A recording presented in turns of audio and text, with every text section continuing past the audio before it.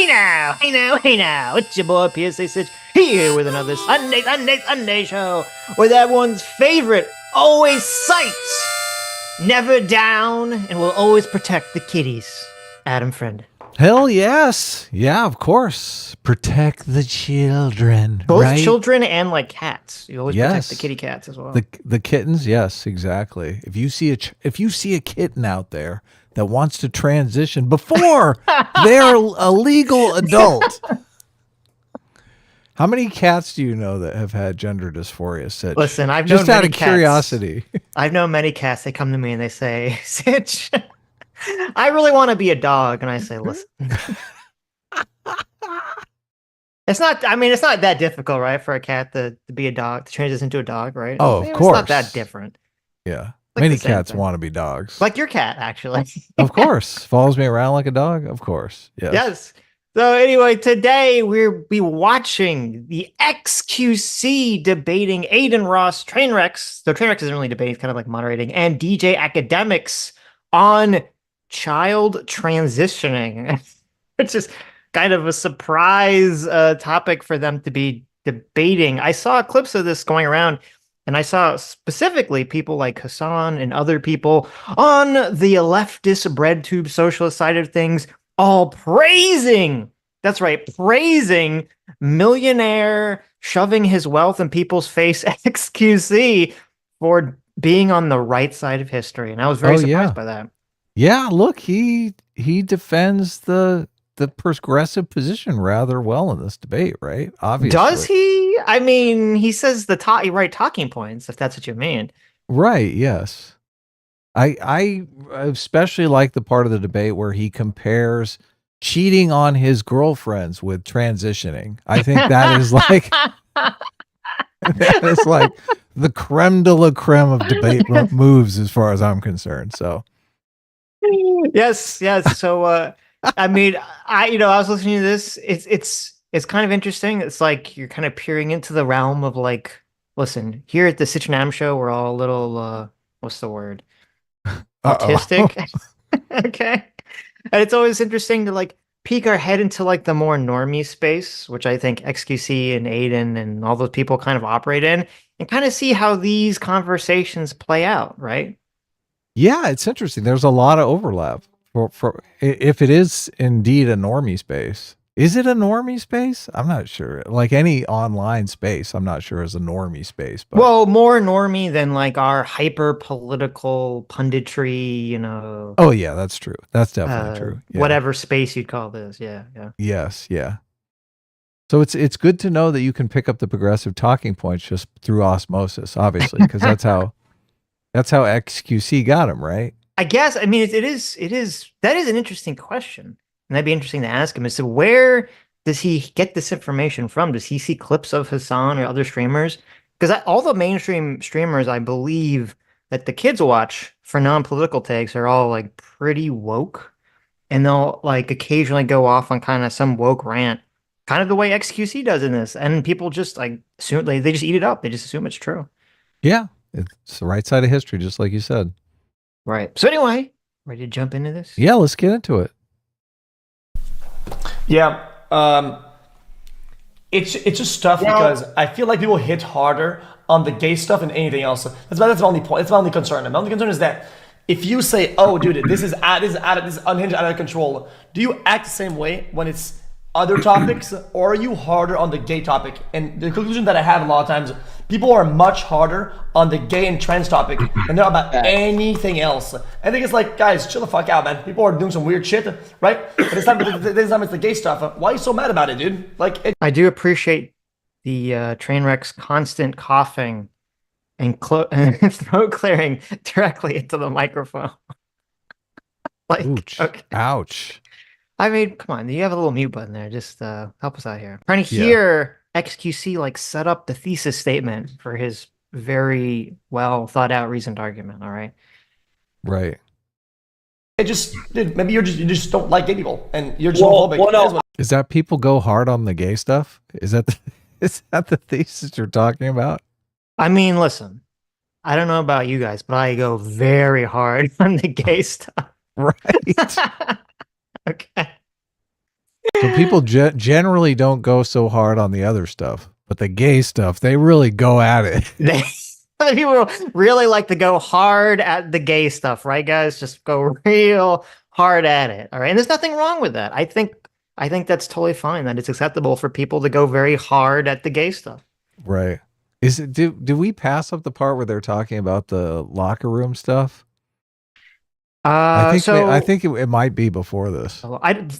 So we're starting at like the 52-minute mark, 15 minutes 30 seconds mark. In the first part of this conversation, they talk about like the trans stuff very briefly and kind of sporadically, so it's not really worth going back unless you have a specific time code that you want to hit. No, but it's kind of interesting. They're talking. DJ Akademiks is kind of talking about stereotype threat in terms of, stereotypes against Black people. And he kind of starts the subject by talking about a musician who he says acts gay on stage and in the way that he dresses, but is not actually gay in real life. Right. And that kind of bothers him. Right. He's doing it for cred. Right. He's doing it for street cred, which is interesting. And a lot of the stereotype threat conversation is kind of interesting.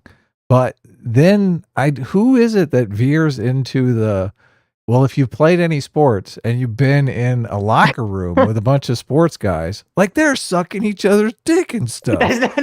Yeah, I don't know. But it's not gay or anything. I don't know if we skipped that or if this coming up. Yeah, so Adin Ross talks about how when he was in a locker room in school, guys would like hit each other with their dicks, which I don't know. Maybe we could have a poll in the chat. Like, that was not my experience. Aiden's, younger than I am, but in my school, no one was hitting each other with their dicks. Okay, people did not run around dick slapping each other. Okay. And the panel seems to think, well, that's a little too far for them as well. So it's kind of funny. But I think we passed it. I don't think we're going to listen to it. So. Okay. But it is funny. I'm not homophobic, but I have problems when it's like agendas being pushed on to like kids. That's where I gotta get pissed off. All right, that's the point. Go ahead, cook. But cook. Okay, go ahead, cook. I'm gonna uncook you. Well, I'm just gonna say, if you're allowing like an 11-year-old to inject themselves with hormones, you would not allow your 11-year-old kid to get a tattoo. I don't believe in 11-year-olds. I believe you're gonna be, if you're older. Let's just say if you were to be trans. Do it when you're over 18. Why you got to do it 12 years old? True, Adin. So, listen, I'm not a big Adin Ross fan. I think I've only seen a couple clips of him, like a handful of times. But, a pretty good point, right? You're not going to let your kids make permanent, life-altering decisions to their body in lesser ways, like a tattoo. So why do we allow them to make it in more severe ways for what is essentially untested experimental procedures, like taking puberty blockers and cross-sex hormones? It's a great argument. Yeah. Yeah. The statistics behind what you're saying are just not what you think they are. Like the amount that this happens is so fucking little, right? That it's insignificant. It's like you can count them on your hands across the board. I always love this argument because it's like, the amount of transgender athletes that want to play in sports is just like, it's totally insignificant. So why not just keep them out? Right? Yeah, exactly. It's like, it doesn't matter. So just kick them out. Yeah. It's insignificant. The number is so small, we don't have to talk about it, except we do have to talk about the slightly larger number of people that are still insignificant in the grand population in terms of reorienting the entirety of society around the needs of this small population. Yeah, yes. Right. The small population argument is just pathetic as far as I'm concerned. Listen, I don't know if you know this, Adam, but a very small population of people just want to cut their own, heads off, right? And it's a very small population, so I think they should be allowed to do it.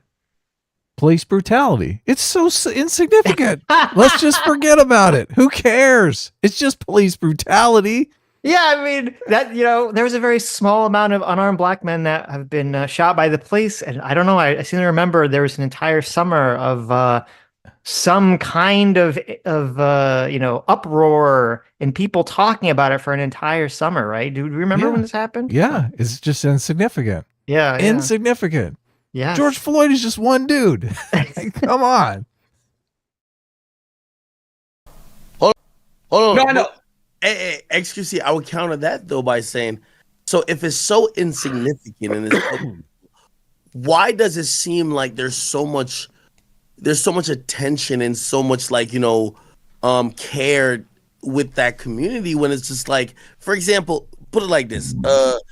Think about anything in the world. If something was like 0.5% or 1% of what was going on, there wouldn't be major statutes and huge amount of donations made, and the world would change just to appease a 1%. It would be like, hey, listen, we're gonna try to do things to help that 1%, but it's still a minority. I guess when it comes to trans individuals, it almost feels like it's the only minority that feels like a majority, and this is where like African Americans come in, because they're like, shit, yeah, we're a minority, but we never felt like a majority. We never felt like people had to, and I mean, at times it was that, but it was like, we had to stop the world. We had to show the whole George Floyd or whatever the case is, like, hey, listen, this is unacceptable. While with There's a lot of interesting things. There's 3 interesting points here. So first of all, he brings up, the point that we brought up, which is very good. Which is a very good point, which is, if it's so small, why do we have to change so much to deal with it? If that's the case, you can't say it's small to kind of dismiss it, that we can't talk about this issue, or that we can't be concerned about this issue, number one. It is interesting the way that he frames it, which I've never really thought about, in the terms of like, when you have society sort of bending over backwards for a minority, should it be perceived that they're treated like the majority?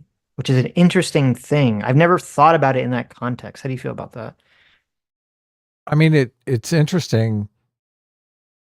He's obviously got his own personal perspective. I mean, I don't necessarily, I guess whites are technically the majority, but I don't necessarily think in terms of whites are treated as the majority. When they were talking about the stereotype threat portion of the conversation, I kept thinking, well, yeah, there's a stereotype for whites too. And it's like all whites are racist, which is, I mean, they're a majority, but they still have a negative stereotype that goes around. So I don't necessarily know that this majority minority thing holds a lot of weight with me. Well, it's interesting, and it's interesting perspective, but I don't think it's accurate, and it doesn't hold weight with me either, because it's not to conceptualize it that way would be to sort of adopt in my opinion, the leftist framing that there's always like a majority class that is going to, I guess not the leftists, because they think like the socialists think the rich, but I don't know, it seems like an incorrect analysis that there's always some majority class that's sort of leveraging power over a minority, when the power right now that we're kind of like going through, that let's call them the woke, I guess, are sort of leveraging against white people, against males, to sort of promote minority groups. That's not like, the power that they're leveraging is based on the fact that they are a minority. So it doesn't really make sense to categorize it as like they're being treated as a majority. Like, the whole framework of the woke is that if you're a minority in a population, you are oppressed by the majority. Therefore, society has to do all these things, bend over backwards to protect you. While the majority, white people, shouldn't be protected like whatsoever. Yeah, the premise that's snuck in here is that society bends over backwards for the majority. Right. That is like the premise. And like I said, I don't necessarily buy into that premise. There's all kinds of situations where minority population, leverages power for all kinds of economic power, societal, social power, all kinds of different power dynamics go on. And it has nothing to do with whether or not you're a majority or minority. Right. Yeah. Yeah. I mean, you could say that was the case in the past. I don't think that's the case anymore. I don't think that's the case recently. So, but then, and also the third thing that I thought was kind of funny is that he brings up George Floyd, which we were sort of making fun of earlier, as an example, because that is, he's criticizing, that's kind of the hypocrisy, or I guess the irony, I should say, is a better word here. The irony is that he's criticizing the small numbers argument, and then he brings up the George Floyd situation, which again is based on an incredibly small number of police interactions with black men. Yeah. Yes. It is kind of funny. When it comes to like trans individuals, it's like everyone's Let me tell you why. I'm gonna let you go, but again, back on my thing, I just think like. But also, the last thing here is it's interesting that the perspective of if you're black in America, do you feel jealousy and resentment towards the LGBT community? Because it's kind of like, oh, we were treated as a community far worse, and yet you're getting like all this preferential treatment far easier than we got, right? I mean, it's kind of an interesting, I don't know if it's like the best way to look at it, but it's kind of an interesting perspective. Why is that? Why is it happening? Yeah, why is it? Why is the LGBT community? Why is society bending over backwards for them, and the black communities kind of their society's not bending over backwards for them? Well, I don't know if it's that. I don't know if he's saying that that's the case. He's just saying that like the black population had to work significantly harder to get to the level of quote awareness or whatever you'd want to call it, right, in modern times. So, but he is making the argument that like he literally said it, society is bending over backwards. Right. For I don't think he thinks society's ever bent over backwards for black Americans. Right. Yeah. If you're a kid, bro, you don't really remember, but as a kid, you have like your brain is like a sponge, right? So like I just think like if you're so much more normal, like or you're learning so much shit, but like Disney, for example, is pushing like men's in skirts to be walking around and shit. Just let the kids be kids, let them do what they want to do, and if they want to be 18 and do whatever they want to do when they're 18, that's fine. Like if they're like near, but if they're near like 17, they know what they want to do, cool. But my thing is like if you're a child, bro, like you shouldn't be like going to the doctors and getting like even like a considerate, like you shouldn't be pushed like, oh, let's make you a change genders. I don't know. It's just what I see. People. The problem is that was XQC raising his hand, as in like I'm next, please. I think maybe it was just like a speech thing. I don't think he was raising his hand like in a classroom. It seemed like he was, but I don't know. I listened to this. I didn't watch this. So. I didn't either. Yeah. The visuals are very good. XQC quietly waiting. Teacher over here. He's got his pen. Okay, listen. He's being respectful. Listen, there's nothing wrong with being respectful, okay? I agree. Both sides, right and left, are putting a megaphone on small stuff, and that's where the real problem is. Okay, but it's a big problem. It's a problem, and by doing what you're doing, you're making it a worse problem, and you're causing no healing. You're causing more damage. So that the right wing's been doing a lot. They take like out of like hundreds of thousands of trans people, right? One or two in the entire country had taken like HRT or whatever, and they will take that one case, one that was like crazy, and the person was like suffering from like major depression because they weren't getting what they wanted, and they'll take a megaphone, they'll put on, they'll be like, dude, these people are fucking changing their fucking gender like at like 8 and they're gonna fucking die. Like, okay, I'm not saying that, that's one person. You made it a problem. It wasn't a problem then. You made it a problem. You're putting a megaphone on it. Todd, this is a very strange argument. He's saying that there are thousands of trans people and only one of them is on HRT. Is that what he's saying? Well, I think he's saying that only a few of them detransition, only a few of them have. No, he wasn't even saying that, because he was saying there's one person who's very angry that they can't get hormones and they're 8. Oh. He's not even using the detransition argument. It was an even weirder argument. He's claiming that like no one is transitioning with hormones. He also said something to the effect of people it didn't work out for, which made me think he was talking about detransition. I mean, listen, it's hard to tell. Look, there's a speech impediment that's going on here as well. Okay, yes. We're kind of operating through, but right. If the issue was just that there are kids who want to dress up as girls or boys, there'd still obviously be people that didn't like that, but it wouldn't be as heavily discussed as this issue is, right? It's the medical treatment around it that is getting people I think a lot of people, eyebrows raising, saying, okay, we're going to give kids puberty blockers. We're going to give them cross-sex hormones. We're going to give them surgery at some point. Yeah.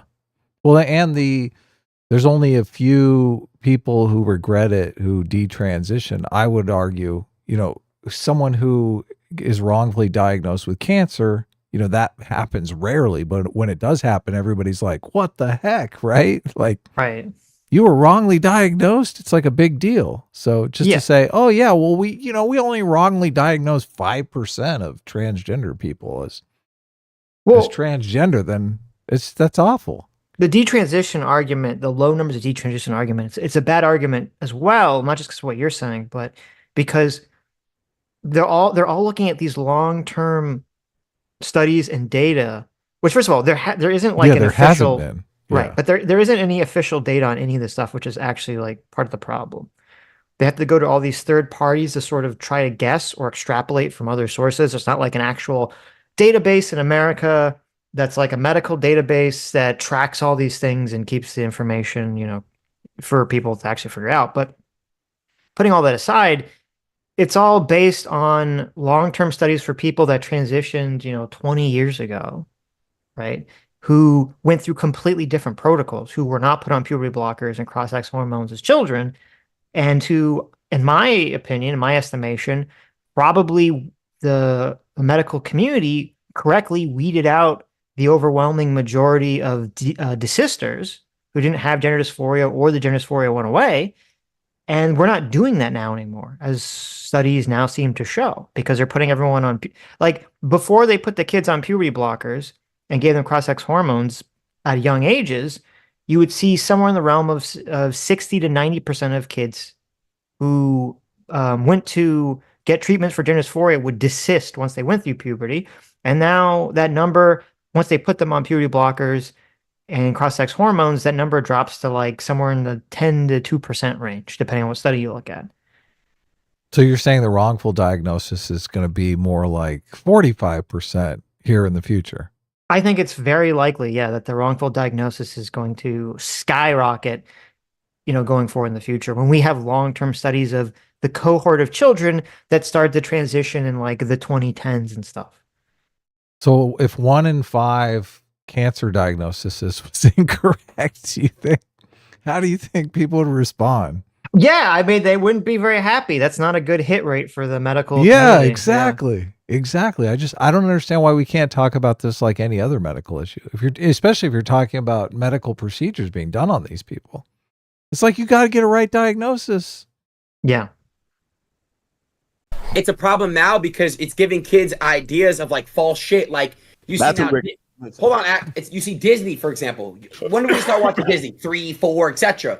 Right? Disney, for example, push, and act. I mean, and my thing is acts like back when I was in school, back when I was in middle school, high school, I would have like transgenders in my class. So that's how And I asked my parents, like, yo, mom, pop, you know what I'm saying? Like, did you see this in your class? Like, nah. And even my other older siblings, it's the same shit. So it's like, it's becoming more and more normalized to do it as a child rather than waiting till adultery. That's all I'm saying. Like, it's waiting till you don't wait for things that you feel like. You don't feel, but if I believe in the tooth fairy and superheroes, why would I be allowed to believe something? It's like I have an imaginary mind. It's like, wait a little bit. And instead, maybe of just going straight to jump to that, maybe we do some therapy. Maybe we try to sit down. So you're telling me that you believed in Santa all the way till you're probably like 14, but people are wrong for thinking that, maybe I'm a girl instead. When they're 14 too.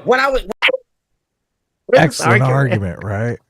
I didn't even understand what the argument even was supposed to be. You're telling me you believed in Santa Claus until you were 14? What? Right.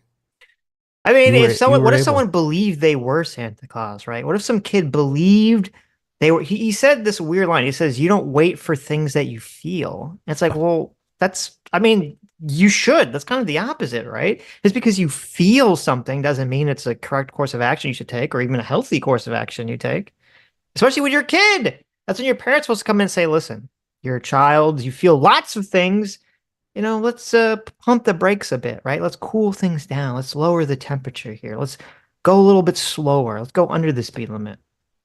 I don't think they ever articulate the logic behind wanting to transition children to begin with. Like No. the argument is that males will pass better as females if they can catch it early and transition before puberty. So, Right. Which would thus alleviate dysphoria better. Right. Yeah, exactly. And they could have a more normal life. Right. So, Which is probably true. The problem is... look, that argument makes sense. Right. Definitely. But the problem is the false positives seem to be significant. Like, possibility of false positives seems to be way too high. Yeah, of course. Yeah, they don't have any good method to diagnose. So they're getting a bunch of false positives and kids are screwing up their lives. Well, and also, I don't even know, even for people that aren't false positives, people that have gender dysphoria, since putting kids on puberty blockers for this purpose and then giving them cross-sex hormones is new, it's possible that even if people are able to transition better in terms of their appearance, they could still have other health repercussions that they wouldn't have had if they were on puberty blockers, such as, weaker bone density, osteoporosis. I think there was even a study recently that was talking about brain development being somewhat hindered by this process. So, look, Sitch, you get brain damage, okay, but you pass better, okay. There you go. Come on, who doesn't want a little brain damage if you can look a little nicer? I mean, it makes sense if you're transitioning from a man to a woman and you want to fit in. I'm just kidding. I'm just kidding. Oh my Sitch. I'm just kidding. I love the ladies. Okay. Did you really make that joke? I love women. Wow. That's why we go so hard at the gays, because we love women. I'm glad I don't see Sammy G in the chat today. Be a lot of writing things down. Oh yeah. CSA Pitch, thank you for the $20. Says, quote, let's see what Sitch and Adam are covering today. Yes, I guess I could go for a brain aneurysm. Happy Sunday, everyone. There you go. Speaking of brain damage, there you go. Thank you. Yes, thank you. When I was 14, I was still fucking thinking of crazy shit. I was still like abnormal stuff. I think when you become an adult, bro, that's when you know the most. It just hits you, bro. Like when you're adult, even close to adult, like even like 17, 16 maybe, like it's different for everybody, but bro, like it's just yes. But this is the normie part of the debate, right, Sitch? Yo, kids are so stupid. Like, the kids are idiots. Kids will fall for anything. They're dumb. It's so true. I mean, but that's completely true. It is like true. Of course it is. Yeah. They need adult guidance. They're morons. You're not making permanent decisions on what you're feeling when you're young. They don't let you do that. For like 99.99999% of the time, you're not gonna fuck your life up because you feel those ways or you think those ways. They only let you when you're 18. That's not true. Yeah, wait, what do you say? He said they only let you do what when they're 18? Did he even say? 9%. Okay. Hold on. Let me go back. Baby, like it's different for everybody, but bro, like it's just yes, but you're not making permanent decisions on what you're feeling when you're young. They don't let you do that. For like 99.99999% of the time, you're not gonna fuck your life up because you feel those ways or you think those ways. They only let you. He's saying that they don't do medical interventions for people under 18. That's not true. I mean, that's obviously not true. It wouldn't make sense. Puberty blockers are only for people under 18. How does that even make any sense? I mean, if you're going through puberty at 18, I mean, you're a pretty late bloomer, right? Right. And also, I mean, they do give, so like when it comes to bottom surgeries, like those are generally, that's like for older, but I do know for a fact that they will give top surgeries to girls that want to transition to boys. They'll do that before they're 18. Yikes. So yeah, 18. I mean, come on. That's not true. But look at and I'm gonna bring it up. Dwayne Wade's child, for example. I think she's 12 or whatever. And again, that's his own kid. I'm not gonna I'm just giving you an example of something that's kind of like known out there. There's also many I could pull examples of if I wanted to do my research. My thing is this, bro. It's like, just wait. And if you still feel that way all the way to 18, okay, be yourself, do you. Who's that person? Who's that? Dwayne Wade's kid. Dwayne Wade? Correct. So what happened with them? No, So according to Reuters, from 2019 to 2021, at least 700 13 to 17-year-olds underwent mastectomies with a gender dysphoria diagnosis. At least. What was the number again?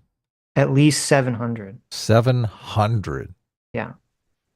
Americans or all over in the America. world? No, in Okay. America. Right. 700 out of 330 million. Well, you got Well, I the guess, numbers, yeah, right? So, obviously. yeah, not a lot. Well, the problem with the numbers, and so this is the problem I talked about earlier. There's no collection data officially for any of these numbers whatsoever. And so Reuters, when they did this, they did an article about this in 2022, where they were actually kind of pointing about the massive explosion of children diagnosed with gender dysphoria, especially in 2021. The number went up 40% from 2021 to 2020. The giant jump.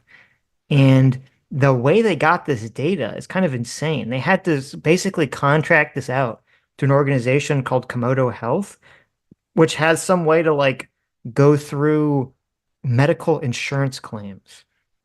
And essentially they use their massive database to go through medical insurance claims to try to figure out how many kids are diagnosed with gender dysphoria, how many kids are on puberty blockers, how many kids are on hormone therapies, how many had top surgeries. And they even say that they think that all these numbers are undercounted because a lot of the stuff, people can have it without getting the right, the correct diagnosis. People can do this without making a medical insurance claim on top of it.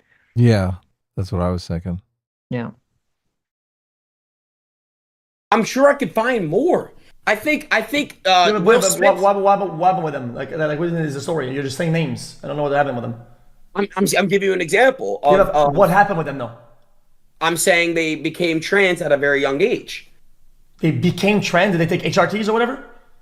I'm not that, I don't know. But they became. If they're not on HRTs, they can say that they're Iron Man or Optimus Prime, and nobody gives a fuck. No. But just look into it. So, first of all, I'd say a better example that we know about, because it was very public, was Jazz Jennings, obviously, right? She had an entire TV show about this. She was obviously, was on puberty blockers and hormones, and we know this caused problems for her when she tried to get bottom surgery, and we know she still has problems with bottom surgery, and it's kind of a lot of like messed up stuff is going on in her life because of the medical complications. Currently going right now, I know that a few years ago she gained like 100 pounds or something because of depression, but whatever. But actually I looked into this Dwayne Wade situation because I'd never heard about this before. And Dwayne Wade's born son Zion has now transitioned to a girl named Zaya Wade. And on one hand, we don't actually know what they've done. We don't know if they're on puberty blockers. We don't know if they're on cross-sex women. We don't know anything because they haven't talked. None of this is like publicly available information other than the fact that they have transitioned at all, right? But XQC is wrong here. It does matter because they've become like this famous model, both for like fashion brands and on Instagram. And so there is kind of a situation where if there is a social contagion aspect to this, which obviously a lot of people who are very pro-trans don't want to talk about, but if there is a social contagion aspect to this, then having young people, especially young, celebrities or young children of celebrities, gain a lot of fame around this issue, I think would definitely contribute to social contagion if they see them getting lots of praise and modeling gigs based around it. Yeah, obviously. The question is whether or not they're having some sort of medical intervention or it's just a social transition. Right. Right.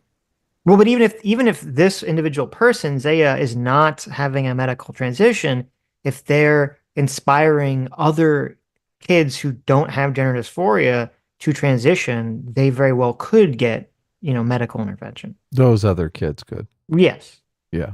That would go against XQC's argument that no one is undergoing any sort of medical treatment. Right. Which is just factually incorrect. But when also this whole situation with Dwayne Wade's daughter is kind of crazy because So Dwayne Wade divorced, I don't know what year, but had divorced the mother of Zaya and is now remarried. And he somehow got full custody of the children, which is kind of interesting. That doesn't usually happen. But right now, the mom actually filed a petition against Dwayne Wade to try to say that the government should not allow him, or I'm sorry, that he shouldn't be allowed to legally change the name of his son to his daughter, Zaya, until they're 18. Because she feels like, the birth mother feels like, not just what she claims, she's claiming that she thinks Dwayne Wade is just like kind of pressuring their child to transition because they're getting modeling gigs out of it and like fame and money out of it. Wow. So That's it is a never very happened before. well, I mean, it's a little weird because it's like, I'm assuming Dwayne Wade wouldn't need, it's not like he needs money, I'm assuming, right? But so it's a very contentious issue. Even this example of this child, if they're not taking HRT, is still in a very contentious issue where one parent wants them to transition and the other parent doesn't. Crazy. Do it. I'm informed. I did. Chat says that they haven't taken HRT, so it doesn't matter. Well, I'm misinformed. I'm misinformed on that specific individual, so I'm not going to speak on it. I asked you to name. I asked you to give me an example. You gave me a wrong one. So you're one of one in the wrong. Just give me one correct one. It's still wrong, brother. What? When you are, it's still. I didn't say specifically HRT for that specific one. I never said that. I didn't know. I said I don't know. I'm misinformed on it. All I'm saying is that person is a child, and I just think that they should wait years and years and years before they really jump down a road they don't know what they're going into. Brother, when I was young, I thought I could have multiple girlfriends, and for years I had 2 girlfriends at a time, sometimes 3, right? And based. And is that a good thing? Well, no, it's not. Most people are monogamous, right? And I understood with life that, hey, that's not how you're really supposed to do things, right? And then after when I grew up, I stopped doing that. I mean, not really, but I stopped doing that. But that's not the same thing as what I'm saying. Look, he stopped doing it, Sitch. But not really. This is such a bizarre argument. Like, is it just hilarious. An excuse for? I feel like it's an excuse for him to brag. Like, listen, of course, been a piece of shit and dated multiple women at the same time. It's like, well, what the fuck does that? What does that have to do with anything? Why'd you bring that up? That has nothing to do with anything. I'm a giant cheater. Listen, all I do is cheat on my girlfriends, and that's kind of like being transgender, right? Right? Yeah. Like, listen, some kids, they think that they're the opposite gender or sex. And so they want to, take puberty blockers and cross-sex hormones and get surgery. And some kids are, cheating on their girlfriends, right? It's like the same thing. It's like, how's it any different? It's so clear to me, Adam. It's the same. I know, it's just bizarre. I love it just because it's so funny. It's just this is comedy gold right here. Yeah, look, I cheated on my girlfriends all the time. That's just like being transgender. Yeah, I mean, you know what? We should have asked, well, wait, do you know what transgender is, XQC? What do you think it is to be trans? Like, what's happening here? Well, and it kind of goes against the argument that he's trying to make that I guess he's saying, look, you can experiment as kids and take it back or be wrong. Oh, okay. Right. That's actually the argument that he's trying to make. But yeah, but you can't if you're taking hormones, you're taking puberty blockers. Yeah, he's making the other guy's argument. Yeah, exactly. Adin Ross's argument. Yeah. Yes. You're just saying that when you were younger and a child, you were making bad decisions. Yes, bad decisions, mistakes. Now that you're an adult, you're still making those mistakes, but you at least understand that they are mistakes now. Mm-hmm. V Marie for $20 says, I recently found out that Planned Parenthood does hormone replacement therapy for 16-year-olds and up. I thought they just did stuff for reproductive health. Is it just me, or does that seem kind of weird that they offer these services? It is super weird. Yeah, so I looked this up. At least in Florida, they only do 18 because of the law here, but it's probably different depending on each state. But yeah, that is super weird.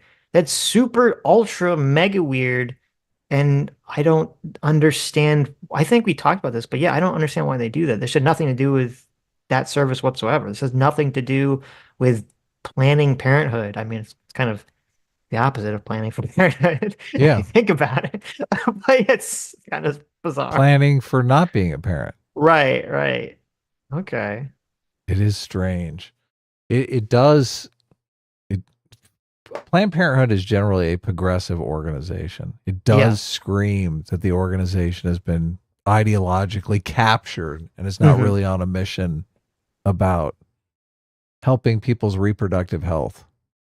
That's a good point. That does seem to be what's going on here. Right, completely. Yeah. Sad.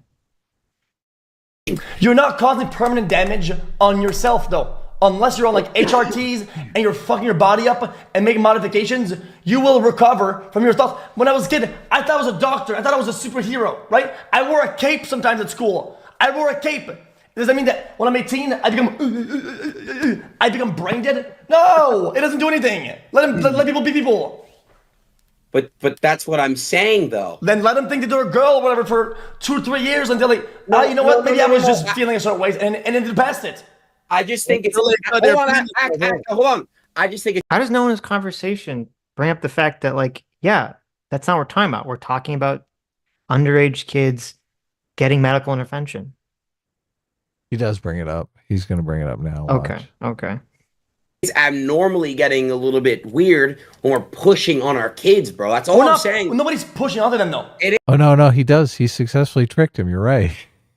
Because he goes into the Target thing.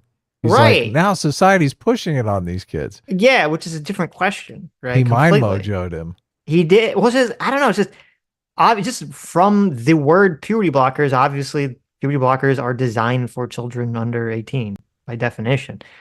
Yes. Yeah. And they've been made illegal and all over Europe and stuff. So right. America has yet to follow.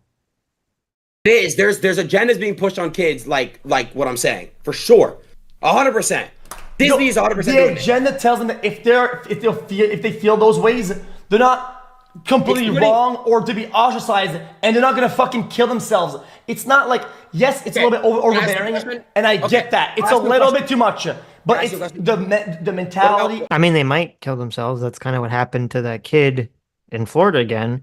That's why they passed the bill in Florida that said that schools have to inform their parents if the child wants to transition. Socially transition, yes. Yes. Yeah, or whatever. And it was really gross. I think it was a Sam Cedar clip where Sam Cedar was like, well, if the kids aren't, telling their parents, they want to transition, then that's probably a good reason for it. So the school shouldn't have to tell the parents either. And I was like, what? That's insane. That's a totally insane take that a parent shouldn't have any sort of say over their child, having making some major decision in their life. Yeah, crazy. What about when a Target's kids section had like an LGBTQ plus thing, like for the kids section? When you're a kid, don't shop there if you don't want to shop there. If you don't feel LGBTQ, you don't go there. Like XQC, Target is an American thing, bro. We all shop at Target. Stop. Yo, X, stop the cat, bro. Come on, bro. Come on, bro. X, I won't be honest with you. Man, I don't care if niggas want to think they're airplane, they want to think they a man, woman, kangaroo. Do your thing. Exactly.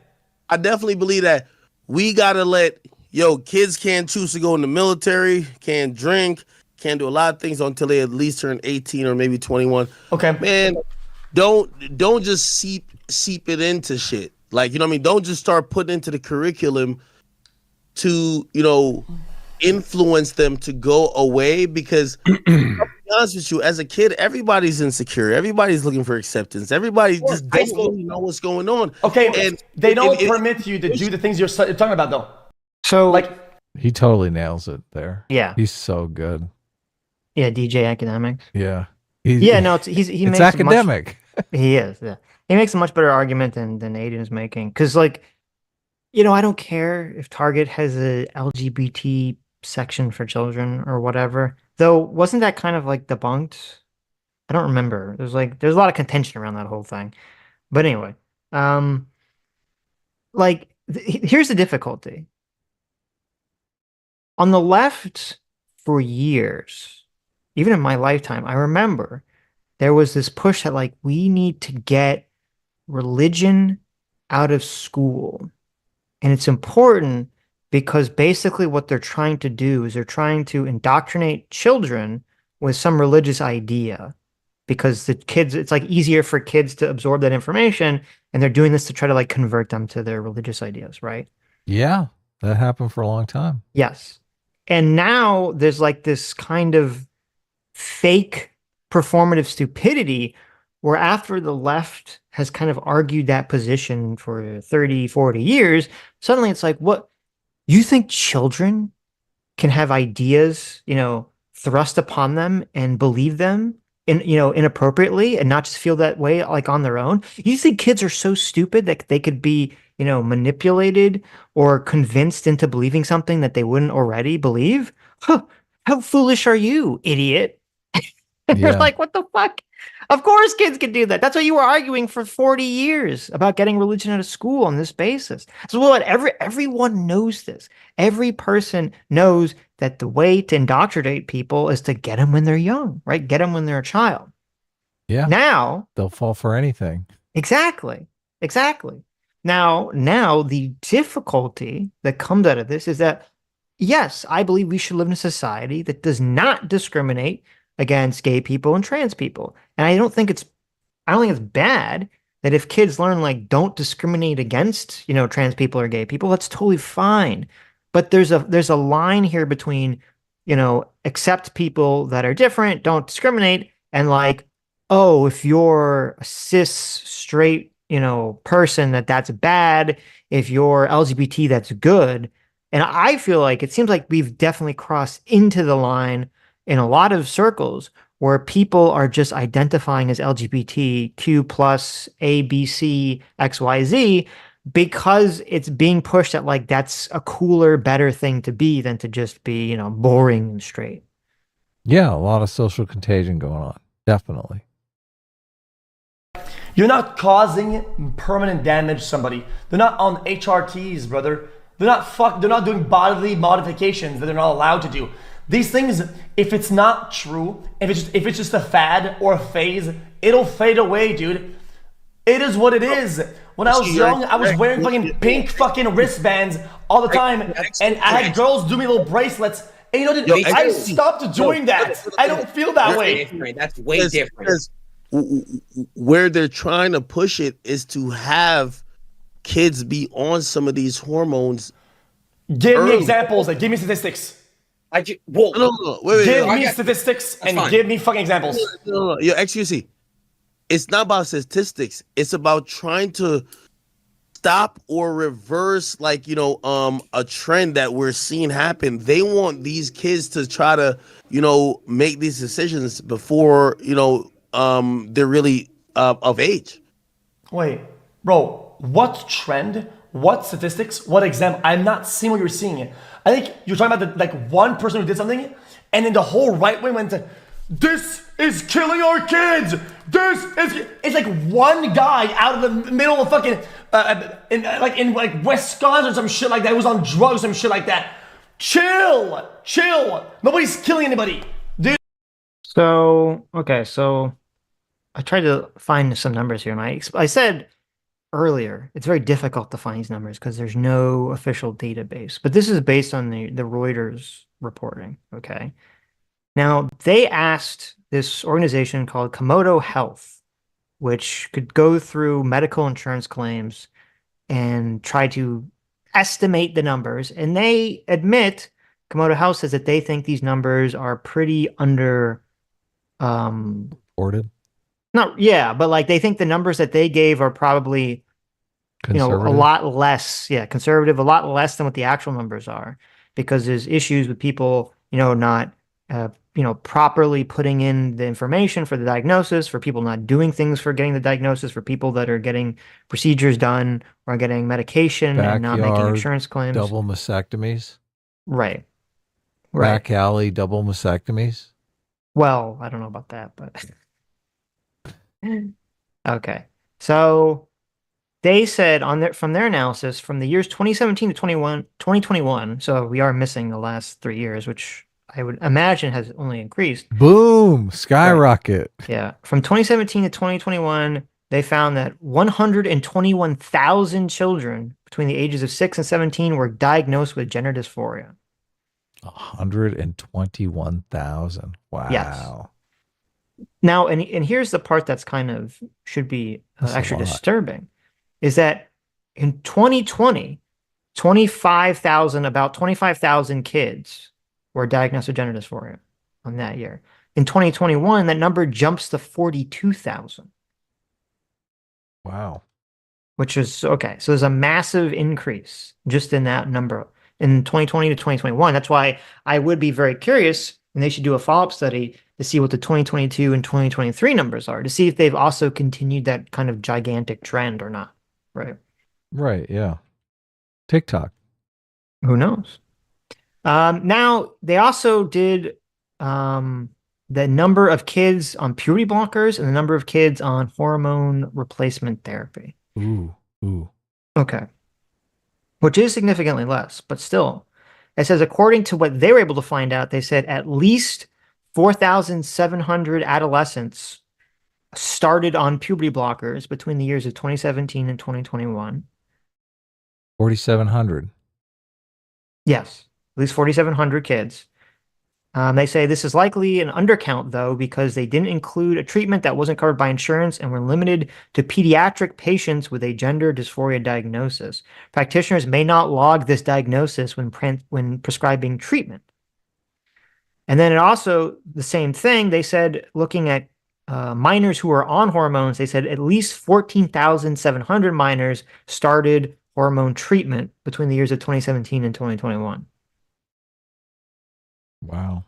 Okay, so at the very least, we got 4,700 adolescents on puberty blockers, and we have 14,700 adolescents on cross-sex hormones. On HRT, right? Right.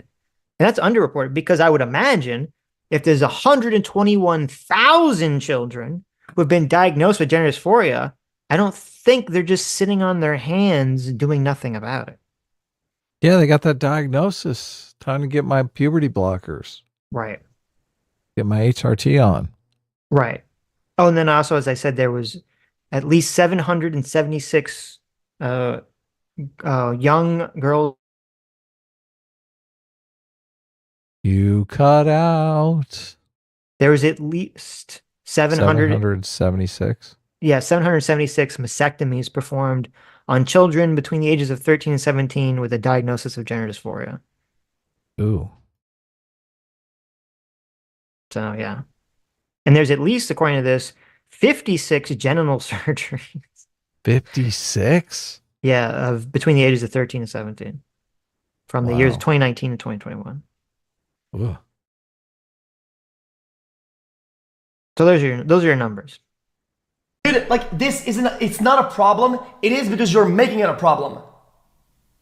Okay, my thing is when you said don't shop there. When I said Target, where everyone goes, you know, when you're a parent, you want to be able to sit down your child when it's time and explain what certain things are. I just think it's wrong. No, for real. I think it's wrong when school teaches you about politics and sexuality shit. I think it's really wrong. I think when you're a parent, that's when you sit your child down and that's when you really explain about life. Yes, do you agree Adin. with that? Yes, Adin. Okay. But society already does that. that because it's ingrained into the more traditional way.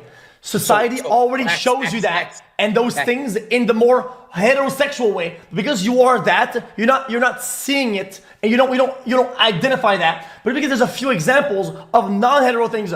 Oh my God, they're putting. You say 20 movies about girls kissing guys. Oh, whatever. Yeah, you're in dating time. One guy kiss another guy. Oh my God, the agenda. Gays. Relax, brother. It's not that big of a fucking deal. Christ, that's insane. You're making it a problem. Like, I don't think Adin or people on the right necessarily, or people that are against this, even though not on the right, are the ones making it a problem. I think it's the hyper woke intersectional leftist kids that are making a problem. Because if it was just to me, while there would be obviously people in society that just don't like gay people, just don't like trans people because they think they're gross or against the Bible or whatever. Yeah, that will exist. But the problem for me, and I think that a lot of other people are sensing, is that these, hyper woke intersectional kids believe that being straight, that being cis is bad or oppressive. And they're definitely pushing the idea that like it's better to not be these things, that you can gain some kind of good status in society by not being cis, by not being straight. Right. By pretending to be gay. Yeah, or I don't know about pretending to be gay because that's probably pretty difficult, but like pretending to be, I don't know, it's like a million, it's easy to demisexual, pretend to be gay. non-binary, a quad maroon, whatever. There's like a million of these stupid, nonsensical things. And that you gain some kind of special privilege in society for not identifying as straight. You gain a special superpower by not identifying as straight or cis. And that's why, that's like the problem. So the problem isn't just, here's a Disney movie. Like, I don't care if there's a Disney movie and it's got like two guys kissing it. Like, okay, that's fine. I don't care about that. I care about the entire conversation that we're currently having in society around, gay and straight, that the radical left is sort of gone completely insane with. You don't like them demonizing heterosexuality? Yes. As uncool? Yes. As the status quo, sexuality? If this was like, the mid 2000s, so this woke stuff wasn't like a big issue that we were talking about and wasn't a big issue being, infiltrating all these kids' minds, like no one would care. They'd be like, oh, good. We should accept gay people. There's gay people in a movie kissing, like good for them. Like who cares, right? We'd all move on with our lives because it'd still be operating under the idea that like the whole point is that, we want to believe that gay people are the same as straight people in terms of like everything else except of who they're attracted to, but they can still exist and assimilate in society 100% completely, in society based on Western liberal principles and values, right? And unfortunately, because of queer theory, this like insipid, disgusting idea about gender and sexual orientation has to become some kind of revolutionary act against, the evil Western liberal society that we live in. I don't know that people are trying to get homosexuality out of movies. Maybe they are. Maybe they don't want that in movies. But I think people on the left, it's kind of approaching the point where, like, if you can't watch gay porn and enjoy it, then you are homophobic. Don't you feel like that's kind of the case? I mean, for some people, probably, yeah. Yeah. It's like you have to watch this and enjoy it.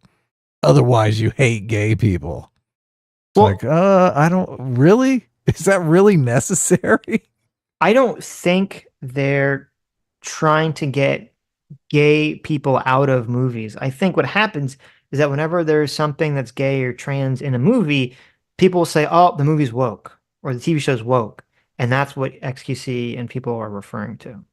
Look, until we achieve in society, you being able to sit down with your gay friends and watch gay porn together, the gays are still oppressed. Okay.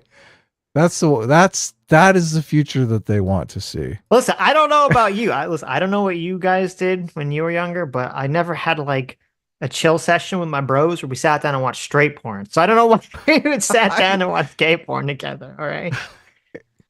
But that's the future that they're gunning for, right? That's what they want.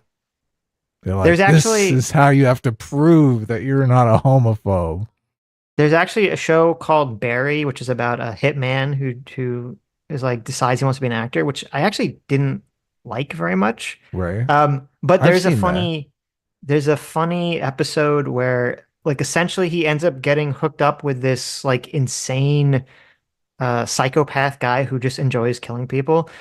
And he goes over to his house and the guy's just watching porn, but like just like to have it on in the background. It's like just uncomfortable. Oh, that's uncomfortable.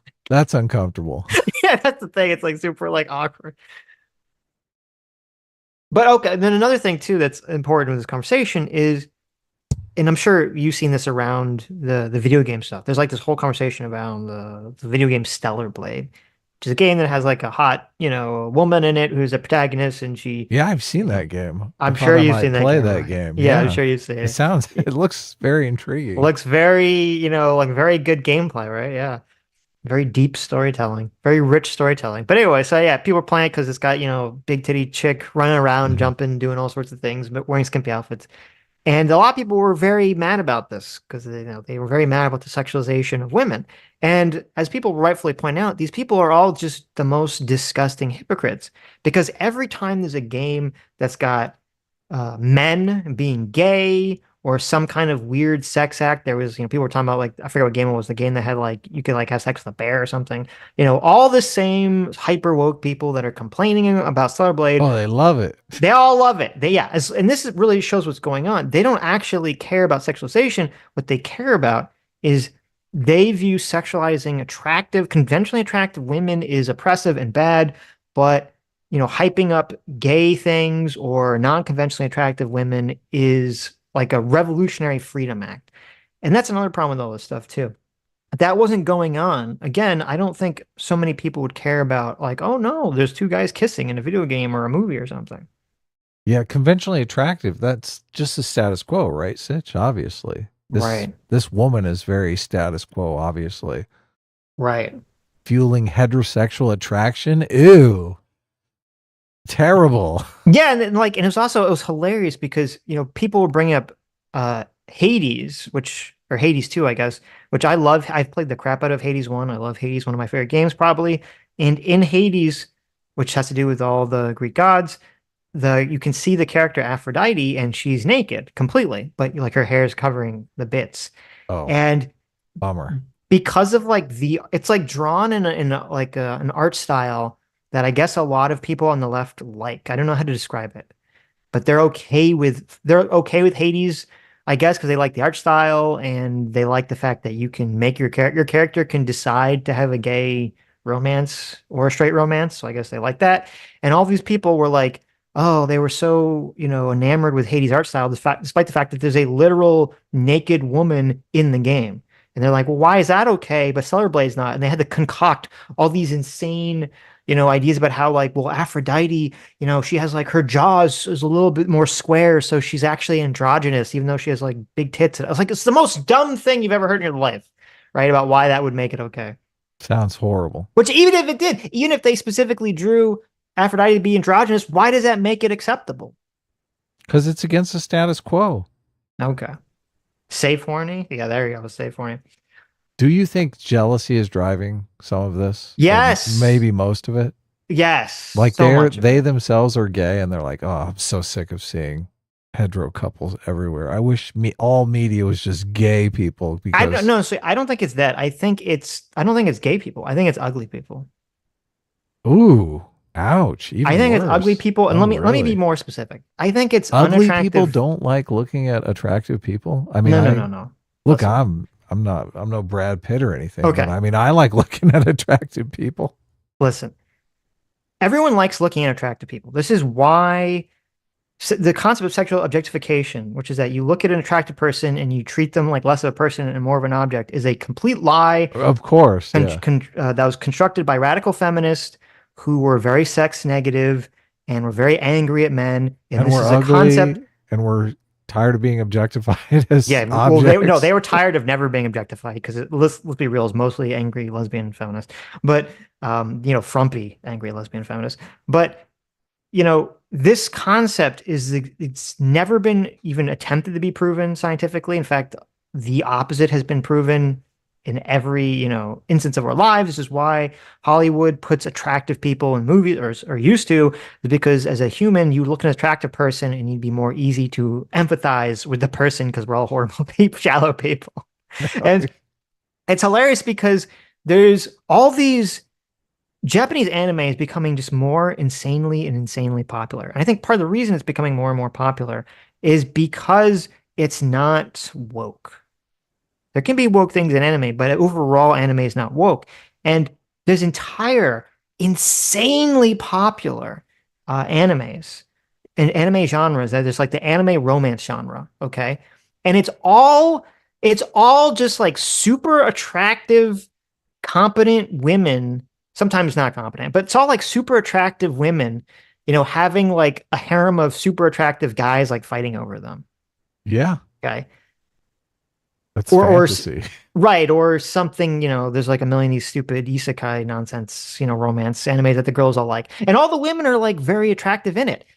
Women like looking at attractive men and attractive women. I know it's shocking, right? But women like looking at attractive people too. It's just this is small subset of like hyper woke, super fucking angry at the world, I think mostly unattractive women who are like so insanely poisonous to the entire discourse, and they've basically destroyed the ability to just be like, listen, it's fine to have hot people in video games and movies. Sitch, they run all of Hollywood and the entire gaming industry, though. They've won. They've taken over. I don't know how they did it. They took a course on hypnotism or something. Why are people falling for this? I don't know. It is very weird.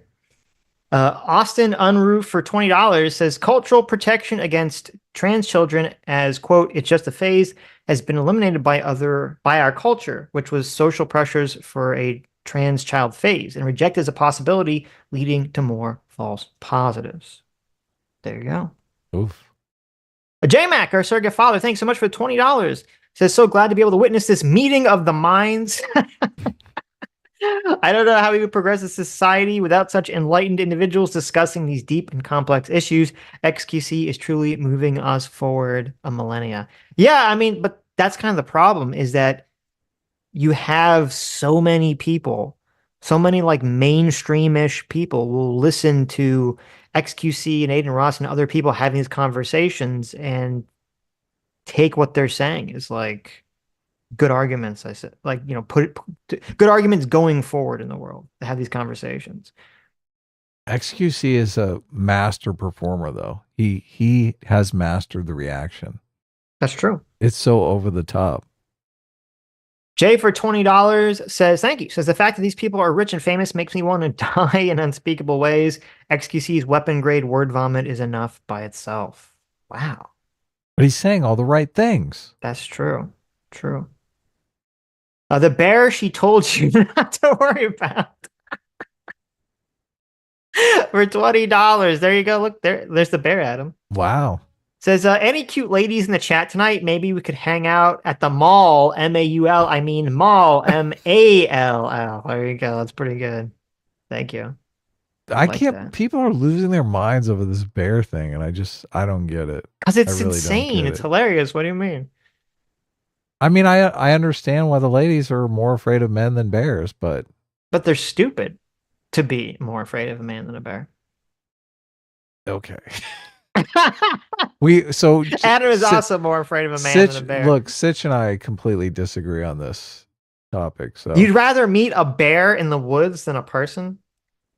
I understand why the ladies are saying what they're saying. Okay. The women are afraid of sexual assault, not from bears. I get it. I understand. I understand. Yes. Right. Yes.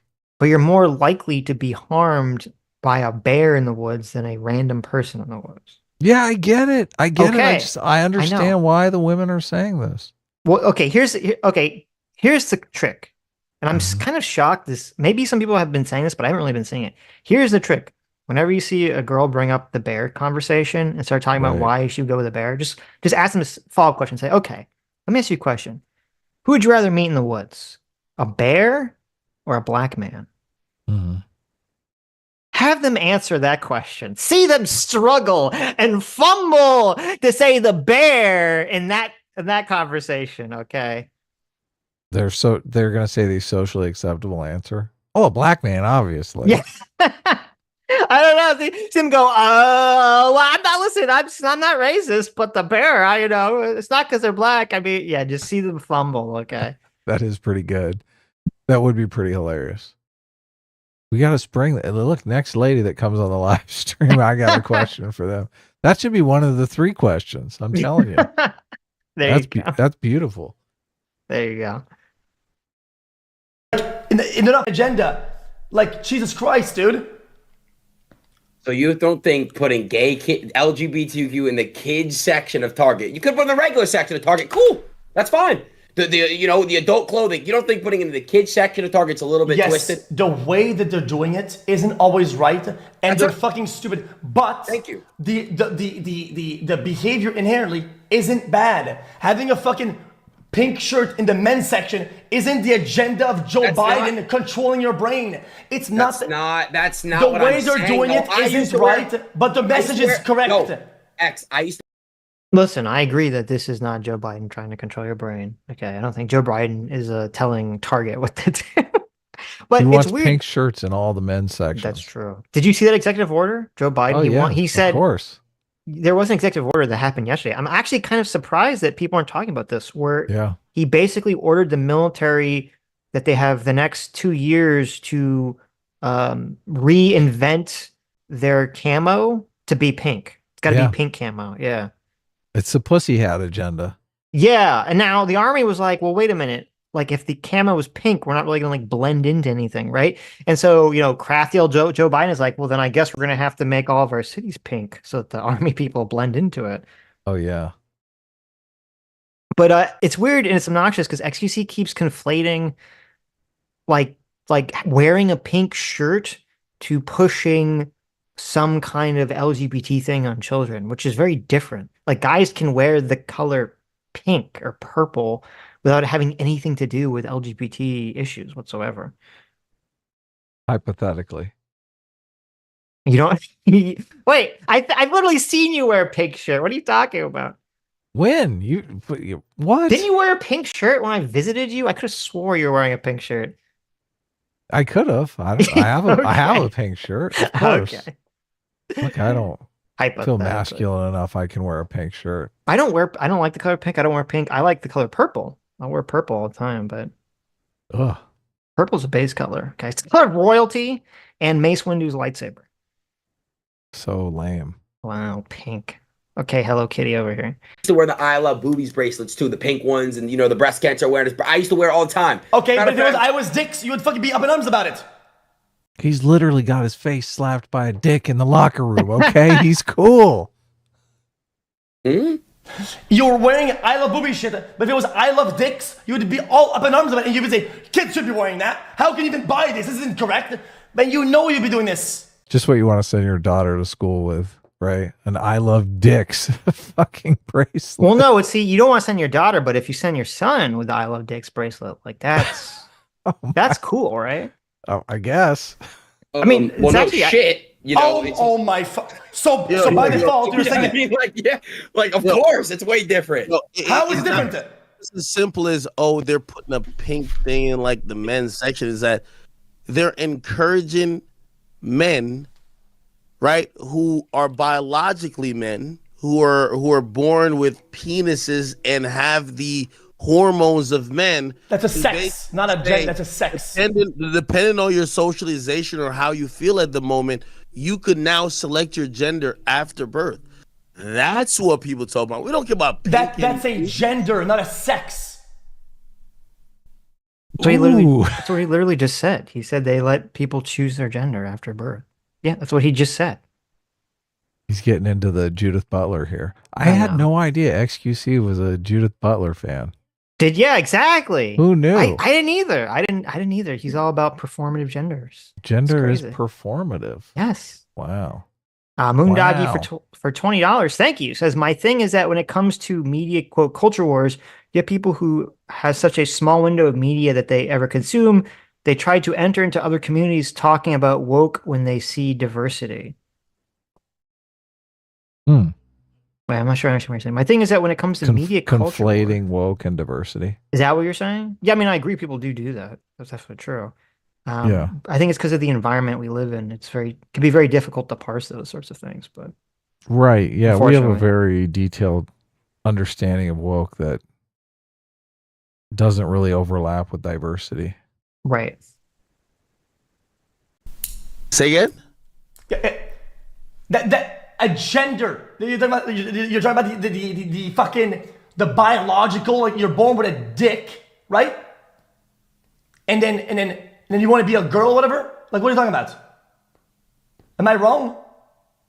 Yes. A gender is like a social construct. Face palm. I love it. He gives a really good answer to this. It's pretty funny. All right, so yeah, all right, we're on two different. Hey, listen, let me tell you this. If I meet a man and he tell me that him being a man is a social construct, I slap the shit out of him. No, you're a fucking man. Okay? Yo, if God made you with a dick and a balls, you're a man. I don't care. I don't care what you think about yourself. You need to go deal with that. You need to go to Christ or anybody else. Allah, anybody. You got dick and balls, you are a man. There ain't no social construct. Biology tells me what you are. You got a pussy, you a woman. You got a dick, you're a man. Again, we could make up these other rules, but that is the ground rules, brother. Like this whole, oh no, it's construct. It's like, dog, all right, I'm a penguin. Am I a penguin? No. What X is saying is he makes it so simple, Sitch. I mean, it's very black and white. I like it. Well, I like it too, but it's so annoying to me. How the hell this completely made up, disproven concept of gender gets shoved into the mainstream thought and accepted when it doesn't match anything scientific whatsoever? Yeah, remember all those fights about anti-science stuff in grade school? Yes. That's why what happened to them? It's so infuriating. We were able to say, listen, creationism, that's not science, okay? If you want to learn about that in religion class and your religion, that's fine, but it's not science. Take it out of the schools. And we're like, yes, good. Schools should not be for that sort of ideology, right? It should be for scientific ideas. And yet, for some reason, when it comes to this insanely bullshit, constructed out of thin air, not scientific idea about gender, everyone just accepted it. It's so fucking weird. Yeah. They all got a hard on for Judith Butler.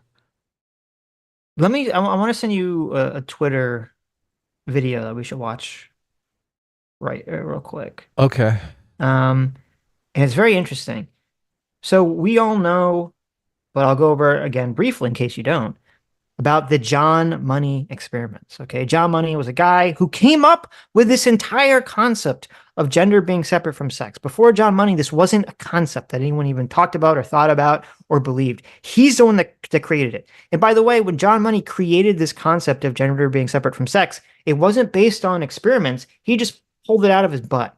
He's like, I believe that gender is entirely based on social roles, and that you using, social pressure and conditioning and learning could make any male a girl and any female a boy. Okay, he believed this. And there was a kid named David Reamer who had a botched circumcision, so they had to remove, I believe, his dick, unfortunately, when he was a baby. And his parents found out about John Money, and they took him to John Money, and John Money was like, listen, using my bizarre quack idea about gender, it would be better if we raise, your boy as a girl, because it's all just learned. And so he forcibly, they tried to raise this boy as a girl, and guess what? It didn't work. It failed? Didn't fucking work. The kid was miserable. He never fit in. He never felt right. And even though eventually his parents told him the truth, and he suddenly felt like there was a massive weight lifted off his shoulders because he finally understood why he never felt right, he still ended up taking his own life because of just the trauma of his whole childhood was too much for him to bear. Okay. And yet this piece of shit, John Money, this literal Frankenstein piece of shit who's doing experiments on children, went on and pretended like his experiments somehow proved this fucking insane theories when they did literally the opposite. They literally disproved his entire theory. Yeah, it's very sad. It's a sad story, and it's sad that this stuff is still so a part of the culture. It's just ingrained in people, this whole idea of separating sex and gender. Gender is performative. It's the performance of sex.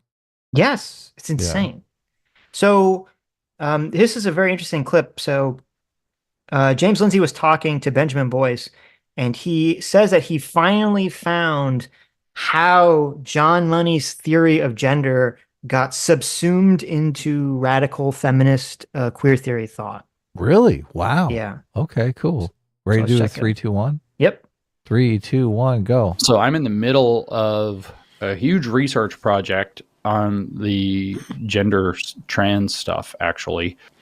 I am trying to outline in a more understandable way why it is an ideological phenomenon that has cult-like characteristics. And interestingly, I found the missing link. I'm very excited about that. Right. So you talk to the feminists, and they're like, it's not queer theory. It's John Money and these perverts. Somehow Judith Butler gets written out of this. Well, I was reading this book called Deviations by Gail Rubin, who is considered to be the woman who wrote the first paper in queer theory, which was Thinking Sex. The paper was in 1984, and she calls for a new radical politics of sex and sexuality in that particular paper. That's what the point of it is, and that became queer theory half a decade later.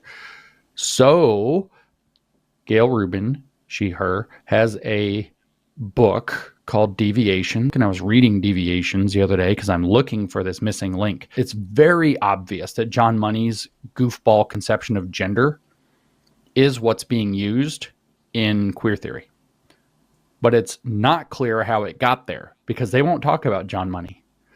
But then I found the missing link. So it's somewhere not that far into Deviations, Gail Rubin gets called out by another writer who wrote a book about gender that's also crazy pants, and says it's very obvious that Gail Rubin's construction of gender derives from John Money, but she never cites him. Blah, blah, blah, blah, blah. So Gail Rubin, pride wounded, apparently, decides she has to respond to this in this new book she's writing, Deviations, and she writes in about a page, of course I used John Money's formulation of gender, and of course I didn't cite him. You don't cite John Money, blah, blah, blah, blah, blah. I took John Money's idea of gender and I plugged it into a Marxist framework, combined it with Freud, and added in social constructivism, and that's my idea of gender. And so I'm like, oh, that's what queer theory thinks about gender. Okay, so it is John Money's idea mixed with Marx and Freud expressed through social constructivism. Bingo. Gotcha. Wait, missing link. Could you? That's like crystal clear, right? Marx and Freud and social construction. It's like, what kind of witch's potion is this that they're brewing? A terrible one. It's A terrible Where's the scientific rigor? Yes. Yes. Like Freud has pretty much been. Freud had some ideas that led to some good ideas, but most of Freud's stuff is not really mainstream psychology now. So, No. And Marx is not really mainstream economics or anything, right? Right. Yeah. And yet, for some reason, society just sucks up this concept of gender that has never been proven or shown in any context whatsoever. Yeah. It's so annoying. It's bizarre. Yes. Twitter sucks for $20. Thank you so much. Because it's really funny how leftists completely ignore the foundation around CRT and the trans ideology, but immediately will turn around and say the U.S. was founded on racism and white supremacy. They ignore things for convenience. Very true. The thing that I don't like about the gender sex split is that they often boil it down to gender is not biological. Mm-hmm. But then at the same time, they say gender is behavioral, performative. Right. But there are so many behaviors that are biological, right? Right. Like there are like behavioral sexual characteristics that are biological. Male aggression, right? Female choosiness. Right. Like those aren't just performances. Those are biological behaviors. That's the problem, is that there's no way, at least currently, there's no way to dictate if there even is a, quote, purely social behavior. Yeah. When we're talking about, sex differences. Because, yes, on average, not always, but on average, something that breaks people's brains, men are more aggressive than women. On average, men and boys like, rough and tumble play in sports on average more than women and young girls. Okay. That means that the behavior is obviously something rooted in biology. And this is why it's so annoying to talk to these fucking people, because when you have the majority of people doing something, okay, a behavior that is rooted in biology, it ends up getting tied into the culture in some way and then reinforced, so that if you are a boy and you don't like whatever that thing is, probably for a biological reason, that people will make fun of you, and maybe even society will pressure you to engage in that behavior. And it's fine if you want to say, listen, we shouldn't make fun of people if they're like fall outside the norm. We shouldn't make fun of people that don't want to engage in that behavior. That's totally fine. But it doesn't mean you get to pretend like the behavior itself is just a pure social construct. That's bullshit. Yeah, that's a great point. Yeah, just because there is this social pressure to conform in certain ways doesn't immediately make that conformity some sort of social construction. Like, it's rooted in biology. Exactly. Right. Yeah, exactly. They ignore things that are inconvenient for them. Yes. Yeah. Sure. So sex is male or female. Right. So you're correct, Ak and Adin. There's male and there's female. Yes, there is. That's There's two sex, genders. Okay. Yes. That's the biological attribute, right? Correct. Of male and female, that's sex. Yes. Gender. See, like there's a miscommunication and misunderstanding of gender versus sex. Sex is female or male. You understand? So when you guys say there's two, of course I understand. When you guys say there's two genders, you're referring to those two sexes, right? Gender is actually a social construct. There right? you go. So why tell me I'm wrong about this? I was wrong about that. Behaviors and certain things of certain different, right? Like, see, and he immediately calls it behavior. He's like, it's a social construct. It's all the behavioral stuff. Right. Like every behavior is a social construct. Yep. It's so ridiculous. It's all it's left-wing science denialism. It's left-wing evolutionary denialism. They don't believe in evolution. You can't believe in evolution if you believe in the blank slate or any of this nonsense. Of course, yes. Look, and there are plenty of examples in the animal kingdom where behaviors. Look, you think beavers building dams is a social construct? Do you think those elaborate dances that birds do, the courting dances, yes, you think those are social constructs? They are. You think those are taught?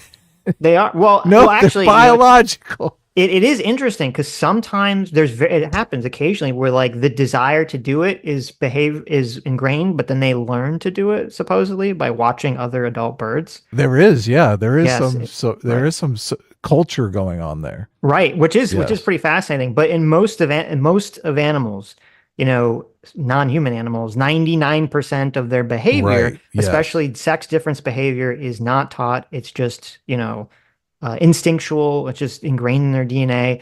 You know, when specific, you know, animals build nests in very specific ways, you know, they didn't learn it by watching another animal do it. They just do it. You know, there's like a fish that will make these like, you know, they make these like pretty, I forget what kind of fish it is. They make these like elaborate designs. Yeah, these elaborate, colorful designs on the bottom of the ocean in order to attract women. And it's interesting. Here's what is interesting. You mean female fish?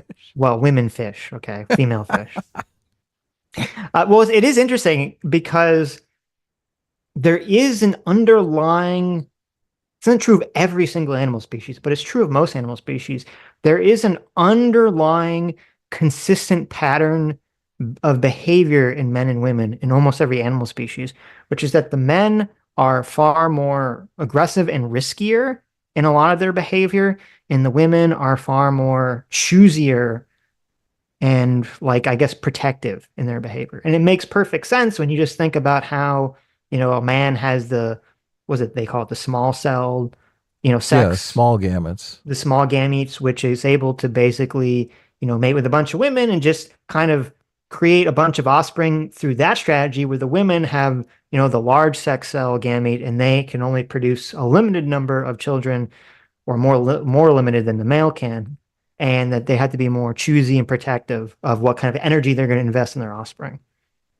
Yeah. And obviously that behavior, that sex reproductive strategy is going to manifest in other behaviors outside of just sex.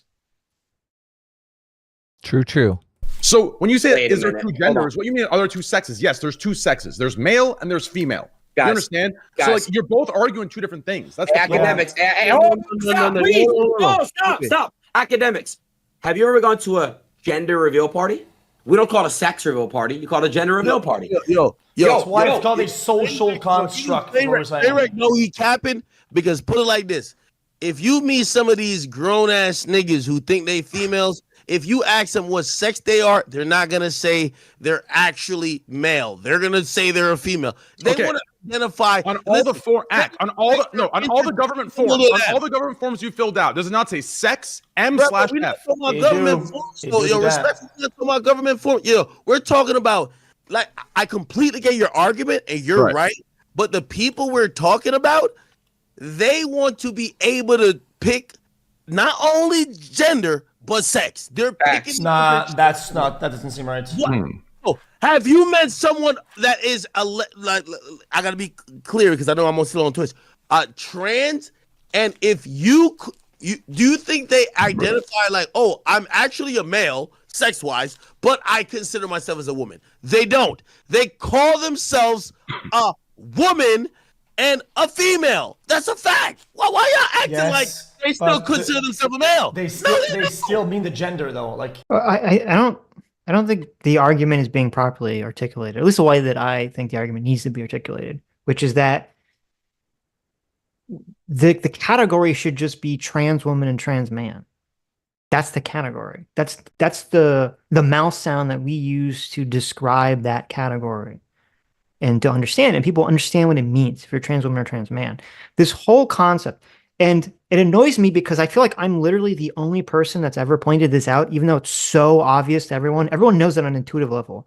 The entire argument where they say trans women are women and trying to make that argument that they're just women, you should call them women instead of trans women, that they created that argument for one reason, okay? Well, actually for two reasons. One, just so people feel better about themselves. But two, the primary reason is it's a type of dishonest word argument.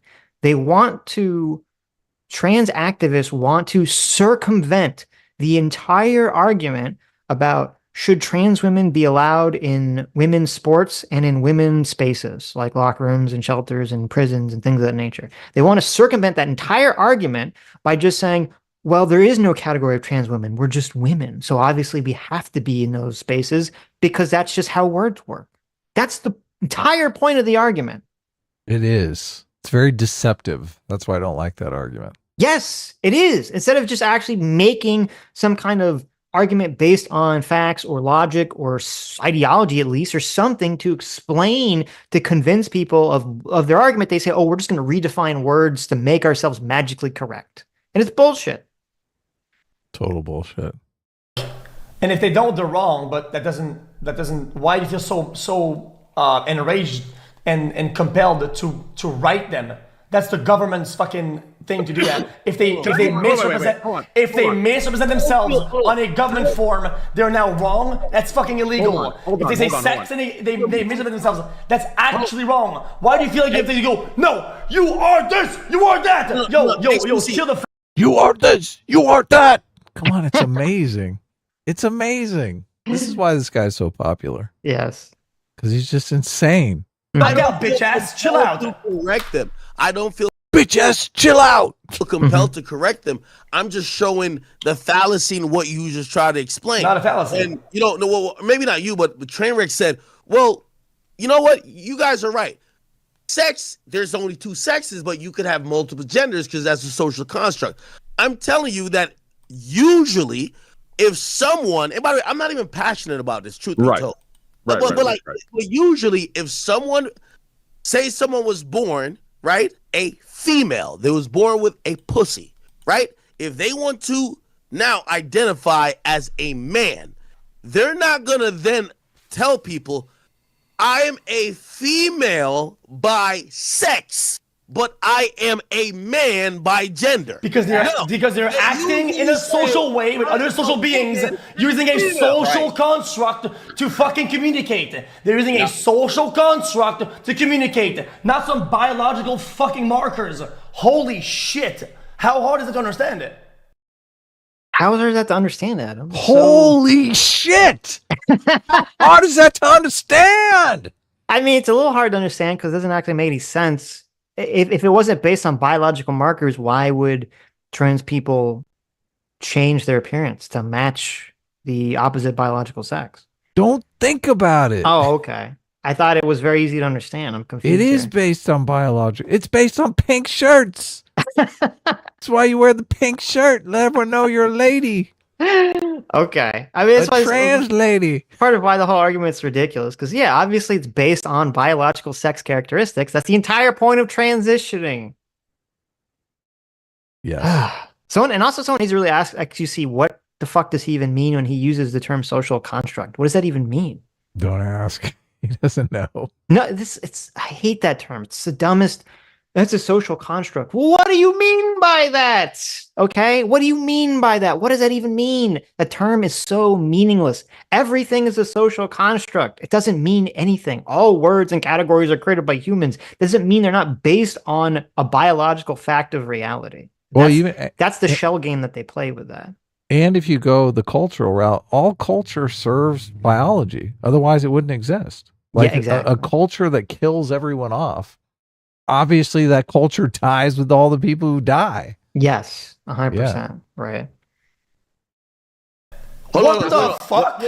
Listen, I'm going by your own metrics, though. Your own metrics said that one of them was biological, right? And then the other, so one is biological, and then the other is actually social construct, right? So you said male or female biological, right? Yes. Then you said man or woman or whatever is more of a social construct.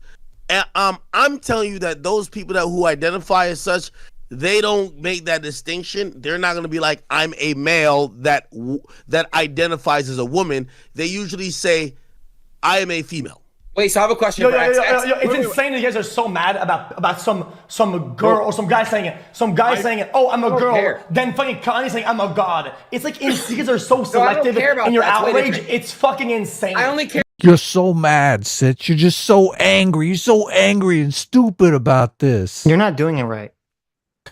You're so mad, Sitch. You're so angry. Okay, so selective. So That's gotta good. Gotta get the stutter in. You gotta add the stutter, and obviously it's not really a true XQC impersonation, but You're Kids, nuts. bro. Leave the kids. He left. He knew. yeah. He's a smart one right there. He's like, okay, nothing good can come of this. I'm out of here. But this argument is so dumb. He brings up Kanye. He says, you don't get mad when Kanye says he's a god. Okay. Well, listen, I don't know about XQC, right? Maybe that when Kanye West says that he's a god, he thinks that Kanye literally means he has divine superpowers. And maybe he's concerned or thinks people should be concerned that children will listen to Kanye West say those words and think, hey, if I act like Kanye West, I too will gain divine superpowers that make me supernatural. Like, if people thought that, I would be concerned about it then, because I'd be like, wow, Kanye West is going to make a bunch of kids be anti-Semitic and love Hitler because they think it will make them have superpowers, right? Of but course. No one thinks that. Literally, no one fucking thinks that. So it doesn't matter when he says I'm a god. Everyone knows he's talking metaphorically. Well, maybe Kanye actually thinks it, but everyone else thinks he means it metaphorically. Yes, as long as they think that, everything is fine. Yes. No one thinks it's real. If they actually did, and there was a society and a culture that promoted the idea that if you did what Kanye did, you would gain superpowers, then we could be having that conversation. And we would have that conversation, obviously. Yes. I only care about leaving the kids out of it, bro. I just got mad about the Target shit, and I get mad about, TR, like having puberty blockers for kids. That's all I get mad about. That doesn't happen though. It's like it does. Some parents allow I it. said it. Okay, I said it. Give me statistics. I said, give me examples. Give me articles. You have given me nothing. I'll tell you what. Because I'm not informed. I don't really spend all my time doing this. Just give me one. I'll find some. If I really take time to Google it, I can. I saw a number saying 17,000, but I want to look into it before I really use it as evidence. So you're pushing a narrative with absolutely nothing, no backing, no knowledge, no statistics, and no examples. But XQC, if you don't... He's like, listen, I saw the number, which is the same number probably that he saw that I was citing. He's like, I want to do more research to make sure it's accurate. Right? Which is a responsible thing to do, is it not? To say, I want to look into this more. And XQC is like, well, fuck you. Screw you for wanting to do more research to make sure it's accurate thing. Get out of here. Get fucked. Yeah, the guy who's done no research is right. Yes. I don't think there's ever been a minor that's taken puberty blockers. It's a Okay, no, and you were mad about the tattoos earlier. And how many minors get tattoos? I don't agree with that though. I think minors should just not drink it. Any type of tattoos, any You don't seem permanent. to be, you don't seem to be very vocal about that though. I just said that I don't agree with that. I don't agree with any permanent damage with minors. I think when you're 18 and 21, that's when you start drinking and smoking weed and doing permanent damage to your body. I don't think that you'd get into those things at a young age. I don't know. If society was actively encouraging minors to get tattoos, I mean, he probably would be more vocal about it, right? Yes, if this was like a big trend, okay. This is a big TikTok trend. I was like, listen, minors, you should all get a face tattoo. Okay? Yeah, exactly. Of Everyone should course. get a face tattoo when they're 13. I'd be like, whoa, wait a second. Let's hold on here. People are not vocal about it because it's not really a problem. Well, and also, I remember that we talked about this on stream. I don't remember the exact states, but we went through and we looked at like a chart, and there are a lot of states that do have restrictions saying that minors can't get tattoos or piercings at all, and some saying that they can't get tattoos or piercings without parental consent. Yeah. So, I mean, we are, like, it's even in law already, so. Yeah, we won. I agree with that. Okay. Well, but like I'm telling you, these things are not happening at a rate or at a density, which it's a problem. But it happens. These are outliers that are But problematic. It's growing. It's growing though. It's How is it? normal. How is it growing? The fact that Target is even allowing an LGBTQ section in the kids section is crazy. Some kid isn't going in there, and his life is transformed, and now he's like a fairy dust because he saw some fucking rainbow, dude. Holy shit! That's not the point. My kid saw a rainbow. He's now a fucking fairy. Like Christ, dude. That's not what I'm saying. I'm not saying that. I'm really not. What I'm trying to say is just I'm cool with whatever. I get what you're saying. You know, I disagree. I think that if Donald Trump wins the presidency again, there should be an initiative that, like, they have airplanes that fly around the country. Whenever like a rainbow forms, they have to have the plane, you know, kind of like drop the little colored dust in front of the rainbow to make it red, white, and blue instead of being a rainbow. You know, just to make sure that no children look up at that rainbow and become, you know, the transes, right? Because that's how it works. I mean, some kids somewhere probably saw a rainbow and became gay. I mean, there's always like that one person, right? There's that one kid who saw the rainbow and was like, you know what? You know what? This is the sign. This is what happens. Never say no one. Listen, there's a kid who's walking around. They're down in the dumps. They're like, I don't know how I feel about myself and my life. I don't know what to do. It's raining. I'm sad. Suddenly they look up, the rain clears, a rainbow appears in the sky, and they're like, oh my God, God is telling me to be gay. You know, it's finally true. happened. You know, it's happened somewhere. Let us know in the chat if you became gay because you saw a rainbow. You looked up and you saw a rainbow. J-Mac, our surrogate father for $20 says, whenever you're arguing against an idiot demanding proof and statistics, you can just make shit up because they're too stupid or lazy to fact check it. Not saying you should do this, just saying you could. Yeah, I mean, that is true in a lot of these scenarios, which is kind of funny. So it's a good point. Of course. That's how XQC keeps winning. Exactly. Well, that's what's weird too, is because he's in this weird situation where he's like, that's not happening. It's like, well, how do you know it's not happening? What information are you basing this off of that's not happening? He just claims victory because, look, he doesn't believe it, so he wins. It's amazing. Right, exactly. I'm going to read this. Equishaddox for $5 says, XQC becoming a bread tuber is a surprise to be sure, but a welcome one. Fingers crossed he'll reform Leftovers with Hassan. Oh my God. That'd be amazing. That's it. Please. Oh, please. Oh, please. You know what? I'm so glad you brought that up. I had been thinking for months. I was like, oh, we really need like a Leftovers podcast to come back so we have more content, content to farm. And I was thinking, like, who could possibly be Hassan's partner and co-host? I couldn't think of anyone, but now we have it. You're so right. XQC. Oh, it's beautiful. It's perfect. It is beautiful. 2 millionaires who constantly use their wealth and status to belittle people. I want to see them on like a socialist leftist podcast. All right, I brought up the LGBT flag. Everyone look at it. Stare deeply into the flag. I want to see if I can turn some of you guys gay. Oh my God. Just for science. I can feel it, Adam. I can feel it reaching deep inside my soul and painting it rainbow. It used to be such a straight, manly color like blue and red, but now it's becoming rainbow colored.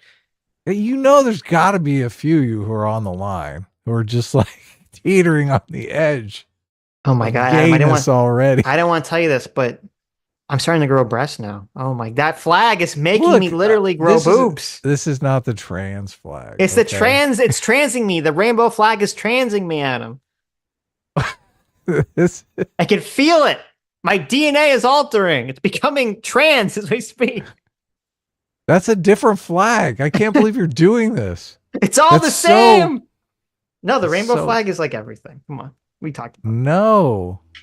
That's so transphobic. You don't even know the difference between the LGBT flag and the T flag.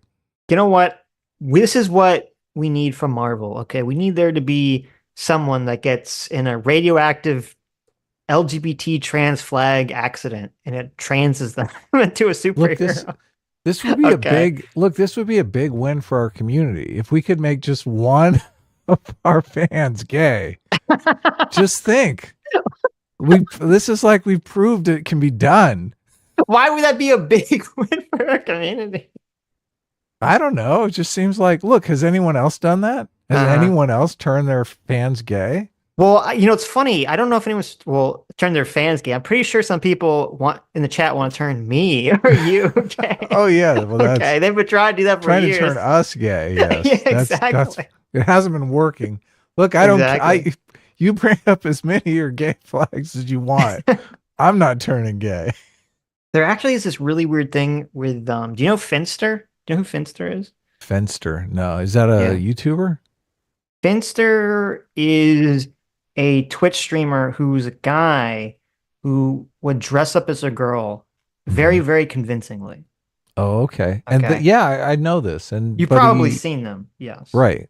But they're not gay or trans or anything. They just, what do you call that? That was the thing. They weren't gay or trans. They even had a girlfriend. Right. Which is a little weird because you'd be like, okay, what girl wants to date a quote straight man who looks like a girl, right? Right. You're thinking, definitely a lesbian. Right. Yeah. And I believe, now chat, correct me if I'm not wrong here, but I believe recently, didn't Finns come out as trans recently? And I think people... Okay, so Finns came out as trans? I believe recently Finn came out as trans and their community was like cheering this on and congratulating them. And it seemed kind of like maybe that it's almost like a creator had been gaslit into becoming trans by their audience. Really? I don't know. It seems like to me, it seems kind of suspect. Someone in the chat says Fenn's girlfriend was trans. Oh, really? Yeah. I didn't know that. Okay, that's interesting. So does that mean... I don't even know what that means. That means he's gay, right? Oh, but he's a she now, right? I mean, I guess if they're gay or not, that depends on you, right? Depends on how you define these things. Right. Okay. All right. Well, let us know in the chat if you've become gay. Yes, their girlfriend is trans. Wow. Or let us know in the comments if looking at this flag made you gay or trans. Right. To see, that is strong. Okay, so Finn was dating a trans woman while they were cis and straight, and now they're transitioning themselves. This is interesting, but okay. Look. Okay. All right. This is where you got to boil things down to genitalia, just because it's just... just to make it not so confusing. Well, if you're a guy and you're like sucking a dong, yeah, and you're saying, well, look, but it's a lady dong. I'm straight. Her penis, Adam. Her penis. It's a lady penis. It's bisexual, right? At the very least. But if you want to be that, I mean, go for it. But let's just. It's fine. really Yeah, good. look, it's fine. But it's gay. It's just gay, okay? Twitter sucks for $20. Thank you so much. It says, I became gay looking at a rainbow, but then I saw it was a double rainbow and became straight again. Oh, damn it. There you go. Too far. Look, there it is. There it is. I didn't know that. I didn't know that double rainbows had the power to cure the gay away. If only the Christians knew that, right? Why did the trans people have their own flag? What's going on with that? As opposed to just using the rainbow flag? Yeah. What happened there? That's a good question that I don't know the answer to. I guess they wanted something extra specifically special for themselves. Right. Well, now, I don't know when it started, but now it's a fad that every single possible gender and sexual orientation permutation has a flag. There's a million of these stupid flags. So the transgender flag, though, is not or I guess maybe it's transgender pride. So it is technically a pride flag. There's two flags. There's two trans flags. There's the one that's the LGBT rainbow flag with the triangle on it. That's the one you're talking about, right? Like on the left side? Yeah, I don't really. That's a little too busy for me. Right, but then there's the one that's just the trans flag, which is the pastel blue, pink, and white stripes. Correct. Yes. Right. Yeah. Yes. Gosh, there's so many of these dumb flags. There's a cornucopia of these gay flags. There's a cornucopia of gay flags. So then the trans flag, but it's like the trans flag is kind of like a subset of the pride flag because they all are technically, aren't they? Yeah, I guess. Mm-hmm. Well, then they have. I mean, they're trying to do they put a brown stripe on for race. We got to dip into the race while we're at it, which doesn't really make a lot of sense. It doesn't. I'm like, wow. Way to throw white gay people under the bus. Yeah, that is super weird. Why did they do that? Yeah. I mean, I know why they did it, because they're Marxists. Yeah, I sent you a picture.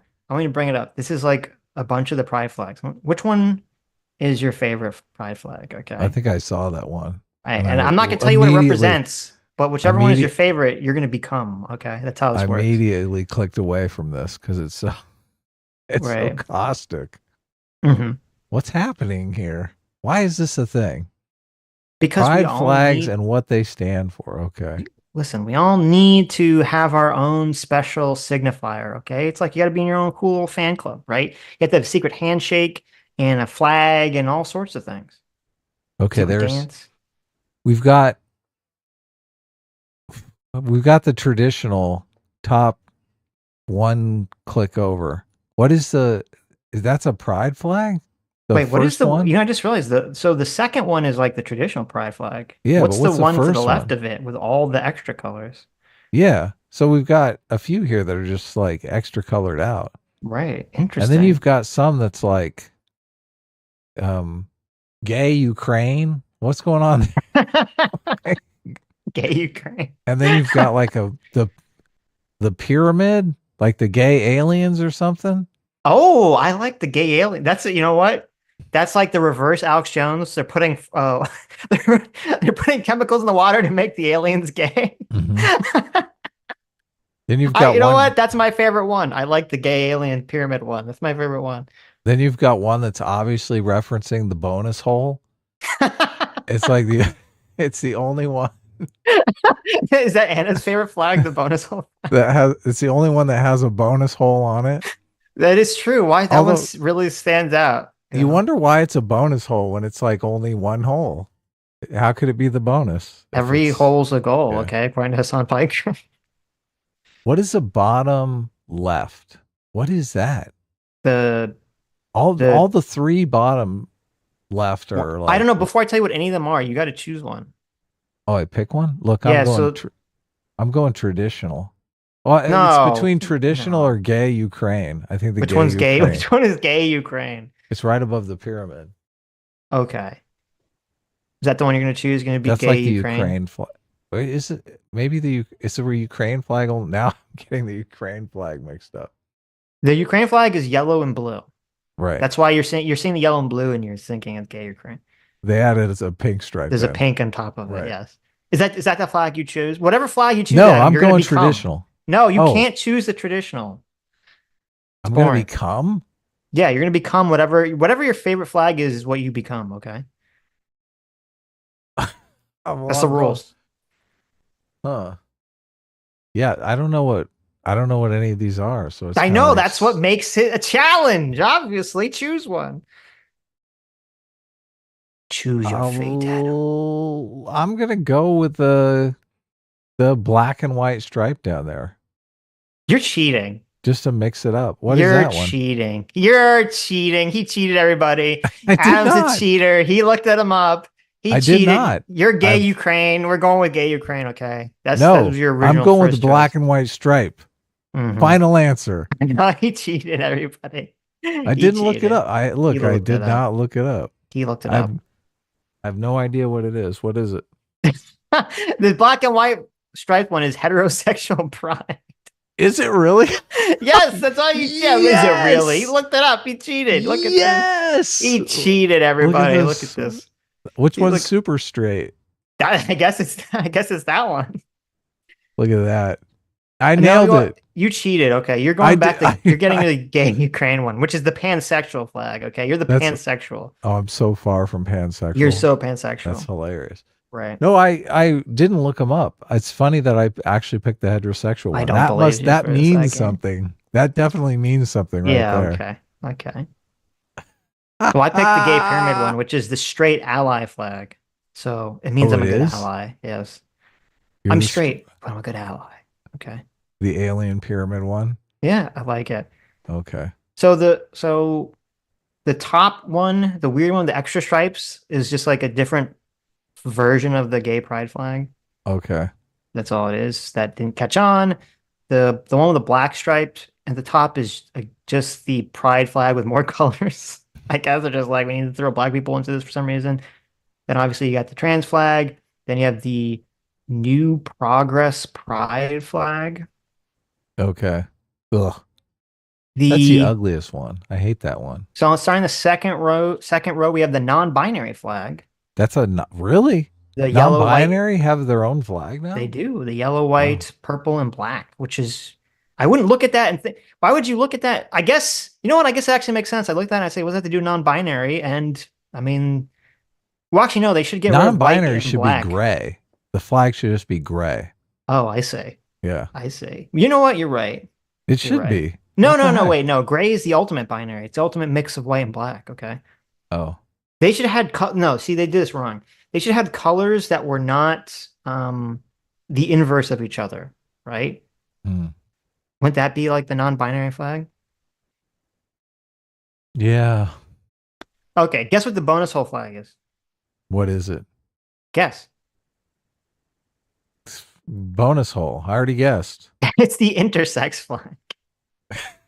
Oh, that's so wrong. It's a terrible flag. It's so That's bad. so wrong. It's terrible. Yeah. Ugh. This is what it says. It says the circle, perfect and unbroken, represents the wholeness of intersex people.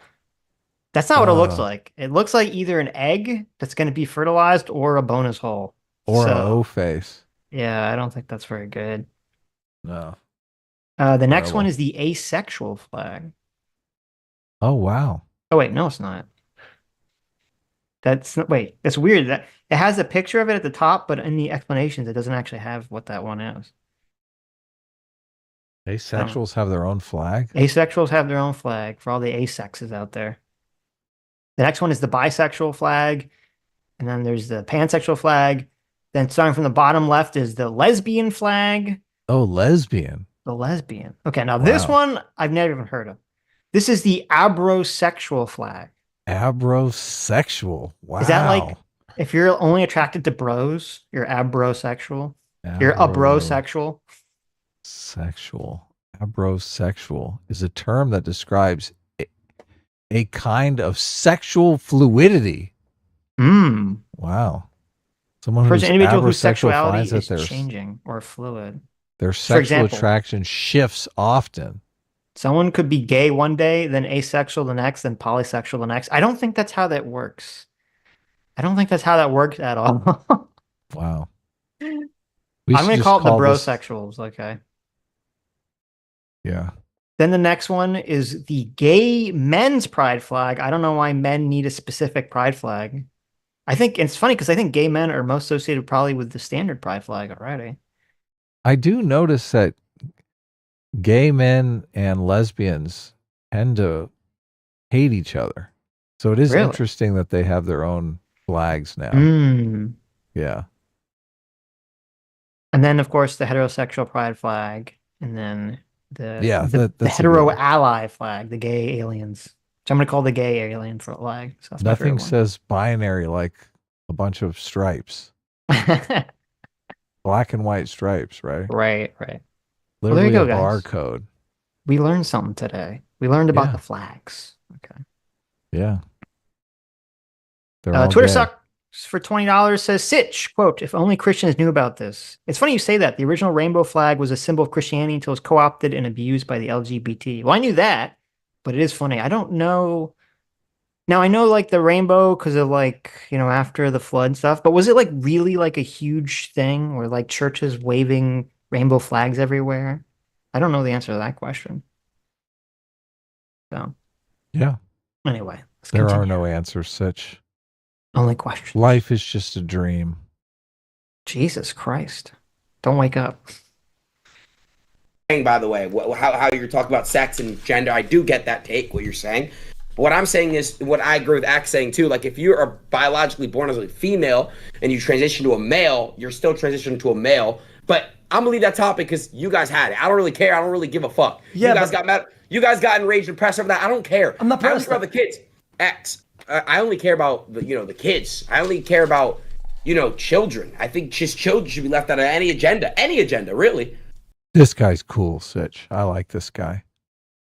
I think didn't he say some really sus shit like a while ago? Oh, now he's like a big fat racist just because I said he's cool. No, Come I'm just on. saying. I don't remember. Listen, I don't remember. I could have swore. Chat. What didn't Adin Ross get into trouble for saying something crazy? Oh no. Let me know. I could have swore.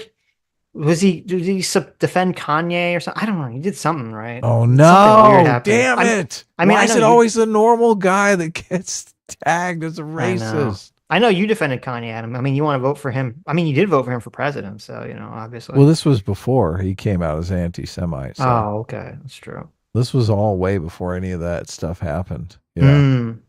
He's a Back Tate when follower. it was his. Oh, Back that's not when it good. was a. Oh, really? Oh, Yeah. Andrew Tate follower. Right. Gross. Yeah. Ugh. Aiden, what are you doing? I know.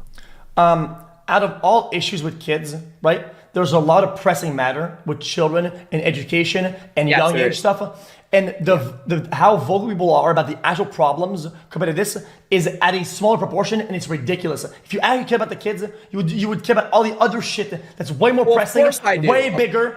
course I That's do. fucking those lives forever than this I'm shit. saying- This shit is like a grain of salt in the beach, and you're making a big song and dance for this one thing. When people are fucking dying, it's insane. It's like People are dying, Sitch. People are dying, literally dying in the streets, and you're talking about this. I mean, listen, next time someone comes to me and they say, you should care and be concerned about trans children and the plight that they go through, I'm going to slap that person in the fucking face. I'm going to go, ah! I'm going to say, did you know that there's thousands of kids dying in Gaza right now? Get the hell out of my face with your trans crap. Okay, I don't Exactly. hear it. Nobody cares. Nobody cares about this stuff. Get away from Nobody me. cares. Yeah, get away from me. There's kids dying. How many trans kids are dying in Gaza right now? Okay, because more than dying in America. So shut up. ridiculous. X, do you notice when you debate something, what you do? What you do is you like to throw in other things like Kanye is a god or whatever. No. X, I'm saying no kid. I'm bringing up the tattoos. No kid deserves to do tattoos. No kid deserves to do this, that, anything. I'm just saying on this specific topic because it's brought up and we're speaking about it. Kids should not be walking into a Target and seeing a gay section. Understood. I didn't. That's all I'm saying. The same They way. also- You're right. And the same way they should be able to do puberty blockers, same way they should be doing alcohol, same way they should do fucking tattoos. I'm just saying, Kids are kids. Let them be kids. Let them play. Let them have imaginary minds, and let them grow up normally without agendas being pushed. That's all I'm saying. That's it. No, it makes sense. It makes sense. I just feel like That's it. That's it. The same way with the satanic stuff that I said earlier, right? It's like people are extremely vocal and all up in arms to call out all the LGBTQ fucking gay stuff or fucking trans stuff. Like they come from any area, any zone of entertainment, and they rush to the protect the kids. But all the other shit, they're nowhere to be seen. They're not vocal. They're invisible. As soon as there's anything that makes them feel emasculated or whatever, they rush to the defense of the kids. Brother, we get what you're doing, dude. You're just fucking, we get it, brother. You're just like some closet homophobe, closet anti-trans person, and you're using that as a vehicle to make your message more impactful. It's fucking cringe as shit. It's some weak-ass energy. It's some weak shit. There you go. Listen, you're just a big old homophobe, transphobe, okay? Because you don't want kids to do this. You're just a bigot. You're just a big bigot. I mean, it's a phobia, right? Irrational fear. What can I do about it? It's an irrational fear that, you know, that's the thing too. Is why it's so kind of bullshit for him to lump in with homosexuality. It's like, you know, if kids want to experiment, you know, they have safe sex, I don't give a fuck, whatever. It's like not going to destroy their lives, presumably, right? But if you make a mistake and you take puberty blockers and cross-sex hormones and get surgery when you don't really need to, that is going to have lifelong, you know, effects on you and your body and your psychology. It's fully reversible, Sitch. Come on. Okay. Right. You know, if you kissed a girl, if you're a girl and you kissed a girl and you didn't like it, I mean, I don't think it's going to I don't think it's going to like destroy your life, potentially. Just guessing. Weak energy. Yes. I think, but I'm not even talking about adult LGBTQ plus right now. I'm speaking about just the kids. And I'm not even speaking about just gay agendas being pushed. I'm talking about because you said, oh, what about tattoos, Adin? I'm literally saying, X, that I agree that no agenda should be pushed. Kids should just be kids and grow up, and that's that. They should be able to do what they want. Agendas are being pushed on the daily, across the board, on a various amount of topics. And nobody actually gives a fuck until it's some gay shit. Then everybody's up in arms. That's the problem. That's not. Did you know that? No one cares about anything unless it's gay shit. I mean, I've never heard anyone caring about, you know, claiming that racism is being pushed on, you know, children, or claim that sexism is being pushed on children, or religion is being pushed on children. I've never heard anyone complain about any of these topics. Only when it comes to, you know, gay and trans issues. That's the only time I've ever heard anyone complain about these things ever. So obviously it's just bigotry. Yeah, all of those are obviously being pushed all the time on kids, but and people complain about it 24/7. Of course, you should. But he's talking about, you know, like heterosexual couples in movies and stuff like that. Where, I mean, look, if it's a heterosexual husband and wife and, you know, they're like banging in front of the kids or something like that, I'd say, well, there's probably some agenda going on there. Mm-hmm. But a lot of times people just want to say, you know, like a married couple, a traditional heterosexual married couple is like, that's heterosexual representation. Why can't we have homosexual representation? Right. Is it really representation, though, if it's just like a mom and a dad in a movie and it's not really referenced or anything? I mean, it can be representation just to have it like... Nah, I don't think so. You don't think so? I think it can be if it's just... No, it's not. It's just, look, it's just background. But it's just background. It doesn't matter. Totally fine with that, you know, like having, you know, two same-sex people like just exist as characters. And I think that's the way it should be. It's like, oh, instead of it being like, look how brave they are. There's a gay couple. It's like, no, it's just like, yeah, sometimes people are gay and they're just characters in movies. That's totally fine, right? It's weird when it's like, when it feels really forced and shoved into media or story. It's also weird because of the cultural context that all these conversations are around.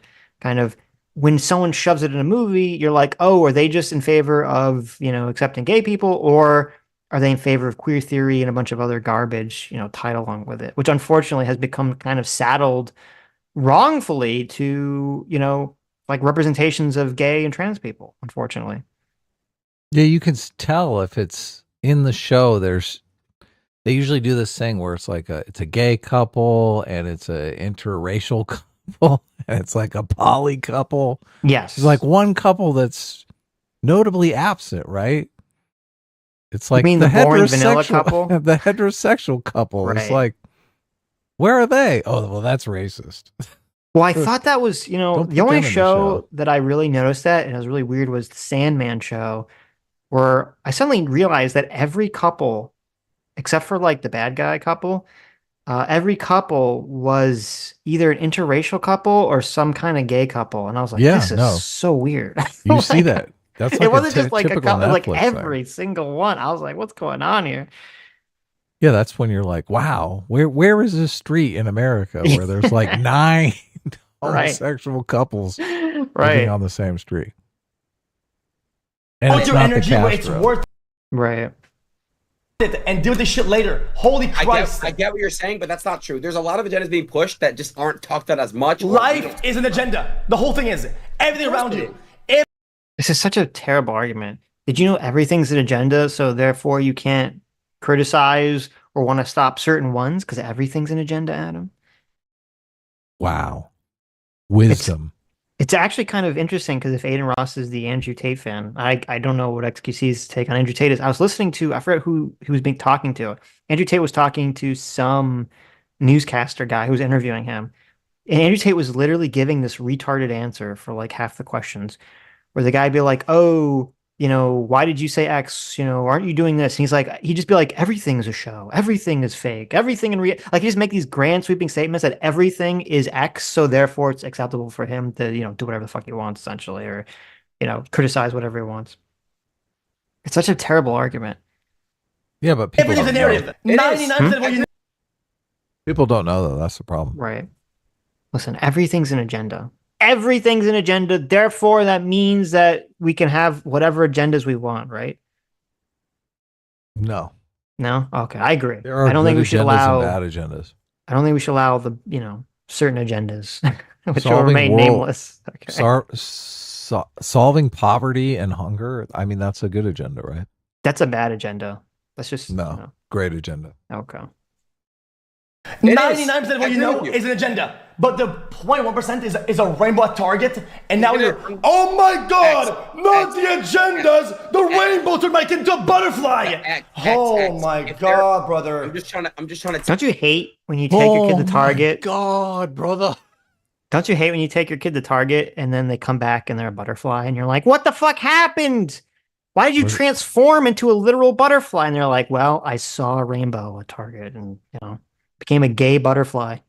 Where's my gay flag?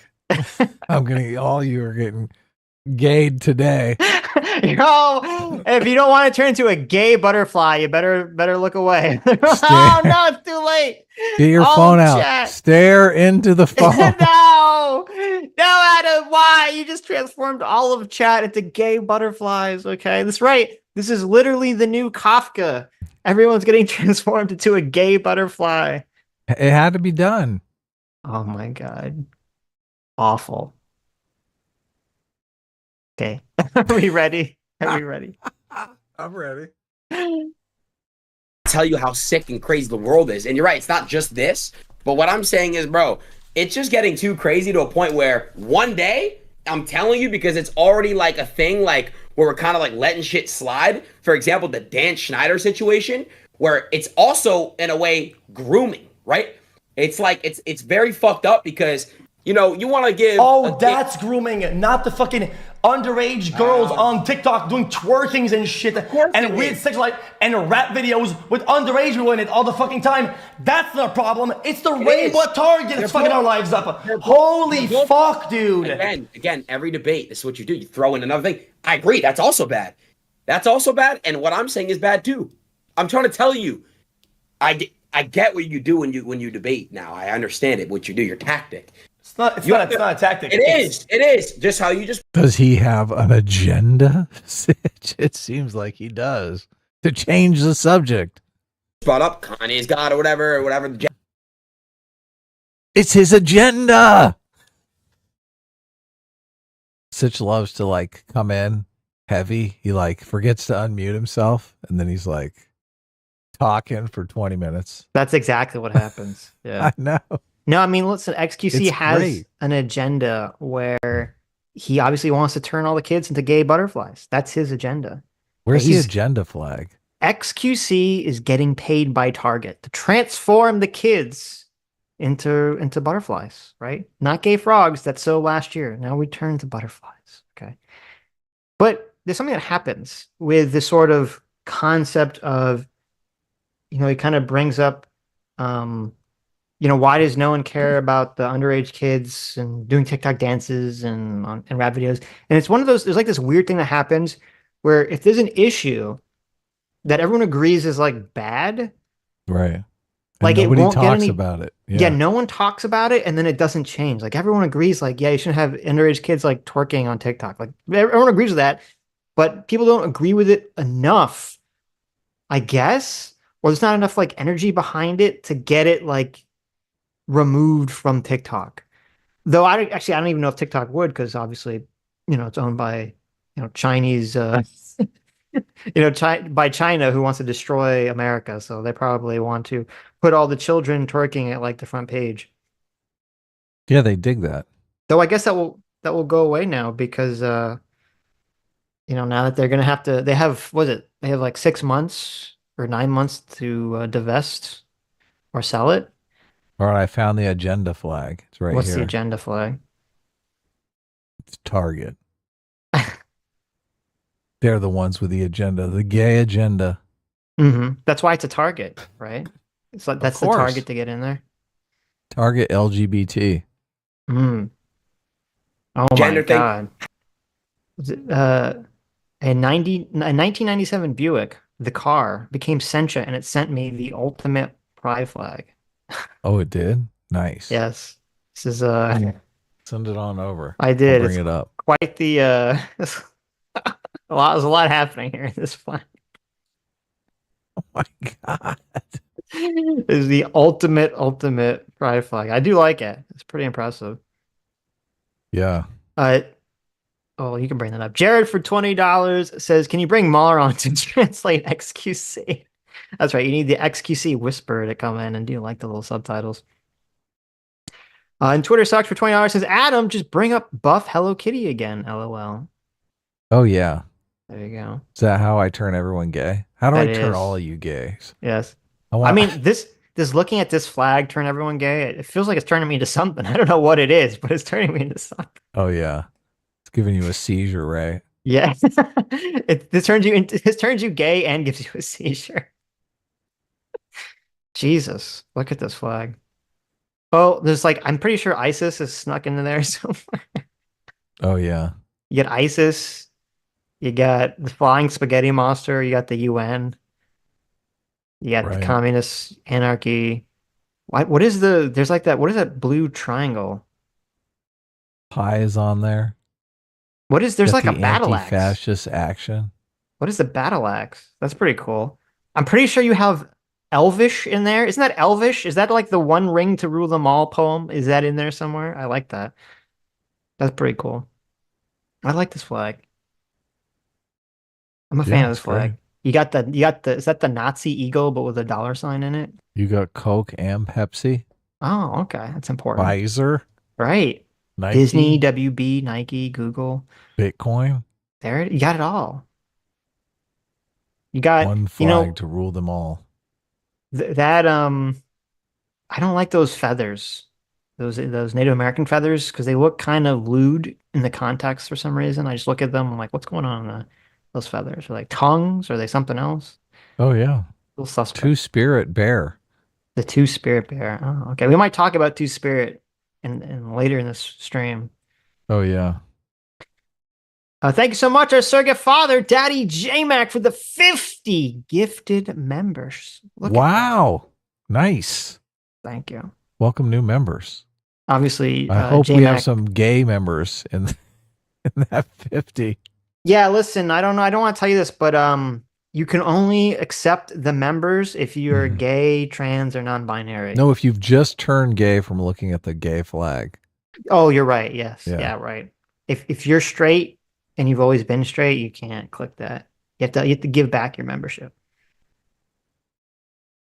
Okay, ready? Yeah. Let's continue. I don't care. All I'm saying is any agendas, life is agenda, you're right, but any agendas that are kind of being forced is just, I don't agree with on the kids, bro, at all. I really don't. I don't. Aiden, you would have a much easier time. I don't like TikTok for the kids. I don't fuck with TikTok for the kids. I don't like it either. Aiden, as a person, you would have a much easier time debating those topics, right? And being vocal about these things if you were as vocal about other topics. When the only times you're vocal is when it's gay shit and trans shit. It comes off across like you're a little bit anti that because you're not vocal about anything else. That's if you're somebody who actually debates stuff and who actually cares about kids and cares about these topics. You do all these topics, and when it's a gay one, you can come across anything. Oh, fuck this shit, right? Because you don't have that track record. It's a luxury that you cannot afford. That's not true. It's so weird. This is some sage wisdom here, Sitch. This really is. Why is it sage wisdom? Well, look, if you're not talking about all the kids' issues, you're just harping on the gay ones. Right. You come off as a big fat homophobe. There you go. I mean, that's not untrue. I don't know what, but it's funny because it's like you get XQC kind of gives you all of the arguments you've heard before. Oh, of course, yeah. But through a filter that's like more incoherent and slightly dumber than the normal argument with a speech impediment. So it's exactly even harder to understand. Because that's why I'm like, well, he's not giving an example. What are the other issues that he's talking about? Because so far, the only other thing that I think he's brought up was not caring about Kanye West saying that he was a god. Which is stupid. It would be like child trafficking and child soldiers. Because there's a lot of like debate around childhood abduction, children drowning in swimming pools, children getting peanut allergies. Peanut allergies is one. Yes. Yeah. Yeah. All of these, obviously. Children getting mauled by bears in the woods. Right. Yeah. There's that one. It's true. Yeah. That's true. Yeah. Heroin babies, crack babies. You know what? You've convinced me far better than XQC has. I agree. Unless you've talked about all of these subject matters, you can't talk about these trans issues without appearing to be a huge bigot. Right. I agree completely. Yeah. Aiden just needs to bring up crack babies, and then he's good to go to dial in on the homo stuff. Then he's cleared the runway. Right. Yeah. Well, here's the question. See, this is the question Aiden should ask XQC. Does it have to be like equal? Does like for every 5 minutes that Aiden talks about crack babies, does that mean he has 5 minutes to talk about trans babies? It's gotta be equal time. Yeah. No, it can't be like 30 seconds of crack baby talk and then like 2 minutes of trans baby talk. He's gonna give the homophobia away. Like if he goes in and just says, "Oh, isn't it terrible about crack babies, but these homo babies?" Like, if he goes on and on and on and on about the homo babies, it's just like it looks bad. It definitely screams you're a homophobe. That's right. That's right. Yeah. The tsunami of homo babies that is sweeping across the country. Exactly. That's why they put the little rainbow flags in the preschools and in the nurseries, is because they're making all the kids become homo babies. Isn't it weird that the homosexual babies don't know that they're homosexual yet? Like they won't find out until later in life. That's how they get you, okay? It's kind of crazy. Yeah. Right. It's buried in there. One day they'll see a pride flag and they'll be like, "Yep." They'll be like, "Oh my God. That was the flag that turned me into a homo baby." Right. Twitter sucks for $20. Thank you so much. Says I have a very borderline joke that I'm not sure I should put into a super chat, so I'm going to DM you, Sitch. Okay, look at that. Interesting. I'll 3 jokes. I guess I'll read it in the DMs and I'll make a decision about whether I should say it on the stream or not.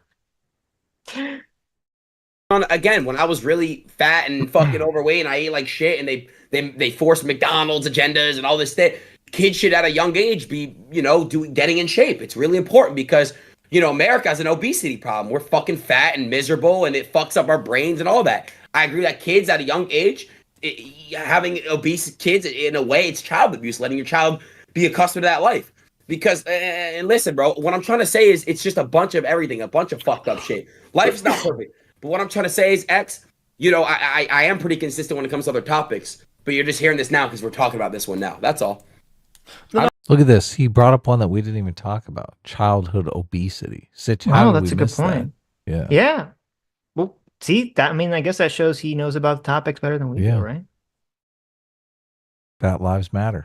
I don't think anyone is transphobic or homophobic in here. Okay. I disagree. Yeah, I think they're all homophobic. Right. All of them. They're all a bunch of homophobes and Of fat course. phobes. I think they're fat phobes, right? Yeah. Shouldn't childhood obesity be, like applauded? I mean, they've been talking about gay stuff for 20 minutes here. Mhm. Nothing screams homophobe like talking about gay stuff for 20 minutes. I think. Okay. I think. No, Is you it- press it. Is this Trainwrecks Yes. speaking? Okay, good. Okay. I think. Listen. Listen. Okay. I think there is a push and pull here that can listen. Even though it's Speaking of push and pull, what? Why you got to bring out the push and pull? sounds like you're both Oh. arguing opposite things, Terrible. right? I think to certain degrees you're both correct. The problem is, okay, on the internet, and this is an issue I have with Twitch, right? This is a big issue I have with Twitch. On Twitch, right? If you remember, there was a period of time where if anyone in chat or any donation came through of how many genders are there, we as streamers instantly, there's trauma, PTSD. We were scared for our careers because we were scared to answer that question. That Wait, shouldn't what question? exist.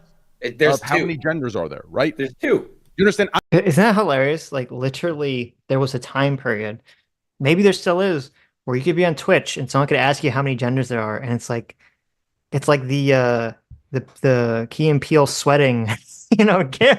I did. They're like, I've never oh my experienced God. this. I'm gonna lose my entire career to this stupid question. Oh my, this is insane to me. Talk about bullying. Jeez. I know. I'm a proponent for transgender rights. I support transgender rights, but there are certain things that I think Twitch and other like platforms push for their creators to believe, right? Dude, In it's the not- real by the world, way- hold on. In the real world, I don't think this exists. In the real world, most people are middle right, middle left, middle. Do you understand? People are usually normal. Do you understand? Yes. Are there some extreme situations? Normal. That fucking bigot. I can't. Yeah, believe his you just said career that. he just set his career on fire. Oh my God. If you're normal not line. in the middle, you're not normal. I can't believe he just said that. Yeah, you're abnormal. What are you saying? It sounds very homophobic to me. Sounds very something phobic. As if homosexual people are not normal or something. Yeah, jeez. Where Gas. fucked up shit happens? Sure. Right. It's X not brought the even- 1% up. You brought the 1% of your side up. Train. Right. But on the internet, we are brainwashed, right? The same fear mongering we talked about earlier about the stereotyping, right, of race and others and religion, right, is happening with these topics as well. You Agreed. understand? You're I both. agree with that. Right. Train, can I just say one thing? It's not Sure. really left or right to believe there's two genders. Like 50 years I'm not ago. saying- I'm not Okay, you know saying what? there is. Yo, Aiden. I'm not saying there is. Or I do, believe it. do you feel It's young? not. Do you feel young or do you feel old? I feel young. Okay, you're not I am young. Okay, you're not young. I'm not? No, you're not. See, your Devastating. age, the biology, right, says that. Oh, you're a certain age, right? You are what are you like 20 whatever, 23. 23, right? Whenever you I feel young. People say that even when they're like 40 sometimes. Are they wrong? Well, life expectancy is what now? Well, in the I mean, world? are they wrong? Say that. Oh, you're 40, you feel young.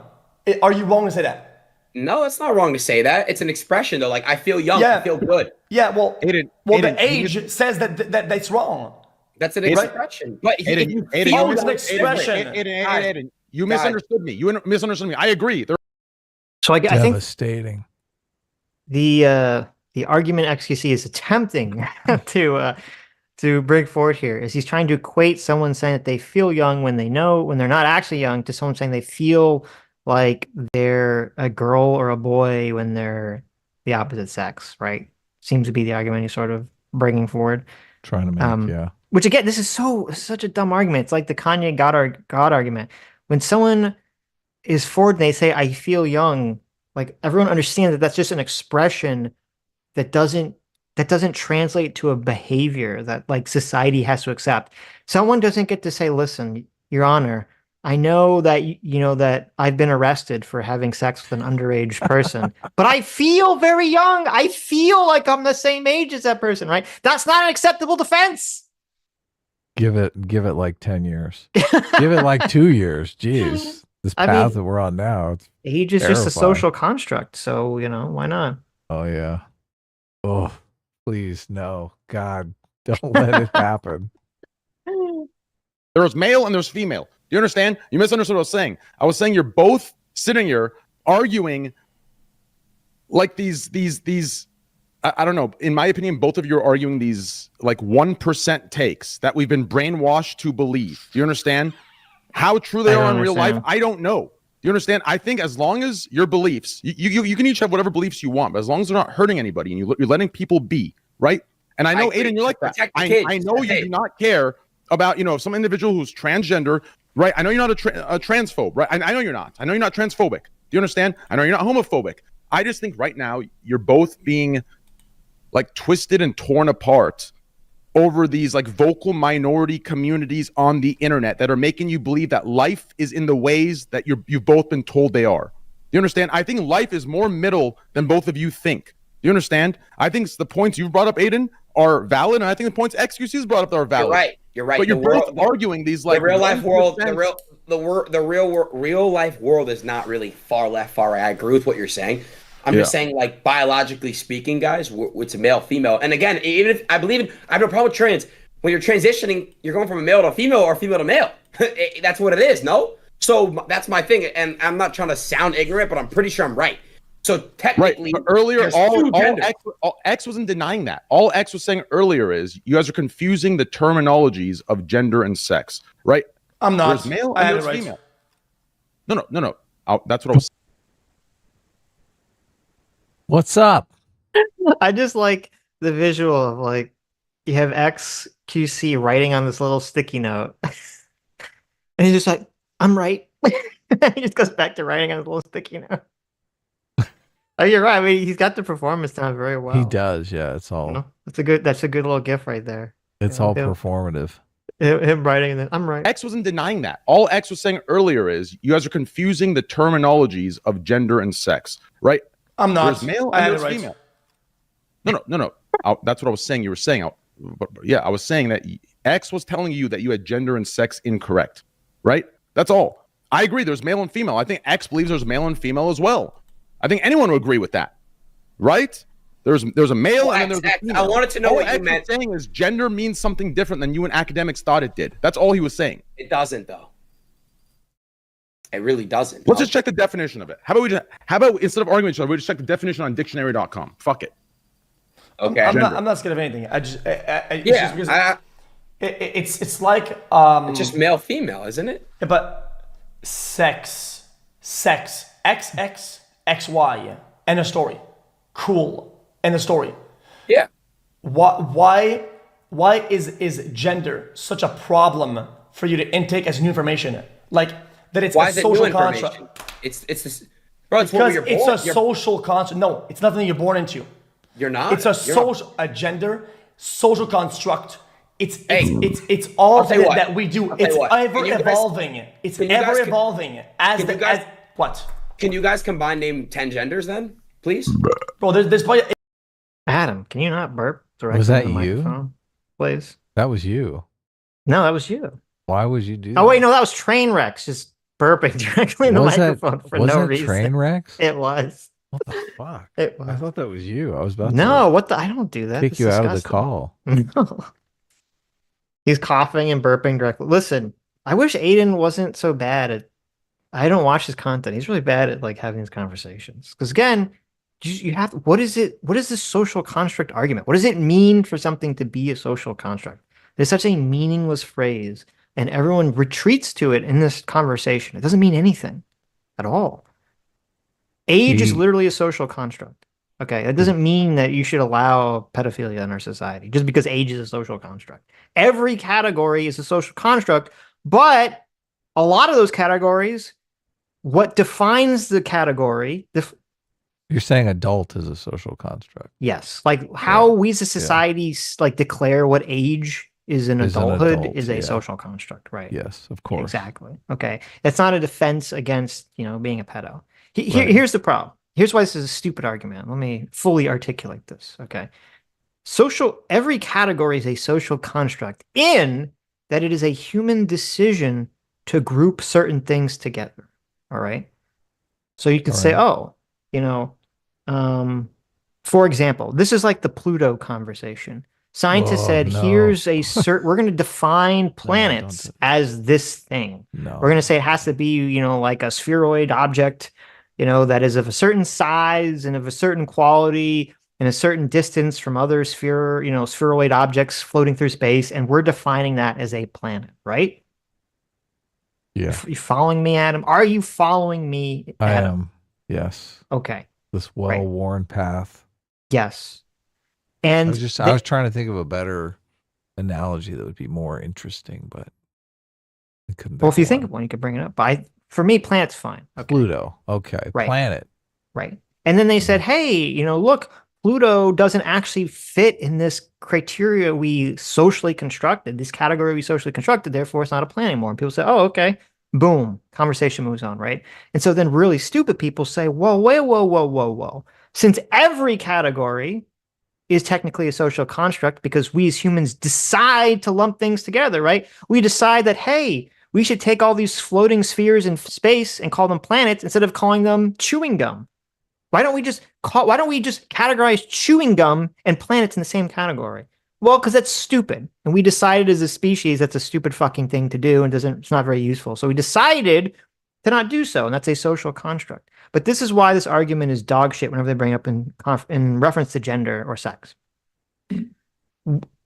Even though the decision, okay, and I know this is complicated for these people, but they can listen very closely. Even though the decision to create the criteria for a category is what makes something a social construct, and that's true of literally every category in existence in terms of how we define these categories, the criteria that makes up the category is very often not based on a social construct. Is very often based on some kind of fact of reality. It is a fact of reality that Pluto is the size that it is compared to other planets. Okay? That's not a social construct. Yes, it is a social construct to create the category, but the criteria of the category is not a fucking social construct. It's the same thing with sex. It is a social construct to even give a shit whatsoever to say, hey, we should come up with a mouth sound, a word that describes a man and a woman, a male and a female. We're going to call that sex. That's the social construct. But it's not a social construct to say the criteria of the category is that you have a dick and balls and an XY, chromosome, and you have produced a small gametes. That's not a social construct. Well, what do you say to people who say, well, look, we can just change the criteria.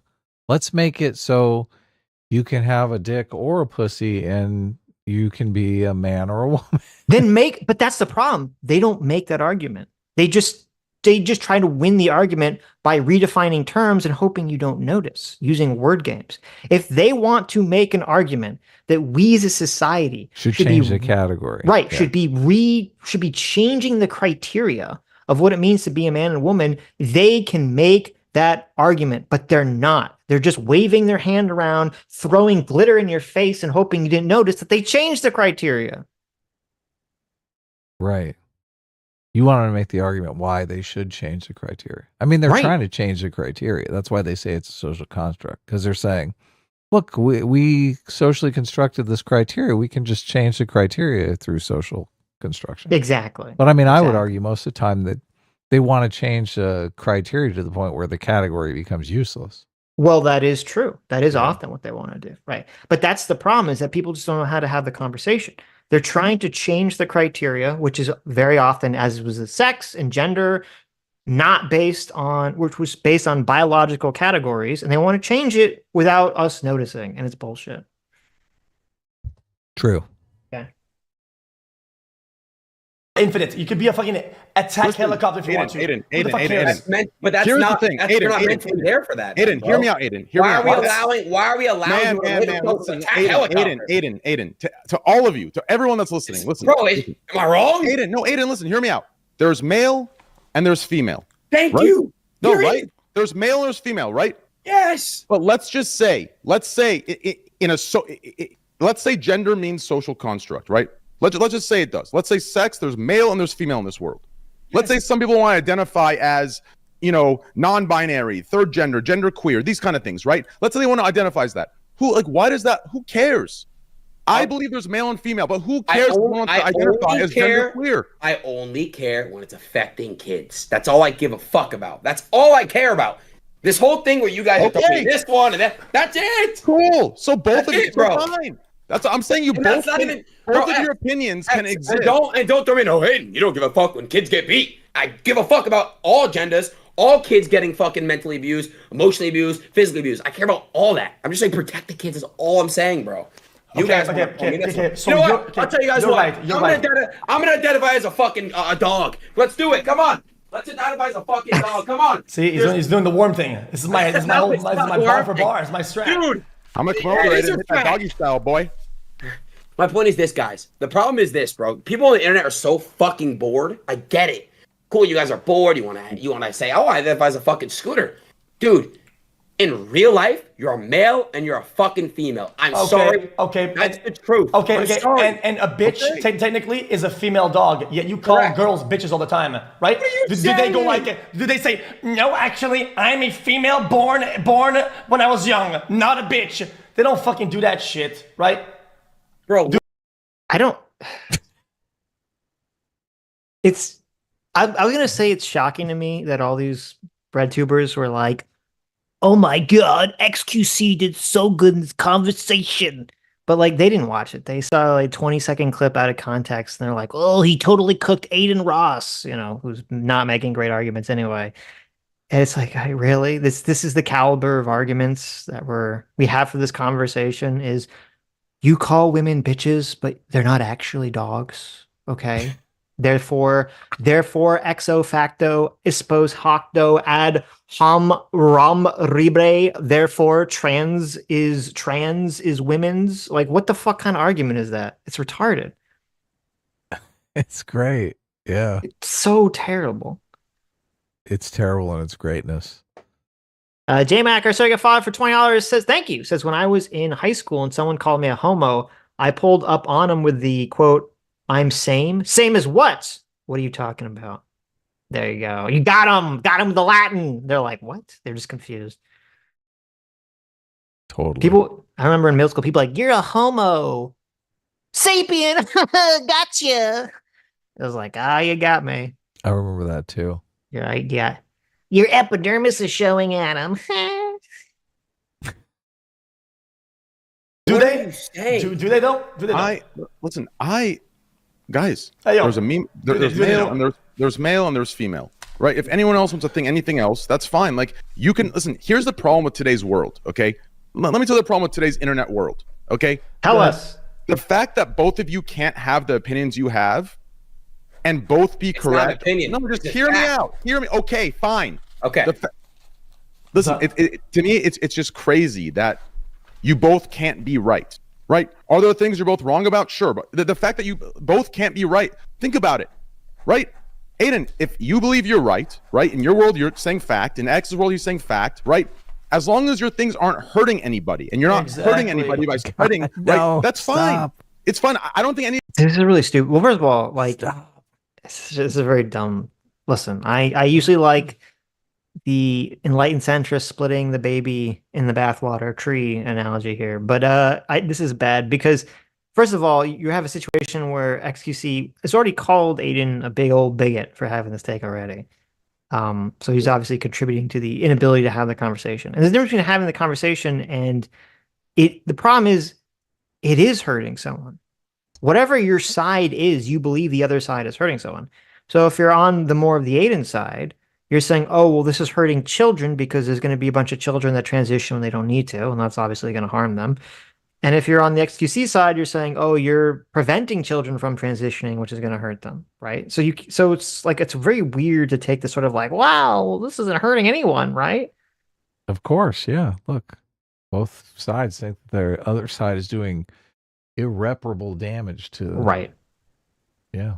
Right. Now, I do agree that as adults in society, we should be able to have the conversation around these contentious topics without people losing their fucking mind, which obviously on Twitch and other platforms was not possible and probably still is not possible. So, Yeah. so I agree with that part. If you're spread, it gets sticky, right? If you start like taking your ideas and using them to, start hate fucking bullshit, right. That's when it gets weird. But if you want to have that opinion, that's fine. If X wants to have that opinion, that's fine. You're right. This idea where like people are labeled for having certain opinions. Listen, here's the truth. Guys, no, let me say no. It's an opinion. I get it, Train. I get it. The true road to true equality, in my opinion, is to have conversations like these. You understand? The one thing I hate the most is when people, and both sides, I don't mean by right or left, I just mean sides. The two different people are arguing. Both sides do this so often. If the other side disagrees, you label them. If the other side disagrees, you label them. XQC. That itself will never end in peace or equality or understanding. All that does is you both right now are alienating each other from the ideas that you believe are to be correct. It's not. Conversation needs to happen. This guy sounds like a cuck. That's right. XQC, call him a bigot. Adin, call him a groomer, okay? Fight. Rip him to pieces. Don't listen to this bullshit. Why is this guy being such a cuck? Jeez. And I mean, I don't believe Aiden's thrown any ad homs at XQC in this entire conversation. Right. So he's got to look. XQC is pretty much a groomer here. I mean, he's going full groomer in this conversation. So I think Adin could throw the groomer at him, right? I mean, XQC already called him a transphobe, so that's true. He did. He called him groomer is appropriate, right? And Trainwrecks is a big old cuck over here. He's like trying to like make peace. I think he's trying to be like, I think he's trying to be like Jedi mind trick XQC into like not saying what he's saying by saying, "Oh, it's not just you; it's everyone saying it." But it's like, no, I mean, start by you, right? Yeah, of course. So you pause it. This is a good pause. This is a good like XQC groomer face pause, right? Oh, of course. Look, he's getting ready to groom some kids. He's like, "Come over here, kiddies. Come over here." Face swing. Let me show you my trans flag. Happen, and both of you can be right. Like when it comes to social constructs, right? You can both have a conversation and get to a conclusion of what you both believe. That should be okay. This idea where it's shamed and it's automatically labeled as, Adin believes this, he's transphobic. X believes this, he's, ignorant. Like that, in my opinion, that's not okay. You understand? These conversations need to happen way more often without labels being attached to them, so we can actually get to a real conclusion together. Because right now, all I see on the internet is one side, right, says this exists. The other side's confused. And instead of helping them understand through patience and education, right, they further them down a rabbit hole, right? And if anything, they're pushing them further down into this ignorant hole. What is XQC practicing there? Teeth whitening? Teeth cleaning? Okay. I don't know. Practicing some dentistry or something. Yeah. Okay. Just hole of spite and hate. Do you understand? Like I don't understand how no one's realizing this. I fucking hate the extreme sides of the internet, and I hate the extreme sides of everything. So you see, the problem is that he brought up a real concern though. The way that the LGBTQ shit is being pushed, the methods are wrong. But I think inherently, I think that the mentality and the intention isn't wrong. They're just doing it wrong, right? And it's happening here and there where there's instances of them doing it wrong. But I think in general, they don't do it that bad. He's saying that the intention of making all the kids gay is good, but that their strategy for making them gay is not really effective. No, come on. That's a little No, that's exactly what he's saying. I don't think that's what he's saying. That's a groomer perspective, no, right? Stop. Listen, he's probably trying to say is that the intention of wanting people to accept LGBT people is good, but the way that they're going about it is bad, right? or some of the instances he's saying is bad. I don't know what instances he's referring to because he's not talked about any examples, and this conversation is very like not grounded in anything. It's all very etherical and hard to grasp. But bottom line, XQC wants to trans your kids. Okay. Few kinks here and there, and it'll get regulated, and it'll come down to being more fledged out and more polished. That's the real problem. The problem is that the methods fucking suck sometimes. Make them better. But in general, they're doing a pretty decent job. That's it. Well, Well, look at those trans rates. So, I mean, they are doing a pretty decent job. if I may, please. that's awful. Yeah, I'm not writing. I'm not really a debater. You know, I just want to say I don't think it's right. You know, leave kids out of it. Like I said, we're going in circles now. So okay. Then remove any sort of romance out of anything before 18. Then what? Because you should never see a guy kissing a girl ever in any show, any high school thing. It is obnoxious that so the conversation has been specifically about trans stuff, and he keeps bringing it back to gay stuff. I know. Even though I don't think he's ever said anything about it. He's not even brought it up. He uses them completely interchangeably. Yeah.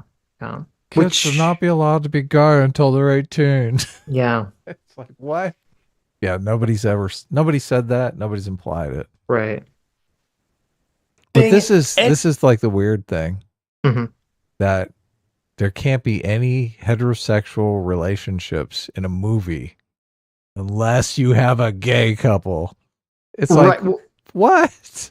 He's trying to make the argument that since everything is agendas, that heteronormativity is pushed through having straight couples exist in stories.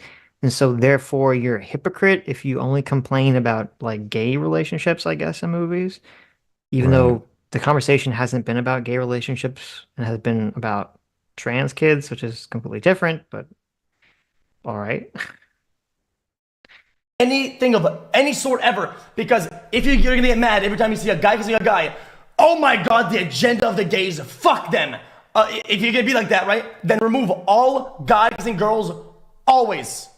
Make it completely neutral then. That's a lot different though. How is it? Otherwise it's an agenda. How is that an agenda then? I'm just speaking on that. I just don't really want I have a question, and I'm gonna ask both chats. How often do you guys go to Target? How often do you guys go to Target and you see families in Target? And the families can be a mom, a dad, younger siblings, older siblings. You see younger siblings. Oh, mommy, daddy, what's this section over here? LGBTQ plus kid section. Oh, let's go check it out, mommy, daddy. What is this? That's what I'm trying to tell. Like, hold on. No. I want to hear Matt. I'm not gonna let him get away with that. Okay. What do you mean by that? What do you mean by that? That you would remove all guys and guys from all the things before 18, but you don't remove the ones of the guys and the girls. You know what, guys? This is not a cup. This is a bowl. Why would you not? Why would you not remove that too? I say this is a bowl right here. This is a bowl. Cool. You can believe that. I use that as a bowl for my goldfish all the time. It is. You're right. Great. Yep. Bro, listen. What are the? I mean, that's abuse, isn't it? Yeah, Isn't why that would you abuse do to put that? your goldfish in a goldfish tiny in there? little, like a tiny little red cup? Come on, Trainwrecks, what are you doing here? What are these? Hey, that's a crazy ass, some sort of, I don't know, some long ass ball There's some sack. cojones. But guys, How do these people not know what truck nuts are? I thought everyone knew what truck nuts were. nuts? Yeah. Do you not know what truck nuts are? Oh, I've seen those. Okay. That's On what the back those of are. the Those are truck. truck nuts. They're looking at they're just confused. They're like, what are these what are these things that this guy has? Okay. Like, Aiden, what kind of sexual aid do you have there in your hand? Was that No, for I you mean and your they're very, boyfriend? very long truck nuts. So I mean that's fair, but Is that for you slapping your boyfriend's ass? listen, What- he what are was you talking doing? about, in the locker rooms, people would run around slapping each other with their dicks. And, maybe he's always felt a little insecure about that. He wanted some, extra help, right? It would be useful. Listen, if you're in the locker room, Adam, okay, and the game of the day is nut slap, and you got to slap each other with the nuts, it's difficult, right? Your nuts, they're very close to your body. But if they were like that, if you had that extension, man, you could just whip Yeah. them out, really hurt people with them. Yeah, as you want to do, right? I mean, what's the point of hitting someone with your nuts if you're not gonna, cause It is damage, right? Look, it is weird that he told that story about the locker room and then he just has a pair of nuts just handy. Oh, look, I have my nuts in my pocket here. Yeah. What are these? Listen, it's for hitting people with, obviously. Come on. This is bizarre. Right. I don't want them to be balls. I think this is a vagina to me. That's something physical, biological. That's something that would be called a sex rather than a gender. Gender. No. Balls are not a sex. Okay. Adin is actually completely correct, but I don't think he can articulate correctly. It is just redefining a word in a category. Yeah. Under that social construct idea, you could just redefine the category of balls to also include a vagina. Yeah. Yeah. Why not? I mean, There is the category of reproductive organs already includes both, right?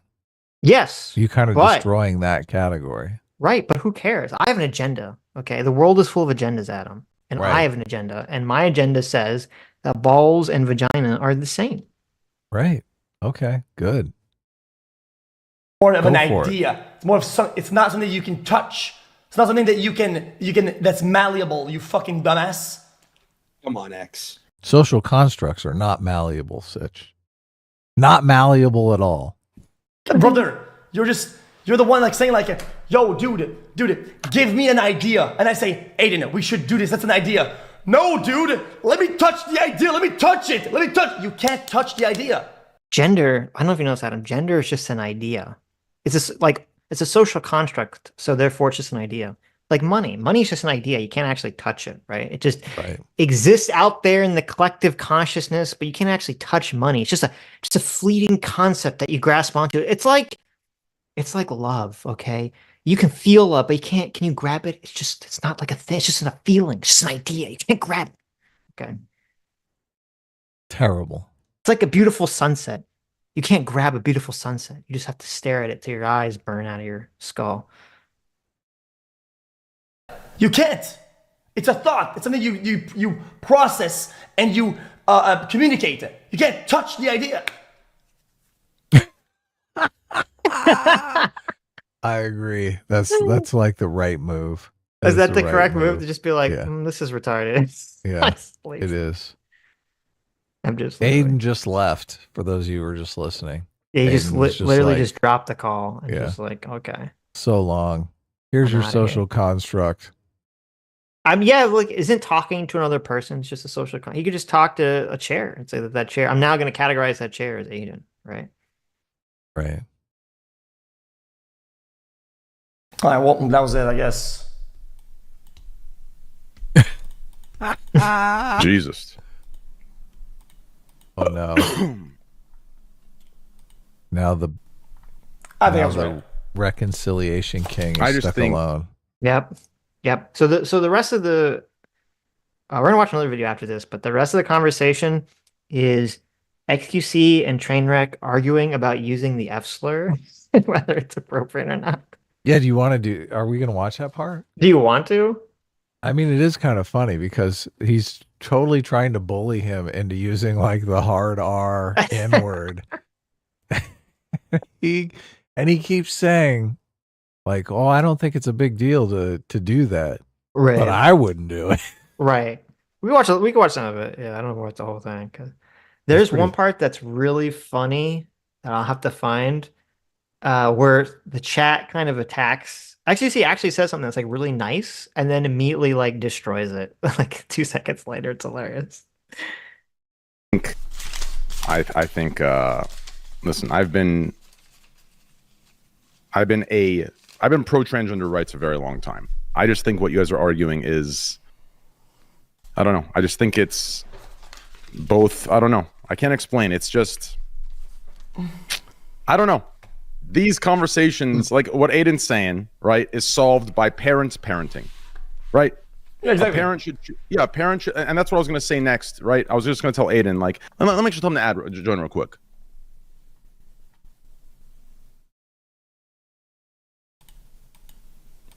Well, I just think that I don't think that it is solved by parents parenting because Obviously, there are super shitty parents out there. Yeah, and if there's only so much parents can do in this situation if kids are consuming a bunch of content and their peer groups are all pushing an idea and schools can be pushing an idea. It's kind of ridiculous to be like, well, parents should just parent, right? Not Yeah, really of course. feasible. A lot of times it's even taken out of the parents' hands, so they can't parent. Well, that's true. That's completely true, yeah. Everything's an agenda, unfortunately, right?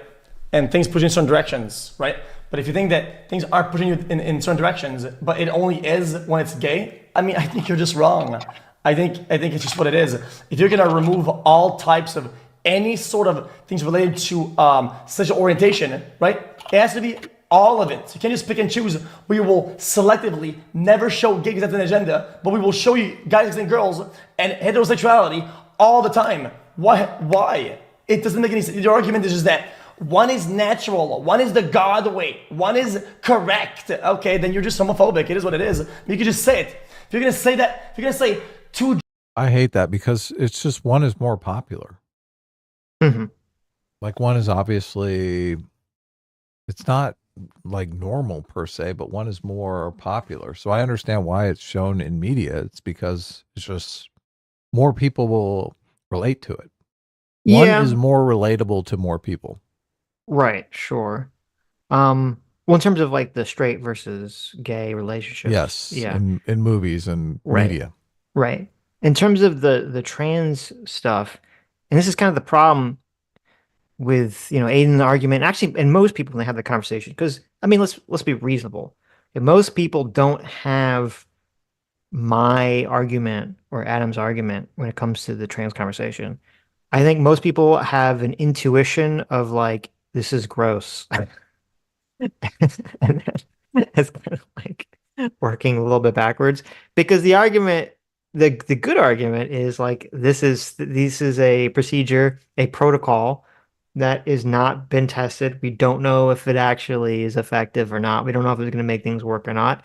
It's like, and it's kind of totally insane, completely insane that we're just allowing this to go forward without any level of scientific rigor or testing, just because people are afraid of being called transphobic. It's so insipid. People are so afraid of getting hit with the bigotry stick that we're essentially allowing people to experiment on children. Yeah, it's crazy. So crazy. But look, XQC is fully in favor of it, so. Well, it sounds like the way he's describing the argument, it sounds very similar to the way I would hear someone like Hassan describe the argument. So I wonder if he's just heard Hassan make these random talking points and now he's just regurgitating them as if, there's some argument that he's constructed on his own. That is exactly what is happening here. Yeah. Yeah.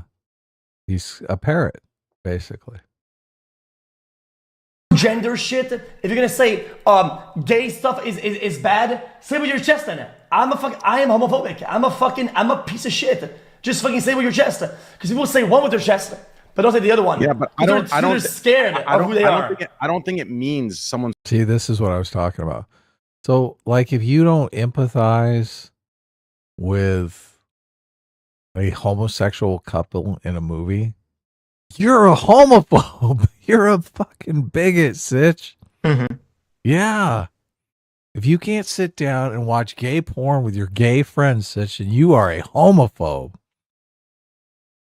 Well, it's just so weird. Yeah, sure. When it comes to the F slur, right? Or even when it comes to like using gay as a derogatory word. Right. Which is how, I grew up in the 90s, and I don't think it was just my experience. I think if you grew up in the 90s, that was like the go-to insult for most people in most states, was instead of saying something was stupid or bad or lame, you would say it was gay. Right. Specifically. Oh, that's gay, right? Like it was a constant thing. And I don't know why it was that way. None of the people I knew were actually homophobic or none of the people I knew didn't have any bad feelings towards gay people and were generally pretty accepting of gay people growing up. But for some reason, that was just like the go-to insult that all the kids had. I blame gay people. Well, look, it's their fault. If they would have spoke up sooner, then all this course. could have been avoided. Of course. How is it not their fault? Look, they're there. They were alive during the 90s. They were participating. That's right. They should. None of them were complaining about it. Right. I'm Look, sure if that they they felt weren't complaining bad about it. Right. Look, if they were felt bad in silence, then that's their fault. Okay. It is their fault. There you go. Sitch doesn't agree. I don't agree with that. But so anyway, and so I do remember this like being a thing, and I do remember saying this, even when I was, I don't know, probably in my 20s, probably saying like, "Oh, it's gay" or whatever. And I do think that it is actually wrong. I disagree with Trainwrecks here in terms of, like, I mean, I agree with him in terms of like, I don't think people who were saying it were necessarily saying it from an anti-gay perspective, because obviously I wasn't saying it from an anti-gay perspective. So I agree with that part. But I do think it's wrong to say it, because it is kind of fucked up to associate someone's identity with just being negative, with a negative word, even if you don't mean it that way. That's how that person would definitely perceive it. Like imagine you wouldn't feel comfortable if people started using white as just to mean racist. Well, yeah, exactly. or to just be an all around like word for like something that's bad, right? Like imagine if all the kids were like, "Oh, that's so white, people," or "That's so white." They just do meant, like, that. I hear that all the time. But see you don't like that, and you shouldn't like that. And that's what I'm saying, is that no one likes that. It is, even if they don't mean it that way, it is fucked up. And we shouldn't be using words that are, entire categories of groups of people as just blanket insults in terms of like mean, stupid, or lame, even if you're not actually, bigoted towards a group of people. Right. Got to speak up though. Well, obviously. Got to say, hey, what's wrong with being white? Exactly. Posters up that say it's okay to be white and post them all over your school. Right. There you go. So I don't really want to watch the whole conversation here, but let's just go jump forward to the. Do you know where that is? Because I don't know where that part is. Oh, we could just look around a bit. Okay. Come on, it's pretty funny. I mean, it is funny. He's like, just say it. Say the N-word already. Mm-hmm. Stop being a cuck. Did we not? I'll give you an example. If it's so bad, why do I hear gay men using the F word all the time? Why do I hear black men using the N word all the time? Okay, look. Adam's a master. Adam's a master. He just spins the dial and we're already there. How did you do that? This is it, isn't it? Look, he's going to instantly regret bringing up the N-word.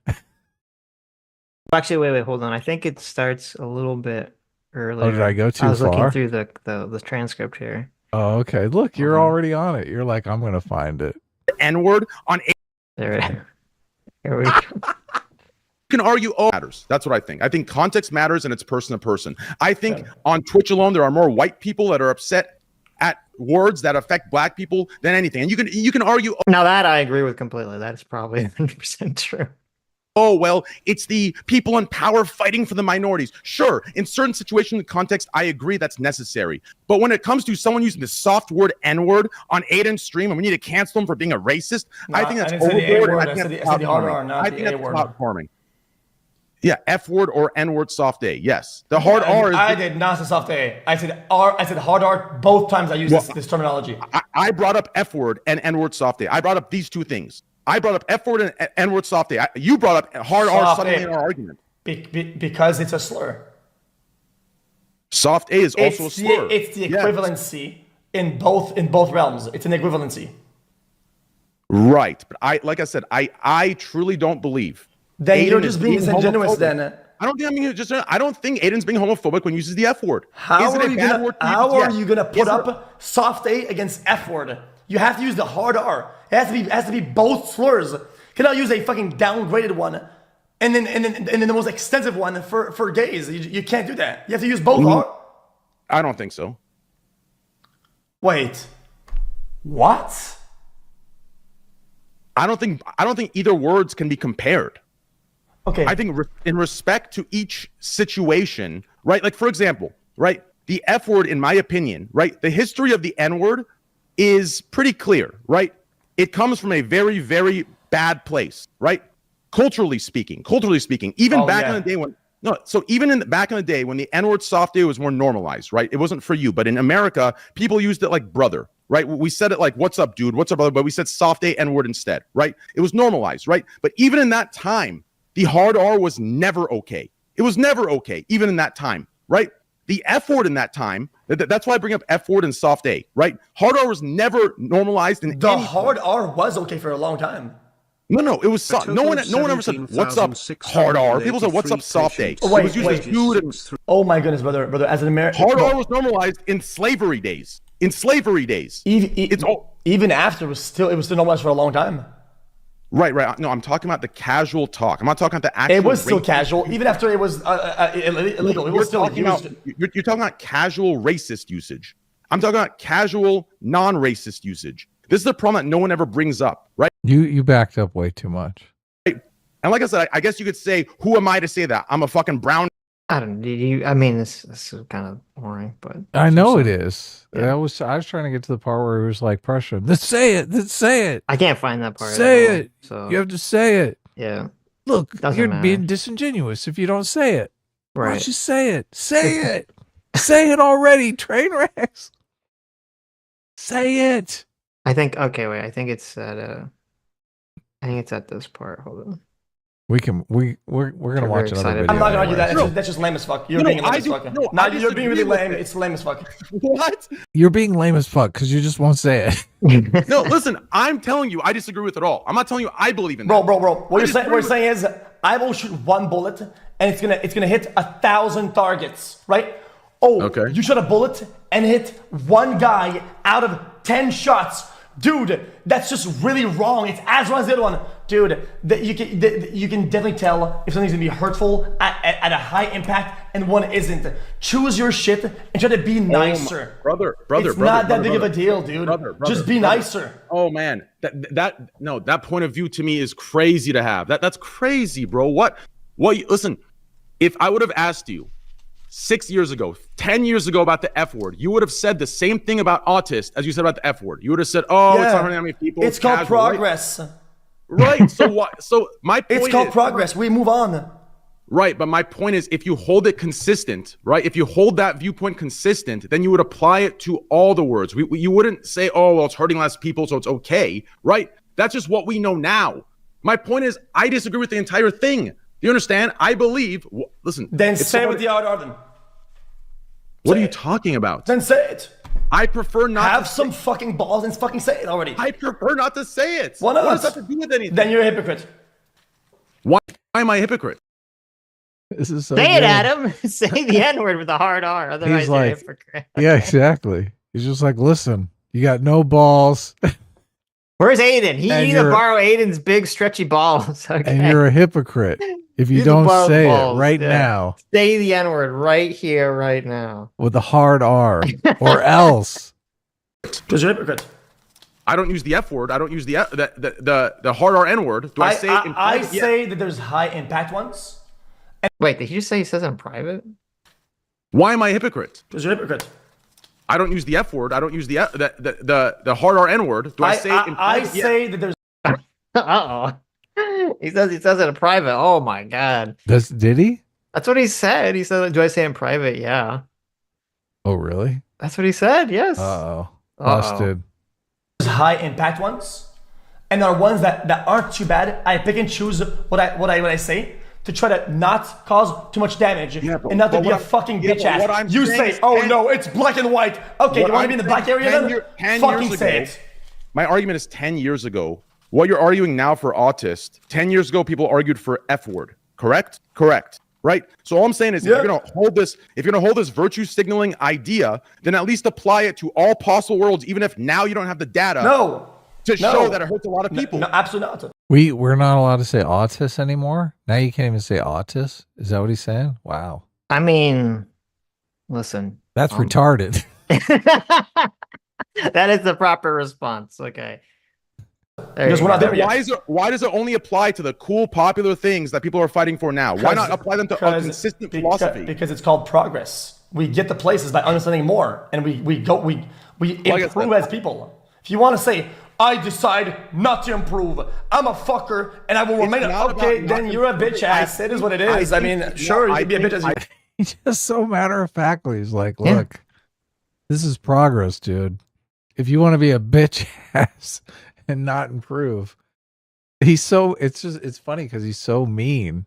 Well, he's talking about being such an asshole.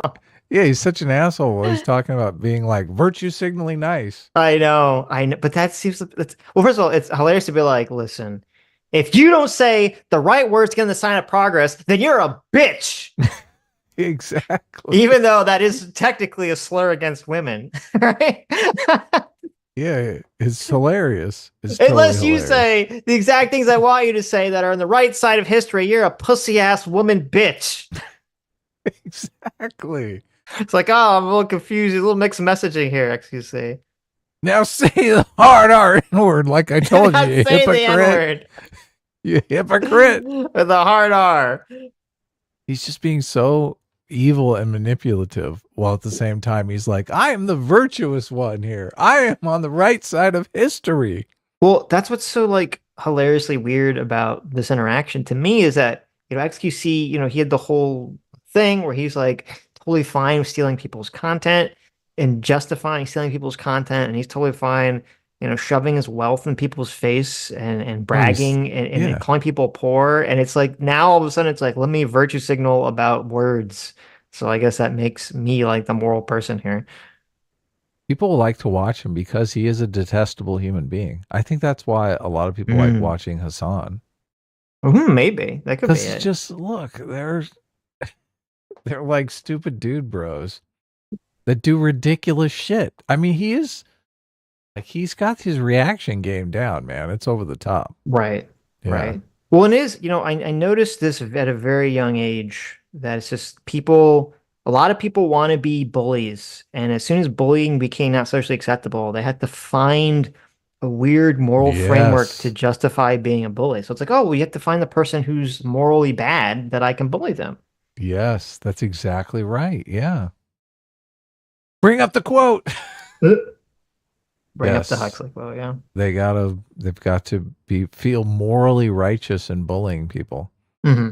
Because it is fun to watch them bully. You can't bully the nerds anymore. It used to be life used to be so much simpler, right?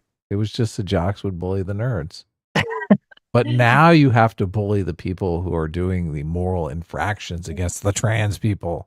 Well, it's so crazy. That's I don't who you know. Bully.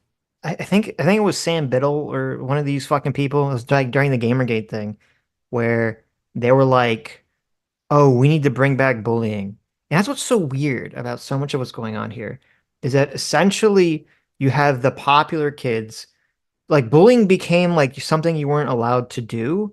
And then so the quote popular kids figured out a way to construct a moral framework to still bully nerds, but to say it's actually moral because the nerds are like bad people morally. Right. They're racists. Right. They're racist, they're bigoted, homophobes. They're incels. It's so fucking wild to me that like that's all this is. It's just a way to like bully the exact same group of people that they were bullying 20, 30, 40 years ago, but to say, well, it's actually morally just for me to do so because they have wrong opinions. Yeah, XQC and Hassan are definitely like the cool kids too. Of course. Yeah. Of course, yeah.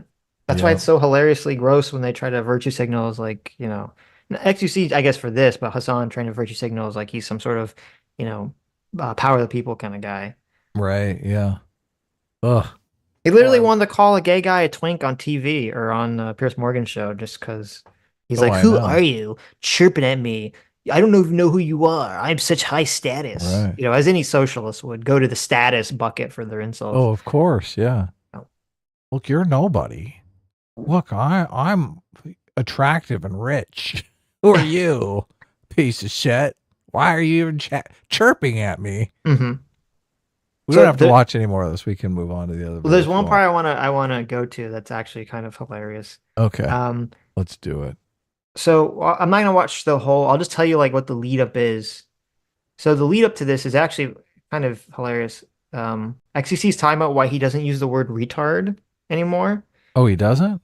And he actually tells a fairly nice story. And it's a story about how he was in some like big gathering of his fans and someone asked for his autograph, and it was someone who was like very obviously disabled.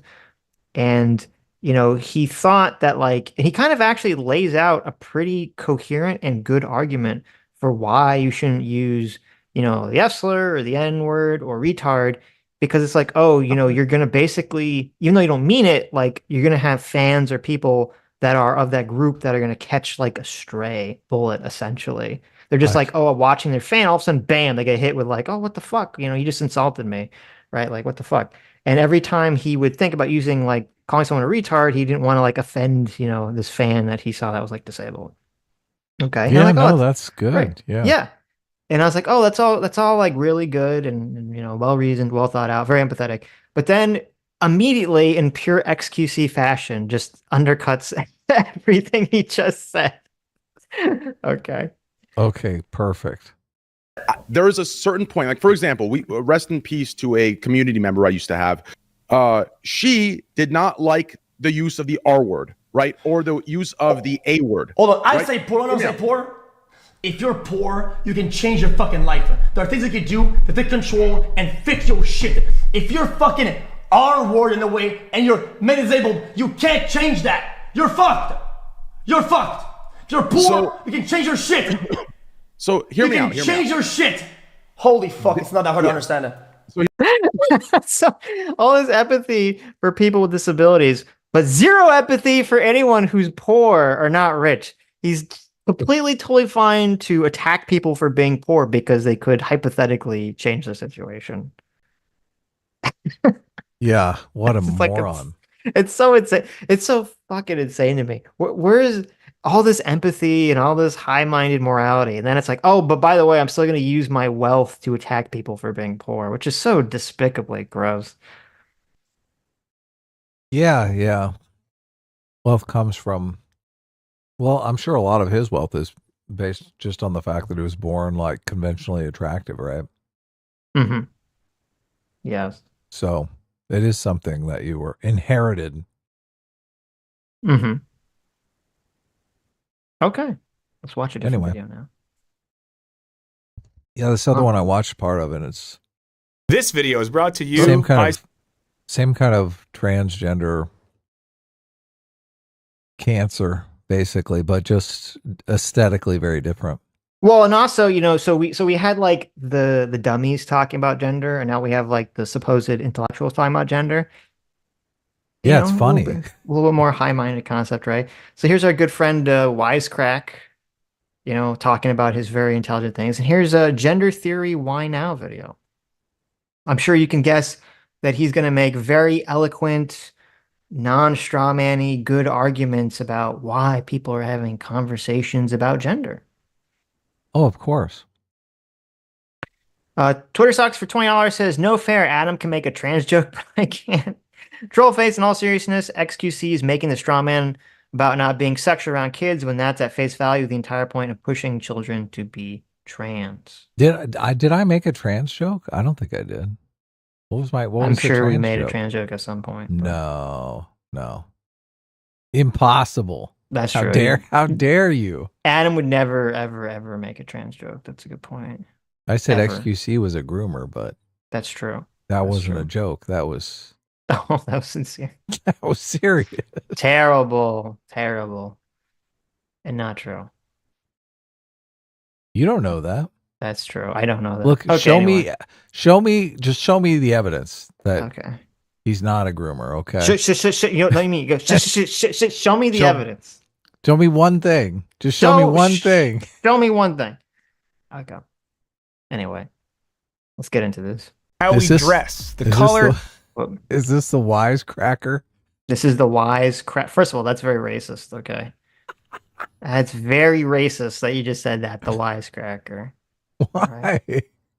All right. I'm gonna skip the first 30 seconds because there's music in it. I don't know if that music's copyrighted or Oh whatever. yeah. We've got a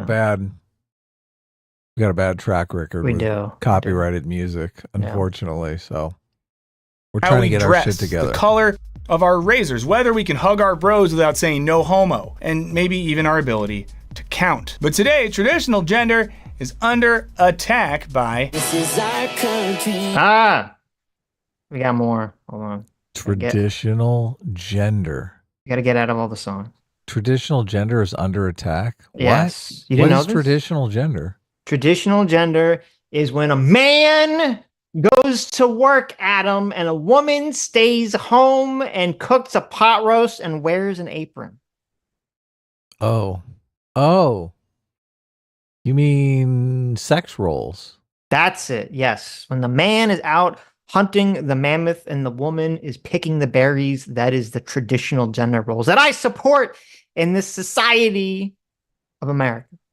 I don't support those. You don't? Okay. Well, that's because you want to. Men and women should you're be a able to do groomer. whatever they want. Okay, groomer.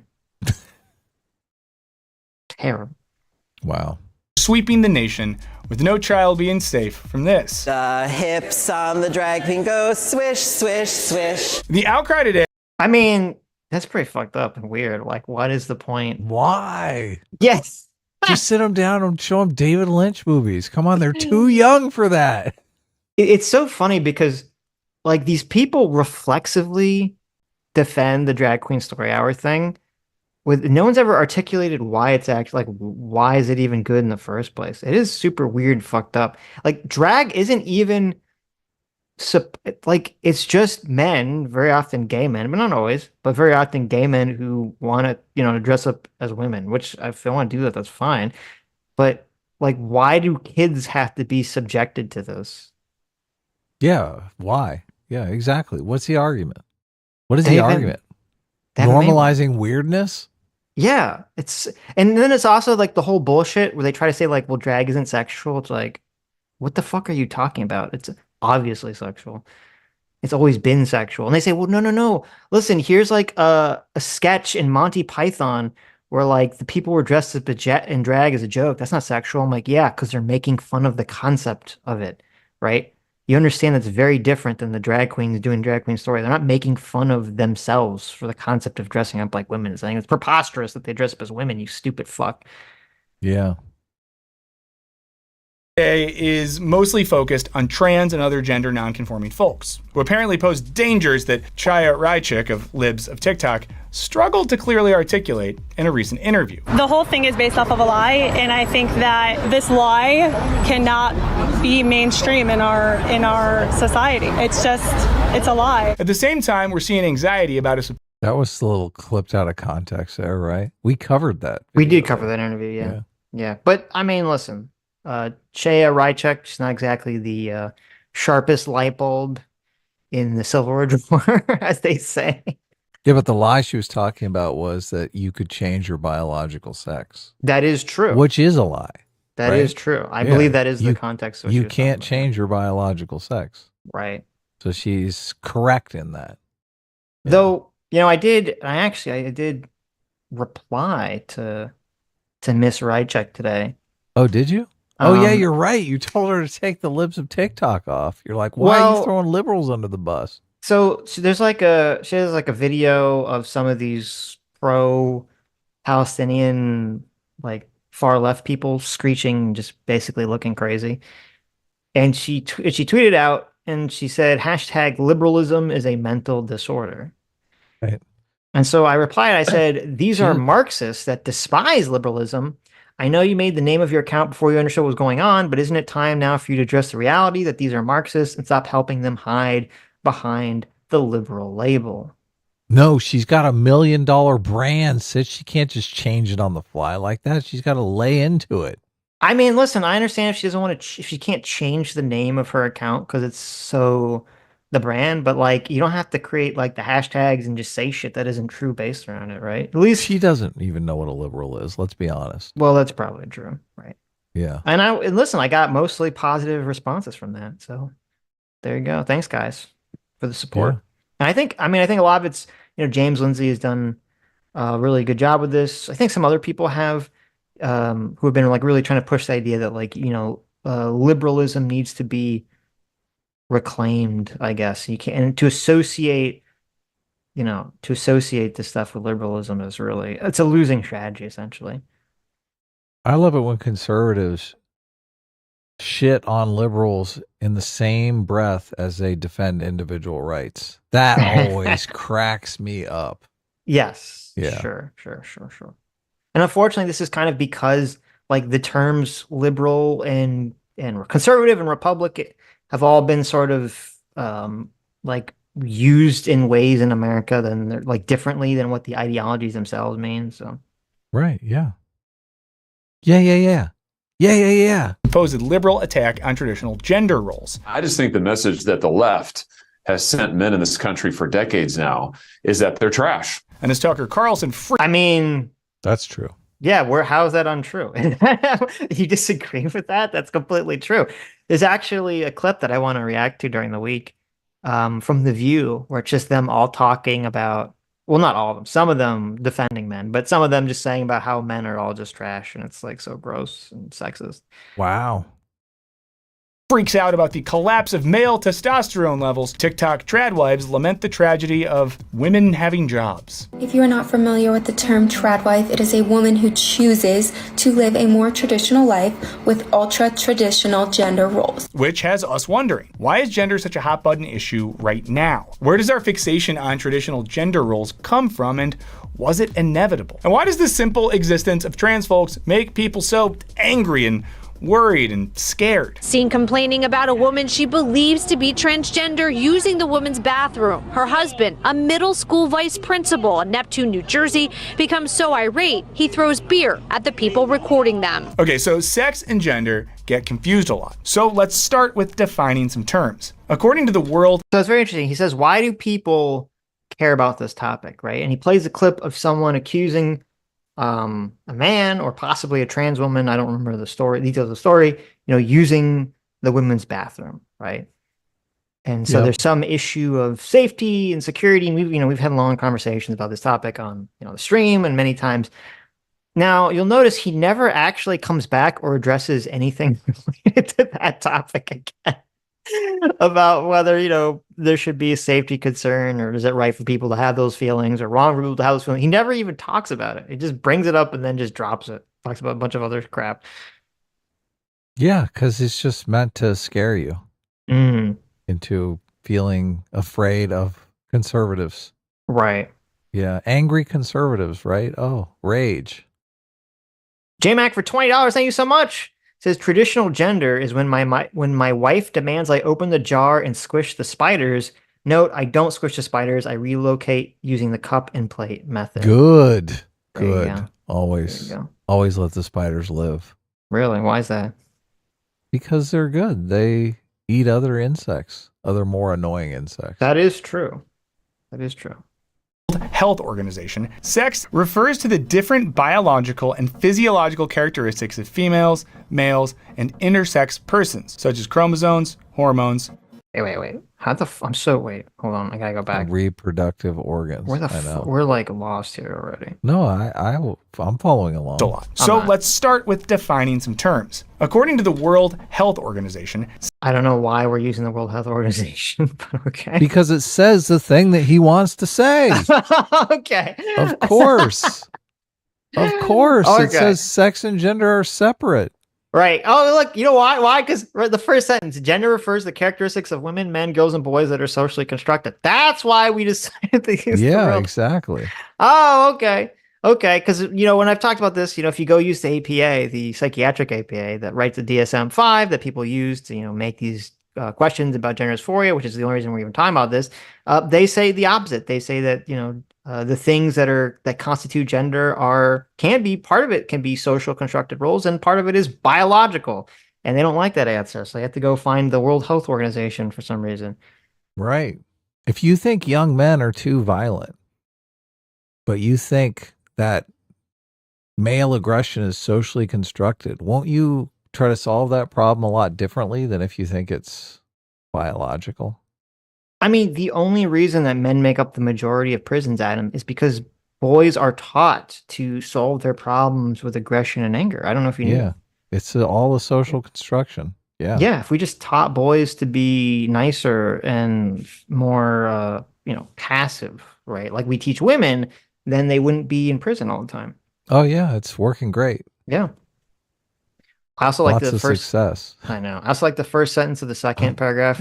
Gender is hierarchical and produces inequalities that intersect with other social and economic inequalities.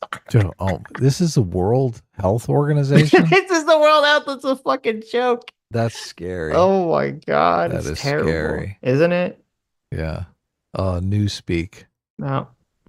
Sex refers to the different biological and physiological characteristics of females, males, and intersex persons, such as chromosomes, hormones, and reproductive organs. Did you see also it says designated sex at birth?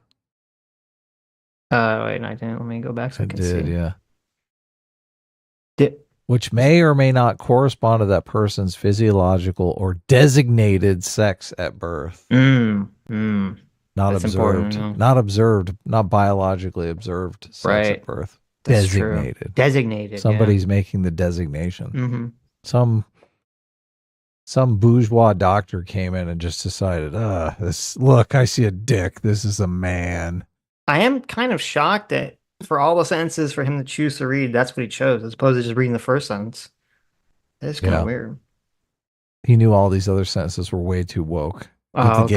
Give the game away too quickly. Well, that's what's kind of annoying to me about Wisecrack is that they are everything they do is from a socialist perspective. They're just like not every time, but almost every time they quote a philosopher or something, I look it up and it's a Marxist one. Yeah. And They it's just totally try to hide it. Yeah, it's like, can you just put like you should change your little logo from the little rook symbol, the little knight symbol to being just like a hammer and sickle or something. Yeah. Hammer and sickle, fist up proud. Yeah. Right. Such as chromosomes, hormones, and reproductive organs. It defines gender as the socially constructed characteristics of women and men. Oh, they did. There you go. I was wrong. They did. She does rate it. There you go. Perfect. Such as norms, roles, and relationships. To make this like really simple, one is biological and the other is everything else. Now, one is biological and one is everything else.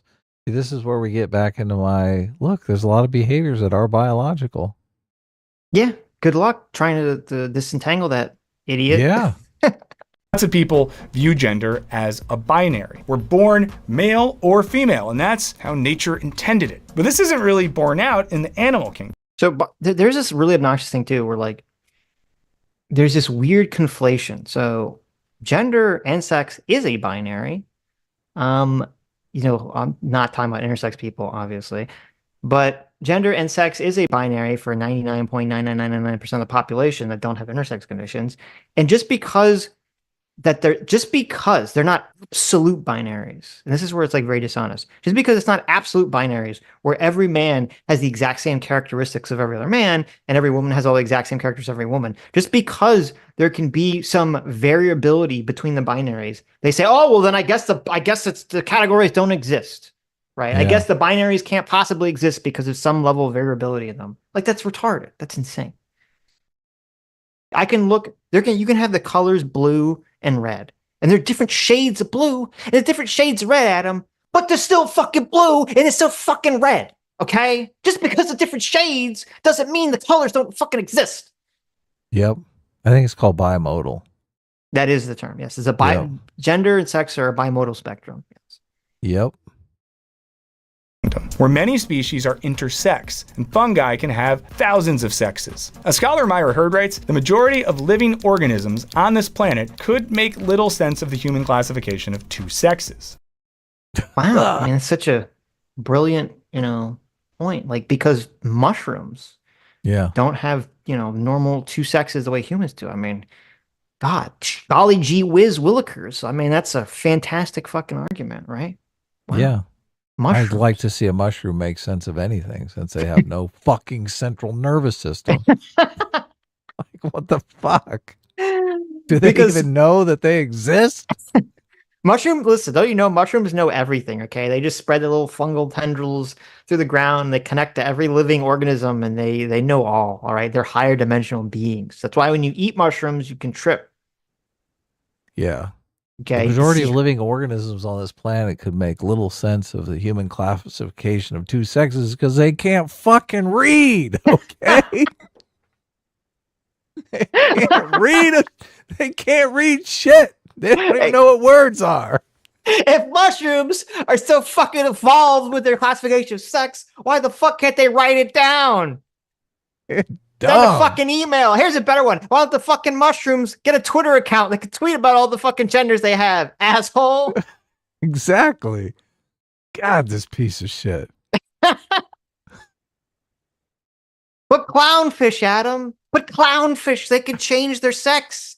Okay, just like humans. Well, I guess humans can't do that. But clownfish, they completely different animal can do this. I mean, sure, like 99% of all mammals don't do that, and that's, you know, our closest animal relative, but it doesn't matter because the clownfish. Yeah. Oh, I hate this. I hate it when they turn to the animal kingdom. Did you know that bears will very often eat their prey alive? Did you know that? Wow. Right. They just eat it alive, right? So I guess because bears do it, I mean, I guess that makes it okay for us to do, right? We should be just ripping people to shreds, eating them alive, right? Well, I mean, I think the Japanese eat like live squid and octopus. There you go. It's horrible. It is horrible. horrible. It's like, but the fuck, Japan. I know. Stop it. It's terrifying. Did you know that disgusting.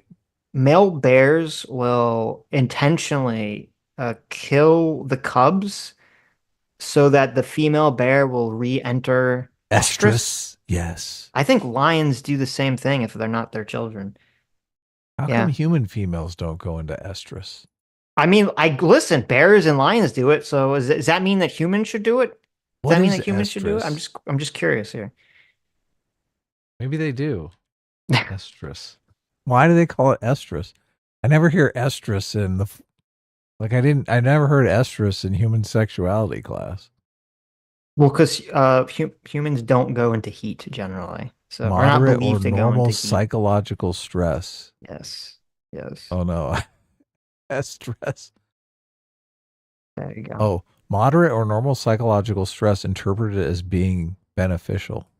Oh, is that heat? Is that what that is? Estrus is heat. Yes, when animal goes in heat. Humans are not. I mean, I had a believed to go girlfriend that into- went into heat. What are you Oh, talking really? about? Really? Whenever she was like in that peak ovulating period, she'd get like real horny or something. Oh yeah, Hey. that's usually what it's called. Okay. That's the heat period. Right. All right, back to this garbage. And if you're thinking, Michael, come on, I'm not a mushroom, I'm a human. Well, know that our genetics don't fully support that binary either. Oh my God. There you go. Did you know that? He's gonna go, look, you have genes in you, just like a mushroom has genes in it. I mean, therefore, listen, I don't know if you know this, Anna, but some people have intersex conditions. So therefore, people that don't have intersex conditions should also be able to consider themselves non-binary. yeah. It makes perfect sense if you don't think about it for 2 seconds. I hate all of these arguments. They're just all so lame. They're all built on these retarded logical fallacies. Yeah. Mary Hawksworth Starfish. writes, more than 25. Mary Marxist writes.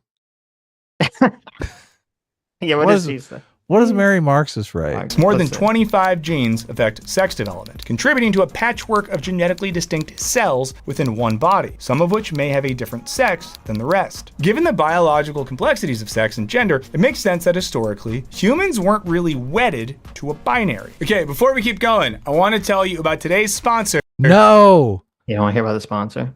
It's just, look at that. Perfect. That was a perfect. Oh, did you have I mean, a perfect why? phrase? Mess it up. Is he saying that you have some female? That's perfect drug face. Look, you have some male cells and some female cells. Right. Look, I am a very smart person. Well, I mean, he's it gonna seems make- like that's what he was trying to say, but that's bullshit. That's He's gonna make- bullshit.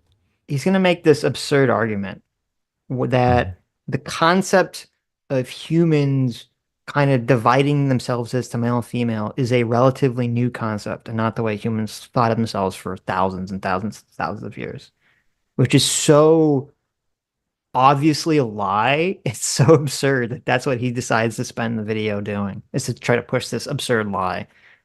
Like gender roles, what kind of, like, how fucking out of it do you have to be to make the argument that gender roles were not more restrictive in the past than they are now?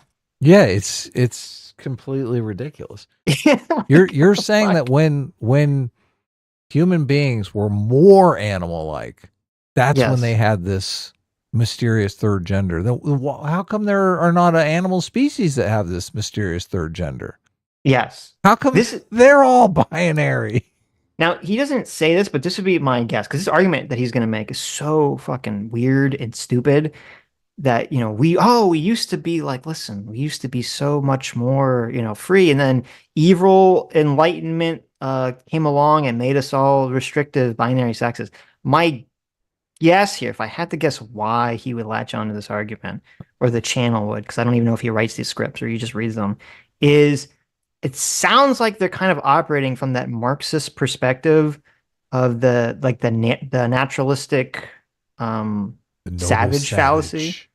Yes. The noble savage. The noble savage fallacy. And it makes sense that Marxists would want to sort of attack liberalism, which is what they're doing when they attack the Enlightenment, as sort of like the point at which everything goes bad because they hate liberalism so much. Right. Society came in and ruined us. We're all running around just free as can be with our 25 different genders. And then society came in and said, no, it's just male and female. Stop fucking around. Yeah. You remember in like the Bible, thousands and thousands of years ago in the Bible, when they're like, and then Joshua came out and he was like, lo, Father, for I am a non-binary, queer, non-cis, homo, demi-pansexual boy. And that was when Joseph said to his son Joshua, I shall stone you for saying this witchcraft and then burn your corpse. Yeah. Like, this is so ridiculous. The fuck? Speed up your creative workflow. Now you can choose a monthly or annual plan, regular, prior story block, the web for Starbucks sites. While the unlimited time costs. Look, I got it. My game is you're all over the place. Impeccable. What are you talking about? Right here. Look. Okay, is this the right place? Here's me getting ready to give commentary on this video right now. See this guy? Oh shit. That's how you feel right now? Yeah. A wisecracker video. Holy shit. Headaches. If you've ever been in that position, you know what we mean when we say that story blocks can truly feel like a breath of fresh air. Now to get started with unlimited stock. Oh my God, my game is so off. Media downloads at one set price. Head to storyblocks.com/wisecrack. Click the link in the description. Again, that's storyblocks.com/wisecrack, or there is a link in the description. Now listen, I don't have a problem with stock media sites, though. Unfortunately, they're all going to go out of business in 5 years because everyone's going to just use AI generated stock media content. Yeah, of course. AI is going to totally change all this. Yes. Though it is kind of unusual for an ad, for like an ad spot. Do that many, like, I understand that content creators would be like, oh, I need this, right? But like, does the average consumer of a wisecrack video need stock footage? Of course, they're all content creators. Look, they're all working on their communist video essay. Oh, you're right. I take it back. Yeah, what you're saying makes perfect sense. Yeah. It's true. That's true. That's a good point. Description. Okay, now let's get back to the show. As far back as 2500 BC, we have evidence of gender fluidity in grave sites. Okay, you like that? 2500 BC, gender fluidity. Yeah. It's the scene. Here it is. There it is. Look at these bones. These bones scream gender fluidity to me. Well, I mean, look at him. He looks kind of gay.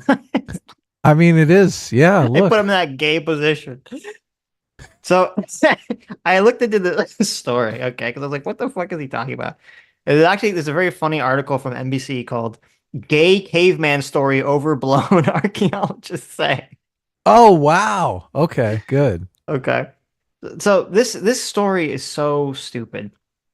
So apparently they found these bones from they're supposed to be from 2500 BC, which wouldn't make you a caveman, but okay. So they're from 2500 BC. They're in the outskirts of Prague.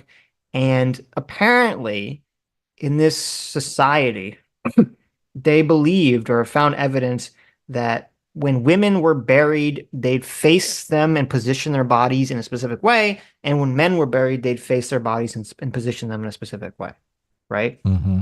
Mm-hmm. And so they found this one gravesite of this male skeleton, and it's facing in position the way a female skeleton would be positioned, or female body would be positioned, right? Yeah. And so therefore the big giant brain people are like, well, that must mean that they are transgender. This is so stupid. This is so stupid. Like, I can just see the guys burying this person just laughing their asses off. Like, oh, watch what we're going to do. Watch this. No one liked Johnny. He was a fucking asshole. So we're going to bury him like a woman because he's always whining. Exactly. 2,000 years later. Well, they must have believed in transgenders. I know. Oh my God. This is so silly. This is so silly. It's like, and they must have known that this was such a pathetic, like, thing that's why they just kind of say it without actually saying the name of it or any facts. Yeah.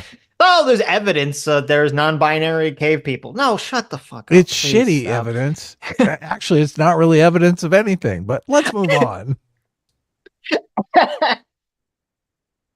Oh, that's so silly. That's so silly. In grave sites, while there's also evidence that one ancient Roman emperor, Elagabalus, asked to be addressed as a woman and sought. I mean, look at him. Mm-hmm. He's got the pedo stash and everything. I know. I didn't even know they had pedo stashes back in ancient Greece. Apparently they did. Whoever carved that was fucking with him, right? God, it made him look creepy. Why his eyes are gigantic too? Like, what's going on there? Oh yeah, yeah. He's got some really powerful wimble rings though. How did they chisel the white van out of marble? I'm wondering. Yeah, jeez. Out surgical sex reassignment. Many non-Western societies have long embraced gender fluidity, from the Mahu in Hawaii to the Sakrata of Madagascar. More than 100. Okay. Because Hawaiians have long hair, they're gender fluid now. So it's like, what? I hate this argument so much. I should literally make a video about this because it's so obnoxious to me. Okay, whenever anyone brings this crap up. Okay. Mm-hmm. They always say, oh, well, obviously, sex isn't a binary, gender isn't a binary, because there are various native peoples throughout the world that had extra genders, right? Though, when you look into it, not all of them, but like 99% of them, they're all literally the exact same thing. It's effeminate gay men. Yep. And the native societies that they're praising as progressive, they're so progressive that when someone was effeminate and gay as a male, they said, oh, you're literally not a man. You're just something else completely. Right. Okay. Yeah, they threw him out of the man tribe. Right. It's so progressive.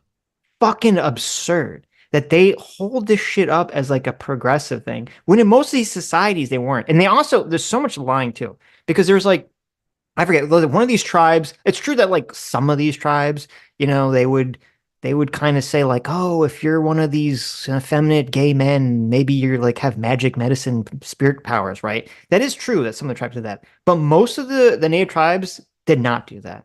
Right. And they didn't do that whatsoever. They just said like, oh, they would basically treat them like women or often lower than women. And there's this obnoxious fucking lie. And every time you look it up on Wikipedia or any of these sources, they all lie about it. And you have to go back and find like a more original source, which I literally did when I was researching this when we were going to watch this video. And it's the same thing with the Mahu. Because if you look up on Wikipedia, they say like, oh, it's a third gender, and they thought that they had magical spiritual powers, right? And I'm like, is that really true? And I look up the original source for these claims, and it's like, that's not true. They basically viewed them as lower than women and treated them like shit, basically. Yeah. And it's like this obnoxious revision. This is the noxious trans revisionism where now in modern times they have to pretend that, oh, the noble savages all treated the transes and the gays as if they had magic fucking powers. Yeah. They're effeminate men. Can I be a man? No, you're something else. Well, can I be a woman? No, you're not one of them either. No, exactly. Yeah. It's insane. It's totally insane.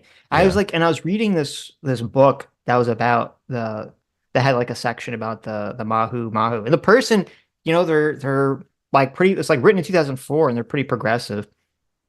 But they're still saying that, like, based on the accounts, that essentially they were treated poorly. They were like treated like sex workers.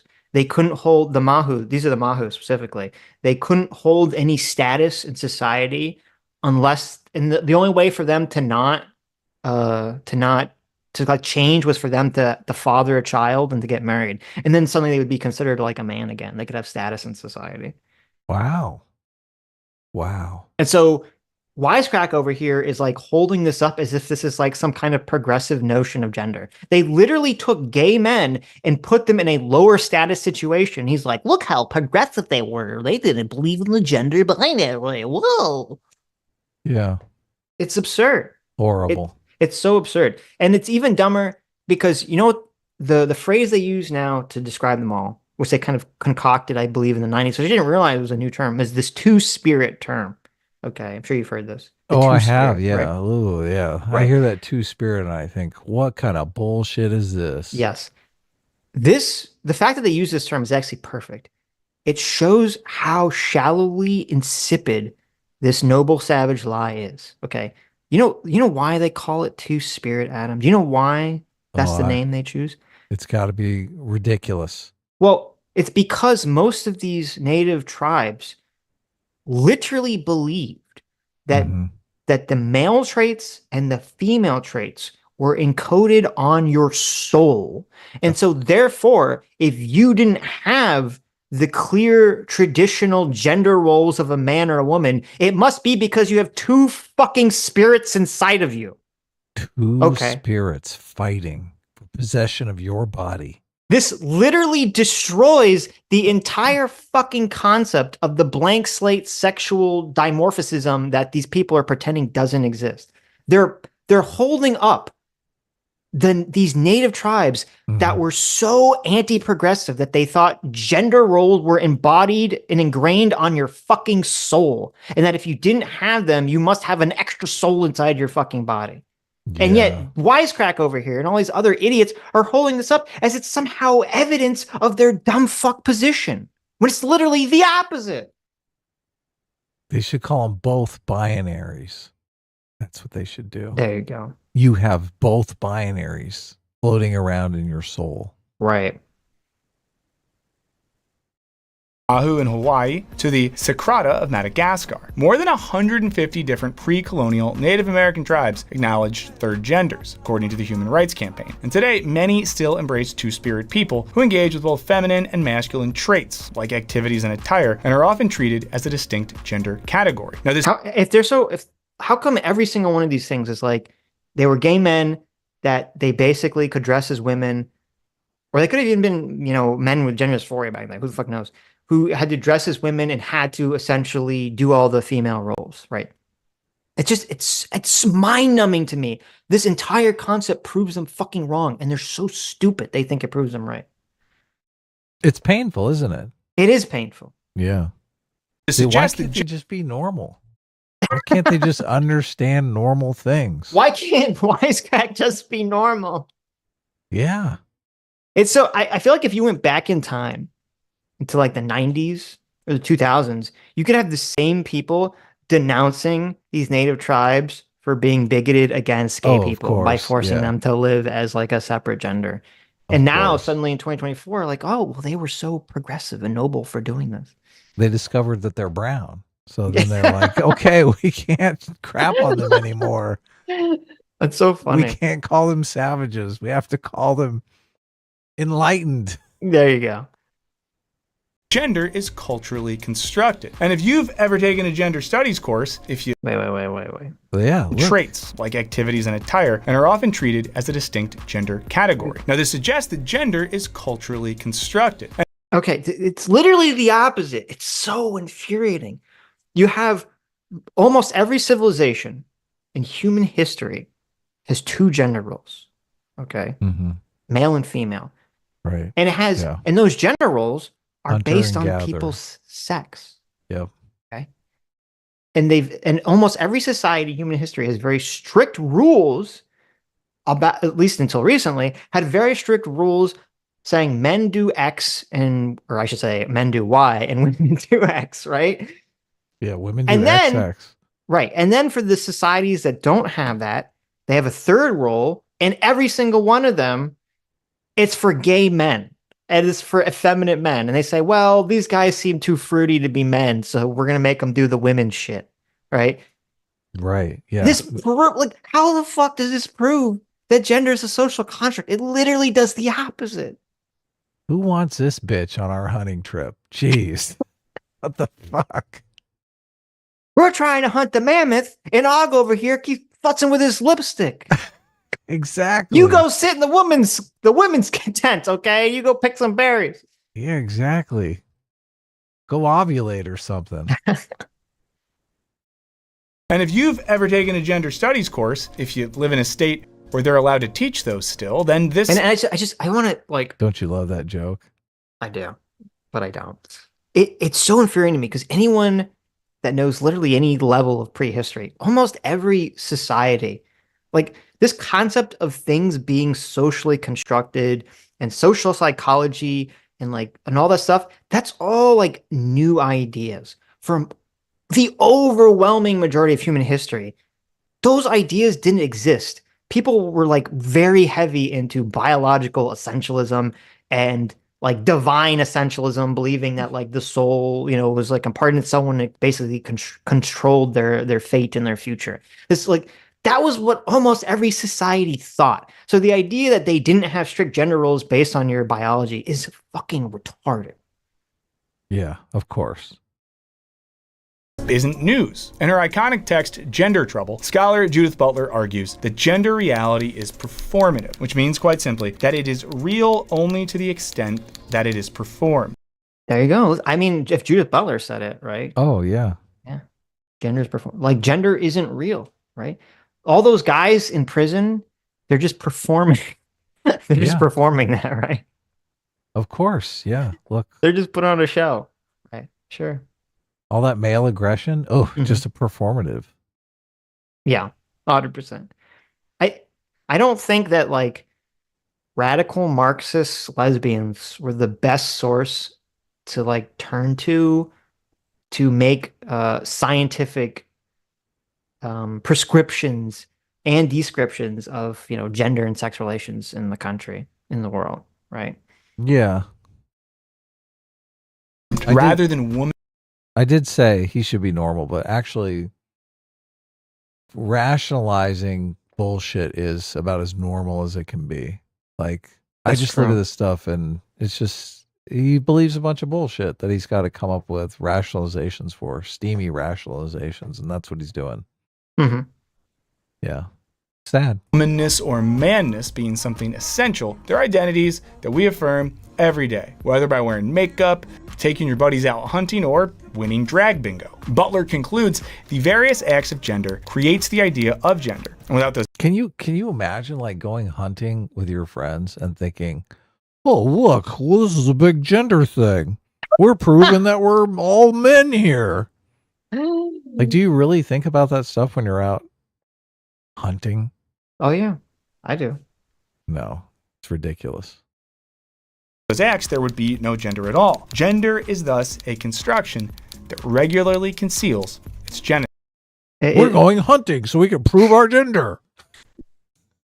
It is so obnoxious that like Judith Butler and all these other people, they pulled, like Marxism, they just pulled this shit out of their ass, right? Oh, yeah. They just pulled out their ass, they wrote it down, and they slapped it on a piece of paper, and zero scientific study, zero analysis of any of this shit. And then Wisecrack and other people just regurgitate it and say, well, I guess it's true because Judith Butler wrote it down, even though it completely contradicts all of human history. I see why some people have a problem with philosophy. I mean, a lot of philosophy is great, but a lot of philosophy is just like bullshit. Mm-hmm. And this gender shit is like the perfect example of it. Yeah. Genesis.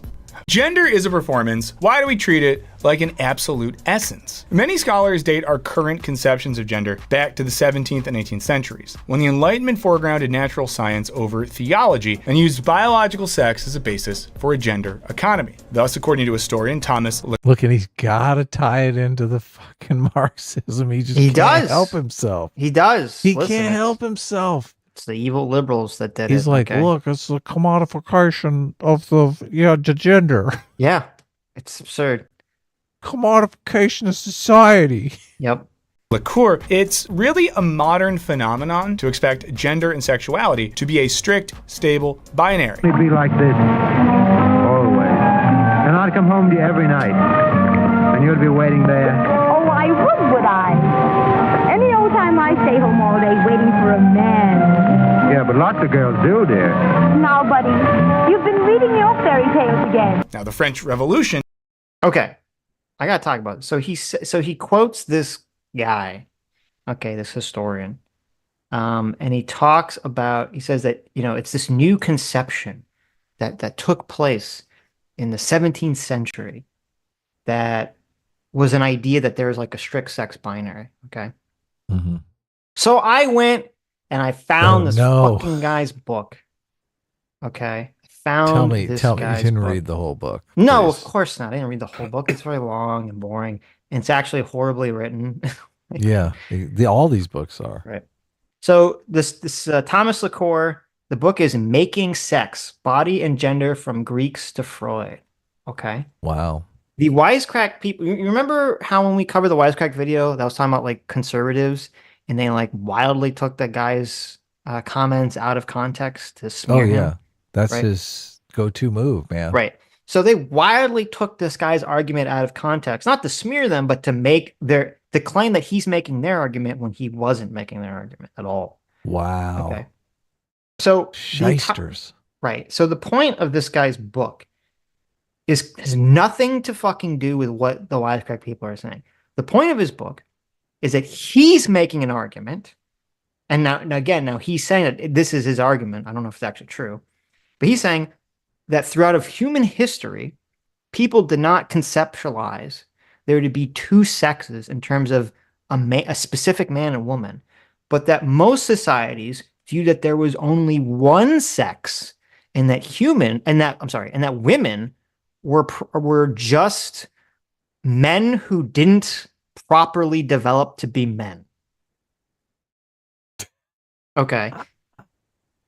So he goes and so the author talks about how, in ancient days, you got, Aristotle and Galen and all these other people who had this view that women were just men who didn't develop properly and thus were inferior. Wow. Okay. We're inferior. That's true, right? Right. There you go. And that it wasn't until like the 17th century that they started to view women as like, no, they're not inferior versions of men. There's just like two sexes. There's a male sex and a female sex, right? Which is actually a progressive idea, right? So he's talking about how we went from the idea that women were inferior men to actually there's two sexes. And this joker here at Wisecrack instead frames it the exact opposite because he dishonestly quotes this guy's work. Wow. It's wild to me. During fetal development, everyone starts off female and then they become male. So exactly. So it's actually kind of the opposite. It's what they thought. Yes. Oh, yeah. Well, no, that's the way didn't they think females were just people that didn't become male? Oh, I guess you're right. Yeah, never mind. Correct. I guess, right. Yeah, okay. I guess they were sort of correct in a weird way. Yeah. Yeah. Yeah. They didn't come to it from that notion because of that, but Of course not. They had no understanding of science or right. Well, it's actually funny. Logic or reason. I don't know. So they're talking about in like I think it was as late as the 1500s. There's this really weird idea that some people had.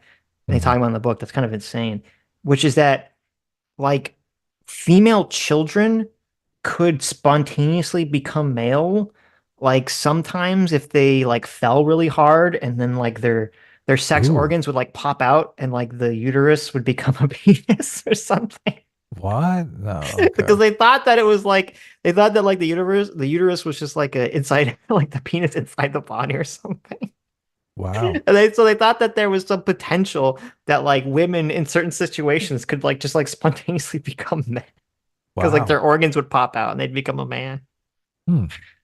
And Go so on like a it's long just horseback ride, and next There thing you you go. know, there you go. Suddenly got a penis. Right. I listen, I guess that's evidence that they, didn't believe in the duality of sex there, Wisecrack. You should have brought that one up. Perpetuated this ideology. As political scientist and gender theorist Mary Hawksworth explains. Oh wait, and if you want to look this up, this is called the one sex theory. Okay. The one sex theory refers to the belief that there was only one sex and it was male. The theory originated in the writings of Aristotle and Galen. They have postulated a structure homological between the sex organs of men and women where they were basically the same, except that men's lay on the outside and women's lay on the inside. There you go. That's what it's called. One sex theory. bad theory. Yep. Revolutionaries embraced the idea that men and women's sexual differences meant they should have different political rights and roles, and any transgression was a risk to organized society. Under France's feudal rule, class had mostly determined your destiny. But the dawn of republicanism was about re-empowering all people who were men. As Hawksworth writes, the male Republican political agenda encompassed not only the revolutionary overthrow of the monarchy, but the domestication of women. Whereas French women had previously enjoyed independence and power in public realms, the embrace of sexual difference now restricted them to the domestic. Now, we're definitely... So, do you notice he does this thing where he'll cite someone, but then he'll like sort of talk about something else, or he won't actually cite like evidence of what he's talking about? Yeah, he just cherry picks a quote. Right. He takes some quote out. So, because I looked into this, I was like, "What was that true? That women in France under the monarchy had less, less restrictive sex/gender roles than after in the Republic, right?" I'm going to guess not true. Yeah, everything I saw said that wasn't true at all. Right. It was the opposite. That women had far more restrictive roles. In France, anyway. I don't know, maybe it's talking about a different country, but in France, they were saying that women had a more restrictive role and had a less restrictive role in terms of what they could do based on their sex. Now, they did say, I don't know, maybe he's confused. Maybe he's confusing it with like the Republican movement in England, which is a little different. And they were kind of saying that the Republican movement in England, like they wanted to crack down essentially on like women. They viewed women in saloons as like floozies and stuff.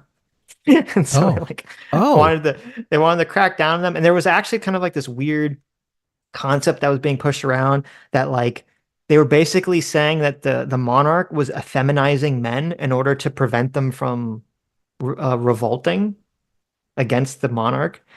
They're putting that's a good move. Yeah, they're putting chemicals in the water to keep the revolutionaries women or gay.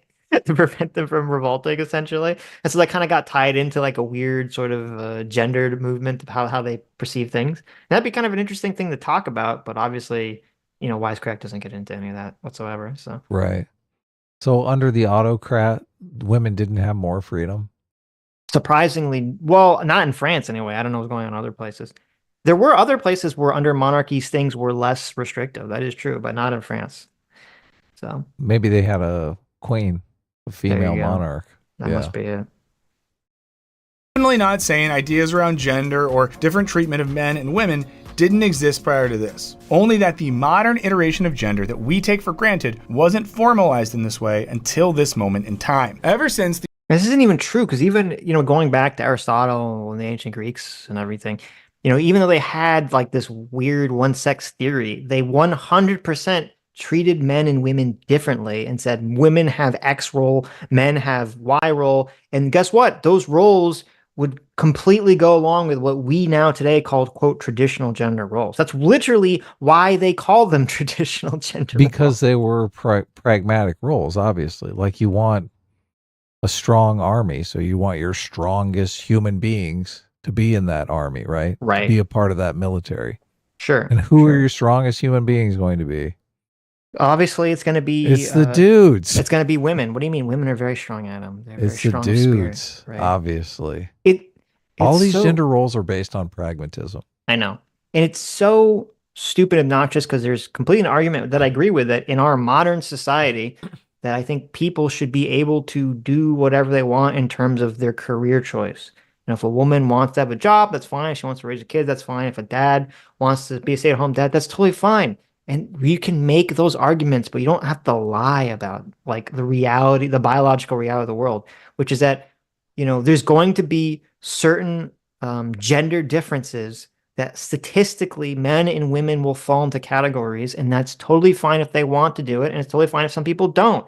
Like, let's just have a conversation about the actual real facts here, not make stuff up. Yeah. Yeah. The gender dichotomy has been a powerful mechanism for social control, using reproductive roles to See, that's where Yeah. that's where he always wants to go. It's all about control. Yes. They're forcing you to do things that you don't want to do. You want to wear a dress and be a drag queen story hour. That's what you want to do. No, you got to wear a suit. Go to the Yes. boardroom. Yes. Everything is the Marxian blank slate. Everything is evil control by the hierarchy oppressors of elites. Yeah. Don't all these gentlemen look like they really want to be a drag queen story hour? They do. I mean, it looks like it'd be better and more comfortable than wearing what those stuffy suits in that boardroom. Oh, yeah. organize our lives, ranging from division of labor to legal rights. And this binary was exported via colonization. Europeans viewed their rigid gender roles as— This video's like a greatest hits. I know. It's like, okay, we went to gender theory, we went to two spirits, now we got to hit colonization. Yep, colonials are there. Listen, there were all these noble savages, Adam, running around that had their third spirit genders of magic and whimsy. And then the evil white Europeans came and they said, no, you must be two genders. Exactly. As a sign of their righteous civilization, and violently applied those standards to colonies in Africa, Asia, and the Americas that had long granted women political power or embraced trans identities and queer relationships. So, it's funny. Oh my God. Yeah, my God, the gay guys in the suits here. So that same book that was talking about the Mahu in Polynesia, I don't remember if it was the Mahu or if it was a different one, because they're kind of talking about a bunch of these different, their genders. And it's true that there very often be, European colonizers or European explorers would come into these situations and they would be like, wow, they wouldn't like, whatever was going on in these societies. But what they're kind of leaving out, and the example that they talk about in this book, was that I think it was the Mahu, was that they would come, basically what would happen is they would come to some of these places. I don't know if this is true for all of them, but they'd come to some of these places and they'd be like, oh, there's a bunch of lady boys running around here acting as prostitutes. And they didn't like that. And they didn't like that everyone was just having wild, debaucherous sex and all these sorts of behaviors. And so they try to crack down on that stuff.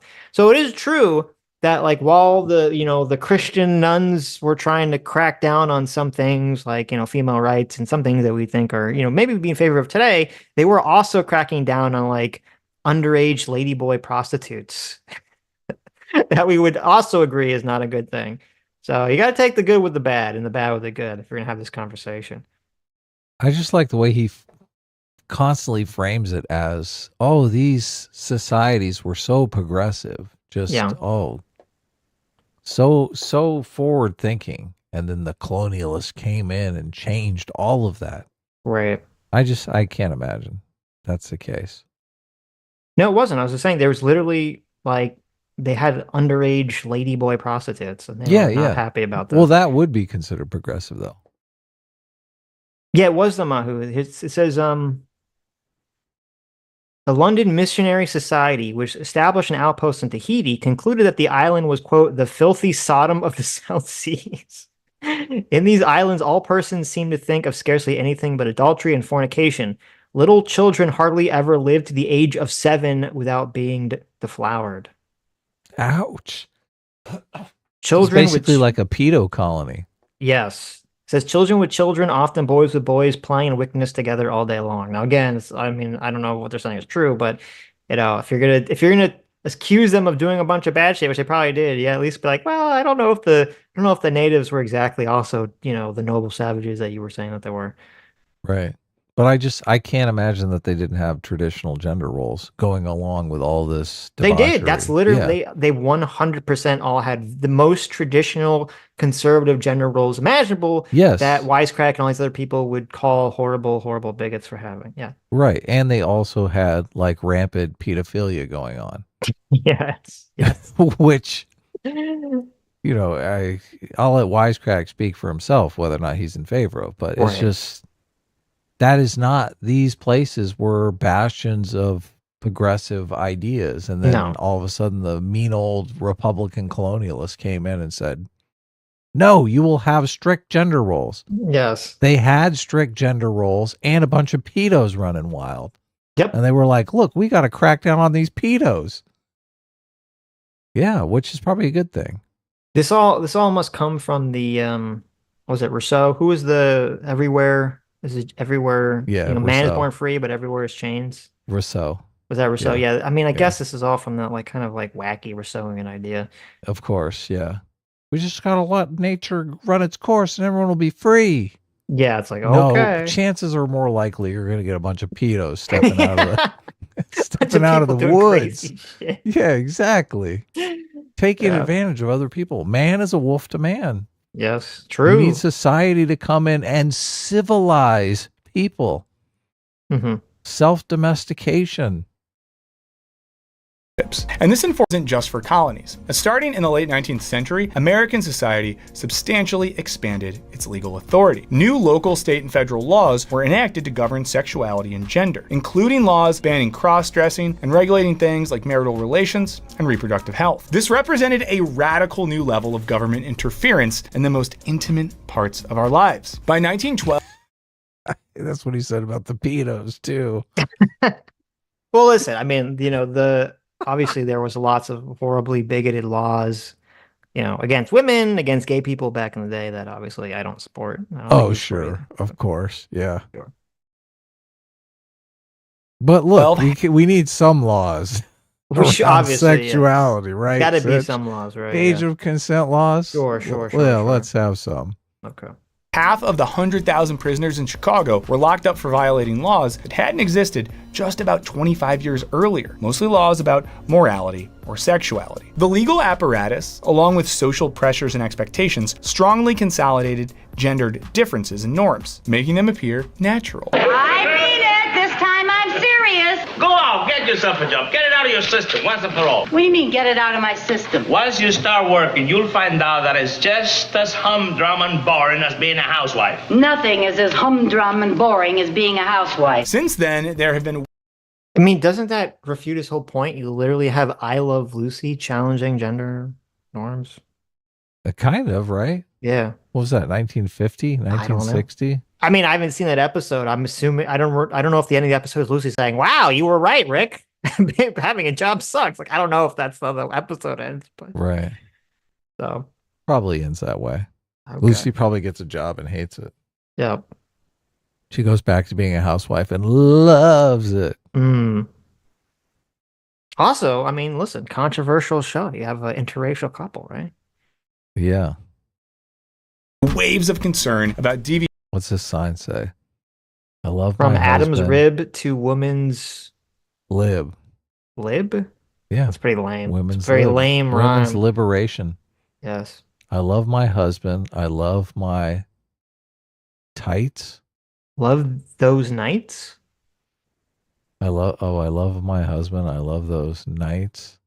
I also love my daily rights. There you go. Listen, I agree with that. Good for her. Daily rights. Okay. Yeah. There you go. What's up with that short skirt? Woo. I like from those norms. Like when women wanted to get credit cards without their husband's permission, or two married men wanted to adopt kids. When I was in the Congress of the United States and I applied for an American Express card, they said I couldn't get one unless my husband signed for it. So the worst business decision ever made by the credit card companies. Yeah.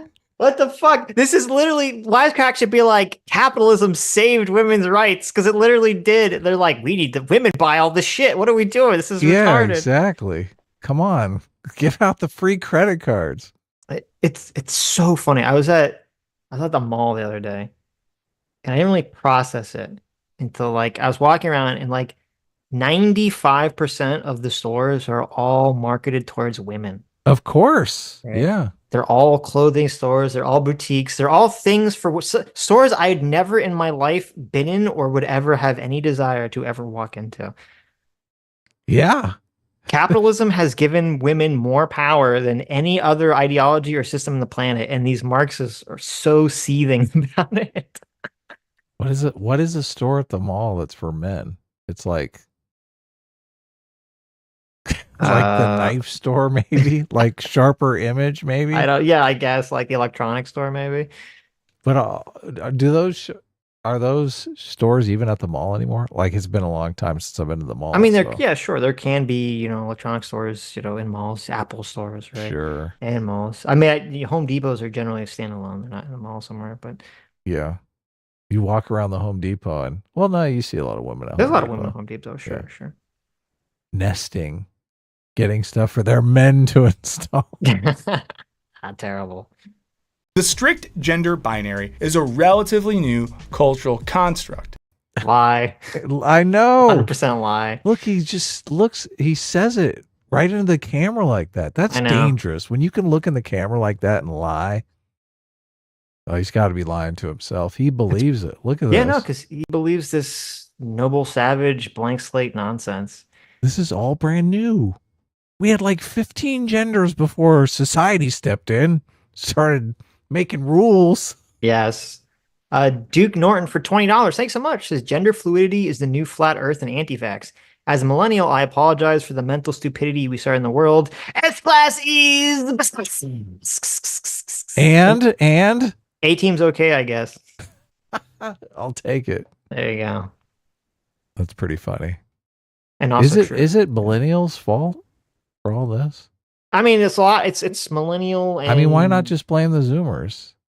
Well, it's like, I mean, literally, it's everyone's fault. Okay, so like all this shit derived from like the boomers came up with this philosophy, but never really stuck. Right.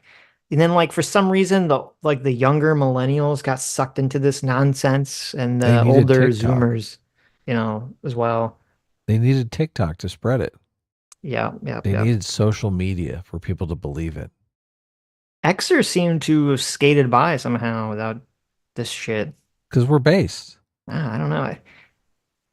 Why does no one cares about Generation X? Is like doesn't do anything. Gen X. You guys like sneak under the radar at everything. Everything's like boomers and millennials' fault now. Gen X has like the greatest bullshit detectors. I guess. Yeah, we stay. Just like whatever. We stay out of this nonsense. Yeah, we don't like a lot of drama.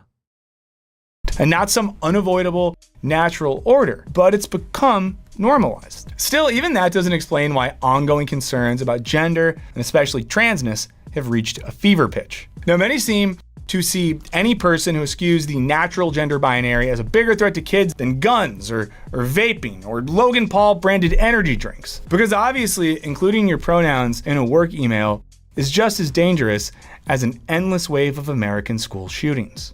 I know you love that joke. God, it's so condescending. I mean, when I go out to do my school shooting, I'm going to make sure that I put the pronouns of my gun on each bullet, just so, people really appreciate. I think more people are pissed off that they're going to have to include their pronouns in their work emails than are worried about being killed in a school shooting.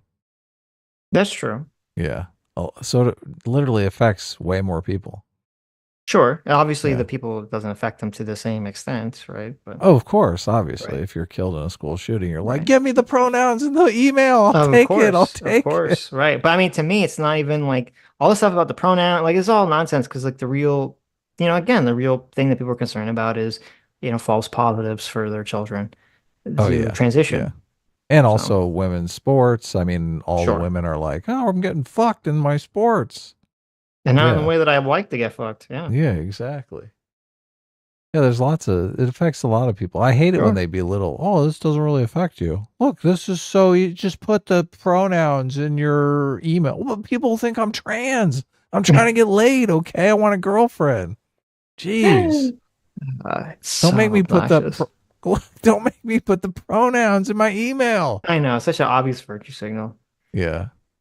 And these anxieties have material effects. Trans Legislation Tracker says it followed 589 anti-trans bills in 47 states in 2023.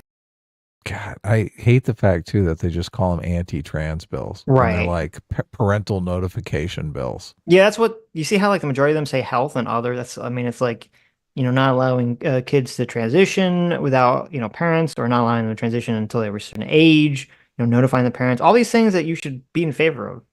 Right. And they're just categorically defined as anti-trans. Anti-trans bill. There's no difference between a bill that forces schools to notify the parents if the kid wants to socially transition and a bill that just basically kills transgender people. Right. Absolutely the same thing. A 3,000% increase since just 2015. Because there's a giant social contagion, they have to step up and do something about it. It's like you don't have a bunch of anti-crime bills because crime is not a problem, right? It's when crime starts becoming a problem that everyone's like, holy shit, we better enact some laws. Right. Turn this ship around. It's funny that they can look at this chart and they can say, oh my God, look at the massive increase in 2023. And then when you look at the same chart that shows the massive increase in like kids identifying as trans, or like, oh yeah, it's no big deal. I don't see anything. There's nothing there at all. What do you mean? Nothing to see here. Yeah. Let me look at this left-handedness chart. Where's Lance with the left hand chart coming out here? Exactly. Exactly. Percent increase since just 2015. This didn't materialize out of nowhere. Organizations like Alliance Defending Freedom, the Family Research Council, and the American Principles Project have spent millions of dollars backing parental rights bills to prevent minors from going to drag shows or trans youth from receiving gender-affirming care or participating in sports. This isn't new. And of course, we'll ignore the millions of dollars spent by LGBT organizations and progressive organizations and trans organizations that are doing the exact opposite, that are lobbying the Democrats to do the opposite of all those things, right? Yeah, of course. Nothing to see there. That's just good old fashioned American lobbying. Mm-hmm. They're on the right side. Queer of history, people have long been yeah, exactly. Easy scapegoat for broader social anxieties about gender. We saw this in response to the huge disruption of gender and sexual norms caused by World War II, as well as in growing Cold War anxieties that the only way to beat the commies was to socially engineer a prospering nation of Leave It to Beaver families. Real quick, if you've never heard of the show Leave It to Beaver before, let me know in the comments what you think it's about, right? What would a show called Leave It to Beaver be about? I'm excited to read these. Okay. A few weeks ago, I've been like, what kind of weird, uncultured shut-in doesn't know what Leave It to Beaver is, right? Oh, of course. But then I found out that like a big chunk of people didn't even know what Reading Rainbow was. So I'm actually not so sure. I would actually guess that a huge swath of people have never heard of Leave It to Beaver in their entire life, which is, I've never seen a single episode of Leave It to Beaver, yet I'm aware of what it was just through cultural osmosis. Yeah, me too. So, but I guess the joke is supposed to be that people are going to think it's about like a vagina or something. Oh, yeah. Because it's got the word beaver in it. Ha ha ha ha. Yeah, that's weird. I don't. Yeah. How did Very beaver funny. become a euphemism for a vagina? I mean, I'm sure you can figure out why. It's not very hard to piece that one together. Really? Yeah. Okay. Because women use it to build dams to prevent you access. Come on, obviously. What do you mean? Guys are always trying to get in there. Women are always damming it up to prevent you from getting in there. Obviously, very beaver-like. Okay. It's so... How do you not get this? It's so obvious, Adam. Ugh. That's gross. This all catalyzed a panic about so-called sexual psychopaths, a term that equated gay men with pedophiles, and led to the passing of a nationwide wave of legislation like the Miller Law, which essentially outlawed sex between men in Washington, D.C. Psychiatry was essential to justifying these new, violent restrictions on mid-century Americans' most intimate freedoms, like when the American Psychiatric Association classified homosexuality as a sociopathic personality disturbance. Now, this is an example of what Michel Foucault called. Now, this is true, and I obviously don't agree with any of this stuff, and it was wrong for them to do that, though I think it's funny and interesting that he then turns around and absorbs, just a different psychologist, John Money, sort of spewing out a bunch of BS about gender and experimenting on children, and suddenly that's good. Yeah, and it's bizarre too, because a lot of these laws were intended to basically prop up a traditional gender norm. But you could make the same argument that a lot of the transgender procedures are to enforce a traditional gender norm. They 100% are, obviously. Yeah, instead of just accepting gay people as gay people, you're like, no, you've got to be a female and we're going to transition you. Well, how's it any different? Even if the person isn't like gay, it's okay. So why, just because you have a sense that you're should be the other gender, why would that mean that you'd have to conform to the physical appearance of the other gender, right? Yeah, if it's all just a social construct, that is, if none of it's based on anything biological. Yeah, it's bizarre because it's like one form of conversion therapy they endorse. Right. Yeah. It's bizarre. And not only that, they're enforcing it and it preserves the normal heterosexual gender binary. Right.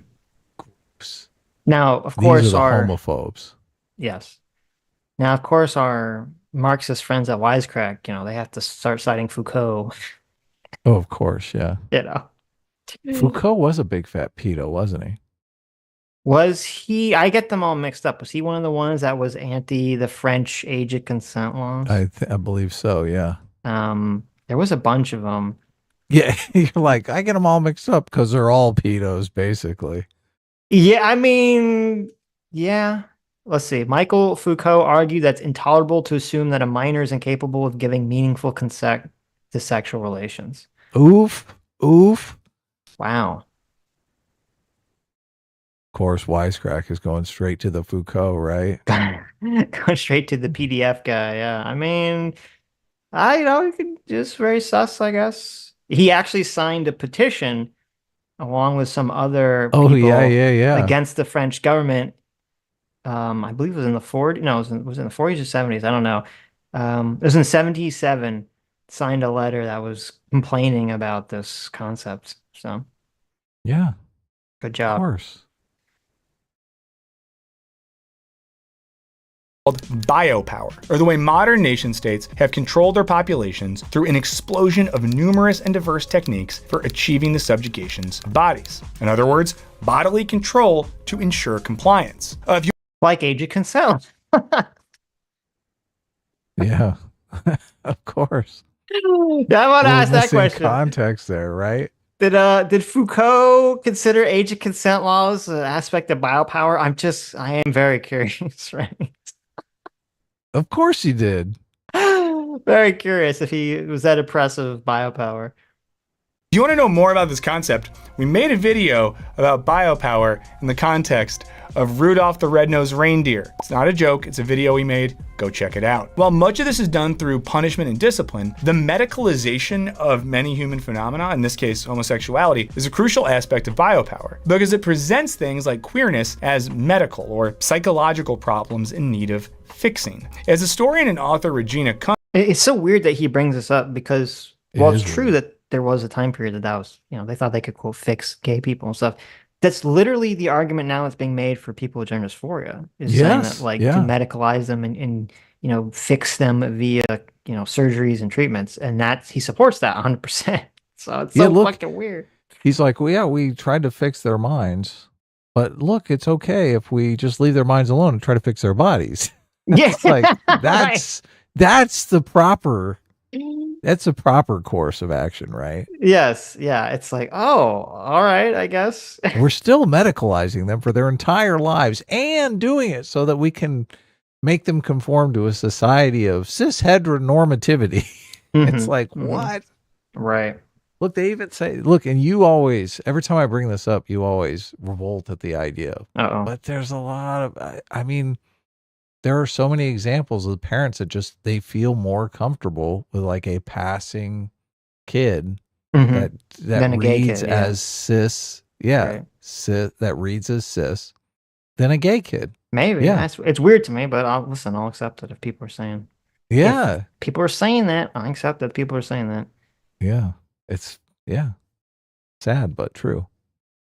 Kunzel writes, the regulation, surveillance, and criminalization of intimate life was facilitated and also masked by the discourse of medicine and the language of illness, treatment, and cure. At the time, psychiatry grew incredibly powerful in large part because of its perceived authority to solve the problems caused by sexual and gender nonconformity. Locked up in psychiatric hospitals across the country, queer patients were treated with electroshock therapy, Look, how is this any different than cutting somebody's fucking dick off? It's kind of Jesus. It's wild because like 30 years from now, this video will exist for the treatment of trans children, and they'll have the grainy footage of the kid, except instead of this, they'll be in the doctor's office talking about getting a mastectomy or whatever. Yeah. So getting their boobs cut off. Yeah. It's so bizarre. He's like, is. look at this. Isn't this barbaric? It is ironic. Bring in the gender flipper, the genital mutilation tool. Right. Military confinement, sedatives, and so-called aversion therapy, where they were given a paralyzing medication, all to extract the gay from their bodies. Now, historically, queer panic always comes with a heavy dose of, we gotta protect the children, which is a sentiment that we've heard a lot of lately. I'm one of you. I moved from New York, where I had lived my entire life, to Florida to protect my children. Good move, baby. You did the right thing. Progressive left is using sexual identity issues as a bulldozer. They've run over the educational establishment and they're coming for your house. Today we see, and your kids are going to thank you 20 years from now. I guarantee it. That's a mom who loves her family. the same medicalized demonization applied to transness, and a biopolitical desire to control trans bodies, allegedly all for the sake of the nation and its children. According to journalist and activist Amara Jones, the seeds of today's anti-trans movement began around 2008. Well, if a trans activist who's trans themselves just made that statement without any evidence, I guess we just have to accept that as true. Oh, of course. Yeah. They don't have a dog in this fight. Sure. Just completely objective. Yep. Coincidentally, this was the same time public sentiment towards gay people was starting to become more positive, a trend that would continue to grow in part due to successful activism for rights like marriage and gay adoption, i.e. rights that allowed queer people to conform to nuclear familial expectations. I don't know. I guess I feel different than a lot of people. Well, sweetie, that is one thing your dad and I can relate to. I guess that's the great thing about having two gay dads. We know what it feels like to be an outsider. Activists who opposed LGBTQ rights turned their attention to transness. Is this like they lost on the gay front and they're like, God, we need another villain here. Who's next? Oh, I know, the trans people. That's the argument that they're making, which is so insipid and stupid and insane and just total... such a asshole completely. It's like it's not even remotely true. What the reason people are talking about the trans stuff now is because there was all of a sudden an explosion of this idea of people saying, oh, you should transition, and suddenly there's a massive explosion of children identifying as trans, which never were before. That's why it's being talked about, is a reaction to material conditions changing, something that a Marxist should be well aware of. Oh yes, exactly. It's all about material conditions, right? Yes. Odd that it doesn't count in this situation. I know. Now it's all evil. The evil conservatives have been plotting it ever since the gays got respect. They're like, damn, we lost on the gay issue. Let's move on. Who's our next villain? There you go. Focusing on proving that it was a made-up identity, a delusion, and a mental illness. They did this primarily through funding pseudoscientific organizations that conducted dubious research. In this way, they anticipated the growing visibility of gender nonconformity that was on the horizon. As transness gained more cultural recognition in the 2010s, these groups used their research to frame it as a social contagion. As Amar Jones points out, the scientific approach to disproving transness as an identity is incredibly effective because it erases the element of hate from transphobia and reframes it as trusting the science, because you're not a bigot, you're a scientist. Fucking hate this guy, Sitch. Yeah. Oh, look, we're both backing up. Oh, look at that zeal.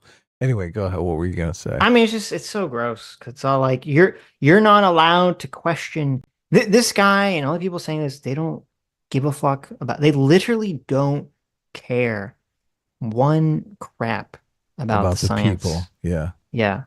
At all. Or the people hurt by this fucking non-curiosity about the science. Like there's social contagions about fucking suicide. Okay. Yes. Yeah. Social contagion is well studied.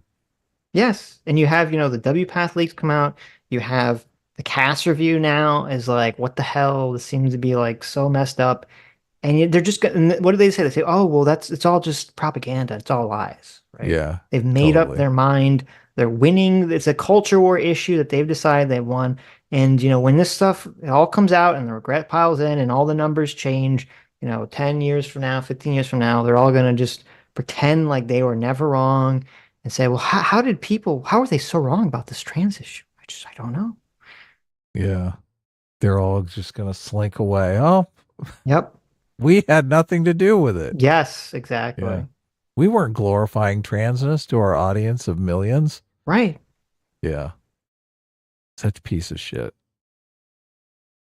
The Human Biodiversity Institute considered. Oh, are you ready to lose your mind here? Did you make it this part in the video? I didn't know. We're all fresh territory for me. I had to check out after that last part because I was just so fucking disgusted. This is going to infuriate you. Ready? Okay. Look, I'm pretty infuriated already. I saw this and my jaw dropped. I was like, holy shit. Okay. Okay. Prepare yourself. Bigot, you're a scientist. The Human Biodiversity Institute, considered a neo-eugenicist organization, came up with the term autogynephilia to describe the mental disorder of trans identity, arguing that. What? What? For real? For real? Okay. So just autogynephilia has been studied. Has been studied quite extensively. Yeah. Now he's just saying that that's all just made up propaganda. That was created by an evil white nationalist. Did you know that the term autogynephilia was created by an evil white nationalist? I must admit, I had no idea. So, I mean, this is so... I'm skeptical that that's true. This is, well, I mean, first of all, we've talked about this before. Obviously, the guy who coined the term was Ray Blanchard. Oh, yeah, yeah. And you read, didn't you read a book? Yeah, part of his book, yeah. Did he write it or was it just about him? I think it was in Galileo's Middle Finger. She interviewed Ray Blanchard, and there was a lot of stuff about Ray Blanchard's work in that book. Galileo's Middle Finger, yeah. Right. That's what I read. Ray Blanchard, I believe, is the guy. Yeah, he came up with the autogynephilia stuff, and then it was written heavily by a guy named Michael Bailey, who wrote a book, The Man Who Would Be Queen, who also relied on Blanchard stuff. And to cast Blanchard or Bailey as white nationalist is so insanely defamatory, and it's disgusting. Yeah. It's so crazy. It's so crazy. What did they do? How's he reason this out? Okay. This is so wild. I don't even know how the fuck the wisecrack people found out about this thing. Because I was like, what? I was like, what the fuck are they talking about? I'd never heard of this human biodiversity thing. I'd never seen people throw accusations that Ray Blanchard is to being a white nationalist or anything. Obviously, they call him a transphobe. Even though, by the way, Ray Blanchard isn't against people being able to transition whatsoever. And so to say that just because, he isn't even against, I don't even believe he's against people that have autogynephilia being able to transition. So this is such a weird, defamatory statement. He was the one that studied the lady boys in South America. Right. Right. Yeah. This is such a wildly defamatory statement from the wisecrack people. That's so stupidly ignorant. So I was like, where does this fucking weird claim come from?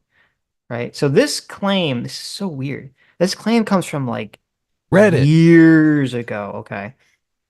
Now, this was people, some trans people were, or trans activists, I should say, were very mad about Bailey and Ray Blanchard and some of the other people that are kind of like, you know, saying things that they don't like regarding trans issues and stuff. So, like in the 2000s or something, some random fucking person found out somehow, okay, in some like super weird way, they found out that there was a AOL group. This is how old this is. Okay? Oh my God. No. There was an It's always an AOL group. Yes. There was an AOL like email group. All right. That had a bunch of people's names on it. Mm-hmm. And the AOL email group was created by a guy named Steve Saylor. All right, who created the email group called the Human Biodiversity Discussion Group. Now, Steve Saylor is a white nationalist, or appears to be a white nationalist and a racist and a bigot and all this other shit, right? And it's not clear to me that either A, that any people on the group have any fucking clue anything about Steve Saylor whatsoever, or even like they just like accepted some invitation to a fucking AOL group, or even he just put their names on an AOL group. It's not even clear to me that these people were even engaged in this group whatsoever. Like he sent them an invite. Right. Like they just like he just sent them an invite, right? And they just had their email on this group. And right. This feels a lot like, do you remember the whole this feels even less and more ridiculous than, do you remember the whole like Kraut Coach Red Pill drama? Oh, hell yeah. Right. With and there was Discord like server that yeah, and they were like, well, every like, single person, yeah, whose name is on this server. Right. This name is on this Discord server. And like, you know, most people were like, I just accepted some Discord invite. I don't even know what the fuck's going on. Like, how many Discord servers are you part of? You don't know what's going on, right? You know, I haven't even looked into in like 10 years. And so just because someone found a list of these people's names on an email address and to say that somehow they're associated with this white nationalist guy, and then to lie and say that this white nationalist guy is the one who created, or his organization created, this term in the first place is so disgusting. It's so dishonest. Wow. And you know what's funny? So I look at the list of names that this like random fucking person came up with. Okay. Here's some of the other names on the list. You tell me if you think that all these people are like the evil white nationalists, all right? That obviously wanted to be part of whatever this Steve Saylor guy was in. We have Ray Blanchard. We have Steven Pinker. Oh yeah, obvious. Steven Pinker, right? Yeah, we have white national. Yeah, big, obviously, yeah, huge white nationalist, Steven Pinker. Yeah. We have David M. Buss was on that list, the email list. Oh yeah, David Buss, obviously. Yeah. No, David Buss is. I mean, David Buss is one of my heroes. That guy's amazing. Yeah. No, he's a white nationalist. Look, so he basically went to all the evolutionary psychologists. He's like, yes. So he got their emails off of their website and he included them in some chain email. Yeah. Yes. And now they're smeared forever. And now they're smeared forever because this fucking white nationalist sent them an email to their address. Yes. Yes. Yeah. You know who else is on the list? Francis Fukuyama. Well-known white nationalist Francis Fukuyama. Well, he's Asian, first of all, and he's about as liberal as they come. So it's hard for me to imagine. Yeah. And I'm sure there's other people that are like ridiculous on the list that the names I don't recognize. But the last one that I recognized that was hilarious to me was Paul Krugman was on the list too. Paul Krugman? That's okay. Progressive economist Paul Krugman? Progressive economist Paul Krugman was on the list. Okay. Yeah. So, but apparently Wisecrack gets to smear them all as, white nationalists. And everything that every work that they've produced is actually produced by a white nationalist, Steven Saylor, for some reason. This shit is so anti-science too, because autogynephilia is interesting, and the fact that we can't talk about it because some trans people might get offended is just garbage. Right. Yeah. I just couldn't believe that they did this. This guy's like huffing paint, man.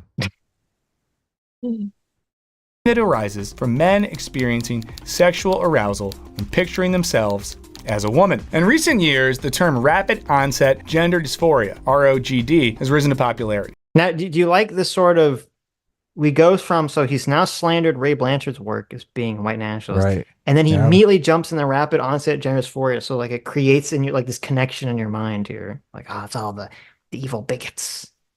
Yeah, well, he's going to call Abigail Schreier a bigot now, obviously. Sure. He's got to go through all of them. Of course. It's the idea that this is a... Did I not just fucking nail it? You did. Did I not just nail it? Of course. Yeah.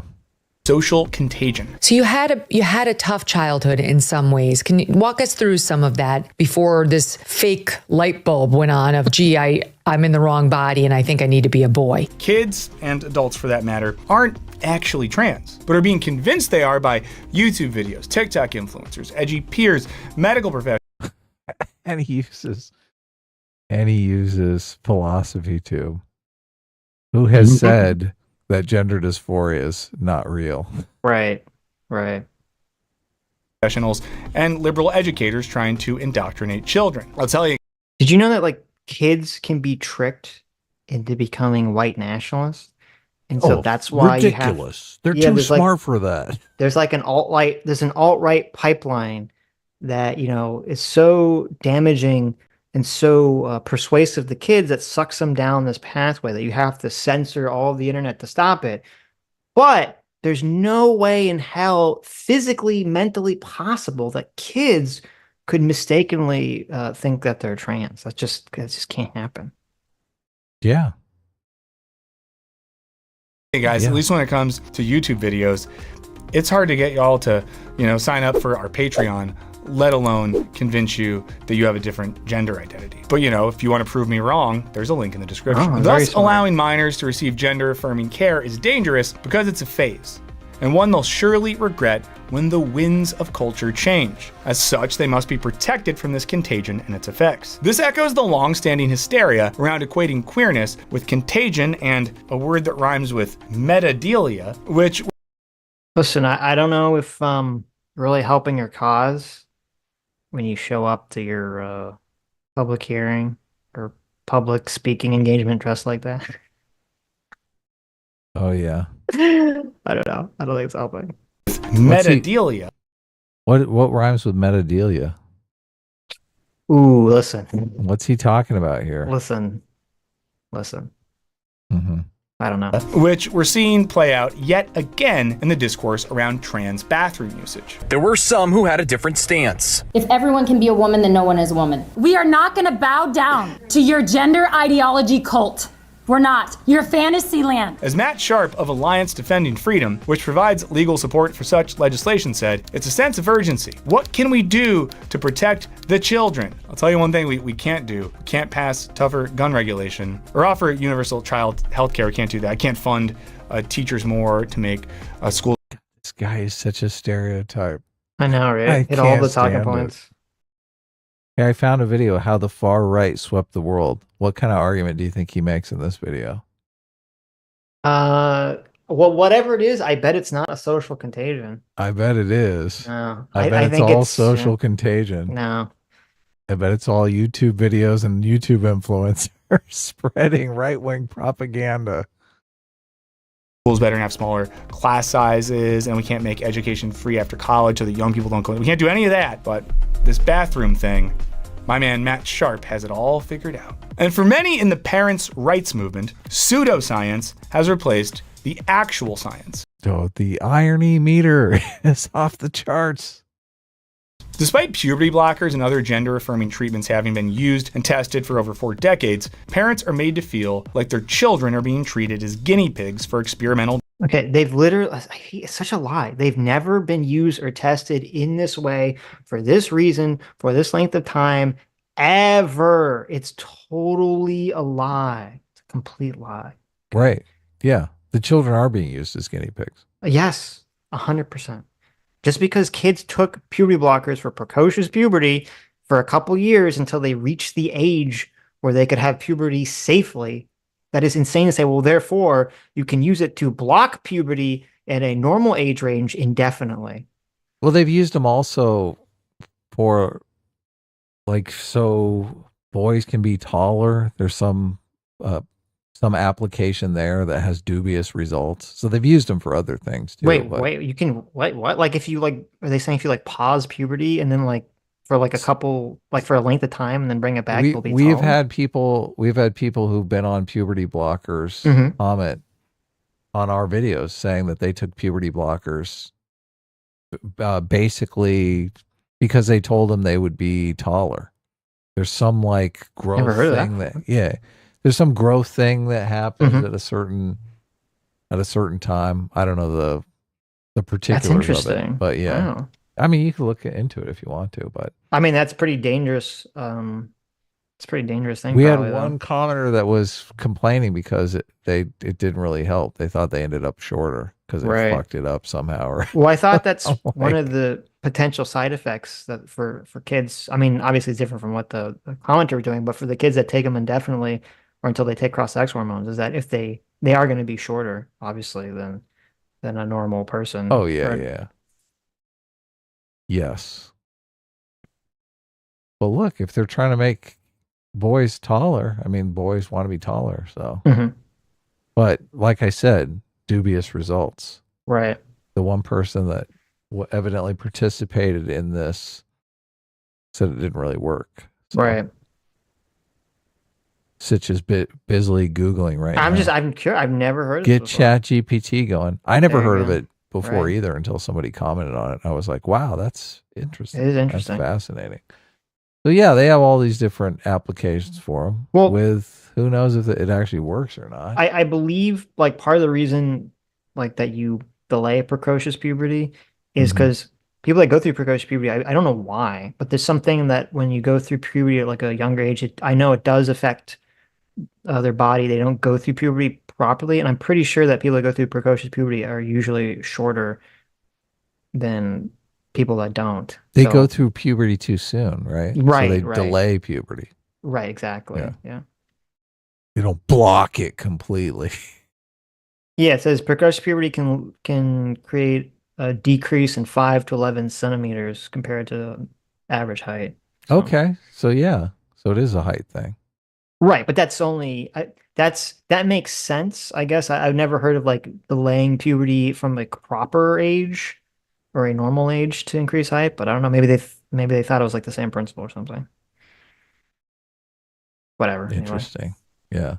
Drugs or surgeries. Here it's very important to note that trans youth do not receive medical treatment until adolescence, when they may start receiving hormone therapy or puberty blockers, the latter of which simply delays puberty with effects that are entirely reversible. It's entirely reversible, Sitch. 100% reversible. Zero damage. Take that, conservative Republicans. Yep, which obviously has turned out to be not true.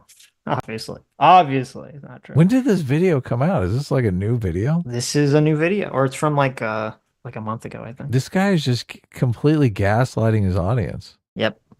This is misinformation. I know. Where's the misinformation czar? They should be coming out and slapping this video around. Actually, we're doing that That's right now. what we're doing, aren't we? okay. Yes. It's extremely rare for a trans teenager under 18 to receive any kind of surgical care. I do remember when I was in high school, a lot of people under 18, all of a sudden, like, a lot of people had deviated septums, but, you know, surgery, it is what it is. And listen. It's basically, guess what? He went to Cokehead High. Would you ever guess that? Is that what he was saying? Oh, I didn't even get what he was saying. Yeah, he's saying, look, I went to Cokehead High. We all did so much cocaine at our high school. We all had deviated septum. That's terrible. Gross. Yeah. No wonder we were all transgender. Terrible. Listen, medical care often sucks, and it's understandable that people are wary of it, but this doesn't feel like good faith questioning. For critics of the transgender trend, like British psychotherapist Stephanie Davies-Arai, doctors are fueling the promotion of gender ideology for some unnamed gains, despite she asserts the fact that gender identity is a new and untested theory that contradicts all we know about child adolescent development and psychology. I mean, But this is all how is it unknown? They get paid for these fucking surgeries. Yeah, do you like that the one time in all of fucking this Oh, I guy's know. existence that the Marxist is going to be like, ignore the financial incentives for behavior is when it perfectly aligns with, you know, what they want to be true. So true. So true. How did he not bring up the commodification of human bodies? Yes, this literally is the commodification of human bodies. Like, oh, what you have this thing called transgender. Oh, and you have gender dysphoria. Well, guess what? You have to have expensive, you know, treatments for with hormones and expensive surgeries to solve the problem. Whoopsies. You know what? I just realized, and it's so fucking blackpilling me.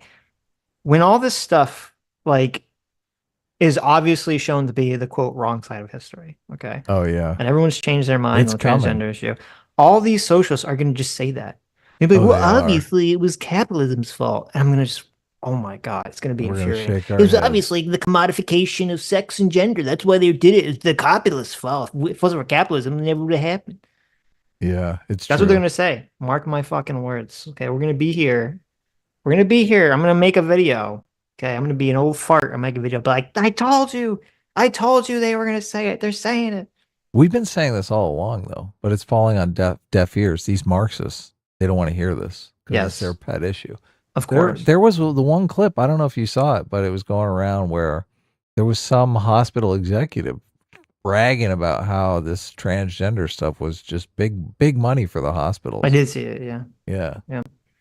Well, and also, I mean, that's part of it's a lot of it's money. A lot of it is just ideology. You saw, you know, that's what came out in some of the WPATH leaks was a lot of these people are just like so insanely woke, so insanely ideologically motivated to do this stuff. Yeah. It's So- groupthink. Yeah. It's gross. Child adolescent development and psychology. But this is all pretty misleading. ROGD and social contagion theories have been formally disproven. And the idea that Okay. That's such a big lie. That's such a giant lie. It's so annoying. So he just constantly do this stuff at Wisecrack. He just makes these blanket statements that are just lies. He just said it's been formally disproven. First of all, what does that even mean? Formally disproven.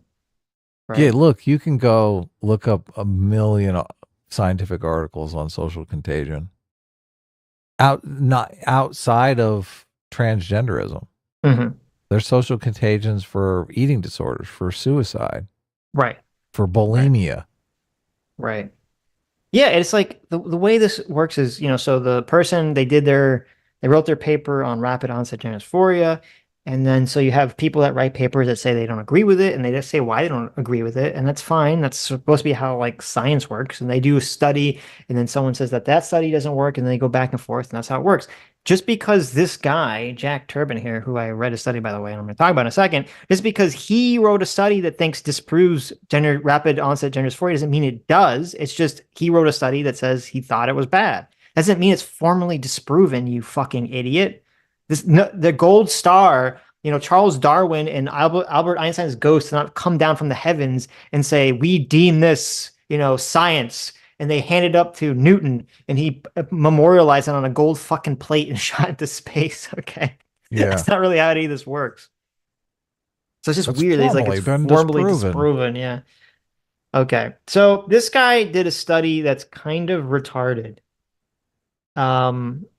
The And- sex assigned at birth ratio among transgender and gender diverse adolescents in the United States. Right. Is that the one we're talking about? That's what we're talking anything about. that starts with sex assigned at birth ratio, I'm Not great. dubious of. Right. Yeah. So this guy did the study where they basically pulled a bunch of data, which I would like to see the raw data, which I couldn't find. Data. Which is always data, whatever. I could hear the air quotes in that. Yeah. Oh, okay. He pulled a bunch of air quotes data. Well, I mean, I'm sure it was based on some actual like polling data, which is fine. So I would like to see the raw data, which is interesting. Where they basically had a bunch of kids in 2017 answer what their sex is and then whether they're transgender, and then they did the same thing in 2019. And he looks at the numbers and he says, aha, the number of kids that identify as transgender in 2019 actually went down. And so therefore, this proves rapid onset gender dysphoria is not true. What? Okay. So there's a couple problems with this. First of all, obviously, or the first thing we should talk about is that this literally doesn't disprove rapid onset gender dysphoria whatsoever, because the entire concept of that was that groups of people, especially females or young girls, would, like, one person in the group would develop or say that they're trans, and then all their friends would, right? Of course. So that was like the main component of rapid onset gender dysphoria, was this element. It wasn't an overall increase in gender dysphoria anyway. So this study doesn't disprove rapid onset gender dysphoria whatsoever. Okay. But there's some other problems with that study when I was looking through it. Is And it I was the actually, same people he asked or different people? well, no, they're different people, right? Different people. Right. Okay. One of the big problems is that they took a bunch of polling data from multiple different states. Okay. Right. But the 2017, 2019, they asked a lot of different states, Oh, really? which is a huge problem. In 2017, they're asking like Alabama, and in 2019, they're asking California. Right, right. Okay. And I this don't is see any problems with right. that study. Yeah, this is a massive problem, because if you've ever seen, there's a chart that I've seen before where they talk about the cases of people that identify, or I should say the people that identify as trans, is, especially kids, is wildly different in every state. There's not like an even ratio in the states. So if you're gonna have a study, we're gonna try to make this argument, you really need to have the same states. To have different states is ridiculous. Yeah. So Why did they do that? Because they just had to pull the data that was available to them. Oh, okay. That was why. And also, like, some of the states were massively oversampled. So like it'd be like, I'm trying to remember, like one of the states, like 40 to 60% of all respondents were like from Massachusetts or something. Oh, wow. And then like there was The a bunch of like a most sprinkling liberal of state. other respondents from like 12 other states. So it's like just way, like the numbers are just like super bizarre and all from that thing. Completely. But there's another huge problem too. And actually there's a person wrote a big article about this. And they said the first supplemental questionnaire that the students responded to asked respondents whether they self-identify as transgender. It gives them 4 options. Yes, no, I don't know, and I don't understand the question. Turbin, the author of the study, includes only those who said yes. He leaves out those who answered I don't know, which was a far more numerous category, 4% of respondents. This is a problem because the category might include adolescents who identify as something other than girl or boy, for instance, the increasingly common non-binary, or people who still are in the process of figuring out whether they identify as trans. Okay. So leaving out the I don't know category, which actually exceeded the people identifying as trans, is a massive, important thing that they left out of the study. I wonder why. Right? Because if you saw a big increase in people saying, I don't know, from 2017 to 2019, that would kind of destroy his entire argument. Right. Hence the reason to leave it out. Right. Another problem with the study is that the questionnaire asked respondents what their sex is.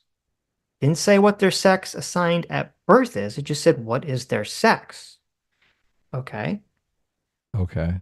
And so if you're a kid in 2015 or 2017 or 2019 and you answer this question, why is the author, Turbin, is assuming that every trans person is going to answer the question as sex assigned at birth?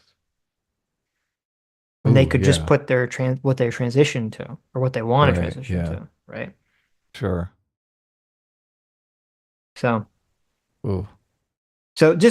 I just think it's funny that this study that has lots of problems with it, and also the study he kind of complains, another part of the study is he says that one of the big elements here that has been reproduced by basically every other study from this study is that the gender ratio of people who identify as trans has changed dramatically.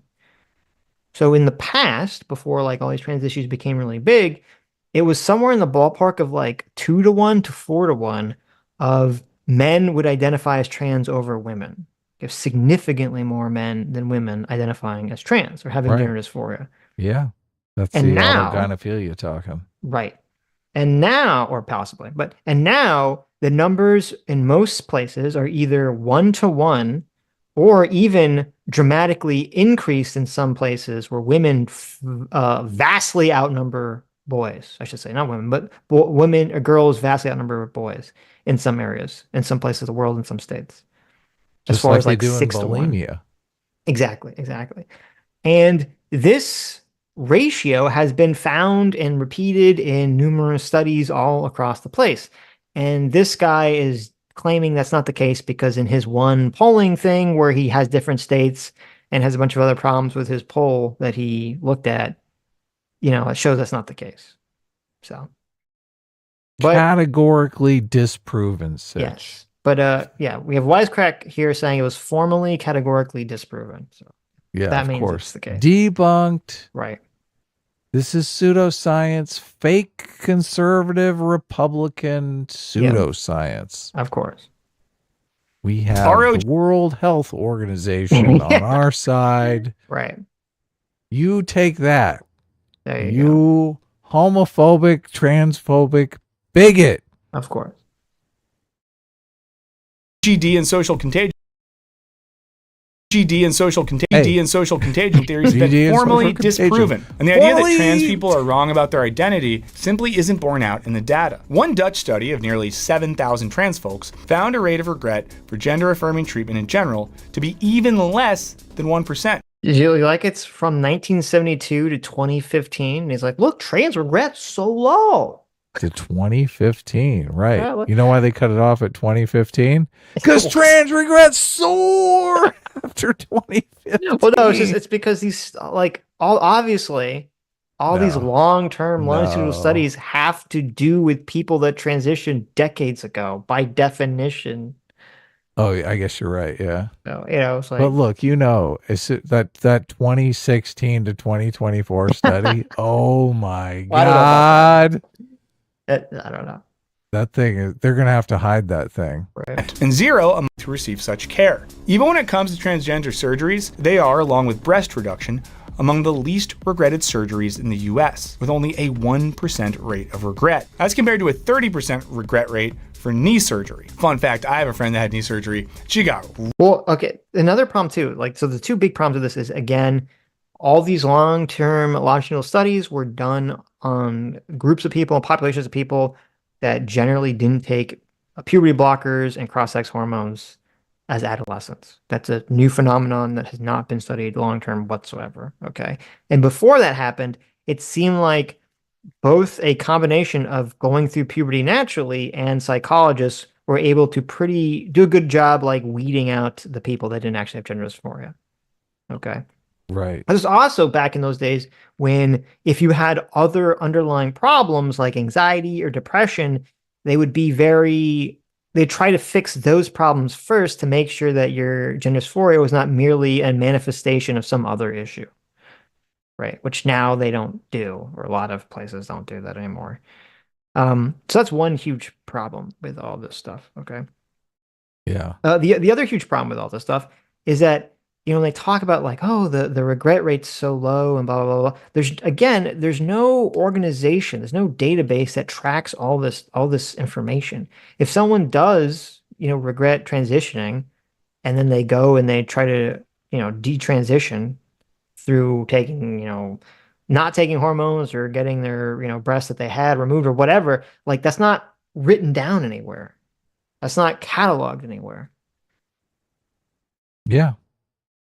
I'm wondering why knee surgery regret rates are so high. Well, they gotta be way overselling it. It's got to be something. Look, you'll have bionic legs. Right. Well, some of these surgeries are pretty not great. So, because I think most of the regret rate that we have for medicine is only when the person goes back to the doctor that gave them the surgery in the first place. So to tell them that they regret it, but. real depressed afterwards, so I can see that. She's doing okay now, but afterwards, it was not good. While about 13.1% of respondents to a 2021 national transgender study reported having detransitioned at some point in their life, it doesn't necessarily translate to regret. In fact, 82.5% of those respondents cited external factors like pressure from a parent or increased vulnerability to violence as their reason for detransitioning. It was your fault, Sitch. This They was. saw this video. That's why true. they did it. That's it true. was all you. Look, they were happy as transgenders. I know. But then they saw your video and they were like, oh, fuck this guy. Now That's I have true. to detransition. Yep. Society's pressuring me. PSA true. Sitch is pressuring me. I'm so sorry, everybody. Look, you got to do what you got to do, Sitch. Yeah. Despite all this, convincing people that transgender is not a valid identity worthy of protection has worked. In 2022, 60% of Americans told Pew that a person's gender is determined by their sex assigned at birth, up from 56% in 2021 and 54% in 2017. Notably, 40. Look, we're going to 100. That's right. We're Right. going to 100. Mm-hmm. Give it time. 4% of Americans say science had a great deal or a fair amount of influence on their opinion. And as you go. increasing numbers of Americans view gender as a biological fact, we're seeing a simultaneous rise in support for restrictions on trans rights. For example, 43% support making it a crime to provide gender-affirming care to minors, a 15% increase since just 2021. And it should be a crime. It should be a crime, and they should throw those doctors in jail. Mm-hmm. Throw away the key. Mm-hmm. Look at this guy. It was so. Look, we know why he's citing Foucault now, right? Of course. shifting Am I going too crazy here, Sitch? No, feel I like it. Okay. Listen, I'm a fan. Look, I don't understand. All this is totally basic. This guy's way behind the times. Mm-hmm. I mean, he's hurting kids. This guy's doing horrible things. Public sentiments materially make life more dangerous for trans people. For example, murder rates for trans folks doubled from just 2017 to 2021. Well, yeah. I mean, so there's a big problem here, which is like Of obviously. course. Well, okay. Let me ask you a question, Adam. The Maybe you can answer doubling. It went from doubling, like 2 to 4. Right. Well, besides that, right? Okay. So if trans people are increasing their population Right. in America, Oh yeah, they're Okay. going hog wild. right? Why would the number of trans people who have been killed increase dramatically from 2017 to 2019 if the number of trans people is also increasing dramatically from 2017 to 2019? Can any of us wrap our brains around how this would happen? There's more of them to get murdered. Oh my God! Look, and I mean, Wow. we've looked into this before, and the murder is completely unrelated to them being trans. Exactly. That's Yeah. why this is so bullshit. Is because yes, the number of trans women that have, or trans people, I should say, that have been murdered has increased. Then they say this like they try to trick you because it makes you think, oh, the number of people that have been murdered for being trans has increased, and that's not true. While there certainly are people that have been murdered for that reason, that's not what these statistics are talking about. They're just trans people that have been killed. Period. Yep. Yeah. They got End of murdered because their statement. drug dealer got mad because they stole their whole stash. Right. Right. Hey, Dev's in the chat. Yeah, I pinned his yo. I saw. Thank his you. message. Dev knew I was channeling Rich Evans. That's what I was going for. I mean, if you want to invite Dev on, we could. I don't know if he Dev can wants come to. on if he wants. It's up to him. This is the 1350 of trans people. Well, not after that comment. Obviously, It's we true. can't invite him on now. He's I obviously know. a He's giant big racist. transphobe. Terrible. Now we understand how the anti-trans movement is built on both the Western gender binary and the tradition of using pseudoscience to demonize queer folk. The Western gender binary. Oh, That's right. There was no gender binary in the East. No. China, no gender binary. Japan, no gender binary. Right. Yes. Right. Korea, No, I mean, yeah. Korea, no gender binary. Nope. You know, and also in all those places south of Europe, right? Oh yes, of course. where they do the female genital snippy Yeah. snippy, right? No gender binary, obviously, of course. Of course, yeah. No, Just all those- Western construction. yeah, all those Native Americans and North and South America, none of them had any gender roles. Again, everything was just a magical, progressive utopia where men and women were free to do whatever they want. Right. Or- Why do people watch this slop, Sitch? Because it matches what their elephant tells them. No, I think it's the editing. Oh, okay. I think it's just it looks look, this is TV. I'm being educated. I I'm think being it's like educated. I think there's some like magic, like all the background, just a bunch of colors. It's so bright yeah. and they clash. It does some kind of like weird brainwashing technique on you. You're just like, oh, I can't focus on anything. What is this like non-threatening white man saying? Oh yeah. Look, he looks crazy. But why is this still working on us when support for queer rights in general has never been higher? Well, to answer that, it's worth asking what the existence of trans, genderqueer, or non-binary folks. Wait a minute. He just said support for queer rights has never been higher, and yet he's just complaining that all these opinion polls on wanting to restrict trans stuff is higher than ever. So I'm sort of confused as to what his point is. Yeah, what's going on there? It doesn't make any sense at all. Does a society that's been fundamentally organized around a stable gender binary. If gender is a performance, the binary needs all of us to be part of its, proverbial theater troupe. And by refusing, trans and non-binary people destabilize the show. I thought you had a lot of work to do. Isn't the audience that's refusing? I feel like if it's they're the performer, right? They're the ones that are performing gender. It's the audience that's going, I'm not buying it. This performance is not working out. Well, for I me. mean, that's a very funny way to sort of poke a hole into this retarded analogy, but or I guess to use the analogy, but it's just so. This is like the Marxist brain rot. Okay, to say like, oh well, this complicated, overly intellectual reason is why people are pushing back on the trans issues, right? Because you're rooting the fabric of the gender performance of society, like. Anyone has this actual thought process when they're having this thing here. But I mean, like, let's be real here. Okay. Most people that don't like this, even if there's good reasons for it, I mean, it's like, there's a disgust mechanism in a lot of people that gets shut up here. Let's be real. Look, I think the disgust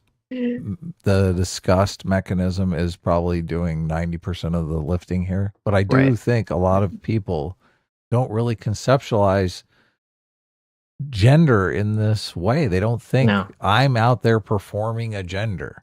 Nope. Yeah. Yep. They're like, I'm behaving in a way that I think is going to attract the opposite sex. Is that a gender performance? I guess. I mean, I don't know. But I mean, this is the classic sort of Marxist nonsensical intersectional approach here is I'm going to create a really weird framework to look at something. And then I'm going to say, well, the reason you're fighting it is because you think of this thing the same way I think of this thing, even though they don't. Because you're completely correct. It's like, oh, Judith Butler comes along and says gender is this performance. She comes with this whole theory. And then so Wisecrack here says, well, the reason people don't like the trans stuff is because they also agree with Judith Butler that gender is a performance. And therefore they think this ruins blah, blah, blah, the performance of heteronormativity. But people don't think of gender as a performance in the first place. Yes. So how could they even have that thought process? Exactly. They're not buying into the Judith Butler framework to begin with. Yeah. Well, Dad, I was thinking, term papers and exams come and go, but the family unit is the one true constant in life. But why is it so threatening to some people when someone else questions the binary? Well, we can better understand this by returning to biopower, which has been used to enforce the gender binary in the field of medicine and beyond. He's incapable of comprehending the fact that these parents are worried about a wrong diagnosis of their children. Yes. Like, it's that simple. That is threatening. Like, if your kid was wrongly diagnosed with cancer, you'd freak the fuck out. Yes. Yeah. It's so simple. And also, there's this really weird thing that, I mean, I haven't seen studies globally, but it's definitely a very big thing that is talked about and has been observed in American culture. And you can see this without teaching your kid or telling them about anything. Kids at a very young age become very hyper obsessed about like what it means to be a boy and a girl. Oh yeah. On their totally. own. And what They is do, it like? yeah. Like that's why like, are you a boy or girl? Like little kids on their own naturally fall into trying to understand that category, which again should show you that it's not a magic, it's not this bullshit social construct. There's something biological going on there. Right. Yeah. And obviously, That's true. and I think he actually even, I don't know, I thought he brings it up, maybe he brings it up later. I mean, there is an evolutionary reason why men and women would be off put by not being able to look at someone and determine their sex. I think that's actually, I'm trying to remember, there was a study that's like, they were able to sort of track what are the first things you notice when you look at a person. Yeah. And I think sex was literally was the first thing that a human on average will look at and notice when they look at a human face or a person. Was sex, Right. literally the number one thing that they look at. It's instantly. like sex, age, and ethnicity. Yes, right. Yeah, exactly. I think it was something like that. Yeah. And so it's very obvious because sex, why humans would have evolved to look at sex first is because like one of the first things that evolution would want you to look for is this person a potential mate, or a potential threat, right? Same with age. I mean, both both of those exactly to potential mate. Exactly. Right. So it makes perfect sense that's how humans evolved to first look for these, cues. Yeah. Of course. Yeah. Look, it all makes sense if you're not some retarded gender study student. Binary is inextricable from systems of biopower, which have made a project of, according to civil rights attorney. Systems of biopower.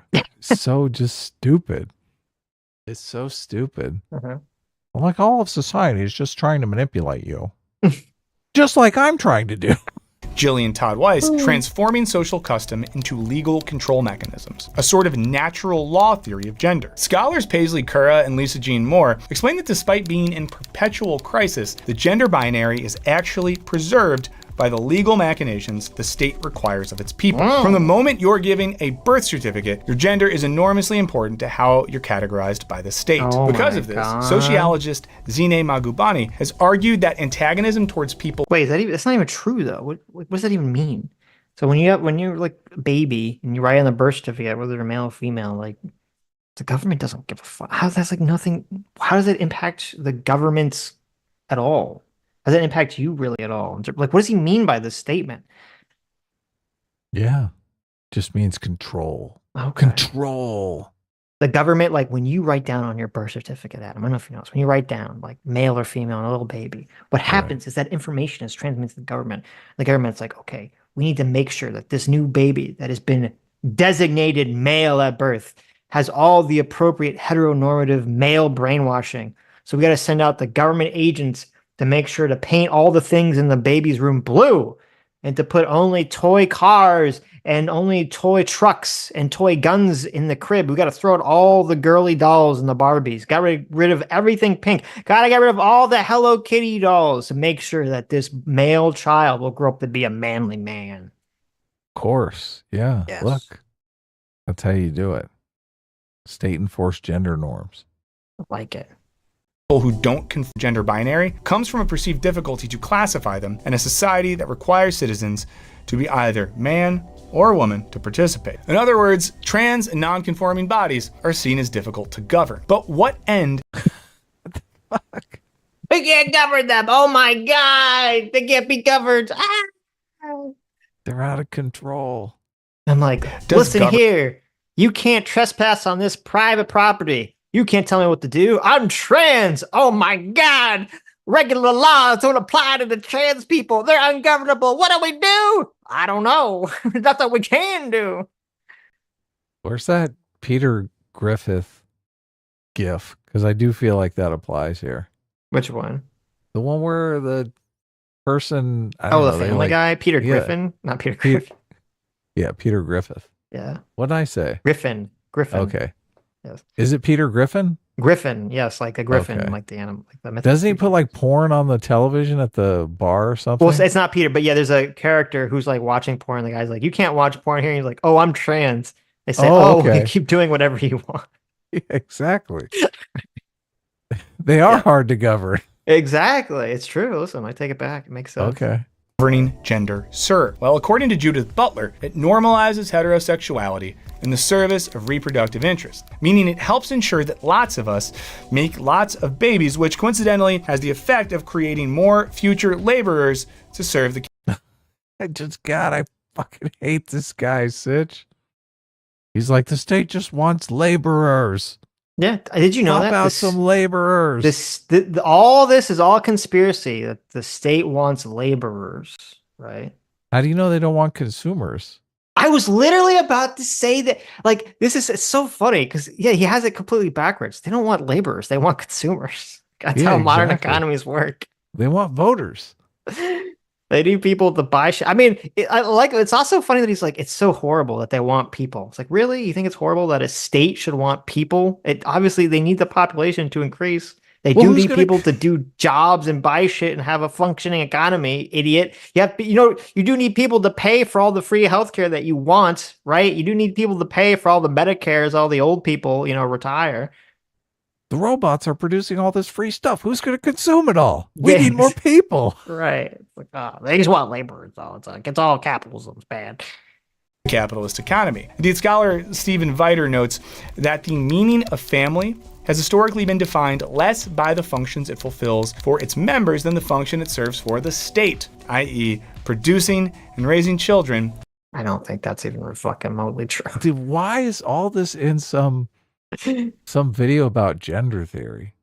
Everything with this guy has to come back to Marxism. I try to remember. I don't remember. We watched one of these videos on EFAP, and it was like it all came back to Marxism. It had like nothing to do with it, and you're like, what the fuck? Why is that? It always has to come back. I feel like he starts his videos going to ChatGPT and just saying, "Give me 25 random Marxist quotes." And he just like weaves those into a script. Mm-hmm. Like, what's up with all these quotes from all these different people? It's like, who cares? None of this matters. And none of this is like some sort of coherent message. No. Who will be loyal lil workers. Trans folks threaten the state's ability to fully control reproduction by raising questions like whether they can reproduce, or who does what in the realm of reproduction. For example, trans men getting pregnant. Lee Edelman's book, No Future. Wait, so his whole argument doesn't even make sense. Because if his whole stupid Marxist framework was the case, then society would be totally fine with trans people having babies. They just want people to have babies, right? Why do they care about all this other nonsense they're talking about?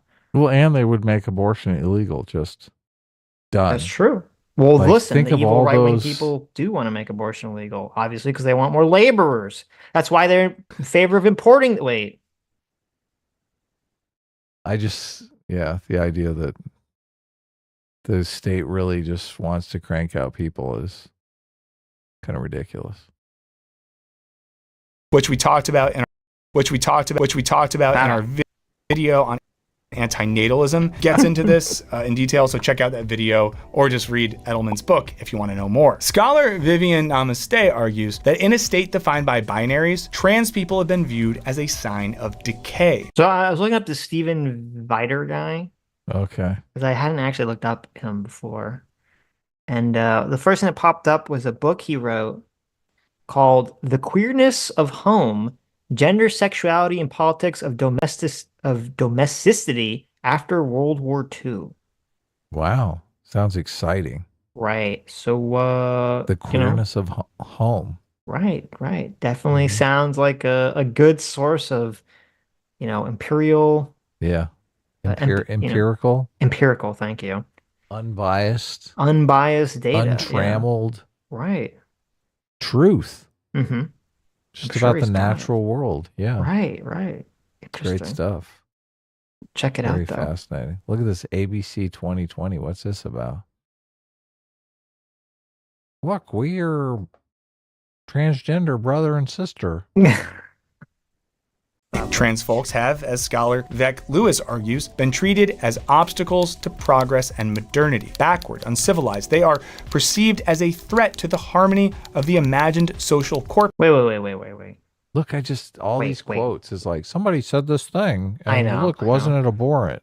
Some socialist said a thing here, you know. Scholar Vec Lewis argues, been treated as obstacles to argues that in a state defined by binaries, trans people have been viewed as a sign of decay. Trans folks have, as scholar Vec Lewis argues, been treated as obstacles to progress and modernity. Backward, uncivilized, they are... What the fuck is he? This is insane. It's literally the opposite. What the fuck are you talking about? No one looks at... Who's looking at trans people as obstacles to progress and modernity, as backwards and uncivilized? Literally the opposite. Every single person that's complaining about this stuff is saying it's like, oh, it's modernity gone too far. It's progressive going too far. It's progress going too far. It's literally the fucking opposite. What is he talking about? The sign of decay, huh? This is so weird. Perceived as a threat to the harmony of the imagined social corpus and theorized as a contamination of the national body. If the word contamination in the same breath as national body felt a little bit like you were getting a tickle from Hitler's mustache, well, you're spot on, because Nazi Germany is the perfect example of the backlash that can ensue when queer folks become too visible and threatening to the status quo. Okay, I'm going to give you one guess. Okay, he brought up Nazi Germany. What is the next talking point that's going to come out here, all right, regarding trans and gay people in Nazi Germany? That the Nazis basically got rid of all the gay people. Oh, rounded them up. I can't believe you failed to test that. Oh, I did? You did. No, I got it right. Don't you remember? Queer Atlantis! We always have to bring up the magical, mythical queer Narnia that existed in Germany before the Nazis destroyed all the magic books. Okay, yeah, you're right. They were super progressive in Nazi Germany before the Nazis came to power. Right. Yeah. We had the magical queer Narnia that all existed with all the most useful, important information about the queers until the Nazis destroyed it all. Right, yeah. Yes. Basically like the great library of queerness. Exactly. And the Nazis marched in and burned it all down. Yes. Yeah. After World War I, Germany's Weimar Republic witnessed a sexual revolution that saw Berlin become the queer capital of Europe. Queer bars, clubs, and publications fostered a vibrant community, including the world's first trans clinic, the Institute for Sexual Research, which performed the first modern gender-affirming surgery. While queer visibility certainly wasn't the reason Hitler came to power, his regime violently cracked down on the community. I was wondering. I'm glad he added that little addendum there. You know? I was wondering how he was like, and the backlash to this was Nazi Germany. The pendulum swung. Right. I was like, oh no. Shut down the nightclubs and magazines, and systematically persecuted queer folks, deporting many to concentration camps. Famously, the Institute for Sexual Research was destroyed, its archives burned in the streets by Nazi students. Oh, sorry. Wrong clip. That wasn't from then. That was from a few weeks ago. And I'll just say, like, you know, we're open-minded, have the views you want, but if the thing you're doing is a thing... I mean, listen, give it a week. You're going to see the anti-Israel protesters burning Zionist literature. Of course, yeah. They're going to be burning the Torah. What are you talking about? Yeah. That the Nazis also did, I would at least stop and be like, do I want to do the same thing that the Nazis did? And then say no, and go inside, and take a bath. Trans scholars today I mean, listen, I don't necessarily disagree, but like, can't we ask ourselves, do you want to do the same thing that the Marxists did?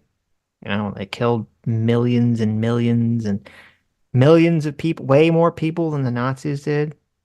Nazis did medical experimentation, and he's totally down with that. Right. I mean, do you really want to do what the Nazis did? Yeah. Really? Really wisecrack?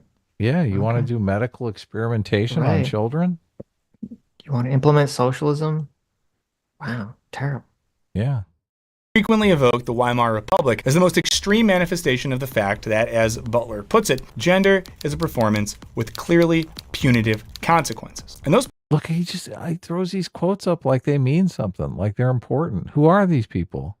It's Judith Who Butler. gives a fuck? You know, she's a very wise, intelligent person. No, she's not. She's a moron. She's an idiot. And like some idiot said in this book that I read when I was taking Marxist philosophy in college, blah blah blah blah blah. That'd be fun. We should do like a wisecrack parody.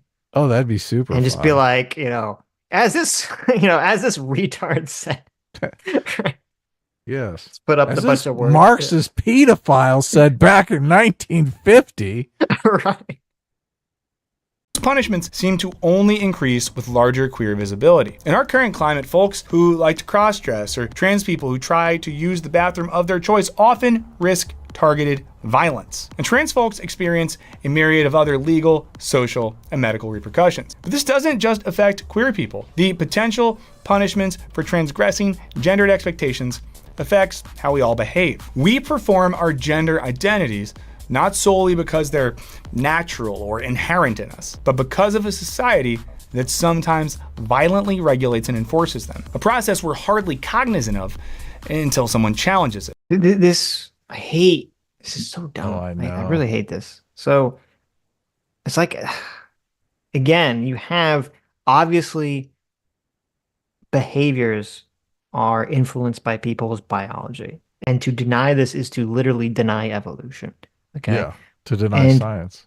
Right. But you do have a problem, which is that many, just by human nature, unfortunately, in human culture, there generally is the enforcement mechanism where people feel, and have for most of human history, which is why this whole concept of there not being these strict gender rules is a complete fucking lie, is that humans feel more comfortable when all the other humans around them are engaged in the same cultural attitudes and same behaviors that they are. Now, obviously, this makes sense why humans would evolve this way. It's safer and more productive from a evolutionary standpoint for people to all be operating according to the same ideology.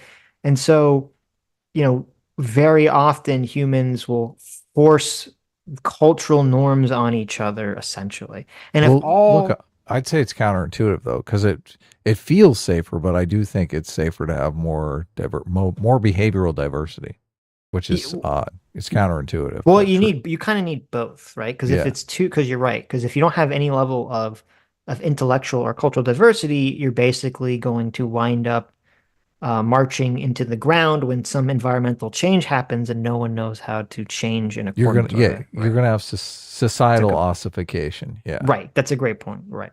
But so there is sort of this like push and pull, but there definitely is a very strong evolved tendency in humans to make sure that cultural norms are enforced on everyone within the group, right? And because culture can only exist and culture can only perpetuate if those cultural norms are being enforced.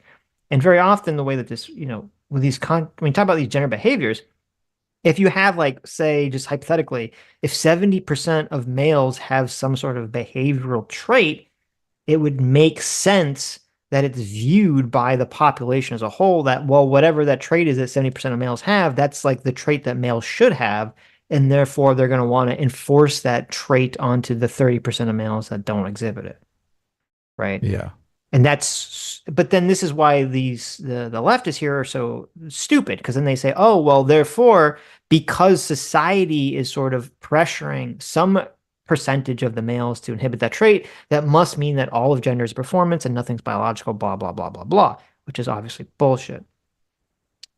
When in reality, what they should be pushing for is like, yeah, sure, some of this stuff is probably biologically rooted, but, for people that don't feel that way, just give them the freedom to act how they want to act, as long as it's not hurting someone, right? But no, they gotta create a bunch of fake science, and to do this, because the problem is, what gets them all triggered is that the more you look at societies that have free gender roles, you find that in a lot of job fields, men and women have a tendency to segregate themselves among specific interests that definitely seems to have a sex segregation. Not all, but a lot. And they don't like that because they want complete equal, equality and equity among the genders in every possible career choice, which is never going to happen. Yeah, it counteracts their social constructivist narrative, which exactly. They hate. Yeah, exactly. Proves them wrong. They get big mad about it, and then they cry and make a video essay on YouTube. Well, that's the whole. I mean, it's funny because the whole way that they view the evil right is that, oh, well, to be a conservative, to be on the right means that you believe in like biology and some kind of natural hierarchy of anything, right?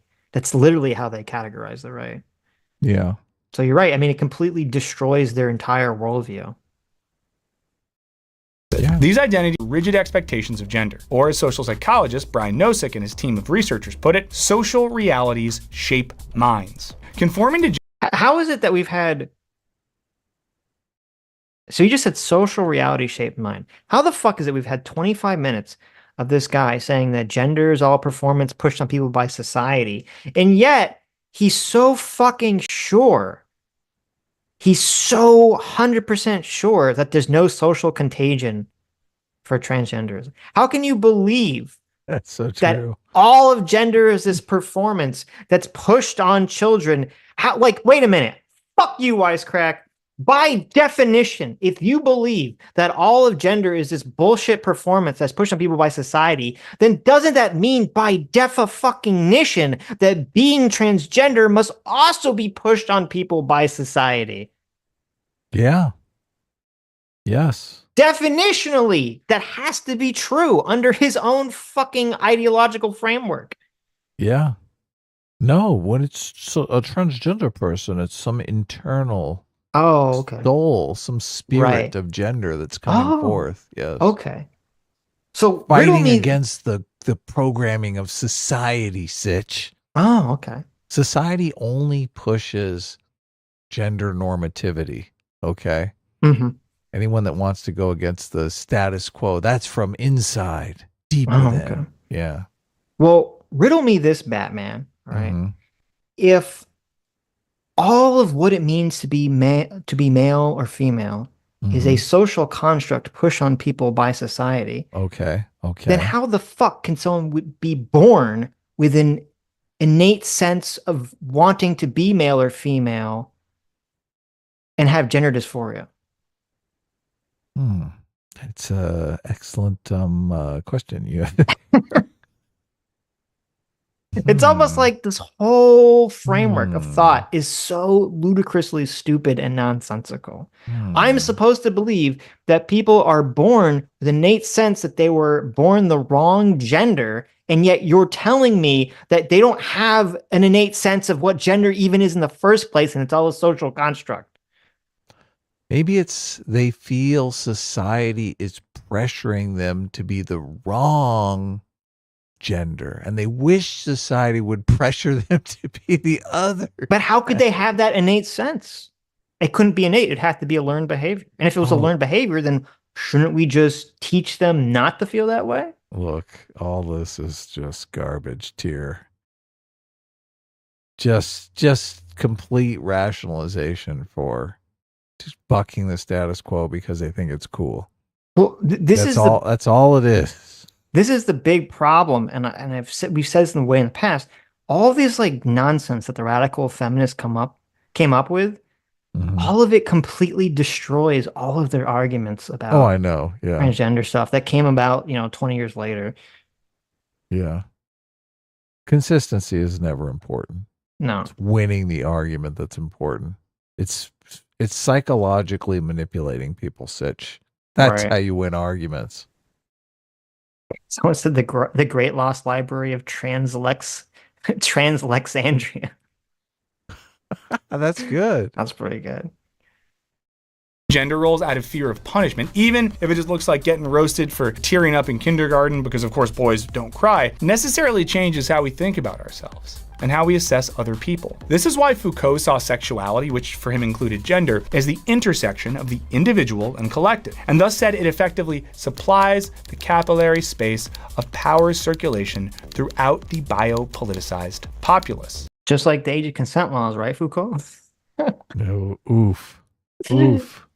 I spent an hour and a half teaching one of our girls what she needed to know in order to start on the oscilloscope today.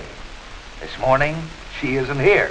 All these things you've been talking about, marriage, absenteeism, personality problems, aren't they really just a part of life?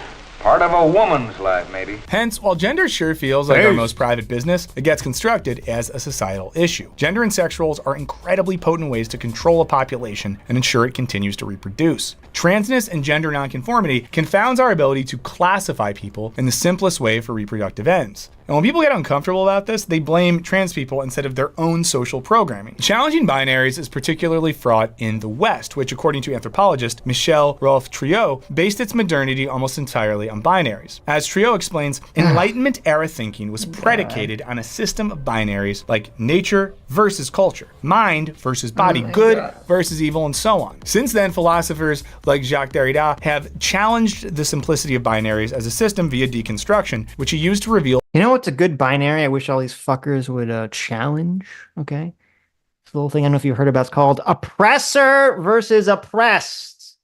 Oh, I really wish they would challenge that fucking binary that they seem to shove every single thought through. Yeah, that's a good point. Right? Oh, listen, everything in reality has to be shoved through the lens of the oppressor-oppressed dynamic. But binaries are bad, though. That's part of the oppressor, okay? The oppressors want to push the binaries on us. Oh my God. Shove it up your butt. Both the interdependence and power relations implicit in every binary. And these ideas often get associated. See, look, there he goes. He literally brought up power relations. The simplicity of binaries as a system via deconstruction, which he used to reveal both the interdependence and power relations implicit in every binary. And these ideas often get associated with postmodernism. For example, the power relations present in every binary, like oppressor oppressed. Yeah, exactly. French revolutionary men couldn't establish themselves as superior without relying on the binary opposite of woman to call their inferior. That's such bullshit, because obviously men are comparing themselves to other men. Like, there's no status hierarchy among men. I know, that's why it's so ludicrous. It's so ridiculous. It like now I don't know what the fuck was going on in the French Revolution, right? But I'd wager that a lot of this stuff that was going on with, you know, men asserting their dominance over women. This is the problem. All these fucking feminists, especially, unfortunately, lesbian feminists, who probably shouldn't be answering questions about male behavior anyway, came up with all this like completely one-sided stupid theories about all these behaviors, all men that want to make themselves feel better than women, blah, blah, blah. Which, you know, I'm sure that's definitely part of it. There definitely is a kick the dog syndrome that happens in human societies for everyone, and that definitely is part of it. But a lot of it is just mate guarding behavior. It doesn't make it right. Yeah. Doesn't make it right, but it's completely different motivation. Okay. It's like, we need to protect the women because, you know, I need to protect my genetic lineage, blah, blah, blah, blah, blah. Yeah. Yes. Which is 1000% biological. Yeah, exactly. Well, that's why they don't want to talk about it. Nothing to do with a social construct. I know. Right? That's why they don't want to talk about it. Yeah. Inferior. If postmodernism destabilized binaries intellectually without completely overthrowing them, transness does the same on a more immediate level in the course of our everyday lives. If man and woman are not the innate categories we think they are, what other binaries might be up for challenge? Oh my Trans God. people have the potential to undermine structures of power that govern our gender. This is, oh my God. This is a queer theory bullshit. There's all these like queer theorists run around trying to make themselves feel so much better, like, oh my God, by me being queer, I'm challenging the structural power hierarchies of society. I'm such a rebel just by existing as queer. I'm toppling down the evil capitalist Western liberal oppressive hierarchy. I was like, okay, get over yourself. No one cares. Yeah. Talk about pretentious, right? Yes. That's like so pretentious. It's like, you know, talk about giving yourself accolades for literally just existing. That's what it is, right? It's like, go actually do something, right? Go do something productive in society. Yeah, exactly. And thus our lives. And this, of course, raises questions about other binaries. And that's what makes it so dangerous to folks like Jordan Peterson, who coincidentally hates Jacques Derrida and postmodern thought. If you want to learn more about... I don't know why he threw in Jordan Peterson for no reason. Jordan Peterson's so concerned because he's toppling the oppressive binary hierarchies that he relies on whenever he has conversations about everything. He just has to throw him under the bus. I know. So look, this bad person here I hate. about that, we actually have a video breaking it down that you can check out. But what? Look, he's just pimping his other videos. There you go. This is garbage content. Do you all think? I would genuinely love to know what you guys think in the comments, but I would also ask that we avoid, you know, some of the vitriol that sometimes happens when we talk about when you lie. When you lie. It's so weird. He's like, so he throws Ray Blanchard under the bus as being fucking white nationalist. You know, he's talk about attacking, vitriol. Yeah, he's attacking literally everyone that disagrees with this shit as being a bigot. He literally just attacked Jordan Peterson for no reason. He's like, "But I want you guys to discuss below without being, you know, vitriolic. Just be nice, okay?" Yeah, just be nice to everyone. Yeah. Oh, okay, sure. Don't lie about everyone. Right, sure. Like I just did for 28 minutes. things like this. So, you know, just like be cool. But thank you so much for watching, for hanging out, for commenting, for liking, for subscribing. It means a lot to us. We say it every time, but it just gets more and more true. And a huge shout out to all. There you go. Look at this. There you go. Look at all those patrons. All the patrons. Look at this guy. Good for them. He's got like 3 different Zacks. Gotta get them all. All the eastbound and westbound going Zacks. Oh, yeah. There you go. There's a I bet reference. 50% of these people are trans. You want to bet me? I mean, listen. They're probably not trans. They're probably like non-binary, Adam. Okay, trans that is trans. What are you talking about? No, I mean yes, but no. 100% of these people You're are right. queer. I guarantee it. Okay, I mean that's true. You know, I mean they're so queer passe, heterosexual, right? but they're queer. Right, that is true. All of our patrons, seriously, thank you so much. Here Your it goes. support helps us become way less dependent on algorithms and Way less dependent on actually telling truthful, factual information in the world. There you go. Thank you. I mean, listen, some of them could be gay aliens, Adam. Oh yeah, that's true. They could all be gay aliens. They got their own flag. They do. The gay alien flag. Which is not my Sitch favorite is still flag. mad that I picked the hedgerow flag. I just instinctively knew. I'm like, that's it right there. You know what's that crazy? flag just looks so logical. Yeah, sure. Where's Because my you looked it flag? up, you liar. I did not. You did. look it Stop up. saying that. I just did. I picked wisely, and you. Okay. You're all butthurt about it. Yeah, it's interesting. So Wisecrack only has 2,500 patrons. Only 2,500. Well, okay, but compared to Second Thought, who has 10,500 patrons. Oh yeah, that's true. That is interesting and weird. I guess that really shows you that it really, even though they're both socialists, it really pays the bills to just lean in hard to extremism. Oh yeah, totally. People love extremism. Listen, Wisecrack, if you guys want more money, you just got to be more ridiculously extreme. We should be more extreme. We should be. Yeah. Extremely awesome. Okay. Adam says no. He says no. What would be good? Oh no, not this guy again. No, Oh, you don't no. want to say this? Of course, we can see it. You can watch Hold it. on, I'm first of all, I want my flag by my name. Oh, okay. I want to wear it proudly here. Mm-hmm. Right here, the flag of Adam. Right here behind Mm. Monty Fly. JV Shota for 20 Canadian. Thanks so much. Because I don't know about you guys, but the only binary I'm interested in is the Drake or Kendrick Lamar. Sitch should do some research if the allegations Drake and Kendrick are throwing each other better content than Wisecrack. I'm gonna be real with you, my N-soft A friends here. Okay. I don't know a fucking thing about this stupid beef, except that everyone's talking about it. I don't know Kendrick a Lamar? single iota of information about the Drake-Kendrick beef. Oh, wasn't Candace Owens talking about this? Was she? I thought she was. Was this tied into the whole making black rappers do gay stuff to blackmail them thing? I thought that was a different thing, or is that connected to all this? Kendrick Lamar drops yet another Drake diss track. Not like us. Oh, look, they got diss tracks going back and forth. Kendrick Lamar fuels Drake feud with new diss track. Wow. Yeah. Listen, I don't know anything about this. A I'm gonna be real. track-by-track timeline of Drake and Kendrick Lamar. Oh, this could be good. Let's see. A complete track-by-track timeline of Drake and Kendrick Lamar's feud. Oh my God. Here, I'll send it to you. Send it to me. Yeah, look. I got to know the truth here. We'll go over it. Look, I'm interested.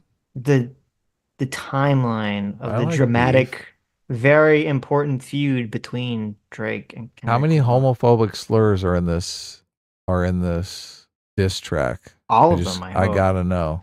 Oh wait, no, this is not. This is a timeline of their. How many diss tracks have they made towards each other? This is a lot. Yeah. Did you find it? I mean, I saw what you sent me. March 22nd, 2024. April 13th, 2024. Right. At least we're still in 2024, right? Oh, look, and then he did Snoop Dogg got involved. What's this? Oh my God, it never ends. Then April 30th, 2024. May 3rd, 2024. I like this. So in the original song Like That by Future, Metro Boomin, and Kendrick Lamar, and March 22nd of 2024, he diminishes the notion that Drake is in the big three. Heterosexual. He says it's just big me, which in response, Drake responds on April 13th of 2024 by saying, "You ain't in no big three. Za got you wiped down. Travis got you wiped down. Savage got you wiped down. Like your label boy, you in a scope right now. And you gotta feel the aftermath of what I write down. I'm at the top of the mountain, so you tight now. Just to have this talk with your ass, I have to hike down. Big difference between Mike then and Mike now." Oh, that's pretty good, though. I do like he's that. Like, look, I'm high on the mountain here. Right. And I got to go all the way down to your sorry ass hanging out here in the slums. There you go. Just so I can dish you. That's a good one. I like that good. lyric. Yeah. Wow. This feud seems epic. So there you go. I like it. Yeah. Ross fired back just hours later with a diss track of his own accusing Drake of getting plastic surgery. Oh, wow. That's pretty fucking funny. Okay. Interesting. Them muscles be fake. What kind of plastic surgery were they accusing Drake of getting? Probably like bicep implants or something. Did he get like a butt, the butt lift thing? Oh, Big yeah. butt? Could be. Said he denied having work on his face done. Okay. Thought he had some kind of facial nose job or something. I don't know. I don't care about any of this stuff. I don't care about any of this stuff. Tailor-made freestyle by Drake. Mm-hmm. Drake also put on a since-deleted track, Tailor-Made Freestyle, in which he used the AI-generated voice of Tupac and Snoop Dogg to go after him, earning a cease and desist from Tupac Shakur's estate. That is actually kind of hilarious. Yeah, look. This is good. How could he possibly have thought that was a good idea?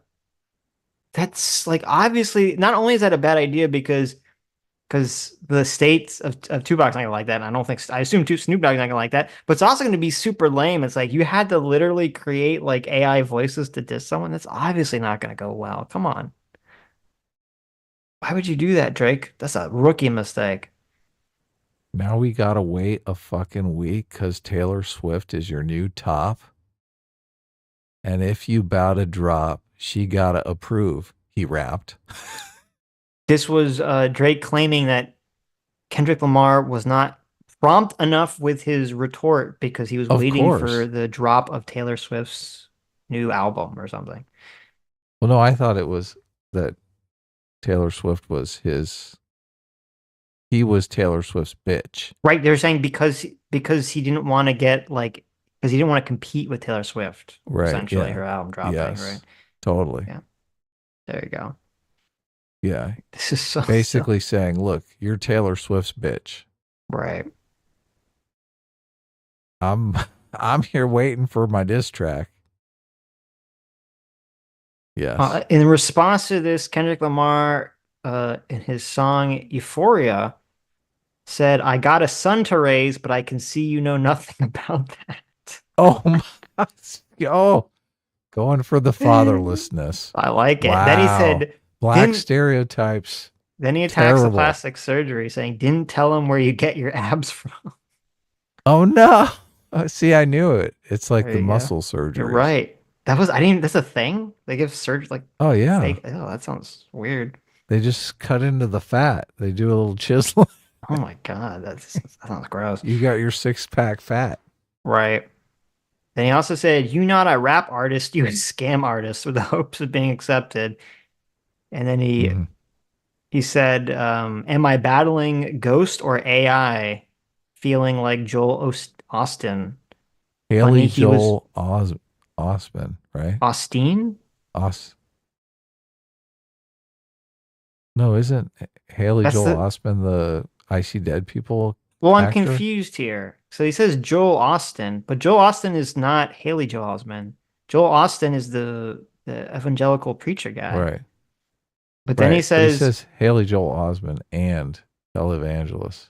Joel "Oh, you're Osteen. right. Okay, I misread it. Right. Oh no. It's saying the article saying he confused Haley Joel Osment. Oh, okay. In the lyric is, am I battling ghost or AI N-word, feeling like Joel Austin? Funny, he was in a film called AI." So he thought Joel Austin was Haley Joel Osment. That is pretty funny, actually. Okay. Fuck that up. That is hilarious. That is Joel funny. Osteen. That would have been, listen, it's funny. That would have been a good lyric, though. Otherwise, am I Of battling course. ghost or AI? That would have been clever, but he Yeah. fucked it up a little bit. Just needed to do a little bit of Googling there. Yeah, make sure. Is Joel Yeah. Austin, is that the right person? Come on, Kendrick. Right. Come on. You got to get your fact checkers. Mm-hmm. Okay, is there more to this thing? Let's see. Of course. It goes on and on and on. I know. So then Drake responds, and his song, let's see. He suggested Lamar's child was actually fathered by his manager. Oh, Jesus. This is actually hilarious. I can see why people like this so much. He also honed in on Lamar's relationship with his fiance, alleging infidelity and abuse with lyrics like, "You, the Black Messiah, whiffing up a mixed queen. Add hit vanilla cream to help out with your self-esteem.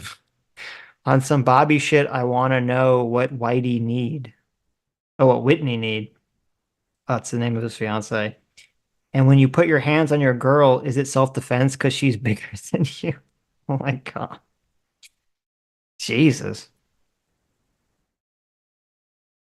Then Kendrick Lamar responded hours later, Adam. Just hours later. Okay. Right. By telling Drake's son Adonis. Drake named his son Adonis? You're really setting your child up to be bullied for that one. That's a bad idea. That he's sorry Drake is his father. I mean, I would agree with that. Speaking of children, the track also alleges that Drake had a secret daughter, a claim Drake responded to via Instagram story, writing, "Nah, hold on. Can someone find my hidden daughter, please, and send her to me? These guys are in shambles." Laughing, crying emoji. Then he also accused him of more cosmetic surgery and taking Ozempic. There you go. Lamar had more to say with the brutal Not Like Us. In it, he makes explosive accusations against Drake with lyrics like certified lover boy, certified pedophiles. Oh my God. Say, Drake, I hear you like 'em young. You better not ever go to cell block 1 trying to strike a chord, and it's probably A minor. These are listen. I don't know if any of these accusations are true, but that's pretty good lyrics. Okay, I gotta give Kendrick Lamar some good diss props for that one. That was a pretty tight.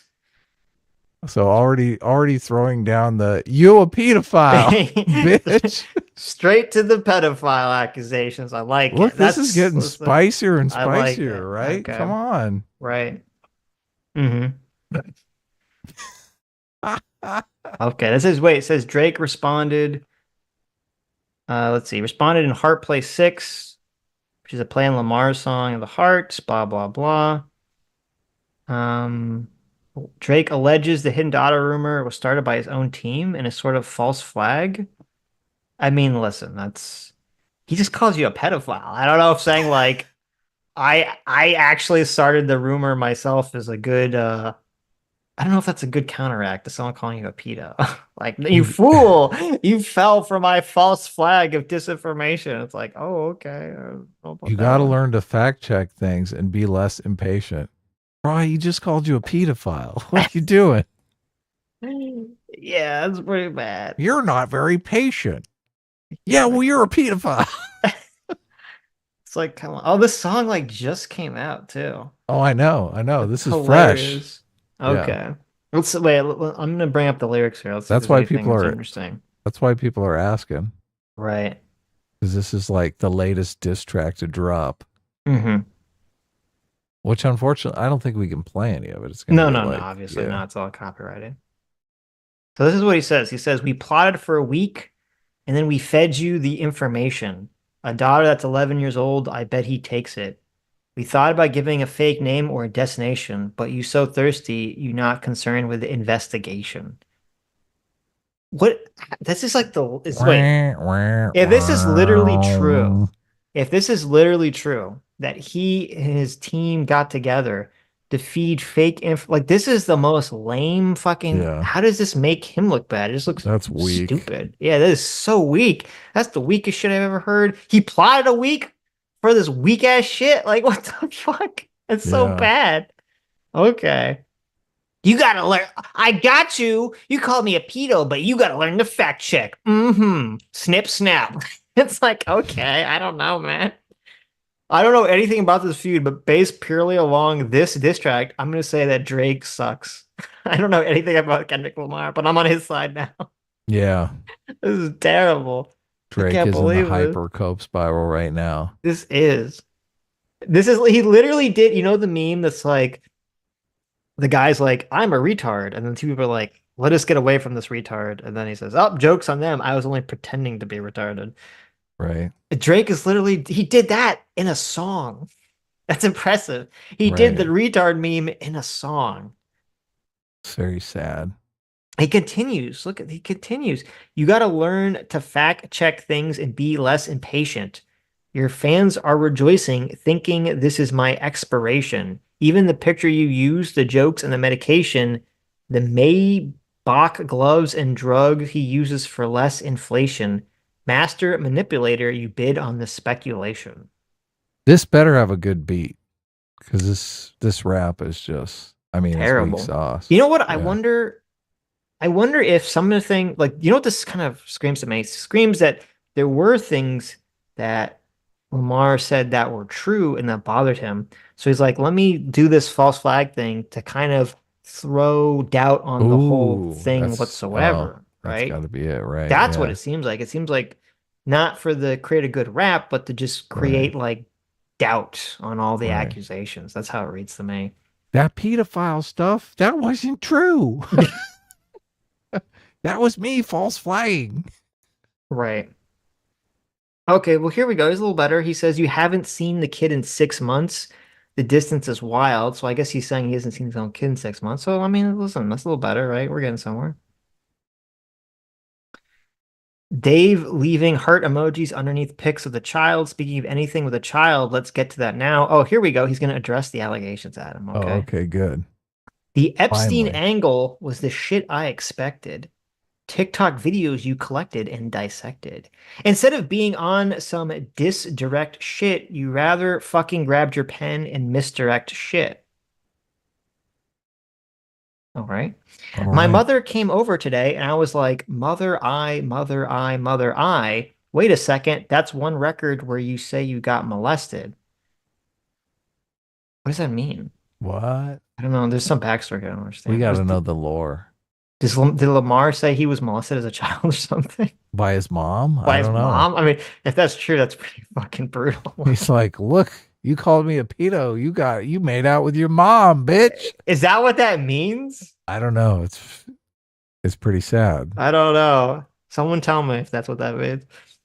Fuck me. I just made the whole connection. This about to get so depressing. This is No, trauma. He is going to the mom thing. You're right. You're right. This is trauma from your own confessions. This when your father leave you home alone with no protection, so neglected. That's why these pedophilia raps is shit you so obsessed with. It's so excessive. Okay, listen. I gotta give Drake credit, man. That's a pretty good counter to the pedophile accusations. It's like, no, listen, you got molested. You got molested. You got molested by your mom. Okay, Oh, wow. listen. I don't. That's a pretty good counter. I had to give Drake. He's credit up in there. the game, man. This high stakes. Yes. This is a high stakes rap battle. Listen. Okay, that's not bad. That's not bad. If that's actually is that actually what the lyric means? That's what. It feels Where do like you go from here? I don't know, man. You're a pedo. No, you got molested by your mom. It's like, whoa, where do we get? You're right. Where do we go from here, man? I don't know. This is crazy. Okay, he says, I don't want to. They acting like it's so aggressive, but you just never know affection. I don't want to diss you anymore. This really got me second guessing. Okay, let's see. Is there anything else? He says, I've never been with no one underage, but now I understand why this is the angle that you really mess with. Just for clarity, I feel disgusted. I'm too respected. If I was fucking young girls, I promise I'd be arrested.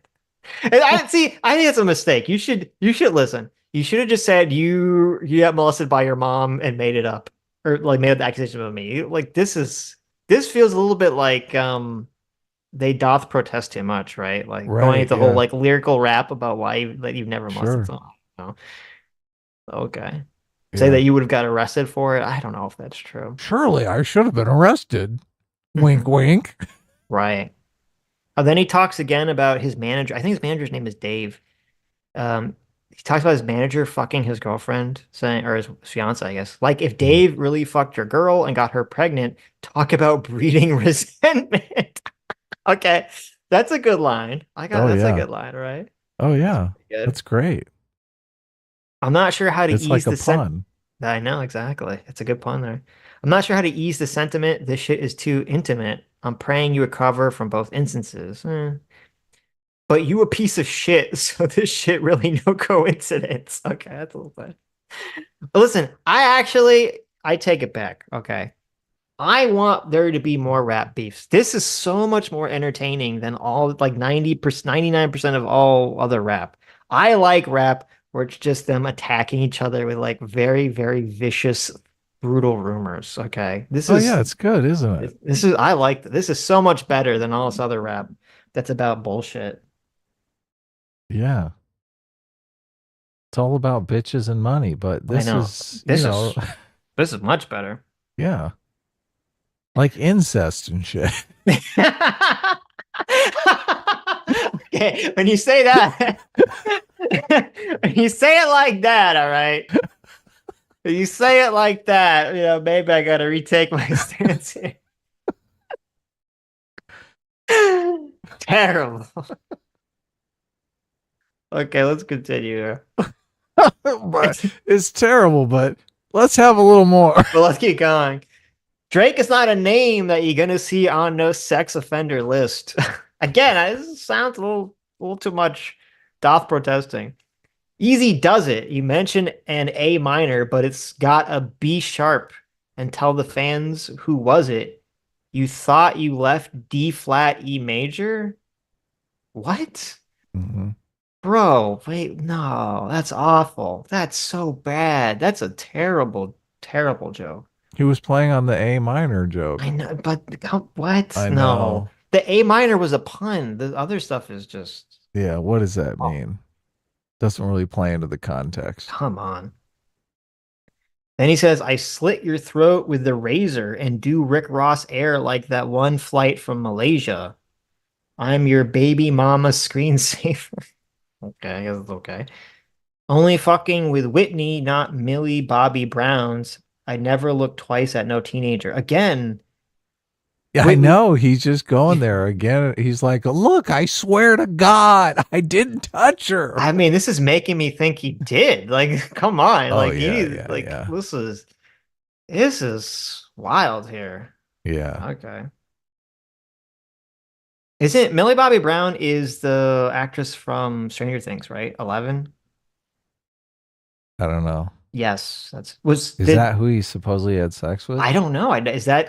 Was that an accusation in the other one? I don't know how. I'm assuming Millie- she's of age now. I don't know how. I mean, obviously at the time of Stranger Things she was, but how old is she now? Let's see. Millie Bobby Brown. She's 20 now. Okay. Oh, she's 20 now. Right. And Oh, of she looks a lot course this better with happened. hair. I'm so used to Oh. seeing her as like that little shaved head kid from Stranger Things. And of course, this happened when she was like 15, right? I don't know. Is that the accusation? I don't know. He was in the DMs. Is that true? Interesting. I never heard about this. Anyway, I'm fucking hit maker dog. What? I'm a fucking hit maker dog, not a peacemaker. I don't know what that means. Bullets He's on a, stuff. he makes fly records. That's what. Oh, it a hit maker. means. Yeah, but why does it say dog D-O-G? Shouldn't it be dog D-A-W-G? Like, Well, I'm a he's- hit maker, comma, dog. Yeah, it should be comma, but you, Oh, you never okay. do the comma either. No, but they did the comma wrong. It says, I'm a fucking hit maker, dog, comma. Comma's in the wrong Oh, place. okay. Yeah. You're I'm right, a that's why I hit was maker, confused. dog. Yeah, they did the eat shits and leaves thing. Right. Not a peacemaker. Yeah, bullets that I'm stuffing in each chamber. Your ass in extreme danger. Stop buying views and bot comments. Wow. Okay. Ooh. You may as well keep the paper. Shit you about to need for later. What's the paper? I mean, that would be funny, but I don't know what the paper is he's talking about. I give a fuck about your streaming data. You can drop 100 more records. I see you later. Maybe when you meet your maker. I don't want to fight with a woman beater. Jeez. It feeds your nature. If you still bumping R. Kelly, you can thank your savior. Say if they deleted his music and your music is going to a hypocrite. Look, if he says I don't want to fight with a woman beater because it feeds your nature, doesn't that imply that he is a woman? Yeah, what the fuck? I think he kind of It's a like very- self-owned himself. Yeah, for a bit. wait a minute, Drake. What are you doing? Terrible. Terrible, Drake. Come on. Little fuck up there. Drake, what's up here? Was it Lamar didn't know who Haley Joel Osment with and now you just implied you were a woman? Come on. Come on. You gotta have your homies look over this shit, right? Yeah, proofread that shit Come before on. you put out your next diss track. Right. I don't understand why these people prayed. You sounded like you send a commissary when you need some paper. Album dropping soon. No wonder you turned to clout chaser instead of doing hard labor. I'll see you when I see you, like Fantasia. Okay. And Whitney, you can hit me if you need a favor. When I say hit you back, it's a lot safer. No, okay, that's clever. That's clever. I like that last line. Then we have the outro. I'm not gonna lie, the shit was some good exercise. Like, it's good to get out and get the pen work going. You'd be a worthy competitor if I was really a predator. Again! Bro! Drake has convinced me he is. I agree. I just thought this was like funny internet beef. Drake has literally convinced me that he has done improper things with underage children based purely on his own diss track. What the fuck, bro? Come on. Yeah. This is crazy. You'd be a It's worthy almost like he's advertising. He's like, young girls, come hither. I know, this is so weird. How did someone not look over this and be like, dude, you'd be a worthy competitor if I was really a predator and you weren't fucking lying to every blog or an editor, but it is what it is. You definitely got this burn the fuck out, though. Like, you got 10 more records to drop. The one before the last one, we finessed you into telling a story that doesn't even exist. Again, that's very lame. And then you go and drop the West Coast one to try and cover that up. I would like that one. That would be some shit I could dance to if he wasn't tripping down on some other bullshit. It sounds like you're saying, like, your other music's good. Why are you being so mean to me? You know, at least your fans are getting some raps out of you. I'm happy I can motivate you to bring you back to the game, like, but just let me know when we get into the facts. Everything in my shit is facts. I'm waiting on you to return the favor.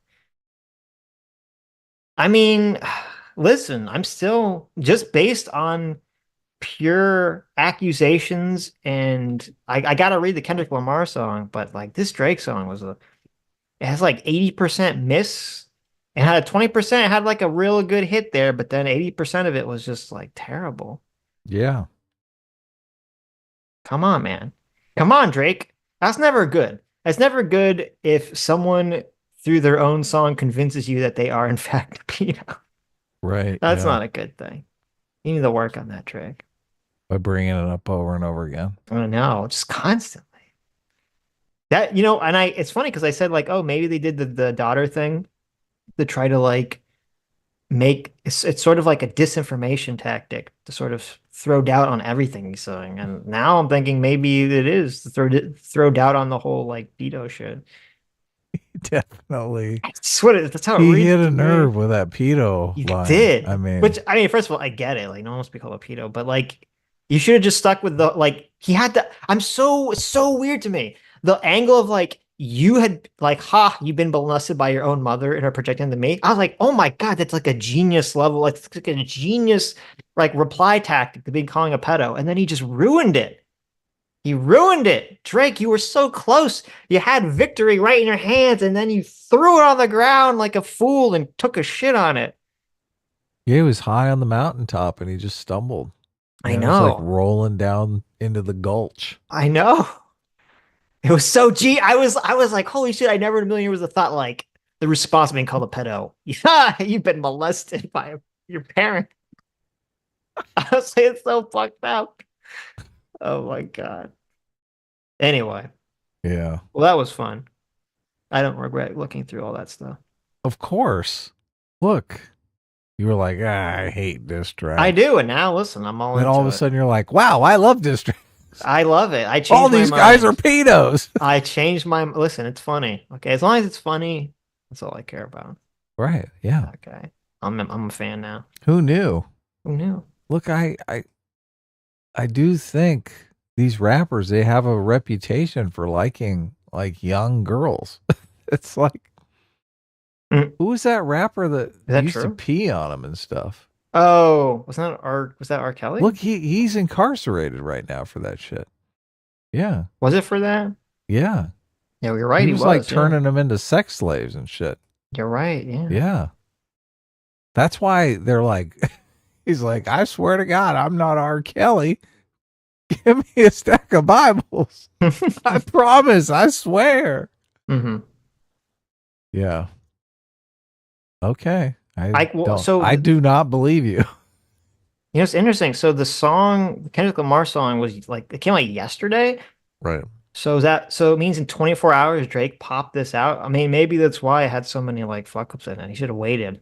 Right. You need to sleep on it a little bit. No, you got to get that out right away. I don't know, You man. can't let that disc track. You can't let the diss track be out there because everyone's talking about it. Everyone's talking about, oh, look, he fucked his mom. I mean, again, like, yeah, but you can't let that go into double 48-hour news cycle. Come on. Listen, he called him a pedo. You know, if Drake would have spent 48 hours, like, you know, he would have been like, okay, listen, I should just deny it once in the song and say he got molested by his mom and like call it a day. And move on. Yeah. Move on. And like that would have been, you know, pretty good counter, right? Right. But he was too in the moment. He's got to just keep bringing it up. So here, this was from the song from Not Like Us. This was Kendrick Lamar. It's funny. People kept posting the image of from the picture of the song. I didn't know what it was. It was that like Google image thing with the little dots on it. And I just caught like everyone on Twitter had no clue what it was. It was from this song. The lyric from it where he accuses him of being a pedo, he says, "Say Drake, I hear you like him young. You better not ever go to cell block 1. To any bitch that talk to him and they in love, just make sure you hide your little sister from him." So there you go. They tell me Chubb's the only one that get your hand-me-downs, and at the party playing with his nose now. And Baca's got a weird case. Why is he around? Certified lover boy, certified pedophiles. Ouch. And he said the line that we read, try and strike an accord, and it's probably A minor. There you go. Yeah. Cray cray. Cray cray. Interesting. Oh, well, there you go. That was fun. Is Stranger Things still a thing? That show's still on. Yeah, I think so. I stopped watching after season 3. I kind of fell off. Oh. I think it was 3 season 3. seasons? No, I think there's like 5. Is there 4 or 5 seasons? Oh, okay. I mean, it's still around. There's 4 seasons already. And it's about ghosts and stuff? You don't know? You've never seen Stranger Things? No. It's not about ghosts. Oh, okay. Are you thinking she was also in the Ghostbuster movie? Maybe that's what you're thinking of. I didn't see that either. Well, I didn't see it either, but no, Stranger Things is about a town where there's like a portal to another dimension gets opened into it, and it's like all this like horrible shit keeps coming into the, but it's like really into the Stranger Things universe from the portal. I think yeah, I've seen but some episode where there's like a car or something, and I don't know what you're talking about. oh, But is there a car in the show? No. Okay. I mean, people drive cars. I don't know what you mean. It's not like What do you one mean, is there car a in the show. Is there a car? Yes, there are many cars in the show, Adam. Okay, well, that's good. Yeah. Anyway, maybe I'll watch it someday. I mean, I liked the first season. Second season was kind of There's third season, I kind of lost interest. Do they do the mystery box thing? No. But they didn't. Well, maybe. Maybe a little bit, because they keep like at first it's like the alternate dimension. It's just like an alternate dimension. It's just like shit there, just like bad shit there. That's just like animals, but they kind of like afterwards in season 2 and 3 they sort of imply that there's something that has a more like an intelligence behind it. Now I don't know if that ever pays off in any way interesting, because again I never watched the end of 3 or 4, so maybe it pays off in some ways that's interesting, but who knows. There you go. Majin drew a picture of Peter Griffith. That's pretty good. Or he asked AI to draw a picture, or he found it. I'm not sure. He found it because it got someone else. So there you go. That's pretty good, Majin. Thank you. Okay. Oh wait, we should watch this clip. Should we watch this clip? Yeah, let's watch it. Okay, so Twitter Suck sent me this, and I've seen it before. It's great. This is a great clip, just in case you haven't seen it. This is Queer Theory Jeopardy with Professor Derek Jensen. Let's check it out. There is a long correlation between anarchism and pedophilia and support for pedophilia. Oh. Oh no.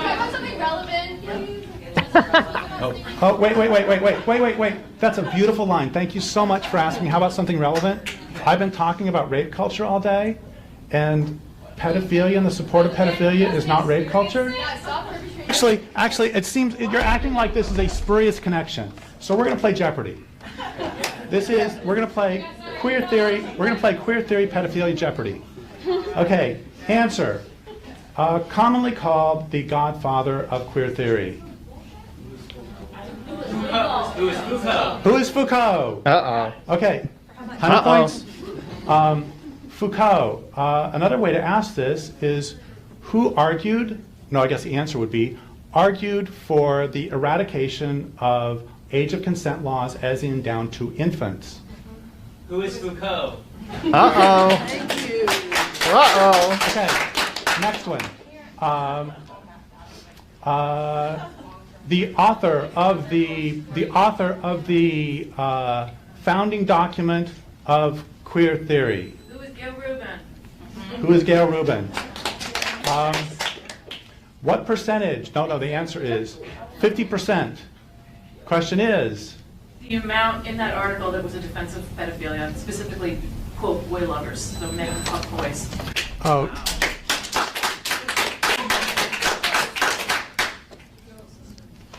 And since you're not believing me, quote, this is in the founding document of queer theory.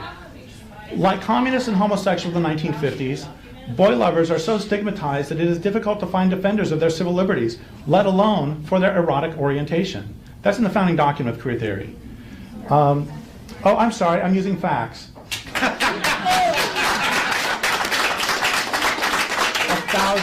thousand apologies. One Inconvenient must never let facts. in the way. Oh, and she also compared, by the way, she compared pedophilia. She compared pedophilia to a preference for spicy food. The thing is, I have never heard of anyone who has to have years of therapy because they ate hot and sour soup. Okay, so up to 200. Now it is pedophilia and queer theory for 300. That would be author of Macho Sluts. Author of Macho Sluts and Public Sex. Pat Califia.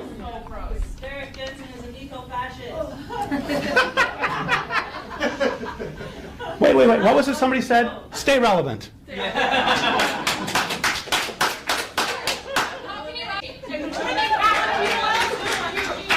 Okay, let's talk about Pat Califia. Why don't you respond? Because I can't respond. Fucking transphobe. Okay, here's something from one of they're Pat so Califia's triggered. books. His own students. I know. I love how everyone's yelling. Oh my God! So gross! You're a transphobe! Ah! How dare you tell us things that are true? They're like losing their minds. These are your founders. I know. You should be proud. These are your founding fathers right here. Mm. Yeah. And mothers, don't be sexist. Right, exactly. And non-binaries. Right. Your founding pedophiles. That's a better phrase. Okay. You know, it's really interesting. It's really interesting that when I actually start talking about the relationship between queer theory and anarchism and pedophilia, that it becomes, they really want to shut me up now. Okay. So here's Pat Califia. Pat Califia. Oh, wait, just a second. I was accused of homophobia because I'm against pedophilia. Yes. Who is it who actually makes the connections between that? Okay, here's something by Pat Califia. Pat Califia has written, any child old enough to decide whether or not she or he wants to eat spinach, play with trucks, or wear shoes is old enough to decide whether or not she wants to run around naked in the sun, masturbate, sit in someone's lap, or engage in sexual activity, by which she does not mean play doctor, she means with adults. And she's very clear about that because she also says that pedophiles should be more and not less invested in children's lives. Oh my God. Whoa. Look, keep Jesus the Christ. pedophiles away from the kids. Oh my God. Yeah. Jeez. Okay, so we're at 300. 400 is the most famous queer theorist of today. Answer. No, it is not Judith Butler. It's who is Judith Butler? Sticking to the Jeopardy theme. Thank I like you. it. Appreciate it. Okay, Judith Butler is the most famous queer theorist of the day. We see you, all of you supporters here, who Good. do not care about trans people's lives. Every person here. Do trans people really need queer theory? I feel like queer theory is trying to piggyback on the suffering of trans people. You are 100% correct. Yeah. Yes. Exactly. Yeah.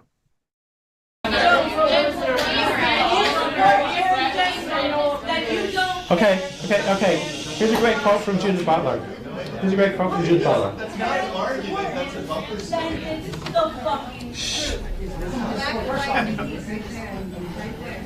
Are you supporting them? Okay.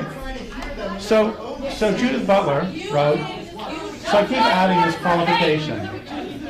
When incest is a violation, suggesting I think there may be occasions in which it's not. Why would I talk that way? Well, I do think that there are probably forms of incest that are not necessarily traumatic, and which gain their traumatic character by virtue of the consciousness of social stain that they produce. Yeah, that's Judith Butler. That's one of the queer heroes. Okay, now we have for 500 we have the last one in the queer theory and pedophilia. The answer is queer theorist who has spoken out strongly against pedophilia. Zero. Who is no one? Who is no one? Not a single one. Because the entire thing is based on transgressing. Yeah, I know. Dear fucking God. There you go. Horrible. Well, at least they have a line, right? They're like, please don't. Look, at one point they didn't have a line. Obviously, when all these queer theorists were doing this shit, they were like, look, we're going all the way. Look, there's the line. We're crossing it by a mile. Now these kids are like, oh my God, please no. Please don't. There are no pedophiles in my beloved queer theory. Mm-hmm. Mm-hmm. Yep. It's true. It's wild. It's wild. But he's right, because it's all, I mean, obviously, if you have an entire theoretical framework that's established about destroying norms, right? You know, there's going to be some norms that people are going to stand with, right? Let's not destroy those norms. Yeah, there's going to be some of those norms. You're like, maybe we shouldn't be destroying these norms. Okay. Maybe those norms exist for a reason. Right. Like age and consent, you know, maybe that's one of those good ones. Maybe adults shouldn't take advantage of children. Right. Just so that they can forward their stupid pet theories. Oh, so sick. So thank you, Twitter Sucks, for sharing that. Yes. There's also, I guess we should watch this. Pretty funny. Zero Fucks made a video compilation by saying that. I don't know if you saw this. No. Better not. It is so Elijah Schaefer was on Timcast. Oh, really? Recently, yeah. No, not Elijah. Right. And I was curious to go listen to it. Elijah's a little sus in the I'm pretty sure he's a race realist. Yeah, in the race realism department. Yeah, I mean, I've heard him. I'm pretty sure I've heard him talk about race realism. I'm pretty sure I've heard him talk about, like, you know, the Jews bad, all that stuff. So right. But yeah, so but I haven't seen the conversation with Tim Cass, so I don't really know what they talk about, except I guess I do know somewhat of what they talked about because Zero Fox made a compilation about it. So well, slip it in. It's on Twitter, so you're gonna have to it is do a Twitter thing. Yeah, I sent ouch. It to you, right. Let's see. Now I don't know if this was just an unhappy coincidence, right? Because Tim, I think, is an unhappy coincidence because I think they booked these people in advance. But unfortunately, they had that weird anti-Semitism bill that was coming out. The one that they passed in the House. Oh no, and he's talking to Elijah Schaefer. Right, and I think anti-Semitism. Yes, I think it's a very unhappy coincidence. As the anti-Semitism bill came out, and as I believe it's probably around the same time that Nick Fuentes was allowed back on Twitter by Elon. That's when Elijah Schaefer just happens to be on the Timcast show. Right. So just in time for him to talk about how the Jews control everything, right? Yeah, not a great combination of things, huh? Oh no. Yeah. Okay. So. All right, here it is. Ready to do the 3, 2, 1? I'm ready. It's a minute long. 3, 2, 1, go. Jewish, Jews, Jews, Jews, Jewish, Jewish, Jewish, Jewish, Jewish people, Jews, Jewish, Jewish, Jewish, Jews, Jews. The Jews are Jews, Jews, the Jews hate Jews. Hates Jews and hate Jews. Jews, Jew, Jewish, Jews, Jewish, Jewish, Jewish, Jewish, Jews, Jews, Jews, Jewish, Jews, Jewish hates. Okay. I think this might have been taken out of context.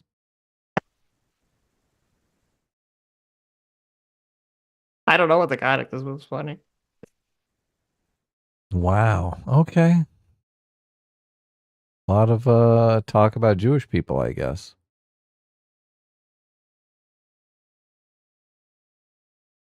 So anyway. So thank you, Zero Fox, for the Jews compilation. Distilling this down to the crux of the entire conversation. So I'm curious. I'm going to go listen to the conversation, see what was talked about. So Elijah Schaefer actually responded to it with the laughing, crying emoji. Oh, he did? So he liked it. He was a fan. Yeah. I also replied to it with the laughing, crying emoji, but for different reasons. Right. You said, "Oh my God." I did. Oh my God. I was like, oh, wow. Okay. Not great. Anyways. So good on you, Zero Fox. Fun stuff. Yeah. Let's read some supers. JMac, our surrogate follow for $20 says Professor Dev here is pretty based. There you go. Yes. Wow. Wow. Calling him Dev. Terrible. You think every fat white guy is Dev? Okay. Oh, is that the was that the pedo professor? Yes. The pedo Jeopardy professor. Yes. I shouldn't call him the pedo professor. That's not. He was trying to point out how all the gender theorists were pedophile apologists, Right. supporters, whatever they Right. are, whatever you want to call them. So he did look a little like Dev, though. Okay, you racist. Fat Why? phobe. What do you mean? He's white, fat, and has like curly hair. Okay, He wasn't You're like, that it's fat. gotta be Dev. He wasn't that fat. The professor? Yeah. I mean, Didn't he's seem kind of that fat. He's kind of fat. So Let's see here. Thing from one of they really want to shut me up. He's not. Look. I don't know why you'd say this guy's fat. I'm You can't guessing even he's really fat. tell. You're right. You He's can't really just- tell. I'm guessing he's fat. He's got a fat face. Oh, okay. Listen, I'm just saying J-Max is a racist. Okay, I'm ashamed. Why? Don't say that. Terrible. Be nice. Anyway, J-Mac, our Sega 5 for another $20 says it's a joke at the end. Oh, did you not play the whole thing? I did play it. Oh, It at went- the end where it they went- talk about eating Jew meat. It repeated. I played all the way to the end and it repeated. Okay, Yeah. there you go. Well, Or obviously, maybe I didn't play all the way. The to Jew end. meat thing was obviously Zero Flex added that in. He didn't actually say Jew meat, but I didn't hear that part. he did it. It was pretty funny. Okay, let's see. Maybe I didn't get. Is that to like the end. 50-second? It's the Jews, Jewish, the Jews just really need Jews in media. Who hates Jews? Jewish, Adam played Jewish, 16 Jews, seconds. Jewish. Oh I my have friends in God. Oh, okay. I guess I didn't play it all. I thought it reset.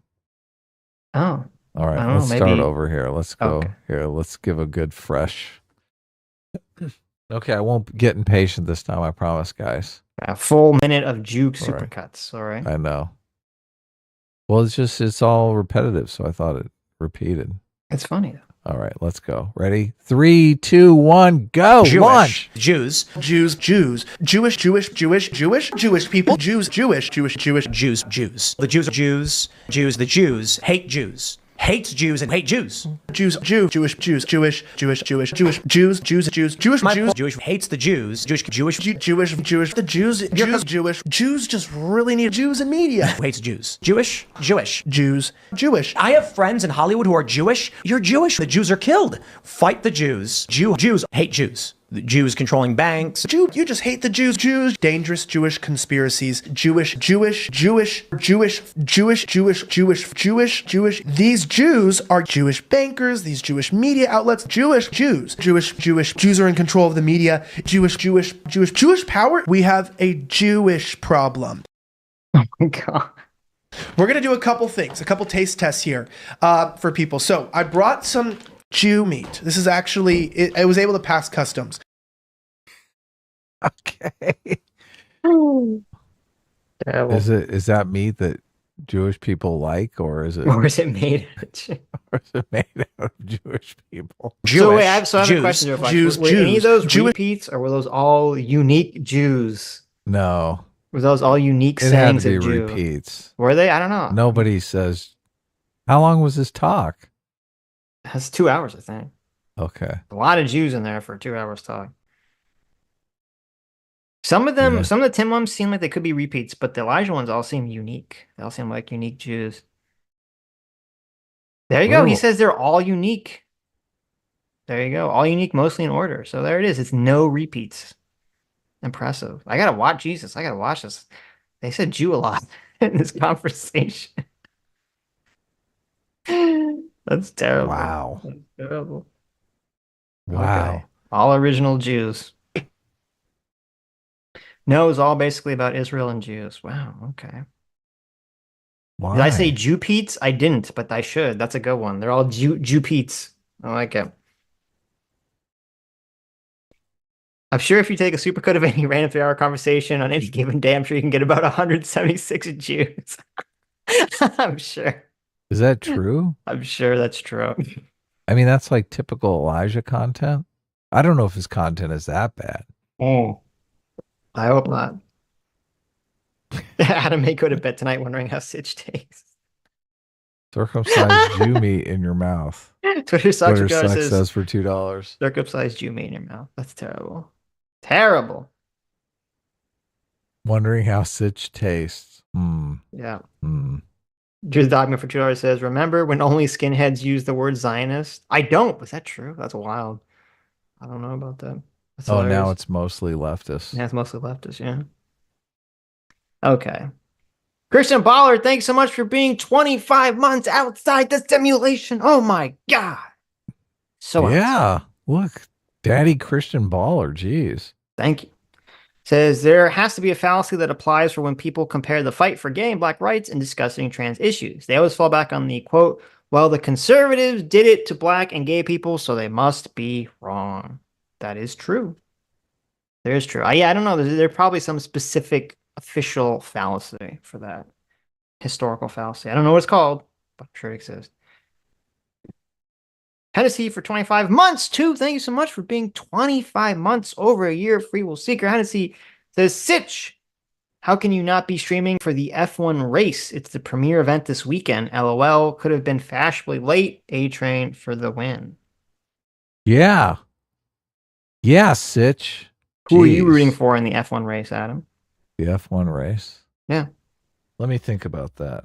He says as he quickly Googles what the F1 race even is. Who is racing? Well, look, I like El Norris, okay? Oh, really? You like El Norris? Yeah. The guy who won? Yeah. Did he win? Oh, look at that. Look at that. The British guy that won. Yeah. There you go. Oh, my God. I can't believe it. The American guy got 20th? No, he was disqualified. Right? He says El Norris was in a McLaren, right? What does DNF mean? Obviously, the McLaren is going to win. Wow. Terrible. Can't believe America lost. I mean, we lost bad. What are you talking about? Logan Sargent opens up on 20th. There you go. Logan Sargent opens up on disappointing Miami Grand Prix as U.S. driver fails to score at home race for second straight year after Kevin Magnussen collision. Oh, did he crash into somebody? Wow. After he collided. Oh, no. Wait, what?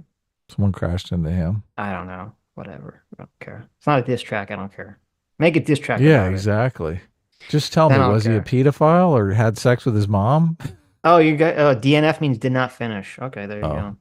That makes sense. Sure. Alex S for $5 says, hey, Adam, I'm reading The Murderer Next Door and really enjoying it. I also read The Righteous Mind. Have you considered doing an Adam's book pick list? I do have my top favorite books on my website on adamfriended.com. Yeah. So, but Murder Next Door is on there and Righteous Mind is on there. Murder Next Door. Sitch needs to read The Murder Next Door. I do. Such a fascinating book. I should. Yeah. It's on my Audible. It'll make total sense to you, Sitch, why you sit out in front of your ex-girlfriend's house all night long. You'll know. You'll realize. I've never done that. That's really creepy. You'll realize. That's super. You'll be like, look, creepy. this is my genes. Forcing me to do this. Actually, my mom said that she had an ex-boyfriend that would do that. Well, look, you can tell your mom why you would do that. Okay. You could be like, look, you should read this book, Mom. Right. Remember that ex-boyfriend that used to sit outside your house and fantasize about killing you? Oh, no, it wasn't. It was like a longing for it. It wasn't like a murder thing. Sure. Okay.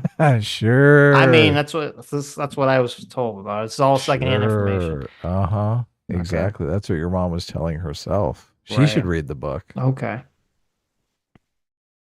Equishadox for $5 says Mother's Day next week. Speaking of my mom, Mother's Day next week. Give one of the most important ladies in your life something good, TLC, and make sure she's doing well. That's right. There you go. Yeah. For all of us who are not, I guess, who have not experienced this, Kendrick Lamar has maybe, according to Drake. Please show some love to your mothers. Everyone except for Kendrick Lamar. Yes, Who right. probably showed a little too much love to his mom. At A one little time. too much. That's right. Terrible. Mm-hmm. That cringe for $5 says, "Hey Sitch, do you feel vindicated after seeing the tweet about the oppressed being oppressors in media?" What? No. What tweet are you talking about? I'm not sure I know. Did you which tweet you're a talking about. tweet out? Were you on Twitter? I don't know. I tweet a Did lot you of do stupid that shit Twitter out. thing again? I don't know. I do a lot of things and then I forget that I did them because I'm like an old man. Okay. I don't know. Yeah. I was going to tweet something out and now I forgot what it was. Okay.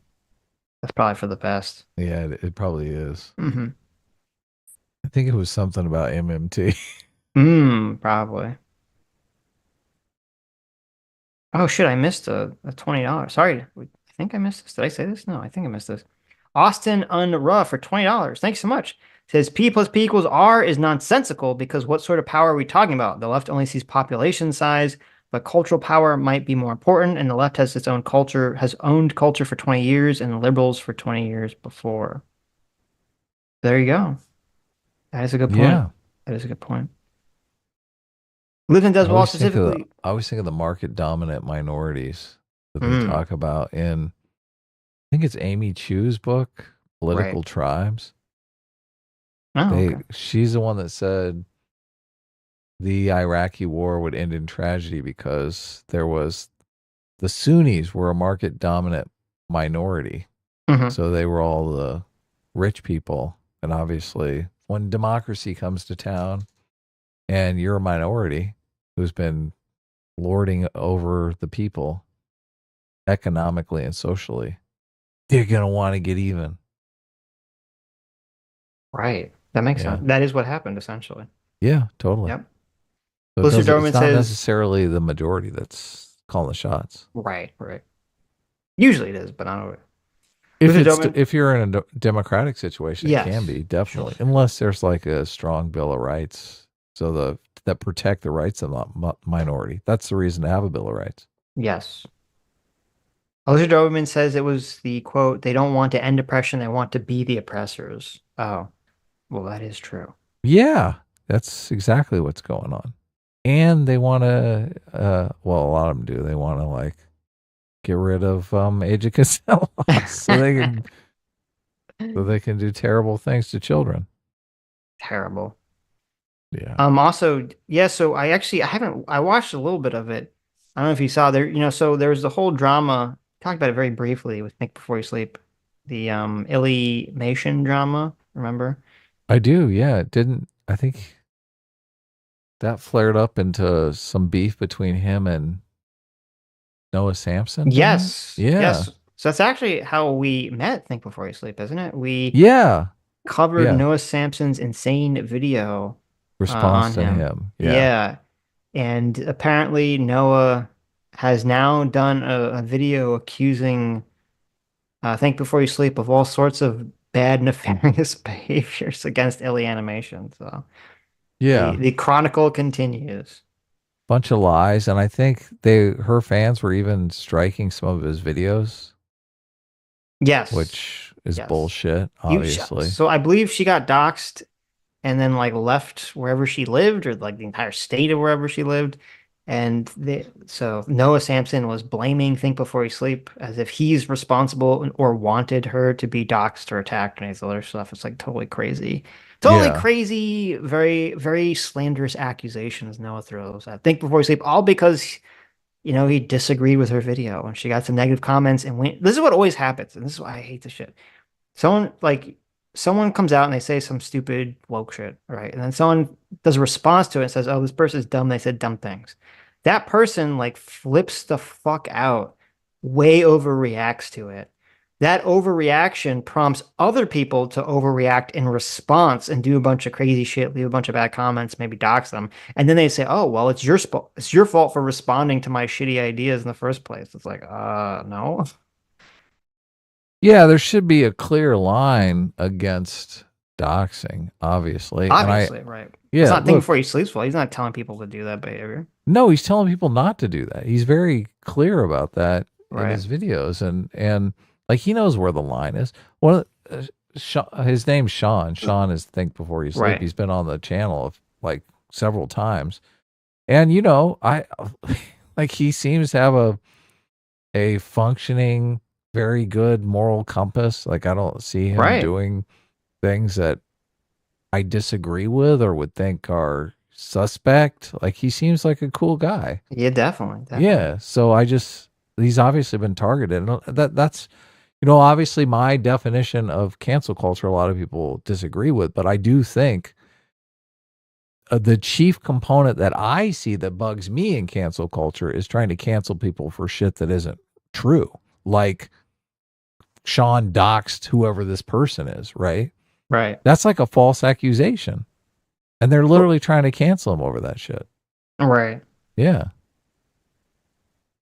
He didn't dox anybody and he's not in favor of doxing anybody. And if any of his fans doxed anybody, he'd chastise them for it. Right. Yeah. Same as we would. Yep. Anyway. And obviously Noah Sampson there's no incentive for Noah Sampson to say anything truthful based in reality. Like, or to de-escalate the situation. Because Noah Sampson is like, Think Before You Sleep has made Noah Sampson into a fucking laughing stock in so many videos because the guy's a moron. Obviously, he's bitter about it. He's like, oh my God, he made me look like an idiot. Right. Now's my opportunity to get even with a bunch of lies and slander. Yep. Because he's mad that he got raked through the coals, you know, by Sean the first couple times. Because he's big mad because he misread a study. It's so many of these people are just completely just thin-skinned, like egomaniacs. Yeah. It's so sad. Yeah. It is sad. It is very sad. But a lot of this space kind of attracts people like that. People are just like, you know, full of themselves. Kind of the Vosh, the Hassan, the Noah Sampson archetype of I am incredible. Narcissistic, I think that's a good word for it, right? Yep. Yeah. Well, it is wild that's like, you know, Sean just makes a response video to Ilya Animation, and then I guess her friend tries to get him like his channel struck or in trouble. And then people that are not Sean in response to that do the doxing thing. Somehow it's just all Sean's fault, right? It's like you're just not allowed to respond to anyone because they might overreact in an unhinged way. If you hear people doing this doxing stuff or trying to do this doxing stuff, just like dissuade them. It's so bad for the content creators. Right. Well, it can always be spun as, you know, your audience has done this horrible thing. The people doing the doxing, they don't give a shit. They don't. Yeah, you're right. But I'm saying that there are people who probably know this stuff is going on around them who do give a shit, right? There might be, but I think most of them don't care. Yeah, you're right. It's probably pointless to even like try and talk them out of it. They're like, we're going to do this. Is that righteous indignation, right? They feel the right to do it because it's like somebody has made a moral infraction, so therefore we're allowed to make a moral infraction. Right. Set the scales of the universe back into alignment. Yeah. It's not how it works, though. Remember the old saying, two wrongs don't make a right? That old saying. Yeah. It's old because it's true. Mr. Borelli, there's your Destiny reference. Mr. Borelli for $20. Says, would you guys talk to Ben Burgess about the Columbia protests? Was surprised to see him defend the Hamilton Hall occupation and then suggest that it could have been avoided if Columbia just gave in the protesters' demands. So, I mean, I don't know what any of his takes are, any of the Israel-Palestine stuff. I guess I'm not surprised that general take, because I've literally heard that general take made by basically every single person that supports the Palestinian movement. Has been that exact take. So I guess I'm not surprised by that whatsoever. So, I wish that we could have a conversation with Ben Burgess that was more than just surface level. Every time we have Ben Burgess on, it seems like we make very effective counterpoints to his arguments, and he never really addresses them. It's always like he pushes a conversation in some other direction or won't acknowledge the obvious flaws in the arguments that he's making. Yeah. It's very frustrating. Yeah. I like Ben Burgess mostly because Anna's friends with him and she likes him. So as you know, as a friend to Anna, I feel obligated not to like talk too much shit about Ben Burgess. Right. But, I feel the same thing with Jank too. I mean, obviously Anna and Jank are friends, but Jank, when have we had like a real conversation with Jank, Sitch?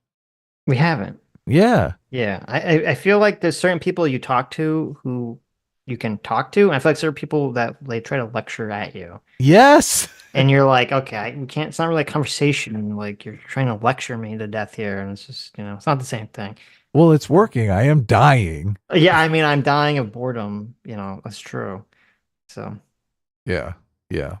Mr. Borelli for another $5. Thank you. Says, how is that any different than saying January 6th could have been avoided if Congress just didn't certify the election? That's a good point. That is a great point. Right. Oh, yeah. yes. It is weird. It's a fucking weird thing. I guess the difference is that they actually support these protesters and they didn't support those. So that's like the real answer. But Lives in Deswall specifically for $2 says, can we get a bro counter? I like that. That would have broke. That was the case. Bro. Naxless for $10. Thank you. Says, I'm very anti-woke, but I'm going to take the opposing position here because I strongly support transition for dysphoric kids under 18 if they are male. That's interesting. Transition is not cosmetic like a tattoo. It's a medical treatment for a condition whose alternative is letting the condition get worse with puberty. So I think the issue here, and this has always, I guess, been my position, is that if they had some way of adequately figuring out who actually has gender dysphoria, I'd be far more amenable to the idea of what you're talking about.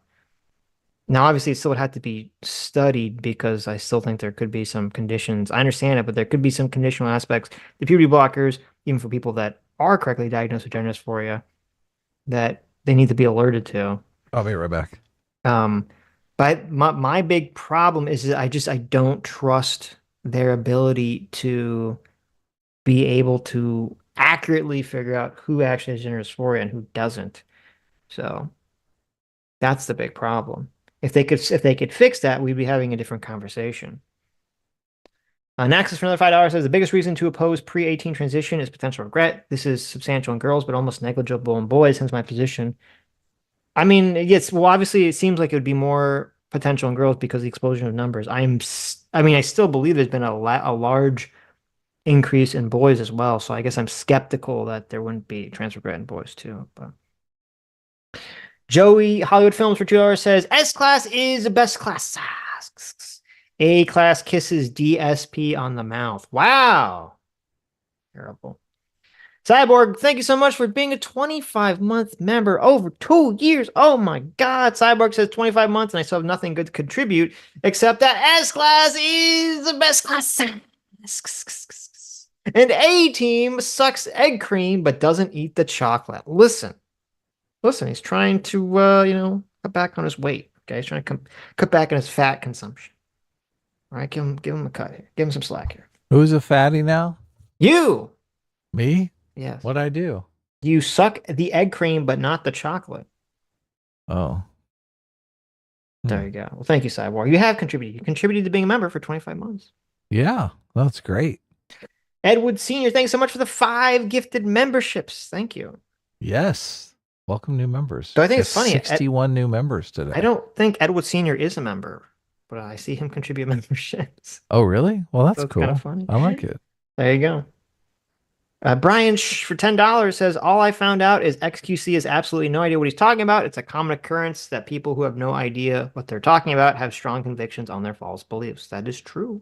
Yeah, that's a huge problem, huh? That is true. Danny, and then Danny spelled backwards for $5 says XQC doing Jedi mind tricks like Jar Jar Binks. Also, you can't understand him on 1.25x speed. There you go. Yeah. God, I wish I could do a better XQC impersonation. I don't. Why? I would do it all the time. I'm gonna have to. Awful. I'm gonna have to study this. Yinglis the Yinglet.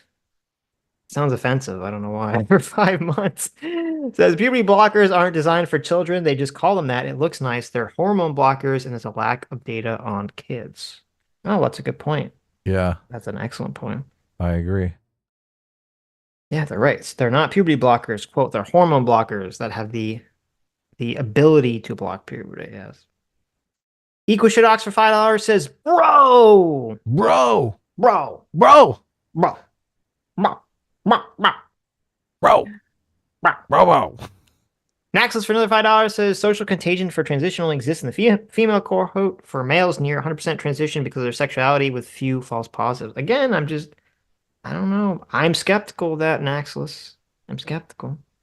Oh, really? I don't know how we could make that determination, but Naxos for $5 for $10, thank you. Says Philosophy Tube, for example, doesn't have social contagion. She has true AGP, just lacks dysphoria.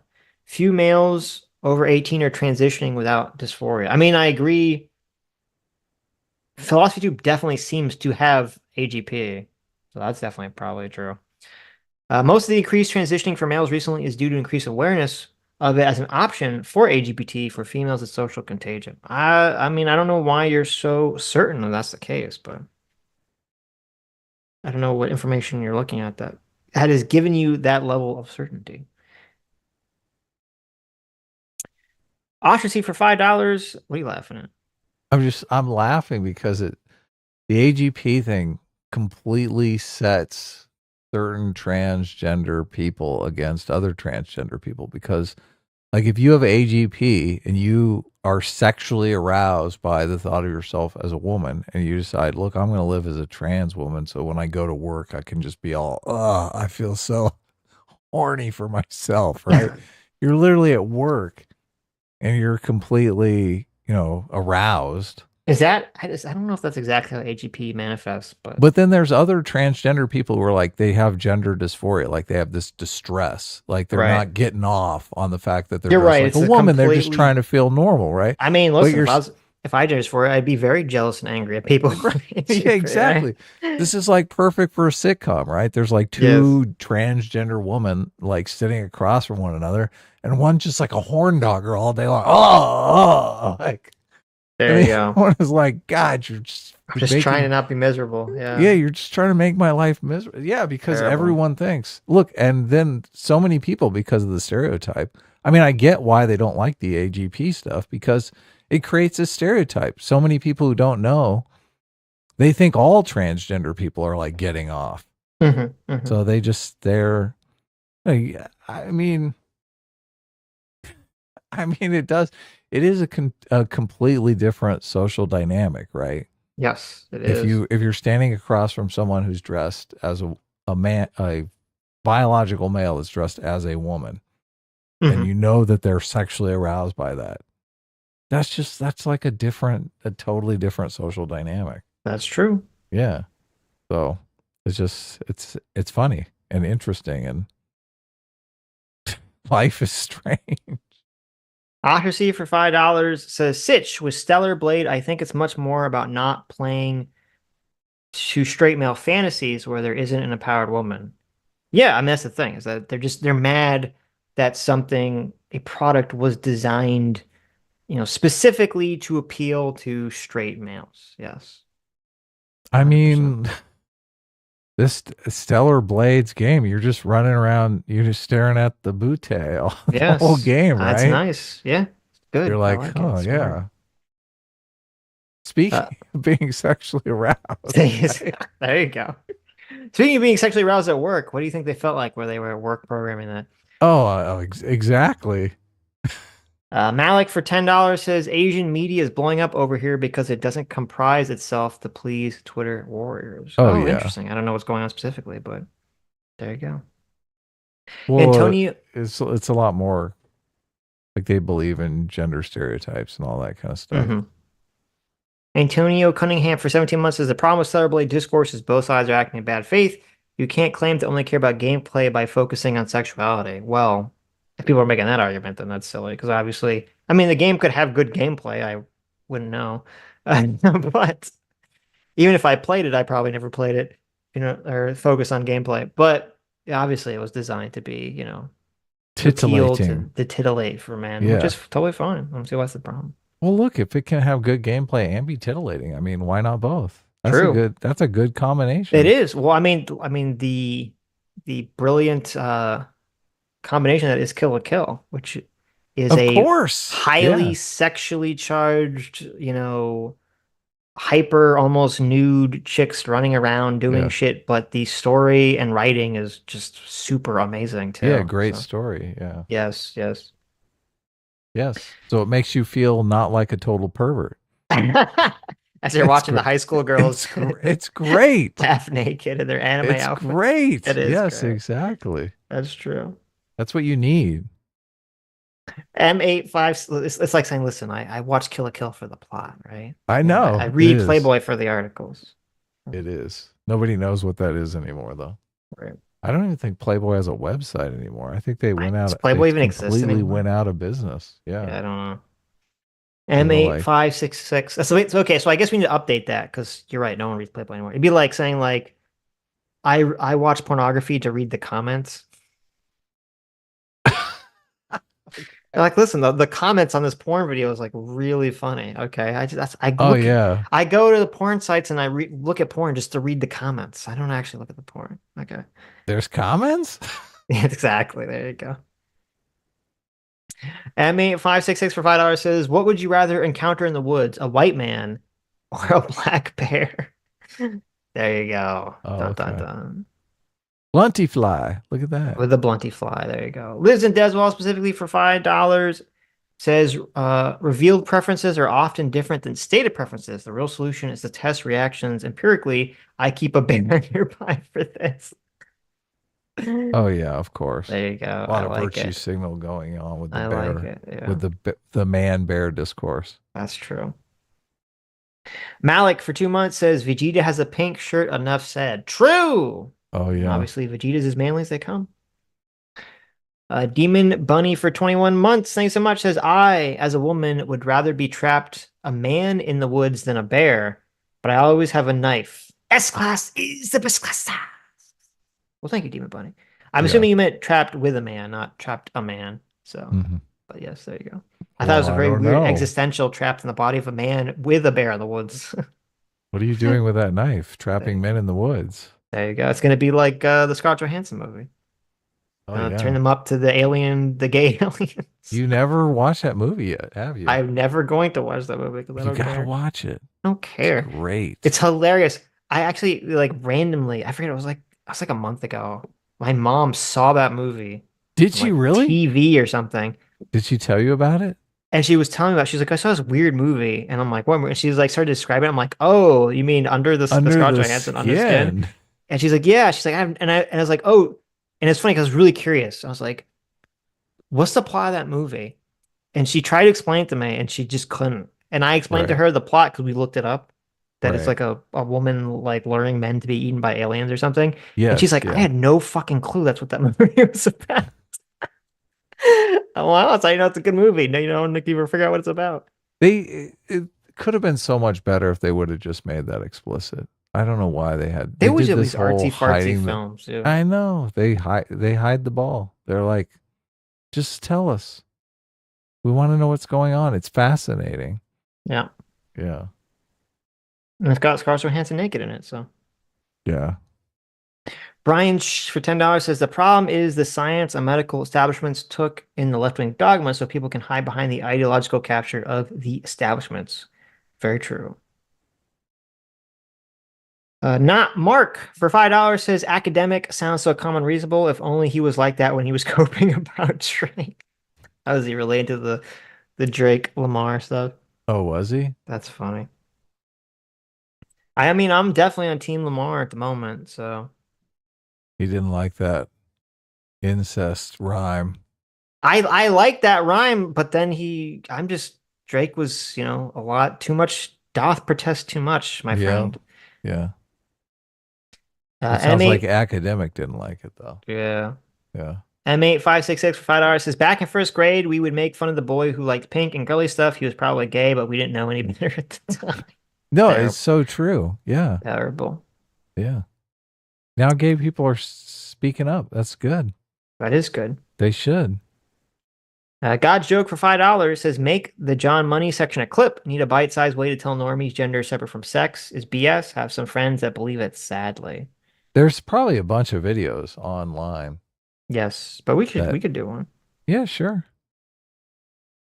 J-Mac, our surrogate father, thanks so much for being outside the simulation for 25 months. Oh, yeah. God. Over 2 years. Says, never forget after Coral died, Marlin would have become Coral and would have mated with Nemo. Don't shoot the messenger. Nature is weird, man. Is that true? Oh, yeah. He would have had sex with his own son? That's crazy. Nature is wild, man. Clownfish, man. I don't fuck with them clownfish, okay? They should do that as a reboot. In the Finding Nemo reboot, I don't think Marlin becomes a female and bangs his own son. I don't think Disney's going to do that. Look, it will go with Disney's transgender message. Oh, okay. Transgender incest message. That's the most horrible fucking thing I've ever heard in my life. Oh, if you can't see it, you can't be it, man. That's terrible. Okay, awful. Twitter sucks for $5 says, language is a social construct used to communicate, LOL. There you go. Yeah. Austin Unruh for $10 says, if sexual characteristics and genitalia don't dictate what gender you are, why does removal/modification of sexual characteristic genitalia affirm your gender? That is an excellent question. Yeah, it is. That there is not a good answer to. Equishitox for $5 says XQC becoming a bread tuber is a surprise to be sure, but a welcome one. Fingers crossed. Oh, I read that one. He'll reform leftovers with Hassan. Lol content for years. True. I want that super bad. Reach out, Ethan. Reach out, Hassan. Oh, I don't want to see Ethan in XQC. I want to see Hassan in XQC. Oh, so there's no straight man. Exactly. And say that in both contexts. Rob O'Coon for 12 months says Jazz Jennings is just one shining example of why we should not be advocating for transitioning children, but these commies never remember Jazz. Very sad. Yeah, it's interesting. They always magically seem to forget her. Because she's so fucked up. Oh, yes. They don't want to remember that. J-Mac for $10, thank you so much, says I'm gay for America. There you go. Look at that. That's great. There's like a weird thing that happens sometimes when like people put in the American flag emoji, it doesn't show up. It just says US. Oh, yeah. You see that? Yeah. I do. Yeah, that was supposed to be the American flag emoji. Supposed to be the American flag emoji and then the rainbow flag. Right. So. Huh. Weird. Overseer's Logs for $2 says, I never noticed, but the flag has no indigo. You're correct. Indigo. The original rainbow flag doesn't have any indigo on it. I wonder why. Indigo. It just has blue and purple. Oh, what is indigo? The color indigo. Is that black? No, it's like a purpley color. Oh, it is? Indigo. Don't you know the Roy G. Biv in the rainbow? No. What? I can't tell if you're fucking with me. Indigo. You don't know Is the colors of the indigo a rainbow, Adam? purple or a blue color? What are we doing? How do you not know the colors of the rainbow? What's happening? I do know them. Well, you didn't know about indigo. You were confused. I know all the primary colors. Look, I got my gay flag right here. You got the Roy G. Biv going on, okay? Red, orange, yellow, green, blue, indigo, violet. Red? Roy G. Biv. Red. Yeah. Look, you got there's 6 primary colors and 6 secondary colors. What's missing? Yeah, And but what in the and rainbow, what the there's fuck 7 is colors. Indigo? No, there's not. Yes, there is. No, there's not. Yeah. Chat. What am I gonna do here? What's happening here? What the heck? What color is indigo? There's no indigo. Look it up. The color indigo is a color. What do you mean? How do you not No. know this? How do you not know this, Adam? Indigo is a rich dark purple blue color that falls between blue and violet on the visible light spectrum. Nah. Yes. Look up a picture of a rainbow, like a real rainbow. All right. You'll see it. It's there. Rainbow. You'll see the blue. You'll see like a dark purple, which people call indigo, and then you'll see the light purple, which people call violet. Violet. Where's the violet? It's at the bottom. Where's the indigo? It's between the violet and the purple. I'm not having this conversation with you anymore. It's your bullshit. I guess if you're just fucking with me. It's just like retarded. You're the one fucking around. No, stop fucking stop around. it. I'm done. Stop fucking around. Done. I'm done with Stop your this conversation. fucking Adam doesn't know the colors of around. the rainbow. Stop your fucking around. Okay. The gays took it. That's right. The gays stole the indigo out of the rainbow. I got your rainbow right here. Yeah. Okay. Okay. Whatever. Don't make me drop the rainbow slur on you.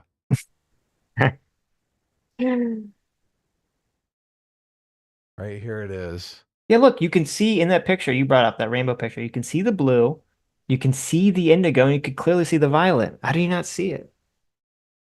I see purple. Yeah. And I see blue. Yeah. I and guess you there's see... like a skinny blue line. Is that? No. And then there's green. And Okay, then there's yellow. And then there's orange. And then there's red. Okay. You see how there's like, you see that there's like the green is very skinny, right? You see the skinny green? The skinny green? Yeah, you see the green is kind of The skinny. green is like the fattest color on there. What are you talking about? Bro, are you Fattest colorblind? color- Am the I fattest learning that color. Adam is colorblind here? The fattest color on that rainbow is the green. No, what the fuck? Okay, the fattest color is probably orange. I don't know what the fuck you're talking about. Look, okay. Yellow plus blue makes what? Green. Okay. Yeah, there's a green line there, but it's thin. There's a green line The sandwiched blue between- line is so much bigger than the green line, right, chat? The blue line is very thin. It's Okay, the now, blue- okay. The blue This is line is interesting. between the blue line is between the purple line and the green line. Wait, wait. Let's pause for a second. And one of us Doesn't is- know. No, colors, no. And one of us Stop. does. Stop. One of us, and I don't know which one, is like somewhat colorblind or having color perception problems. Okay. And I don't know which one it Bullshit. is. So I want to ask the chat. Okay. It's When I you. look at this picture, okay, that Adam put up, I see that the blue part is significantly bigger than the green part. And Adam sees the opposite, right? You see that the green part is bigger than the blue part, right? The light blue. We're talking about the light blue part, not the dark blue part, the light blue part, right? The kind of like teal blue part. Right? There is a green line sandwiched between the yellow line and the blue line. Yes. Okay, but it's very thin though, right? No, it's very thick. Okay, so you're seeing, so this is what's interesting to me. You're seeing I see that as teal Right. or blue, and you're Well, literally no, seeing it as teal. green. Teal is blue green. That is what teal is. Teal Okay, well, is so wait a like minute. blue green color. Yes. Okay. So maybe we are seeing the same thing. We're just We are stuck seeing in the some same thing, we're stuck in yeah. some Sitch's law, like we're defining words differently. I'm right? calling it green. You're calling it teal. I don't Okay. think that's like now, I think that's there's teal blue. I don't think that's green. There is a very dark blue line, but it's almost Yes. like a sketch line. It's like a pencil Yes. line. Yes. And that sketch line is between the green line or the teal line Yes. and the purple line, right? Well, okay. that- I think that I think here's the blue- problem. Yeah. That super blue, that dark blue. Mm-hmm. Yeah. I don't think the super dark blue is blue. I think that's the indigo. I think the light blue teal is actually the blue in the rainbow. Okay, so you're saying the dark blue is the indigo. Yes. Okay. So you're saying there's dark blue and there's light blue. And you're Yeah. saying the green is kind of just like an edge along the teal? Yes. Okay. So that's where you're getting the 7 colors from. Well, first of all, Because you're again, counting 2 blues. But that's which what everyone. It's true. That's what everyone does, though. First of all, there are 2 blues in the light spectrum. That's just true. Well, blue has the most variety across blue. Mhm. Like, and you still think of it as blueness because I think blue is a super short wavelength, so there's more variety That's across interesting. that wavelength. Yeah. Right. And red is a really short wavelength, so like it doesn't take much more stretching and you're out of the red. Mhm. So, but yes, there's like a light blue and a dark blue and a teal and all these different colors that you're saying are within the spectrum of blue. Yeah. Even like ultraviolet is like kind of bluish, right? Mhm. All right, we figured it out. But I would sent just you- classify them all as blue. I sent you a picture of someone that's holding like one of those prisms that makes the artificial rainbow. Oh, okay. So this is a bring it better picture for pointing out the. It's like a little, yeah, because it's like very. Oh yeah, look clear, at this. Oh, you I know. guess this one. The green is very clearly green and differentiated from the light blue / teal color, right? yeah. Yeah. Yes. There we go. Okay. Well, I'm glad. I thought that there was something wrong with one of our eyes, but we were just defining things differently. Of We were using the course. social construct of words differently. Okay. Of course. Yeah, Right. it happens. Yes. So this is what I'm saying. I think that the light blue in the rainbow is what they call blue in the rainbow, and the dark blue Is what though they I call guess even in this indigo. prism, you can see there's like a light blue, and you can see a very thin strip of like dark blue. Yeah. But I think that the dark blue is supposed to be the indigo, and then the purple is obviously the violet. Right. Yeah. So It's crazy. have we never heard the Roy G. Biv thing? Roy G. Biv? Yeah, that's how you remember the colors of the rainbow. Roy G. Biv is the name. Red, green, blue. Red, orange, yellow, green, blue, indigo, violet. You've never heard that? How have you No. never heard that? I just know red, orange, yellow, green, blue, purple. I assume that would literally be probably the most common mnemonic device that any the average person would know. Would be Roy G. Biv. Well, it's weird because if you learn from the color wheel, there are like 3 primary colors and 3 secondary colors. So the whole idea that you're dragging out this 7th color, you're just splitting blue into 2 colors because of the spectrum dynamics. Yeah, of but blue. isn't the painting colors and the light spectrum colors different? Yeah, one's reverse and one's additive. Is that the only difference? I thought there's slight differences. And maybe this You is one of them. I can don't you know. can make more colors with light than you can by reflecting off of pigments. Mm. Yeah. Okay. Like when you move from a light monitor to like a printed page, you lose a lot of color. Really interesting. Yeah. But yeah, look, the whole idea, like primary colors, you can't mix. Primary colors you have to find in nature. Secondary colors you can mix from primary colors. Yeah, I Like know. red and yellow makes orange, obviously. So, but what is that 7th color? Well, that 7th color is some variation of yellow and blue, right? Mhm. Well, I'm assuming that when they came up with like the Roy G. Biv colors of the rainbow, that it's actually somewhat based in science. Someone actually measured the wavelengths of light on each color, I'm assuming.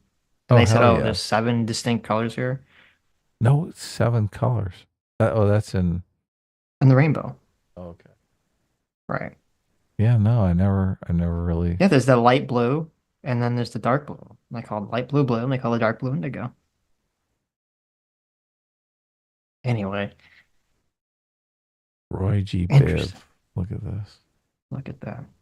Is an acronym for the sequence of hues commonly described as marking up the rainbow. Yeah, no, look, I didn't. That's insane. I just assumed everyone knew about that. I'm learning. You're learning. Look, I love learning. Okay. The internet is fun for learning. You're right. I guess I called it a mnemonic device. It's not. It's an acronym. Yeah. Yeah.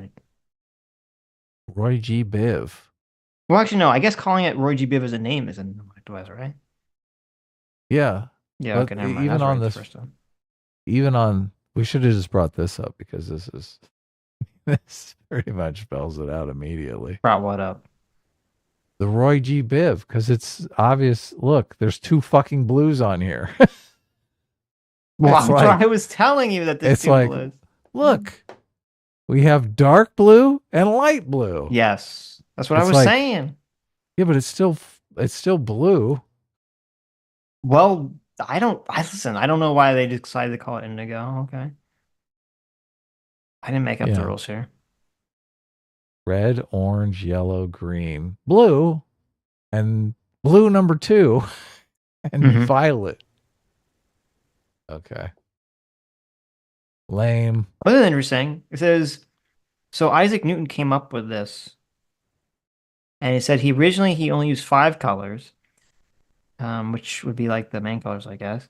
But then later he added orange and indigo to match the number of musical notes in the major scale. So maybe it was kind of just arbitrary. Well, look, if you're mixing these colors up, the whole idea, I don't know if you can see the one that I brought up, but the whole idea is, look, if I mix this red and this yellow, I'm going to get, in equal parts, I'm going to get the approximation of that orange, right? Look, if I mix this green with this indigo, am I going to get that blue there? Hell no. But I mean, wait. But that you mixing secondary colors never makes another secondary color, right? Like mixing orange and green doesn't make indigo. Well, you'd make some kind of earth tone out of that. Would orange and green be like a brown or something? Yeah, some kind of earth tone. Yeah, but that's not. There's no brown in the rainbow. No. Right, but even if you removed indigo and it was just red, orange, yellow, green, blue, purple, right? You still would have that same problem. Look, if I mixed this red and this indigo, I would get an approximation of that violet. Okay.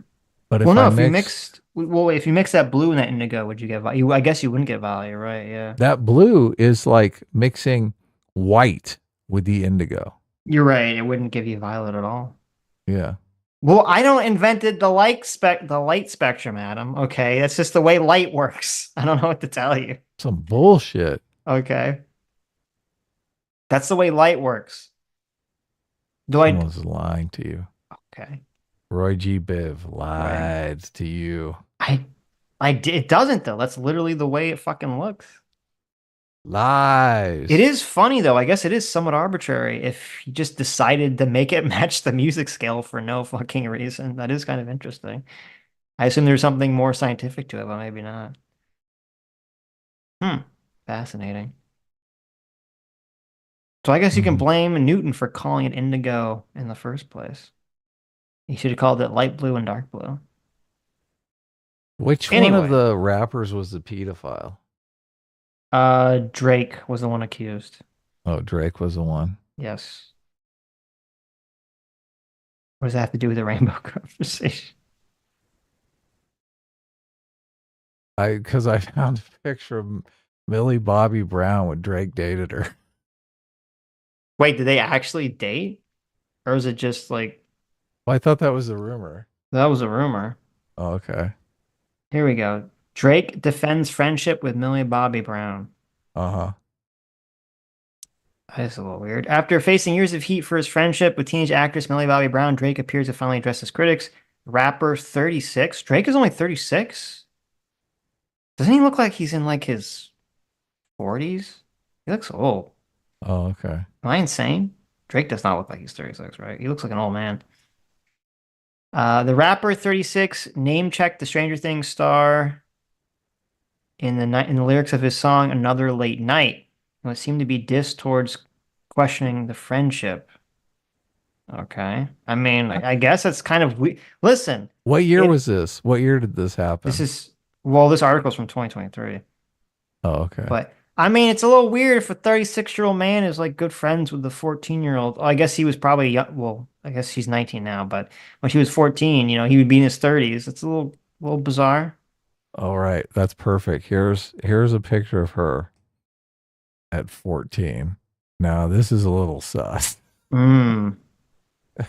That's a little sus. Maybe I know why he's protesting so much. That's terrible. Oh my God. No, Yeah, that's not bad good. news. That's bad news. What? This is who you're dating? They weren't dating. They were just friends. Sitch. Supposedly. Listen, I'm not going to throw accusations. Do you have a lot of 14-year-old girlfriends? No, I don't have any friends that are 14. Actually, I have a picture of them from 2018 together, if you want to bring that up. Oh, yes. Let's do that. Send it to you. Send that on over. This is from the Golden Globes. Oh, no. Now, again, listen, I'm not saying that, anything suspect happened. Mm-hmm. Okay. Sure. Well, listen. Look, the picture. Oh, my God. The picture itself isn't evidence of anything, right? She's a famous actress. He's a famous rapper. He's like, they just meet. They're like, oh, I like Stranger Things. Let's take a picture, right? Oh, my God. Adam is totally on the he's guilty train. Guilty. Guilty. Mm-hmm. He's like, it's Hollywood. Okay. Let's see. Right. Later that evening, Harvey Weinstein. Oh my God. Drake. You mean Epstein, not Harvey. Harvey Weinstein was. Oh, you're right. Guy. Never mind. Yeah, Epstein's Island was the libido. Okay. Says Drake and Brown first met in November 2017 backstage at one of the rappers' concerts in Australia. Oh no, she was a groupie. The story is getting worse and worse. Sitch. This story is getting worse. Months after their meeting, Brown, who was 14 at the time, revealed that Drake had extended an invite to the show and that the two, quote, talk all the time. I asked his advice, the star who is now engaged to John Bon Jovi's son told W Magazine. In September 2018, he offered further insight into their friendship, telling Access Hollywood that the star, former child actor herself, is so fantastic and a great friend and a great role model. Okay. So let me say something. At first, I was like, it would be really unfortunate if maybe it's just something innocent, right? And you could definitely have an innocent mentorship situation. But then I read this next part and I'm like, oh no. Oh no. Oh no. This is where I'm like, oh God. Okay. So this is what Millie Bobby Brown said. She said, quote, we just texted each other the other day. Oh, I'm sorry. I misread it. I thought it said they text each other every day. We just texted each other the other day, and he was like, I miss you so much. And I was like, I miss you more. That's weird. He's coming to Atlanta, so I'm definitely going to go see him. I'm so excited. About boys, he helps me. He's great. He's wonderful. I love him. Okay. I mean, that's not great. The interview in which Bobby Brown revealed that Drake gives her dating advice ruffled feathers due to the pair's 17-year age gap. I mean, I don't know. It's just weird. Yeah, I mean, why would you open your... I guess, you've got a strong desire to mentor 14-year-old girls. So, I mean, look. Yeah. I mean, you're going to get these kind of accusations. Because everyone is like, guilty. Yeah. Just bring up those song lyrics again and let's hear some of those song lyrics. It's not good. It's a What's little your- weird. It's a little weird. It's hard to imagine a grown-ass man being like good friends. Like I could understand, be like, oh yeah, like we're kind of like friendly, right? Right. We're Yeah. friend, like finger quote friends or acquaintances. But to be like, oh yeah, I'm like really good friends with a 14-year-old. That's, I mean, Look, I that's not learned good, right? I learned so much from her. No, she said that about him, didn't she? Right, I know. But Which why again, is that's he? not, yeah, I know. What is he It's just- learning? What does he get out of this relationship? Yeah, this isn't good. I'm not accusing him of anything. But you know, I'm just saying, not great stuff. Okay. Well, there you go. Sitch finds him guilty. Sus. No, you find him guilty. I find him sus. Okay. I find him Right. sus. Millie Bobby Brown is engaged to John Bon Jovi's son, which is interesting. Right. There you go. It's an interesting pairing. Well, there you go. Weird fucking story. How did we get off on this? Why did you even look up Millie Bobby Brown at 14 in the first place? Because Talking about rainbows. Because I wanted to see like why these accusations were being thrown at him. You just saw, it's like, why are so many songs about rainbows and pedo accusations? I don't know. It just seemed interesting. J-Mac, our get followed for $20 says, are you telling me all of the science programs I make my kids watch are wrong, Adam? All of them? Even the Magic School Bus? Sorry, I'm trusting the frizz on this one. True. This is regarding the rainbow colors. Oh, really? Yeah. Yes. Sorry. Wrong. Get yourself a good color wheel. There That'll you go. straighten you out. Well, thank you, Overseer's Logs, for creating this conversation. Oh, yeah. You got your money's worth on that super chat, didn't you? Did. M8566 for $5 says they added the trans flag to the pride flag, then they added black and brown people to the flag. Yeah, it was very weird. Very weird addition. Adding anything to the pride flag doesn't make sense. Isn't the whole, literally the entire point of the rainbow flag is that it represents everything by definition? Isn't that like the point of the rainbow? I thought that was the whole concept. Yes. But look, queer people don't understand metaphors, Sitch. Oh, okay. I didn't know that. They're very literal Yeah. people, huh? Yeah, exactly. They're They're like, like, I don't see a brown stripe. Like are queer people supposed to be like Drake or Drac from Guardians of the Galaxy? They Oh, only exactly. understand things literally. Exactly. Right. Nothing would go over my head. I would grab it. Exactly. Exactly. There we go. We need forget Drake. We need a Drac diss track. Okay. Oh, Gotta get yeah. Drac up in this. Of course. That would be really funny for Batista to drop a diss track now. He's like, Oh, why are yes. people talking about the Drake diss track? Where's the Drac diss track? I mean, it's a little late. I mean, What do you mean? Guardians It's still of the- going on.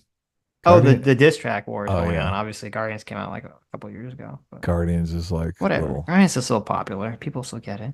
Sure. You can do it with AI pretty easy. I bet. Listen, actually, I'm gonna go do that. I'm gonna go to that site. I forget what it's called, like Suno. I'm gonna be like, can you make a diss track by Drac from Guardians of the Galaxy? I'm sorry, Drax. Thank you. I should say it's Drax with an X. Yes. Eborkim. Eborkim. Is that a word backwards? Mick. Eborkin. It's not. I don't know. They're very creepy avatar. Thanks so much for the 6 months. Says it's a chevron on the left side of the new big TM flag, not a triangle. Sitch, learn your flag terminology, bigot. You're right. I'm so sorry. It's a chevron, not a triangle. How I dare you? apologize. I apologize. Get it right. CT for 2 Canadians says Finster came out as on HRT and gender fluid, not trans. I mean, if you're on HRT, right? Look, that's. I'm gonna say that makes you trans if you're on HRT. Can't you just be on HRT for fun? For the funsies. Hormone replacement therapy. You're right? like, listen, I'm not trans. I'm just on it for the funsies. You know, just feeling a little Yeah. HRT today. No, I don't think so. Makes I me don't think so. high. Yeah, I don't think so. I don't think it gets you high to take estrogen. I'm just guessing. You don't know. That's true. It could make you neurotic. That's not the kind of high you want generally. Okay. Come on, you don't like paranoia? You're like, Everyone listen, loves paranoia. do you want all the paranoia of pot with any of the positive aspects of it? I'll take estrogen. Yeah. That's terrible. Way to sell it. I know. Brian for $10 says the left wants a flag for their specific identity. They don't believe in the common identity of the American flag. They want flags to define their differences. True. Unfortunate. Very unfortunate. Sad but true. Red, white, and blue is all I need. That's all the colors I need on my flag. Right. I like it. See, Right. That's a good answer. Red for the blood of America. Mm. Blue for the royalty. I don't think that's what the blue stands for. White. Oh, no. Oh, no. Okay. Actually, I don't even know why they chose the red, white, blue colors. Red, white, and blue? I have no clue. But I'm It's glad so they did. cool, though. This looks great. The American flag is so perfect. I know I'm biased, but I think it's one of the best, if not the best, country flag designs. The Union Jack is pretty cool, I got to admit. It's not bad. The Union Right. Jack is not bad, but it's not anywhere near as good as the American flag. No. Stars and Stripes is obviously the best flag. Because it's like, this is the my world. thought process. Okay, like most of the country's flags, they're just like boring stripes. That's all they are. They're just boring stripes. But you can't do something too different, because if you use too different, it looks kind of like ridiculous. Right? And so that's why the American flag is genius. They're like, well, we got to have the stripes like everyone else does, but we got to make it like a little unique. How do we make it a little unique? I know. Let's put some fucking like stars and shit in it and make the stripes small and give it this like cool look. And they nailed it. Fucking They nailed did. it. They totally Yeah. nailed it. I mean, So it's it's like- the right amount of complexity. Exactly. That's the correct exact way to say it. They gave just the right amount of complexity. Too many flags have way too much complexity. Or not enough complexity. none, It's like, right, they just, exactly. look, let's split the flag in the middle and make one color at the top and one at the bottom. It's like, right. That's it? Wait, Yes. Right. I've waited It's 2 true. weeks for this design? What do you True, guys, high? exactly. So you got flags with too much shit and too little shit, and then America right in the middle. Perfect. Perfect. Yeah. America is the perfect enlightened centrist flag. It's like boom, right in the middle. And also, you know why it's also good? If you have a bunch of flags lined up, like there are pretenders like Malaysia, obviously just total rip off of the American flag. Oh, Terrible. yeah. Sometimes Right. they just, they copy. Yeah, they do. But if you look, and this is why the American flag is better than the UK flag, okay?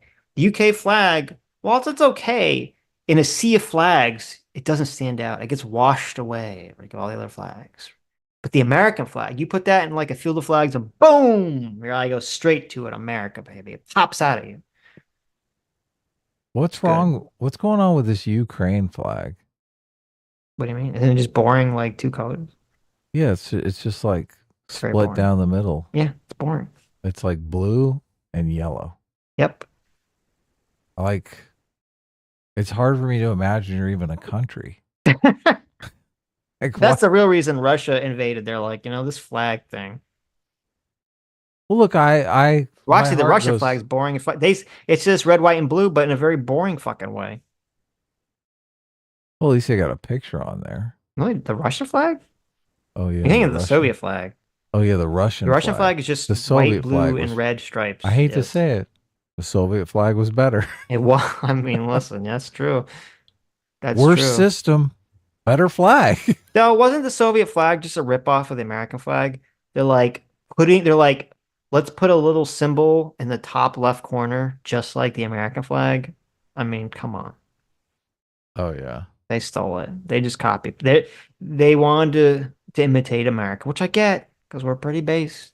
Okay. Oh yeah, the Russian. They're like, wow, America really has it going on with that red, white, and blue. It's true. We'll make our flag red, white, and blue too, but just boring. It's so I'd weird. like the American flag, but boring. Okay, here you go. There you go. There you go. It's so Here you weird. go. Here you go, Russia. I can't see any countries' flags that people use as emojis. Can you see them? I Are don't. I people just putting see in the chat and they're not Yeah, coming up? they're Oh not yeah, coming up for look, me. they aren't. Yeah. Or what browser are you on? Me? Yeah. Oh, I think it's Netscape. No, well, that makes sense. I'm on Chrome. I'm wondering if it's like a Chrome problem. I'm on Chrome too. Interesting. Chrome is like they're like one world. Yeah, why no more Chrome? American flags. Only the pride flag will come through. Chrome can't like. Why is Chrome having problems like displaying flags? That's weird. Interesting. Is there anyone on Chrome that can see the flag emojis? They don't show up on desktop. They're not showing on desktop at all. Well, here's what's weird. Why is the rainbow flag that showed up? I can know see that one. Look, I couldn't see the. I don't want to be a conspiracy theorist, Mm. but Google knows what flags they want to show up, don't they? That's weird. No, see, when I open it in Firefox, I can see all the flags, so it's definitely a Chrome problem. Oh, Though the country flags do show up like weird and different, like they're kind of small. Like it looks like it's some kind of different graphic than the normal emotes. So maybe there's some like weird thing going on with all the countries' flags. They're like a different actual thing. It's a different on Windows. It doesn't include international icon. Well, it worked on Firefox, but they do look off though. So interesting. Anyway. Okay, where were we? Noah Zork for $2 says Freedom Tunes is a great video on flags. I haven't watched it, but I haven't seen it yet. M8566 for $5 says Sitch and Adin are gay coded. There you go with the rainbow flag. Thank you. we're gay coded? We're gay coded, yeah. Oh, okay. K Don't make me for 8 bring up my months. gay Thanks so much. flag. Says XQC is from Quebec, like me. And here, 14-year-olds have medical autonomy and don't need parental consent for blockers, hormones. He should know this. Wow, that's wild. That's wild. He should know that. That's where? In Canada? Quebec. Quebec. Oh, that explains why he's so woke. There you go. He's I from mean, I Quebec. guess saying that saying that XQC should know anything, I guess, is kind of like a silly statement, right? Right. He was against the trucker protest, wasn't he? Was he? Oh, Probably. yeah. Sure he was. Stug for $5 says, come to think of it, Saruman did come out as the Saruman of many colors. That's true. That's true. Obviously, Saruman was gay coded because J.R. Tolkien was racist and homophobic. Steel Raft for $10 says 1 in every 50 to 60,000 births are conjoined twins. We need to change society and social norms to suit them and implement communism. There you go. Oh, that's a great idea. Right. Because they're collectivist. True. Right? True. They're literally like sharing a pancreas. Exactly. The perfect socialist comrade right there. Yeah. It's like a metaphor. It is. Stock for $2 says Pluto is a dog. That is also true. Lives in Deswall specifically for $5 says XQC clearly on stimulants trying to imitate an intellectual is weirdly adorable. It's like watching a foal learning to walk, bless his heart. Jesus, that's brutal. Brutal. But fun. I mean, that was great. I like it though. I don't think he's on stimulants. I think he's just naturally like twitchy like that. Oh, really? I think so.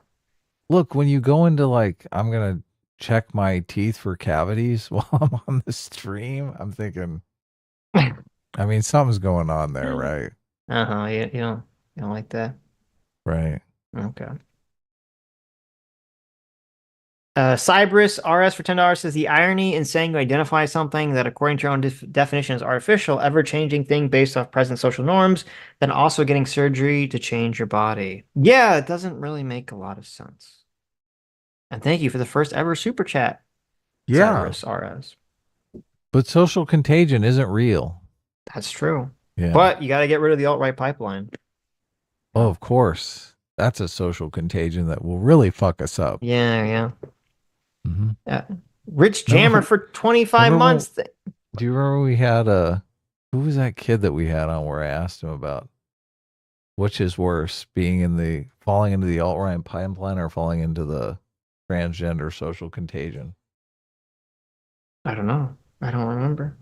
You don't remember? I can't remember either. Okay. Damn it. There's someone chatting now. You didn't ask what's his face, that the outright pipeline kid. It was the alt-right pipeline kid. It was? Yeah, but the I guy can't that said remember his name. Destiny and ContraPoint saved him from the outright pipeline. Yes, that guy. Okay. I don't remember you asking him that, the trans question. I did. It was hilarious. He didn't become trans. It was totally hilarious. Okay. Oh, you probably said no. I asked him which would be worse, if he turned out to be racist or he or turned out to transition. Be a girl.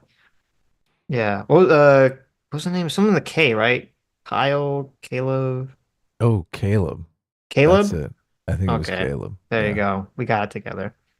Caleb, yes. Rich Jammer for 25 months. Thank you so much. Over 2 years, says, quote, Sitch and Adam show is a social construct. We got to recognize the Adam and Sitch show. True. Look at that. There you go. Rich Jammer knows what's up. That's true. 18 and also Brigadier horrible. General. Never. I got to listen. We should take away his everything. Ban him. Rich Jammer. Got to ban him. Faraday Speaks. That was his YouTube name. Oh, yeah. Faraday Speaks. That's it. Yeah. That was a fun debate / conversation / talk. Yeah. Twitter Socks for $10 says people only hate the agenda when it's a gay sexual orientation.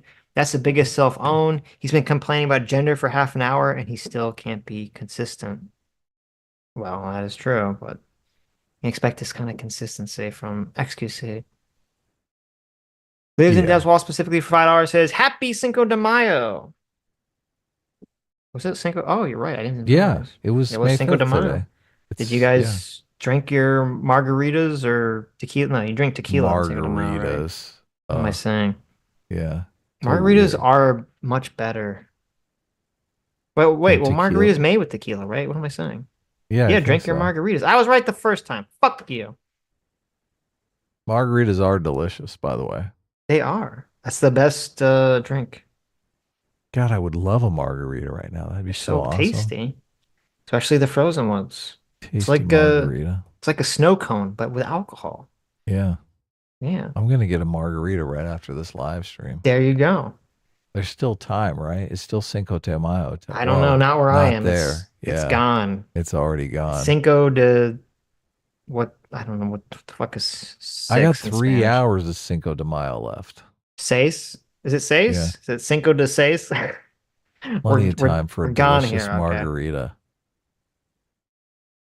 My goal for 2025 is to start an annual tradition of a drunken historical reenactment of the 1862 Battle of Puebla. Who's with me? There you go. I am. I'll join in. That sounds fun. I love drunken historical reenactments.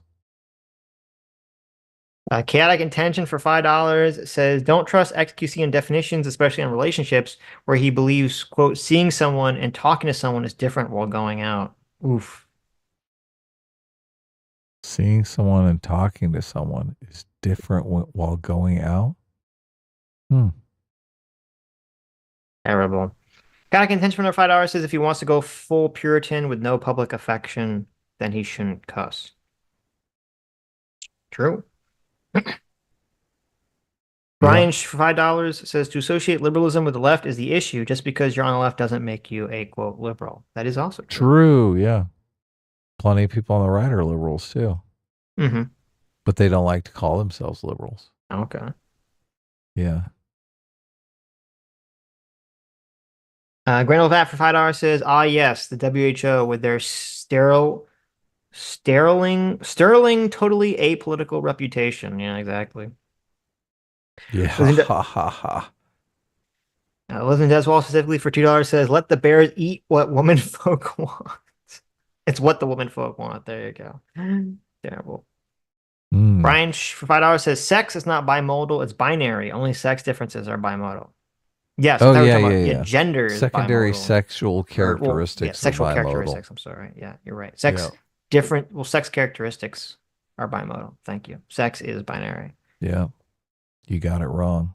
Abyss Walker for $5 says, in Dark Souls, the Ustus Flask is your healing item provided to you by the bonfires, which are tended by firekeepers who are always women. Estrus equal life. Oh, There you nice. go. I didn't know that. Fire keepers. M8566 for $5 says, quote, gender is a social construct. Also super important that we recognize 112 unique genders. That's true. If it's a social construct, I'm going to tell you to fuck off. I don't care. Hayden Dill for $2 says, the argument is so bad, Sitch is going to make a video. It's true. It triggers the crap out of me. This is the two-spirit argument. This is the video that he was going to make. No. I should make an actual video on the two-spirit thing. It does trigger me. It's just such a lie. It's such a bothering lie. It's just a lie that gets repeated again and again and again, and no one calls it out. Yeah. Stock for $5 says, woke progressives are the people in the game of telephone who deliberately changed the word to something else differently, like assholes, but for academia. True. Oh, that's the most fun. That's the thing to do in telephone, right? That's funny. That's you. You're that asshole. You're the asshole. I completely change it. Oh my God. I'm over here like trying to make sure it's right because I'm curious to see where it fucks up. I'm curious as to why it fucks up. It fucks up not because like they always say like, oh, you should do telephone. It's some interesting thing about how like information is slowly changed. Like, no, it's some fucking asshole like Adam is like chaos, and he just changes the message to be a dick. Change the world, man. There you go. I changed your world. No, listen, you didn't even know the fucking colors of the rainbow until today, so I changed your world, buddy. Roy G. Biv. There you go. Living Deswall specifically for $5 says, gender economy implies the existence of a gender financial derivative on buying puts on the market. There you go. Oh, nice. I like that. Someone who knows options and shorting. There you go. Lord Cameron for 7 months, thank you so much. Says, I will use my JMac given right to promote my S-Class Bluntyfly counterpart in the fan art Discord. Nice. I don't know if someone go check that out. Okay. Don Mac for $10 says, I heard this leftist answer given for the quote, what is a woman question?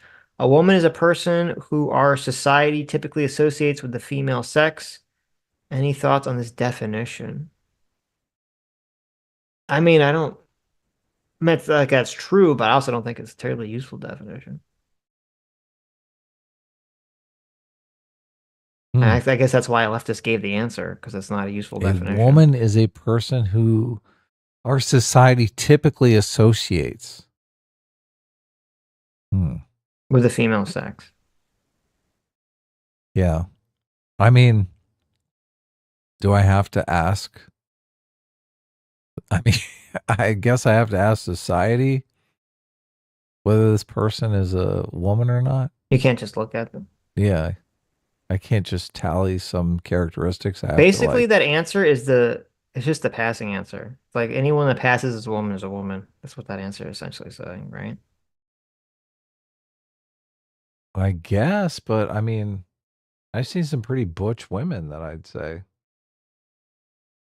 could probably pass as men, but you'd still holy shit, I haven't turned Discord on in forever, and I have so many fucking messages. Jesus. I haven't either. I opened it up.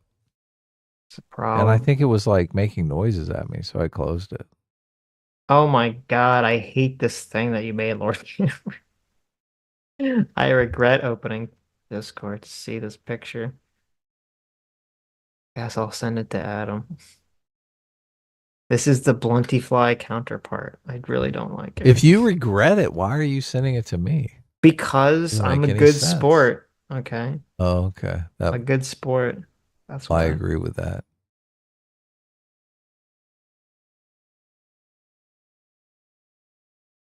Is this? Oh my God! This is a Sitch gay butterfly. It's the gay butterfly. It's transforming into the gay butterfly. All right. Yeah.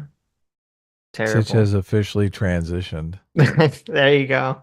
into both a woman and a butterfly. There you go. Nice. Terrible. Now let me close Discord again and ignore all these million messages. Do it. Okay. Okay. Drake dropped another Drizz? Wait. Really? Just now? Wait, It's that's not the called- one I just read? It's called I'm Not a Pedophile, I swear.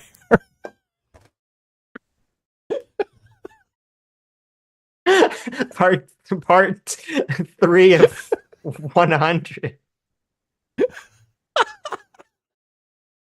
Oh my god. Oh no, you're talking about the one we just went through. Yeah. Look, we're already on it. We already read Well, that we one. follow this stuff. We know what's up. Yeah, okay. We're keeping track. Yeah. We're keeping distract. We are distracted by the diss track.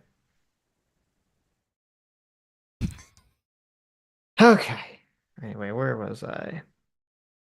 Christian Baller for $2 says XQC seems to love the fallacy of relative privatization. Privation. Sitch, learn to read already. I've never heard that word. Privation. You What does haven't that heard even mean? privation? No. The state of being deprived or the absence of a basic necessity. I've never heard that word before. What are you, a word neophyte? Shut the fuck up. You didn't even know the colors of the rainbow, bitch. I don't want to hear it. I don't want to fucking hear it. Okay, fallacy of relative privation. Appeal to worse problems not as bad as. Is missing an argument or complaint due to what is perceived to be more important problems. There you go. First world problems are a subset of this. Well, there it is. I like it. I love Sitch's tiny little itty bitty vocabulary. Oh my His god, little Jesus Christ. His little baby We took vocabulary. Wait, I fucking beat you in the vocab test when we took it, bitch. What are you even talking about? That test was a trick test. Oh, okay. Get out of here. There was a bunch of words in there that no one would ever even use. Oh, look at these excuses like privation and neophyte are so commonplace words. Jesus Christ. It didn't look. Those words weren't voluminous. Okay. Oh, okay. There you go. You know what's hilarious? And I'm gonna 100% take credit for this, okay? You know, we use the word obfuscate incorrectly. Obfuscate. We use the word correctly, but we pronounce it wrong. No, obfuscate. I know how to Obfuscate. pronounce it now. I've overcome that challenge. You've overcome. Okay. Yes. The obfuscating of the word obfuscating. Yeah. Yeah. The obfuscate. I swear to God, I've heard a bunch of people, including Sean, actually just start using this word, and I think they're just copying us. Obfuscate? Yes. Really? I think they're just copying us. I didn't really hear anyone say that word until we started saying it. So. Obfuscate? Obfuscate. No, a lot of people say obfuscate. It's like, I don't know. I'm going to take credit for it. You're going to take credit for voluminous. I'm taking credit for obfuscate. Well, and neophyte. And now privation. Okay, I've never heard anyone say neophyte or privation, so you can have those. Okay. Okay. Oh, look at this. It's gay Ben. Oh, it's really? Gay Ben. Oh no. It's not what not gay Ben. Ben? It's gay Ben. I don't know. It's gay Ben for $5. Not gay Ben Canadian. came out of the closet finally. He became gay and Canadian in one blow. I'm so sorry to hear that. Which is worse? Obviously Canadian. Right. Yeah. Without even a question. Says, I saw the rainbow flag, Adam. What have you done to me? Oh no. Adam, what have you done? Not gay Ben. We finally got him. You turned not gay Ben gay by showing him the rainbow flag. I can't believe it. Where's my rainbow flag? I need to Can't bring it believe back up. I got all these other. There you go. I got the gay Russian flag. I got the gay Ukrainian flag. Mm-hmm. Angry Bellsprout for $2 says, how many young gays have been forced to trans? Probably a lot. Oh yeah, a lot. That's Twitter the only way they'll be accepted by society. Twitter Section 2 Hours says, I DM'd you a fantastic video about queer theory. Yes, thank you. It's a great video. Yeah, we watched it. Right? We did. That was the professor video. Right. BMO's art for $10. Thank you so much. Just can't hang out today, but I wish you folks a great Sunday show. Even if it's not your thing, Adam, please give a listen to The Way of Kings on Audible. Brandon Sanderson is the GOAT. The weight of kings. Way of Kings. The Way of The Kings. Way of Kings. Is that music or something? I'll check it out. No, it's an audiobook. The Way of Kings. Okay. Ken Tompkins for $5 says growth plates and bones close early in patients with precocious puberty. Oh, there you go. Don't know about use in normal puberty. Interesting. Is that how they do the height thing? Well, for people that actually have it, I don't know if it would work to increase height if you were normal. Because after puberty, the bones fuse and you don't get any more growth, right? I assume. Makes sense. Right. WTF 1A for $2 says thoughts about Albert Einstein being into communism. Is that a thing? I'm completely unfamiliar with that. I hope not. Right. Essential. I take away his award for being smartest man. Yeah. I question the validity of E equals MC squared now. That's right. Yeah. Maybe everything isn't relative. Yeah. Thorgren Hammerheart for 17 months. Thanks so much. Says, yo, hope you guys are well and keep on crushing it. Would you guys cover more Lotus Eater stuff? Because I gotta tell you, there's some crazy shit there. We can. Hell yeah. I don't really watch it regularly, but Send it to us. We'll cover it. yeah, if you see something crazy, just send it to us on Twitter or DM or something. I'll check it out. Yeah. Look. Get those guys on. We'll talk some sense into them. Well, I don't know about that, but I mean, we'll try, right? We've been trying for a long time. Look, we're utter failures when it comes to convincing Carl that's true. that he's incorrect, but I don't know. Who cares? You know, I like in my little window that plays the stream, it plays it kind of like in the past a little bit. Oh, yeah. So I just got to the point now where you're giving everyone a seizure with the fucking rainbow flag. Seizure? That's me turning the entire audience gay. Can you not give our audience members a seizure, please? No. It's by jiggling that's like so obnoxious. Look at this. Oh, you're gay. And you're gay. And you're gay. Okay. And This you're is like gay. Adam And is you. like gay Oprah. And you. And you. You got the gayness. You got the gayness. And you got the gayness. There you go. And you got the gay. And you got the gay. Thank you, Yeah. gay Oprah. Okay. Kyle Petty for $20. Thank you so much. Says Sitch, we think alike. I put the same twist on the bear question, bear or POC, and not only got taken down, but Reddit itself gave me a warning, citing that it inspired hate or hateful acts. SJWs still have too much sway online. That's hilarious. Well, They could have picked the black guy. Why is that? Yes. Why are you the hateful one? How is it like? Why is rampant sexism allowed, but like doing the like something that could be perceived as racism isn't? Interesting. There you go. I agree. Flags. If you're gonna jiggle flags around, Adam, they should have a big pair of tits on the flag. Okay. Oh, really? Flags need jiggle physics. Look at you, you coomer. There you go. What a coomer. You're literally the most coomer I person I've can't- ever met. Shut the fuck up.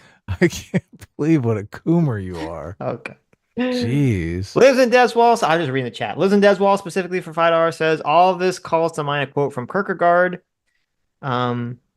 In either / or quote, boredom is the root of all evil, the despairing refusal to be one's self. There you go. I like that. Boredom is like torture. That's true. 1,000% torture. 10,000. 100 million percent thousand. The Dark Conservatarian for $10 says, whoops. Uh-oh. Lost it. Whoops. That's how it all begins. Yes. First you see the rainbow flag and then it's like, whoops. Whoops. You're gay. Like, I gotta refresh. It's like lagging too much. Oh yeah, I refreshed. I'm like I can cycle through them as fast as that gay flag is flying around. Okay, here we go. I can actually move again. Actually breathe again.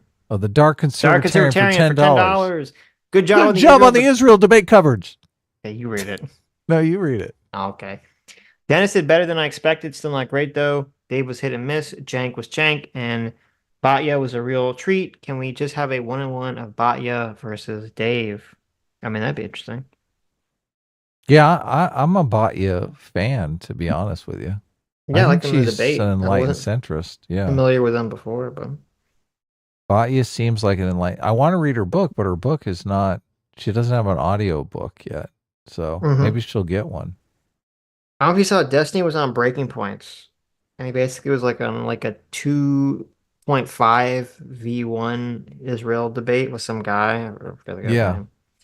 And you know, it's too bad because I think Destiny basically crushed them for the most part.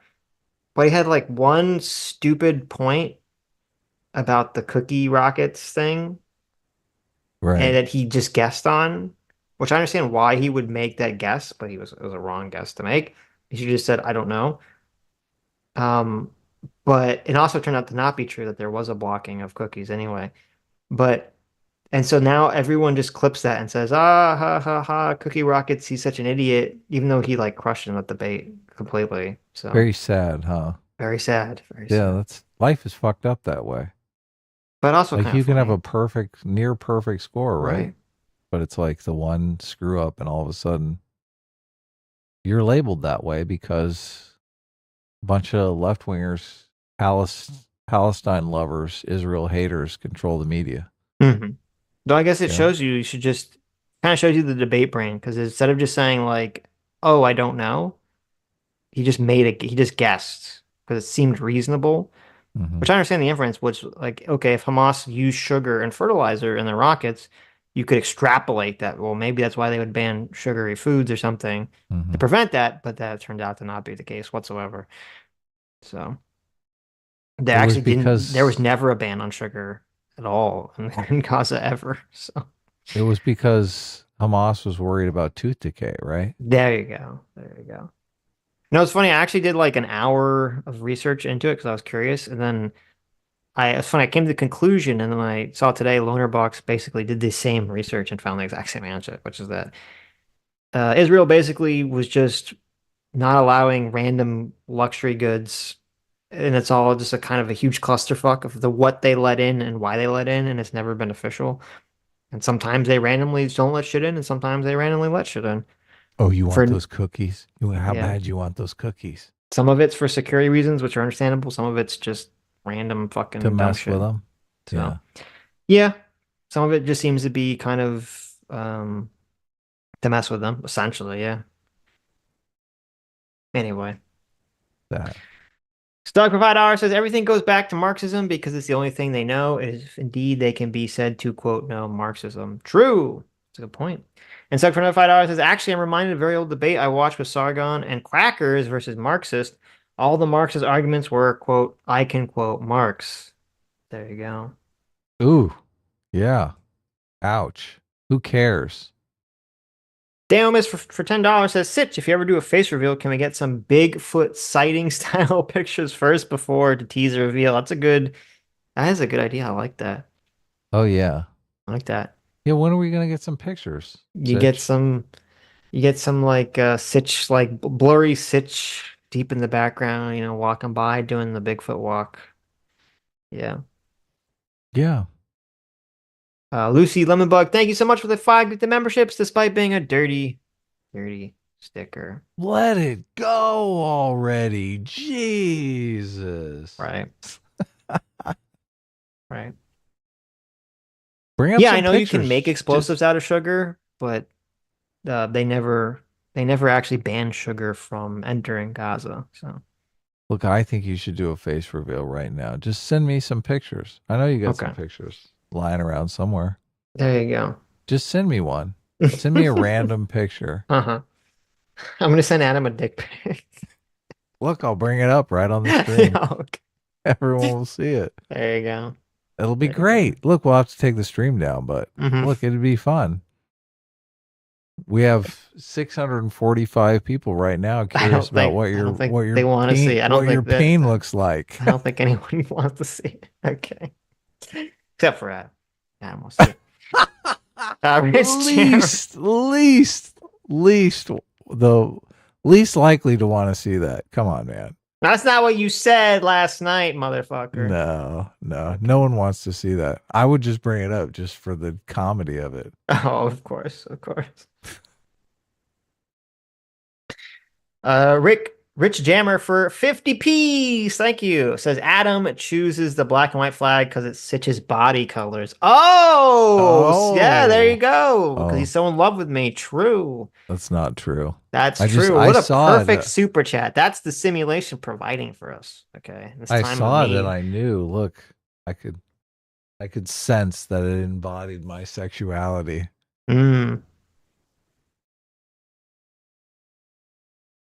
Where was I? Lives in Deswell specifically. For $2 says new rule: all Sitch and Adam beefs must now be in rap verse. Oh, I like that. Yeah, that's a good idea. We should do that. There you go. Identity politics. Fondue for $5 says, oh, funnily enough, I just had my friend rush away from hanging out because of this Drake track. Must be a big deal. That's hilarious. You're hanging out with someone, they're like, I gotta go. I gotta listen to the Drake track. What the fuck? Like, they can't listen to you while you're like hanging out with them? What the why? It's so weird. I really gotta investigate this. Loser Doberman for 2 Canadian says, Sitch, have you watched Firenren yet? No, I haven't. Adam would love it because it's about elf ears, isn't it?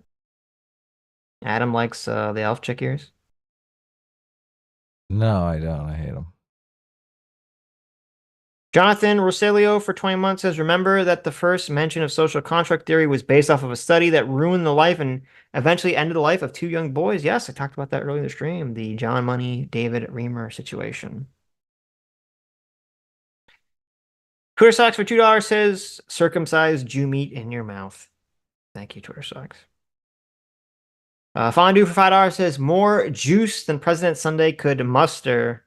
Adams or Sitches. Oh, more saying of Jews. Yes, that's impressive. Zoke for 8 months says, Sitch is now making a video. Guess I don't have to finish the YouTube Japanese artist video to shame him. Yeah, there you go. Don't do it. Don't do it. Ostracy for $5 says, speaking of MMT, did you see that clip going around the economics guy who didn't know anything? I guess Stephanie Kelton has a documentary coming out. No, I don't. What is that? I don't even know what you're talking about. Yeah, it's very unfortunate because I think it's some Biden economic advisor. And the big takeaway is, oh, Democrats are so stupid they don't know anything. Because this guy is just a giant idiot. What are you saying? I mean, we could bring the clip up. It is pretty amazing how idiotic it is. But I was actually looking forward to seeing this documentary. I think it's called Finding the Money. Mm-hmm. But I saw a video that made me think, oh my word, it's going to be about climate change. And I'm like, oh no. Yeah, it's like they're going to further polarize MMT to the point where it's just as if it's not polarized enough, right? Like, why would you want to tie MMT to climate change? Jared Bernstein appeared to struggle in explaining how monetary policy works. Has raised new questions about throw it in the watch together. Did you find it on YouTube? I did not. I'll find it on YouTube and throw it in the watch together. Go ahead. Bernstein, who chairs the White House Council of Economic Advisors, was interviewed for a new film called Finding the Money, a documentary made by advocates of MMT. Oh, this is hilarious. This is a Fox News article, Fox Business article, Adam. It says, a documentary made by advocates of modern monetary theory, a controversial line of economic thought. One of MMT's central tenets is that government budget deficits don't matter for countries like the US that borrow money in their own currencies. Proponents argue this means the government should use tax and spend policies to manage the economy and address inflation instead of the central bank's monetary policies. Do you like the Fox Business explanation of MMT? No, it's garbage. Right. Fucking garbage tier content. Quote, Bernstein says the U.S. government can't go bankrupt because we can print our own money. Like you said, they print the dollar, so why does the government... He was then asked by the interviewer, you said they print the dollar, so why does the government ever borrow? Bernstein's reply seems to indicate uncertainty at best about monetary policy. Oh yeah, well, he doesn't know what the heck he's talking about. Well, okay. To be fair, that is actually a super complicated answer to that question, which we went through in detail about how fucking weird it is the way in which money is created in America. Because we're based and we know shit. Yeah, but I don't even... If you were to ask me to explain that, I probably couldn't.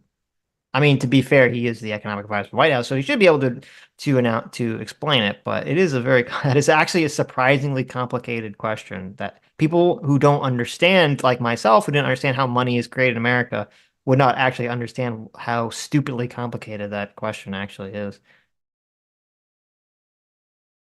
Clip is coming up. Okay, let me I should get back to the watch later because I left it because it was draining too much memory. What? Why would you do such a thing? I have too many tabs open. It's a big problem. Close some porn tabs. No, I need those for later. Okay. I'm just looking at it for the comments. Sure. Just looking at it for the comments. Ready? Okay, I'm ready. Are you back? I'm back. Okay, here it is. Chairman of the Council of Economic Advisors. Okay. He's like the chair. What? Wow. He's Okay. the fucking chair. See what he said. Can't go bankrupt because we can print our own money. It obviously begs the question, why exactly are we borrowing in a currency that we print ourselves?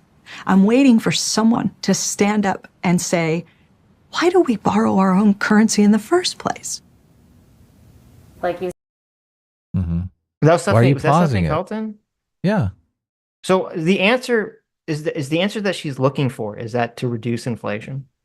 Is that the answer she's looking for? I don't know what answer she's looking for. Well, it's just we don't have to. It's the answer that she's looking for. Okay. She's looking for, look, it's not really necessary. Oh, I see. She's just saying because you could It's just like- literally just print the money, right? It's like I'm going to take my wallet out. Look, and I'm going to loan myself some money for lunch. Sure. It's my fucking I wallet. understand. Right. Yeah. Well, Why but do the I need answer loan to the myself question would be to reduce inflation. Wouldn't that be the correct answer?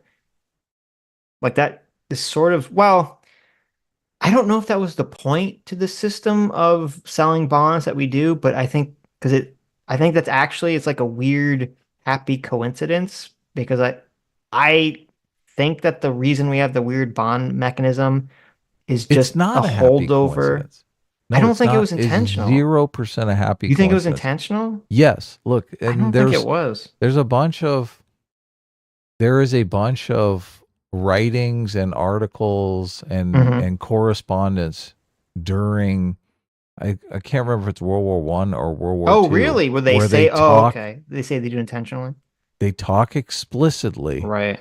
about selling bonds Mhm. because they have a bunch of workers out there, working their asses off to make guns and ammunition and tanks and Jeeps and like all this shit, right? So they're making money hand over fist. And if they go out and they spend that money in the economy, when everything that they're making is going overseas to fight the war, it's going to drive the cost of bread through the roof, right? So they're selling them bonds so that they don't go out and spend their money on products and services that aren't available in the marketplace because all the productive efforts are going towards the war. So they know what's going on. They know that if a bunch of cash is out there and there's not goods and services to purchase with that cash, it's going to bid stuff up, right? Right. Like if 100 people, if there's like 10 loaves of bread and 100 people want those 10 loaves of bread, and everyone is flush with cash, it's going to cause a bidding war. Of course. And drive all that stuff up, right? Right. So this is why they did so much, buy war bonds, You know, spend the money that you're making at the factory on bonds. Mm-hmm. Yeah, to fight inflation. Yeah, okay. So I understand that that's good, but when I guess my question would be when like the legal system was created in the first place for this bizarre mechanism in which the US government creates money through this process of like, you know, the Fed telling the Treasury that they need the bonds, all that complicated shit. That wasn't created in World War One, was it? Or wasn't that created like before that? Look, I'm sure that it was done deliberately, though. That the whole idea. Okay. I don't know if it behind- was, but I mean, it would Well- make sense if it was, but because I thought it had something to do with going back to gold. Selling bonds is done to fight inflation. Okay. That is correct. Yeah. Okay. But you're making the argument that it's just kind of a happy accident. Well, I thought it was something more. I thought they did it for a different reason, and then it turned out to just be like, oh, look, it works like this. Look, I think they did it for the reason to fight inflation, exactly like I mean, the it would bond situation. make sense, but it's been but- so long that people like Jared Bernstein have forgotten that. I see. Also this new narrative came into play that we need to borrow money to be able to fund the government. Like that new narrative came into play.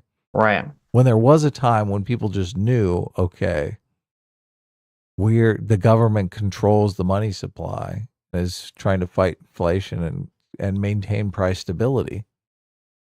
They knew the game that they were playing. Right. And then Reagan and Thatcher came in and they were like, they established this whole new narrative around, we're spending your money. Mm-hmm. Yeah. I think it's forgotten. Okay. Anyway, Forgotten wisdom. We'll start. Yeah. over. Why'd you pause it? Because let's see. The U.S. government can't go bankrupt because we can print our own money. It obviously begs the question, why exactly are we borrowing in a currency that we print ourselves? I'm waiting for someone to stand up and say, why do we borrow our own currency in the first place? Like you said, they print the dollar. So why does the government even borrow? Well, again,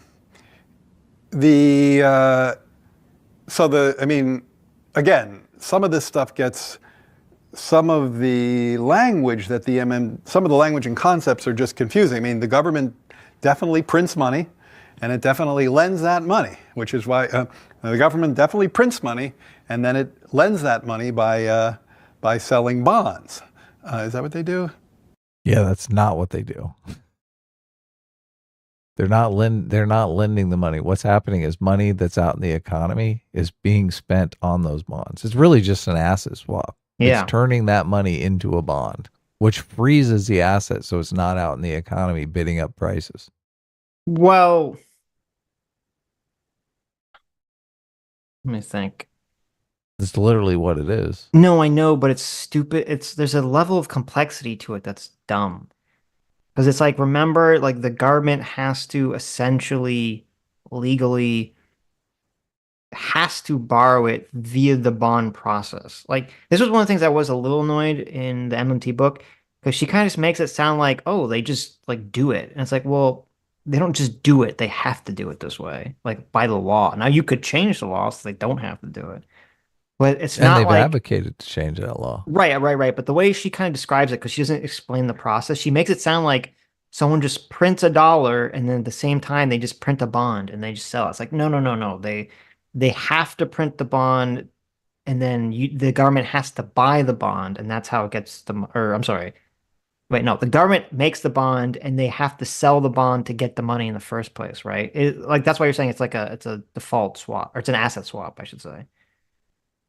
Right. They're turning cash into bonds. Yes. But they're essentially saying, hey, thing that's like kind of the government, but not the government that makes our money, we'll give you this bond for that money you have right there. And they say, sure, right? Yes. Only even that's even an oversimplification because they don't buy it directly, right? Don't they have to do it through the bond market? But Stephanie Kelton is saying, why do we have to to do this complicated thing. I understand. When we just could print the money. Look, there's For two sure. ways to get the money, right? Yes. You could print the bond and trade the bond for cash in the economy, and then you have the cash, right? Or you could just print the cash, right? Sure. The bond is essentially the cash just in bond form. Right. Well, the bond is what creates the debt, which that's No. what people are freaking out about.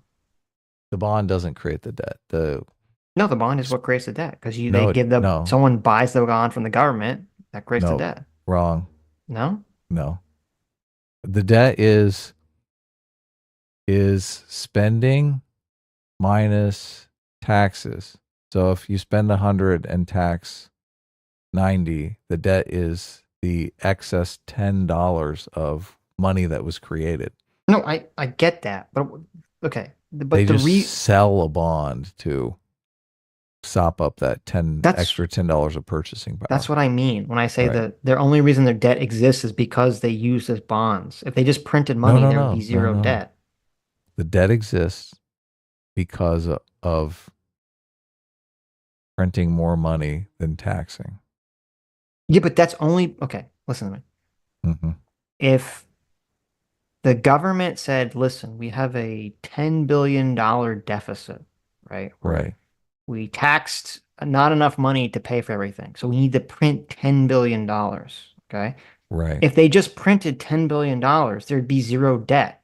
It's They only already- because of the bond thing that there's a debt, because then they sell the bond and then they own debt on interest rates to people on the bond. They already printed the $10 billion, though. They printed and spent the $10 billion. It's already no. out there in the economy. Or okay. Sure. So Well, that- wait, I don't know if that's true actually. Look, they do a budget every single year. They say, look, we have a budget here. We're going to spend $10 billion and we're going to tax back $9 billion. Right. Okay. Let's look at this. So $1 billion is Yes. being spent that is out in the economy, right? Yes, right. That's the debt, right? I understand. Okay, but if there was no bond, there wouldn't be a debt. I don't understand why you're disagreeing with me on that. There would be a debt.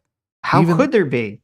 Because they would just not sell a bond. They'd just leave the $10 billion in the economy. No, but they would just, the government printing money on its own creates zero debt. It's the selling of the bond that creates the debt.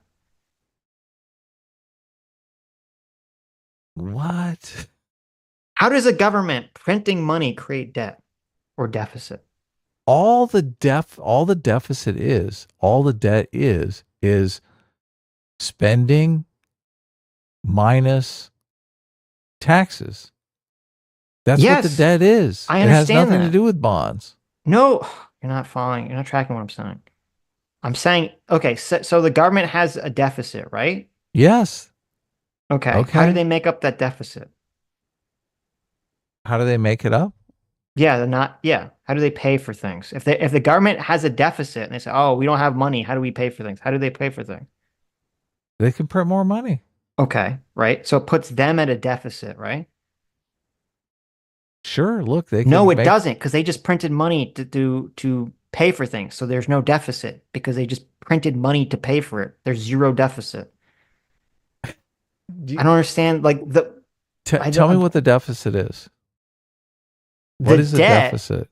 The only reason the government incurs debt is because they have a bond that they owe back to pay someone back for. Okay. So when they print the $10 billion, there's $10 billion worth of bonds that people buy that accrue interest that the government has to then turn around and pay those people, or usually it's an organization, pay that organization back. That's what creates the debt. I mean, we're thinking about it completely differently, but I totally disagree. Okay, I don't understand what the disconnect is like that. If the government puts together a spending package, right? Yes. And they're going to spend $10 billion, right? Yes. And they're going to tax back $9 billion. The difference between the 10 billion and the 9 billion is $1 billion. Right? No, we're thinking about two different things. Okay. That you're is talking the about deficit. Wait. Stop. You're talking about like when you're creating a budget, what you're gonna say is like your deficit when you do your budget, right? You're like, okay, we're generating this revenue via taxing, but we want to spend this much. We're overspending, so we have this deficit, right? That's what you're That talking is about. what the deficit Okay, literally is. that's the deficit. I'm not talking about deficit. I'm talking about the debt.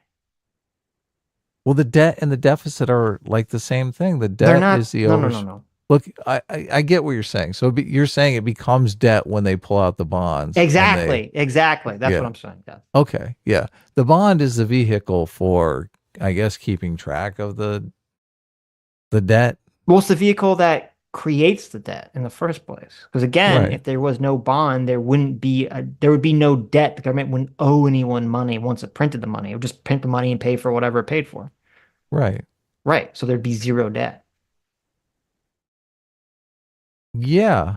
I mean, people would argue that it was still a debt, though, because they would say, listen, you printed $1 billion more than you taxed. Until you tax back that $1 billion, we're in deficit.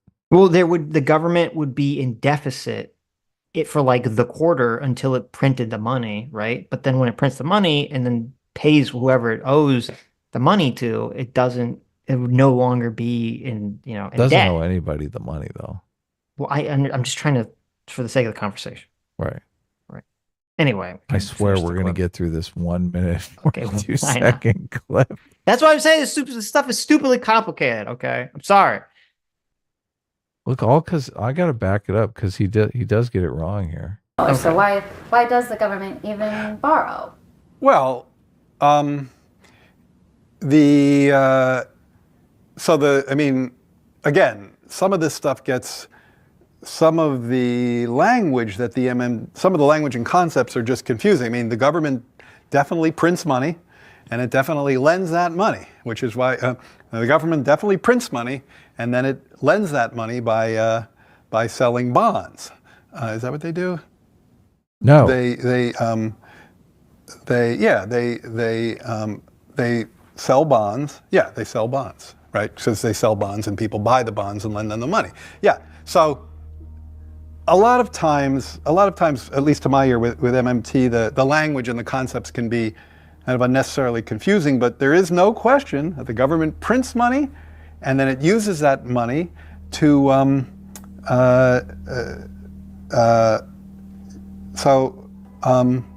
yeah, I guess I can't really talk. I don't get it. I don't know what they're talking about. Like, because it's like the government clearly prints money. It does it all the time, and it clearly borrows. Otherwise, we wouldn't be having this debt and deficit conversation. So, I don't think there's anything confusing there.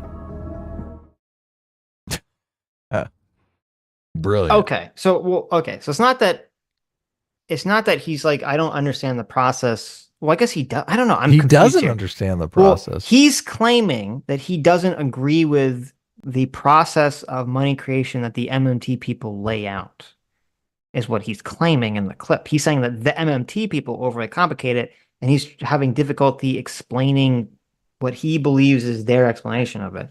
But my understanding is that if you don't understand the process of how money is created, you just don't understand the process. Nothing to do with MMT.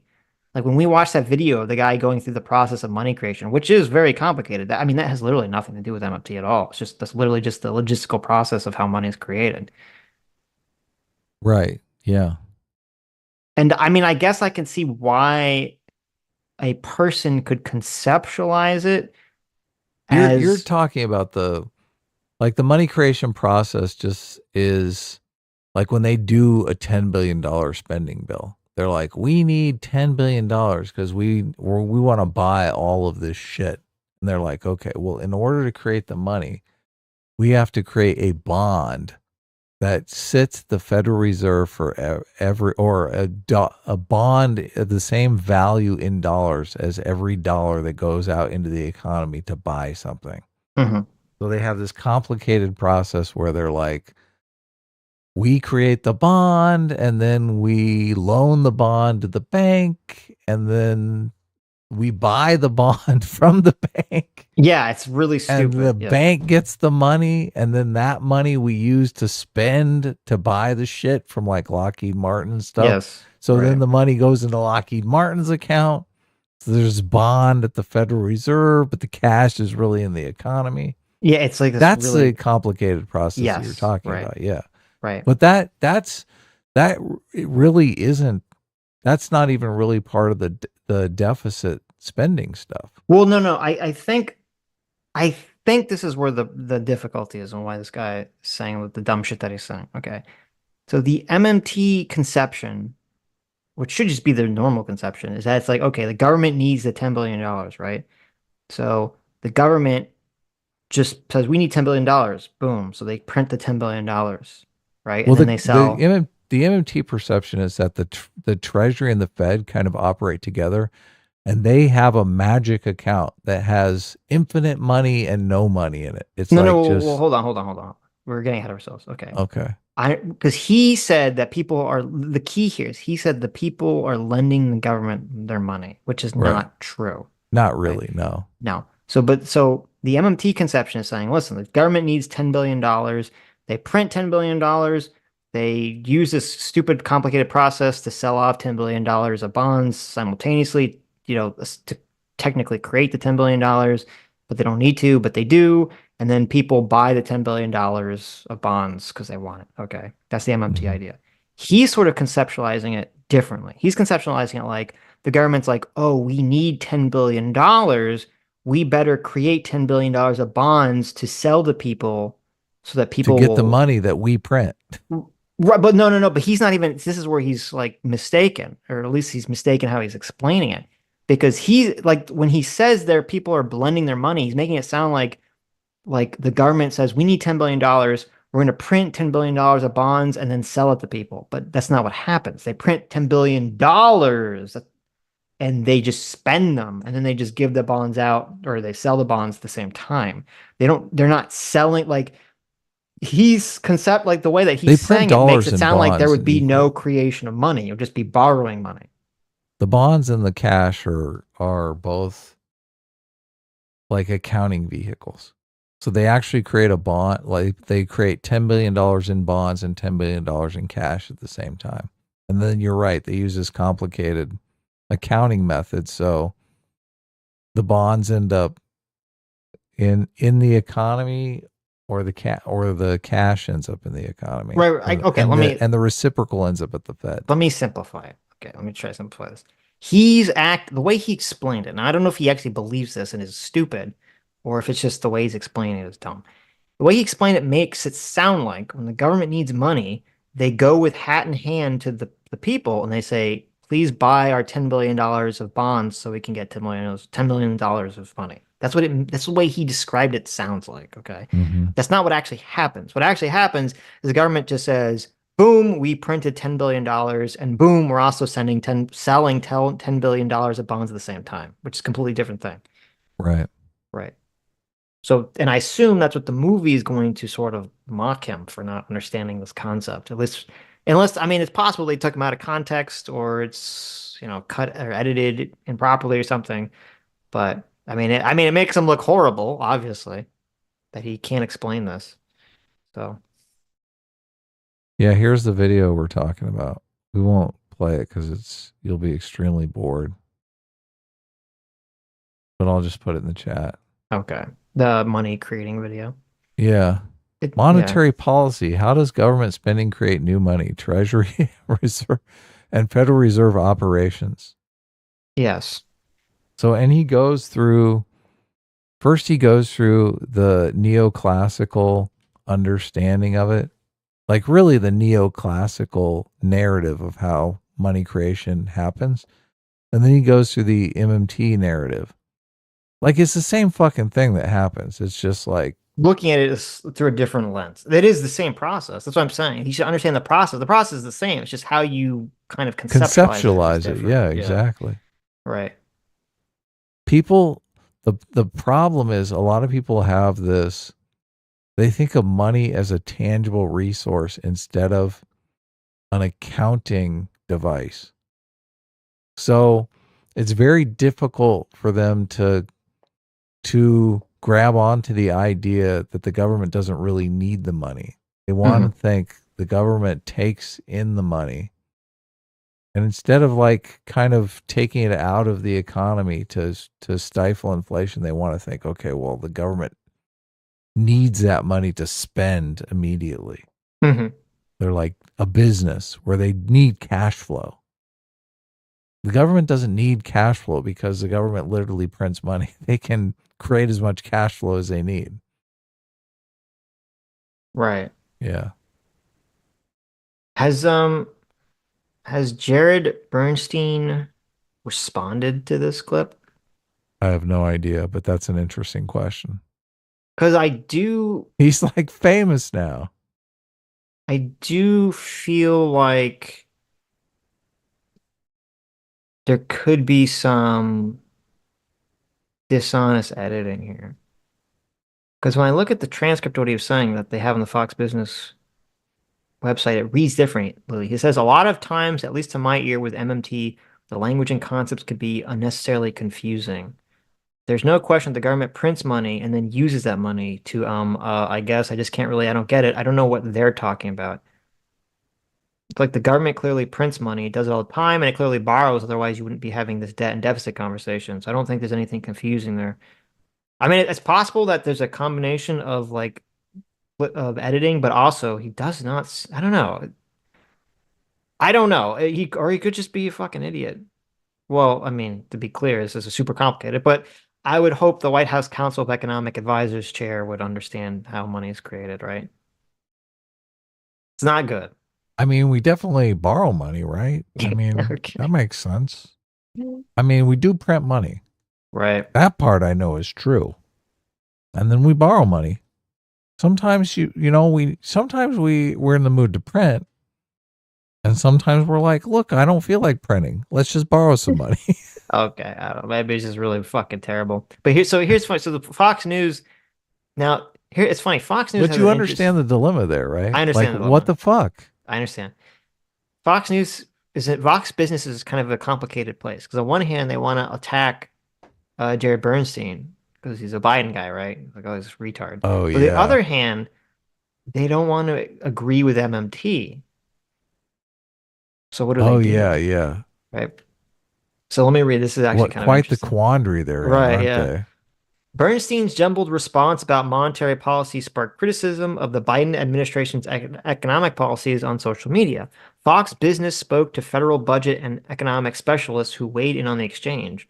Maya McGuinness, president of the Committee for a Responsible Federal Budget, which, judging by the name of that, makes it sound like it's one of these, like right-wing or libertarian, like, you shouldn't be spending any money, right? Of course, yeah. Look, government needs to shut down immediately. That's what it sounds like. I don't know if that's Stop the case. taxing us. Right. Look, I think taxes are too high, guys. It's true. I really think taxes should go to zero. That's true. Okay, but anyway, what did Maya say? She said, what you have there is a serious, credible economist, Jared Bernstein. Oh, there she's defining him. Trying to be polite about a nonsensical economic fairy tale that can't even be called a theory. MMT is forever being reinvented by its defenders who use made-up excuses for why you don't have to pay for anything. Look, I said, I think taxes should be zero. There you go. You like that? You like that do. answer? You like that, Maya? No, that was Maya the there? ultimate straw man. There you go. She defended him. Obviously. Giant straw man. So then we had someone else. They asked Norbert Michael, VP and director of the Cato Institute Center for Monetary Financial Alternatives. Uh-oh. Said, first, both Jared and the MMT crowd are great reminders of why limited government is so important. See, look, Norbert's smart. He attacked them both. Okay. He knows what he's supposed to do. Fortunately, the people in the administration and Congress do not actually run the economy. They only enact policies that affect people, and the people have a chance to elect new politicians every couple of years. So that was like the perfect non-answer, right? Sure. It's like they're both retards. Yeah. Vapid. He continues. Maybe we'll get a better answer here. He continues. Maybe I spoke too soon. Second, the MMT crowd, no matter what they say, pretends that the government can just print and distribute money without consequence but history has already proven that kind of policy leads to inflation, and depending on how money is distributed, massive cronyism. They've never talked about inflation and cronyism and MMT stuff, right? That's never a thing that they constantly always talk about being a problem. Yeah, of course. Oh my God. Why does everyone have so much difficulty with MMT? It's wild to me. People just, I don't know. They're haters. Their haters. elephants just block them. I was like, they just cannot understand it. You got to understand, people are getting money taken out of their paychecks. Like it's impossible for them to. They feel like they're getting pickpocketed. You're not going to be able to think clearly about that. You're like, it's an emotional thing. Yeah, but it should be disconnected from the sense of being pickpocketed because it's kind of not related to it. What do you mean? Because it doesn't really have anything to do with taxation. Yeah, it does. Any talk of. Well, I guess emotionally, I don't like logistically. It doesn't really. Any talk of government spending, sure, cannot be separated from taxation in people's minds. I guess now they're completely linked. Now I'm very curious about. Does Jared Bernstein not actually know how money is created? No. Of course he doesn't. None of these people do. Interesting. We do, though. You know why? Because we're based. Yeah, I mean, this is true. We get it. We understand how things work. Mm-hmm. We're big brained over here. Oh, here, you know what's up. There's the Mises Institute, your favorite. They responded to this. Okay. I'm going to read their response. The Mises Institute? Yeah. First of all, stop sending me articles from that stupid fucking website, okay? I don't want to read. Who are you talking to? I've literally never done this. Are you talking to someone else? I'm talking to you guys. Okay. You know who you are. Someone sent you a bunch of people every time just because we're having this conversation, there's gonna be like 10,000 DMs to me about articles from the Mises Institute. Of course. Look, we're already reading those articles right now. Yes. I can't the Pieces Institute. I can't stand those people. Well, let me read this then. Oh my God. So this is the guy who wrote this article, Jonathan Newman. This is what he tweeted out. He said, the state spends to expropriate scarce resources. The state prints to expropriate scarce resources. The state borrows to expropriate scarce resources. The state taxes to expropriate scarce resources. All of it exists to take stuff from the productive part of society. You can definitely see where this guy's biases are. The entirety of the state exists to take things away from the productive part of society. There you go. Right. So I'm sure you'll get a very unbiased take here. Instead of trying to parse his response or explain why he fumbled, I want to provide an answer. The state borrows. Oh, this is the question. Why do we borrow in currency? His answer. The state borrows to expropriate real resources from the private productive part of society. When I made this claim on Twitter, one MMT responded, well, we all agree on this part. The question is how they do it and what the effect is. MMT gets that part right and the Austrians get it wrong. That's not true. I don't think MMT agrees with that. The reason is to expropriate real resources from the private productive part of society. That's not the reason. Well, yeah, it is. That's the MMT framework. That's accurate. Why we borrow our own currency? It's why we create currency in the first place. What do you mean? What do you mean? What do I mean? What do you mean? We create currency in order to have vehicles of trade. What do you mean? Like to allow people to like have an economy function, people to use it as a currency to trade instead of trading resources directly.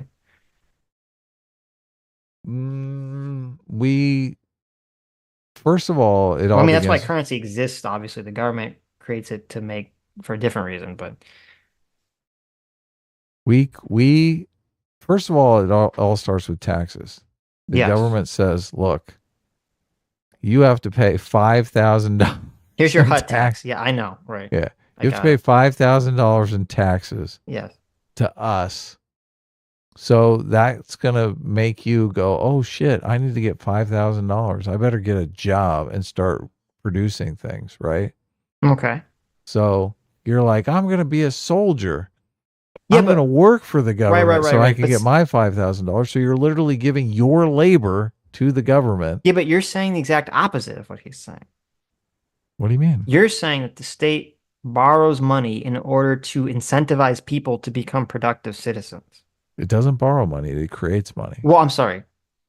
The state taxes people in order to basically force people to be productive citizens, right? That's essentially what you just laid out. Sure. Okay. He's saying the exact opposite of that. He's saying the state borrows its own currency in order to take resources away from people.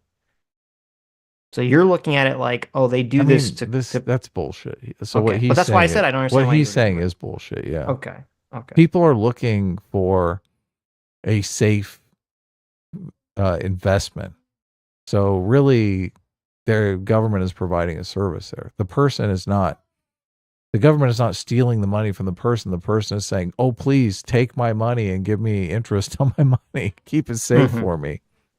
Yeah. Right. Anyway, the rest of this article is very analytically boring, so I don't know if I'm going to read it on stream. We don't want to be bored. I don't know if it's interesting to read on stream. Anyway, well, there you go. Everyone always likes when we argue about economic shit. No, they hate it. We've got to be down to like 10 people watching the stream right now. There you go. It's exactly 10. Oh, no. People hung in there. Wormy. Inside voice. You're troopers. You're troopers. Okay. Oh. Okay. Where were we? How many thank you, super Asha chats? C. You really brought us How many out of this. super chats? Normally people go crazy with the super chats when we start. They're like, oh my God, you bastards. This is how we tax you guys. It's all a scam, okay? Maybe it worked. Maybe it worked. I think it did. I think it did work. I think there's a lot of super chats on We got to this. talk about M&T more. It gets everyone... Get them riled up. Get them riled up. Okay. Well, actually, but maybe I should go and see. No, I'll get to them when I get to them. Nomad for $10 says, take go the and money. See. Go and What? see. No, we'll get to them when we get to them. Let's continue. Nomad for $10 says, take the money for making me laugh through my workday. Also a question, do you think the pro-Palestinian protests will continue since summer's just around the corner? If so, will they be violent? I don't think they will. I think those kids are going to go home. I think they're going to go home. I mean, there's probably going to be violence in like Oregon because there's always violence there because of people crazy. But I think in most places, especially on colleges, it's going to go away. I don't think there's going to be any citywide protests or anything. I mean, there's big cities though with a lot of young people. I mean, I think it could continue. No, they're going to. Why not? They're going to find other things. They don't care. They're going to find other things to do. Well, that's true. They don't, it's all a farce. They don't really care, but right. It's a good reason to go out and meet some girls. That's true. They care about that. Well, maybe. That's true. I guess it depends what women do. It is interesting, people pointing out that the majority of the people are protesting are women, and that seems to be the case. Look, maybe I'll go protest. There you go. Damus for $5 says, the college presidents always need to remember the wise words of Emperor Kuzco. I don't make deals with peasants. True. True. That's one of the greatest Disney movies ever made, The Emperor's New Groove. Yeah. Muggy for 12 months. Thank you so much for being 1 year. Freewill Seeker says, hey, Sitch, have you ever played a PC game using a controller? I played Yakuza 0, Persona 3 Reloaded, and Way of the Samurai 4 on PC using a controller. Of course. Of course! I play games with a controller all the time on PC. Listen, I'm an old man. I don't want to get the carpal tunnel, okay? The carpal tunnel. Too much of my days of the WASD on Left 4 Dead 4 and actually probably WoW has left me a crippled old man, okay? Oh, I'll use a controller on any game that it makes sense to do so. When I was playing God of War, I was using a controller, so there you go. I found this pretty funny picture of Anna Kasparian. What's that? Where she looks angry. Okay. Or I guess she kind of looks disgusted. Well, we were talking about we need an Anna Kasparian emoji. Emoji, yeah. I don't think we should have one of her looking disgusted though. Why? I don't know. It is kind of funny. It's got to be funny, Yeah, that's true. right? What do you? Okay. Come on. Come on. Should we go with the "I'm better than you"? Oh, okay. That's a good one. Yeah, I like it. Of course, I'm better than you. I mean, that is true. We should invite Anna on and just play a bunch of the cringy clips and make her watch them. Anna, how do you like this clip? I feel so bad for her. I listened. Did you listen to her blocked and reported appearance yet? No, I didn't. It's great. You should listen to it. I should. Yeah. I should. Yeah. She's what got is this such a- gender discrimination? She's got such a guilty conscience for a lot of the stuff that she's done. It's very. Oh, really? It's very humanistic. It's Mhm. very relatable. I mean, I think everyone has done stuff that they cringe, you know. Sure. But what is this gender discrimination? I have to talk to Jesse. She has to talk to Katie. Like, we can't talk to people of their gender. Oh yeah. What is that? Yeah. It didn't seem like Katie. It didn't seem like Katie wrote out her entire back and forth. It seemed like they did a lot of off the cuff stuff. No, I probably wrote the whole thing out. Scam. Someone is going crazy with Anna Kasparian on Stable Diffusion. There's a bunch of Anna Kasparian like AI pictures. If you search Anna Kasparian, Really? yeah, it's kind of crazy. That's interesting. Probably not for a good reason. Anyway. Okay. Where was I? Drew the Dogman for $2 says, I sent Anna my favorite Bigfoot video on X. There you go. Oh, did you? Naxless for $5 says, AGP is a sexuality, like being attracted to a woman. Men are not aroused to women 100% of the time, but it does inform their behavior about women. Okay. That makes sense, I guess. It's a, well, that's not, what? It's a sexuality? I guess. No. Okay. I guess.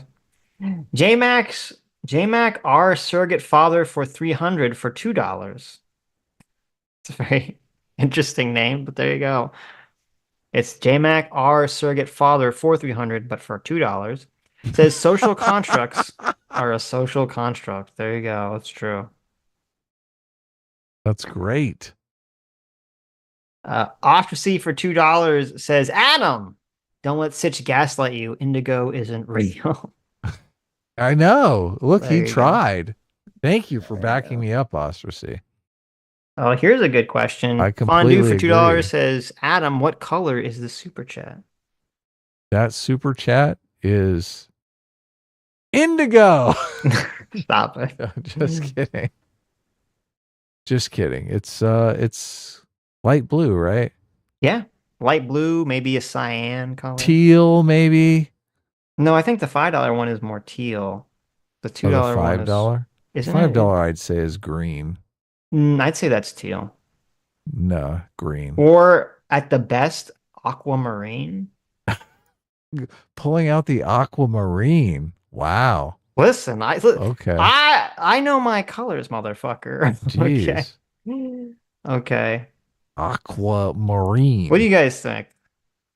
What do you guys think of the $5 super chat little color? I think it's like a teal aquamarine turquoise. Is it turquoise? I mean, I think turquoise is. What color does turquoise look like? Well, it could be turquoise. Okay, you could be correct here. Yeah, no, I think you're correct. I think it is turquoise. It's just a straight turquoise. Yeah, turquoise Okay. is good. Good job. Whoever said that. Merlin. Excellent. Okay. Dalmas for $5 says, devil emojis is the rainbow black and gold or blue and black. There you go. I like it.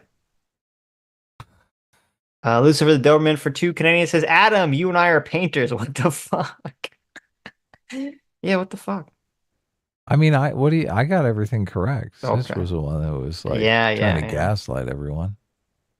An alien for 10 Aussie bucks says, I am behind. We'll finish watching the rest of this later, but you missed that wisecrack at about 6:35 in his video implies that being gay or straight is a choice. Really? Oh, we got to go back and Right. nail him on that one. Yeah, wait a minute. How dare he? Where's that video? Do you have it? I closed No. it so I can't hit back. Okay, hold on. I can hit back. Yeah, but I won't be there if you do. Who cares? I care. I want to see this. Let's see. Back. Okay, I got it. Stop. Back. Don't This hit video back. is brought Stop to hitting you back. by I'm there Storyblocks. already. Stop hitting back, Adam. You've gone too far. This video is brought to you. Okay, 6:35 was it? I did miss that if you said that. Women foregrounded natural science over theology and used biological sex as a basis for a gender economy. Thus, according to historian Thomas LaCour, it's really a modern phenomenon to expect gender and sexuality to be a strict, stable binary. It'd be like this. I don't think he has the right time code. Or is that being gay straight is a choice? Did I miss it? I don't know. Living as well, specifically for 2 hours, says the Ukraine flag is wheat fields and blue sky. Oh, it's still lame. Sorry. Yeah. Future Boy for $5. Thanks so much. Says General Lee's battle flag was a great design. Too bad it represents surrendering losers who Grant and Sherman plowed. There you go. What is the battle flag? That's not the normal Confederate flag, is it? I don't know what the Battle or is it flag the normal has the Confederate stars flag? on it. It's the Confederate flag, right? Like with the X on it? Like Yeah. the normal general? It's okay. I see. I put that in the UK area. I think the normal American flag is significantly better than the X. Oh, really? It's too much red. Too much red. Not no. I don't know. I No, think it's too much pretty red. good, but Yeah, it's not. It's not bad, but it's not the American flag. Okay. American flag is perfect. It's iconic. Antelope for $2 says liberalism is centrism. True. I mean, that's actually literally true in terms of how we conceptualize politics today. That is 100% true. Liberalism is the central point that we all kind of, in the first world anyway, base our ideas around. Future Boy for another $2 says centrism rejects alt-right and alt-left equally. That is also true. Very, very true. which is good and based, right? Good and based. Don't give in to the extremist alts on either side. Yeah, exactly. They just want to hate, and we want to love. There you go. We're all about where's the love, right? Unless you don't deserve the love, then we hate you. Right. Yeah. CT for 2K says, Night, hope you all have the week you deserve. Oh, yeah. There you go. I like it. Fondue for $5 says, I forgot to give shows a watch after the Fallout stream. Have you caught up on Arcane? Personal request on anime. I'm not sure what to suggest there. No, I haven't caught up on Arcane. I still never got back to it. So Is that supposed to be good? everyone says it's good. Except, Is it like yeah. on season 3 or something? I mean, Is it?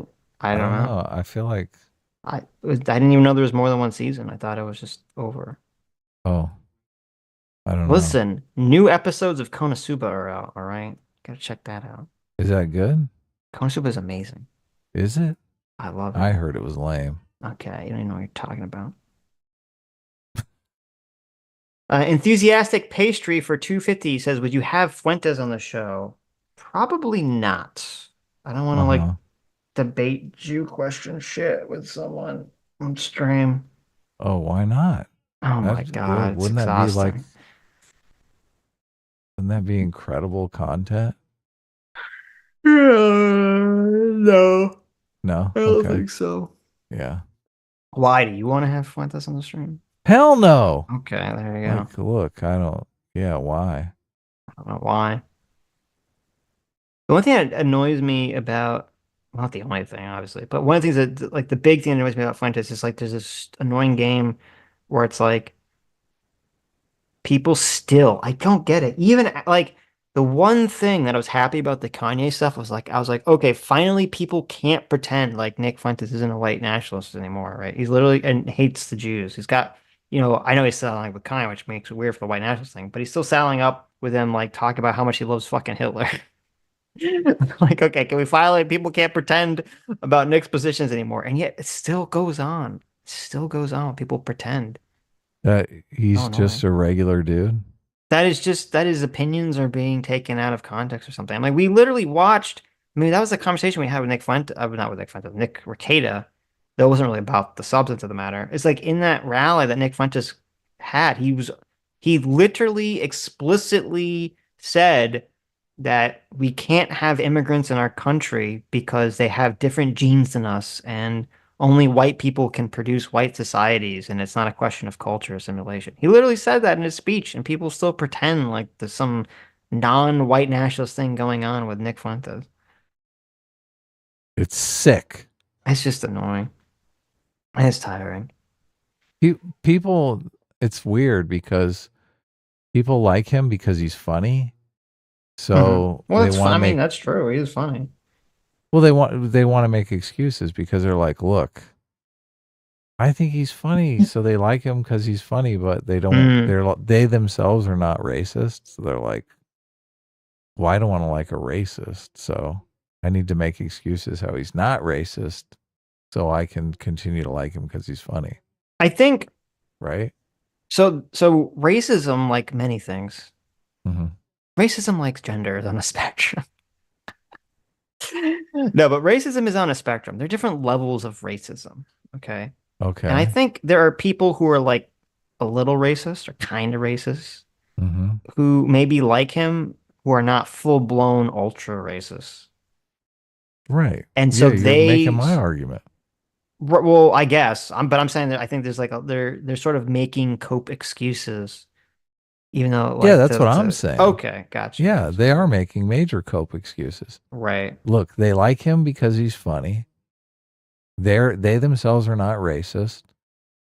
So, but they don't want to say, look, I like this racist guy. They want to make cope excuses why he's not racist so that they can like him. Right. And this is literally what's happening. They're saying we've got the wrong impression of Nick Fuentes. Right? Right. Anyway. But do we? No. We did. We had the correct interpretation. He's very explicit. But that's annoying. He's like, at first he was kind of coy about it. Then he was very explicit about it. But then there's like this still like he's explicit in some circumstances and coy in other circumstances. So, Yeah, he leaves enough plausible deniability that people can just like him because he's funny. When you explicitly say that you can't have non-white people come to America because only white people have like the DNA to produce white societies. I mean, you're not really leaving anything up. There's not really any wiggle room there in that statement. It's pretty explicit. But people can ignore that part. I guess they can. So anyway, he's back on Twitter. So, I don't like follow him. Yeah, there you go. I don't like that Elon. He just makes it seems like he makes like random rash decisions. Like someone's like, "Hey, stop sucking up the Jews. You should bring Nick Fuentes back on Twitter." Like responding to him, talking about something else, and he's like, "I guess I will." It's like, wait, what the fuck? Can you like think about it? Why just why do like random Twitter anons bully Elon Musk into doing things? It's weird. Yeah, he does seem easily bullied into doing crazy shit. Yeah, I don't know. Anyway, J Mac, our surrogate father, thanks so much for the $50. Thank you. Yes, nice. Thanks. Says small streamer shout out. If anyone is into D&D and tabletop RPGs, there's a Twitter personality in that sphere named Ginger Harmony who started her YouTube channel and had her first stream tonight. She was on Wick TV recently defending Gary Gygax and is pretty chill. Is that someone we should get on the show? There you go. Well, I'll check out their content at least. Ginger Harmony. Ginger Harmony. Cool. Why did Gary Gygax get in trouble? I don't know about the drama. Did he there. get canceled for something? Probably. He probably said something Did he? that was bad. Did he like find? Did people find short stack goblins on his hard drive? They found this. No, Gary, no, don't do it. I mean, it might have literally been short stack goblins, though. I mean, Mm-hmm. it is Gary Gygax, right? That's true. That's true. It literally might have been that. Yeah. That's a good point. Yeah, innocent until proven guilty here. There you go. Don't go crazy on Gygax. Mm-hmm. Okay. Jonathan Smith for $5.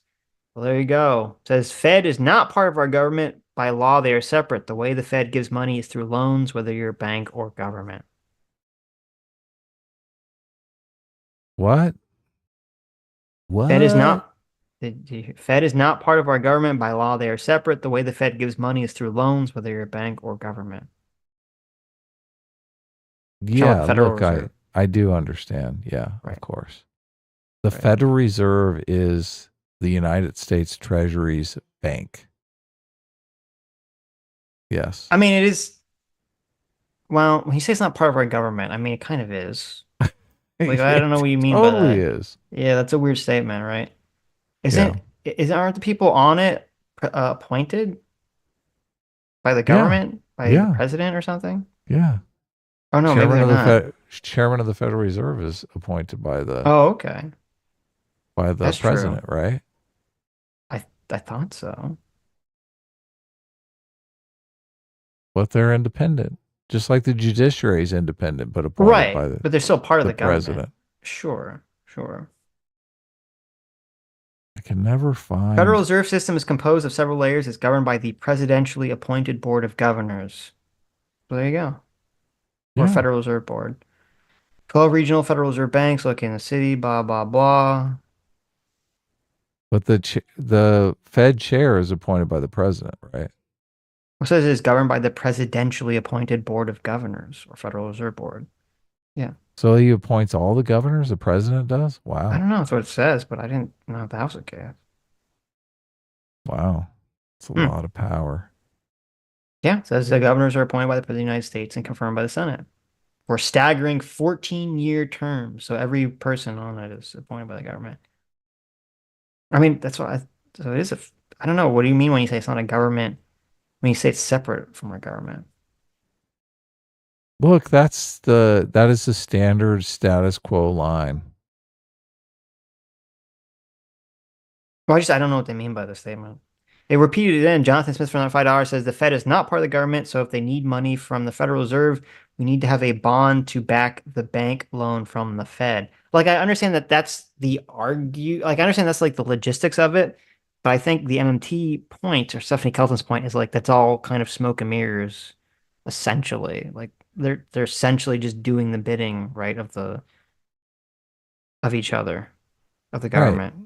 Yeah. The Federal Reserve is a theoretically independent entity that has a dual mandate, which is to keep low unemployment and price stability. Right. Yeah. So. Well, it's independent, but I would say it's a government organization or a quasi-government organization, but it is supposed to be independent from the normal political process, which I guess is why they give them the very long 14-year terms. Talk to me in November when they haven't lowered interest rates yet, or getting closer to November and they still haven't lowered interest rates yet. You think they're doing that to help Biden? Fuck yeah. Fuck yeah, they will. Okay. You don't think Biden is going to be massively leaning on them to say, oh, please, you're killing me here. Look, as soon as they lower interest rates, the stock market is going to boom. I keep telling Sitch, look, you got to put some money in the market. The market is like, why would Biden not still want going that? crazy?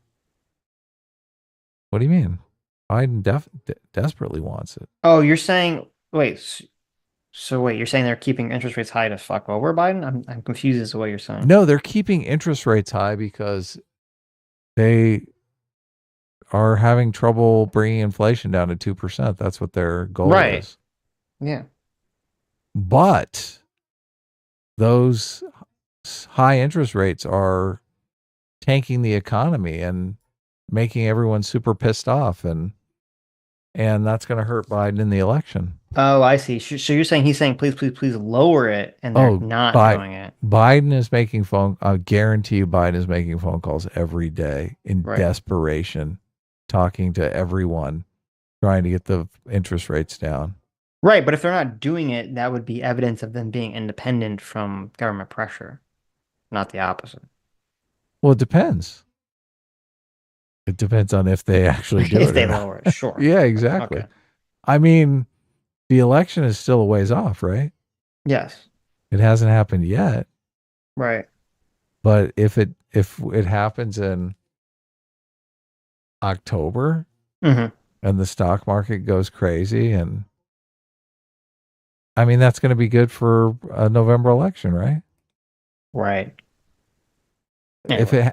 If it happens in October, are you going to say, oh yeah, they're completely independent. Yeah, they don't like. Well, they just finally realized it was a bad idea, Adam, to October would be too late. Convenient timing. October would be too late by that point. They got to do it earlier if they want to help Biden out. You need like at least like a solid month or 2 months of like the economy doing well before people associate it with Biden. Okay, so they do it in September then. Yeah, they have to do it in September or something. That makes sense. Okay. That works. Or August. Anyway, we'll see. Wonton Tiger for 10 Canadian says, economics is easy. You're all just a bunch of pores. Get with MMT. Yeah, you know me. Thank you, Wonton Tiger, for the MMT. Get with MMT. Yeah, you know me. That's really good. Thank you. I love it. Lives in Deswall specifically for $2 says, don't think Gygax is worried about being canceled. Oh, he's not? Good. There you go. There you go. That's because he's dead. Oh, mean. Yeah, he died in 2008. It's been a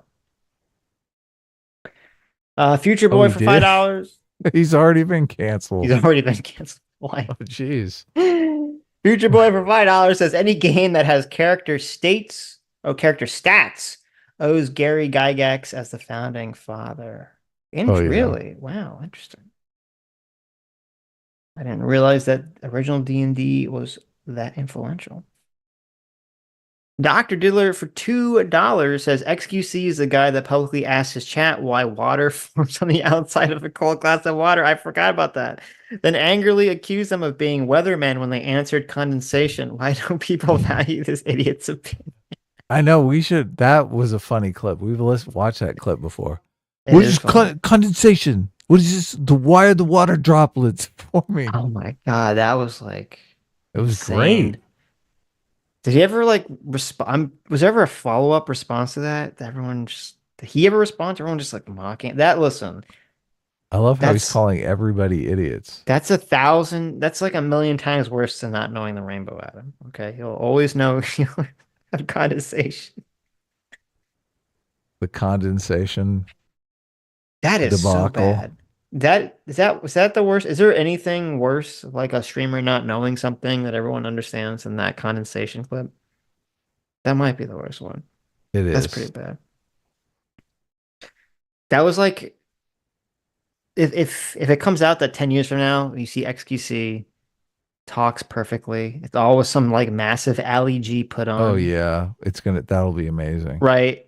That'd be like, okay, the condensation clip, that should have been the giveaway, right? Oh yeah.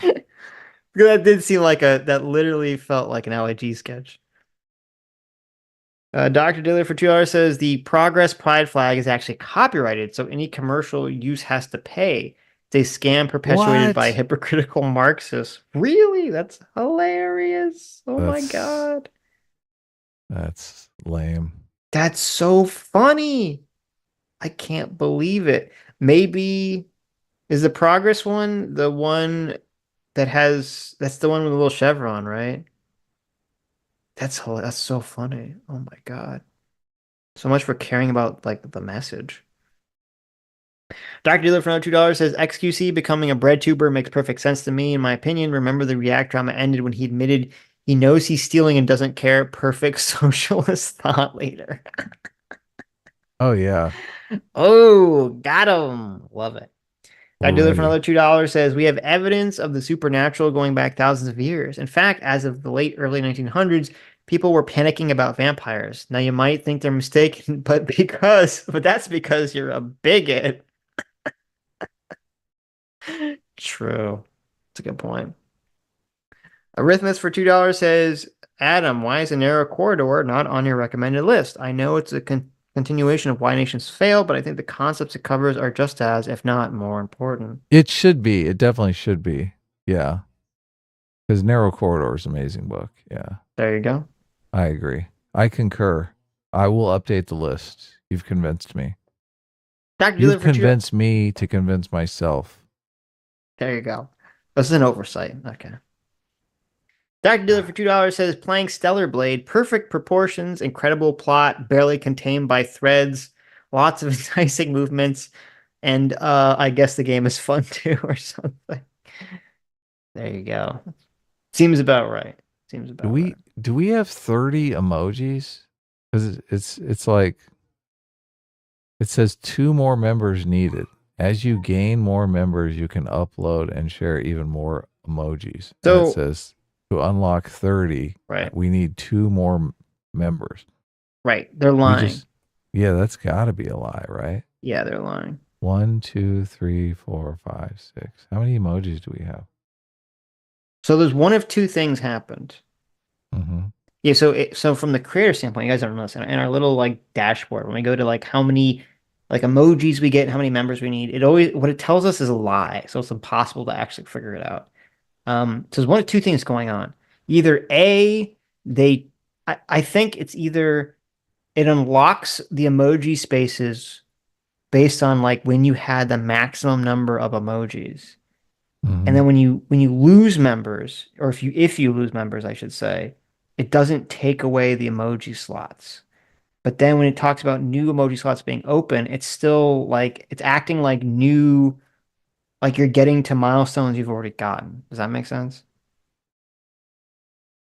Either that happened, or because I don't think we've lost that many members, or I think what happened was that we unlocked a bunch of slots early, like when they first came out with the emojis, and then they changed the number you needed, so it's all fucked up. But they didn't want to take emoji slots away from people. That is disgusting. So I think that's what happened. I'm literally repulsed by this. So it never tells us the right number. All I want is like 20 more emoji spots. And these fuckers won't let me get them. Right. Such a crime. The reason we don't have more emoji slots is because the number of members you need to unlock emoji slots, it's like on a exponential curve. Like you get a bunch early and then it gets like insanely like ridiculous the amount of new members you need for new emoji slots. I don't know why YouTube does it. They get very chintzy. To piss us off. They get very, very chintzy with it's literally just pixels. Whoa. Did you replace the jank emoji with Anna? Oh hell yeah, I did. Why would you do that? Because there's no other fucking emojis to get rid of replace Smug Tifa. We don't need it. Keep Sammy G and get rid of Smug Tifa. Gotta bring back jank. Look, not only that. Yeah. I already replaced Anna again. Oh, there you go. Replace Blonde AOC. We don't need that. Blonde AOC is our number one emoji. No, it's not. Listen, get rid of Blonde AOC or Smug Tifa. We don't need either of those things. Everyone fucking loves Blonde AOC. Oh my God. Stop. Do we go Listen, with I want Anna emojis, but you can't get rid of jank. Do we go with happy Anna or do we go with disgusted Anna? God, I wish we could just have them both. Okay, I've been staring at a screen for an hour I'm sorry. I've been staring at the screen since, and it's 1:40 o'clock in the morning. I can't. You're trying to like get me to judge these tiny little emojis. My eyes are blurry.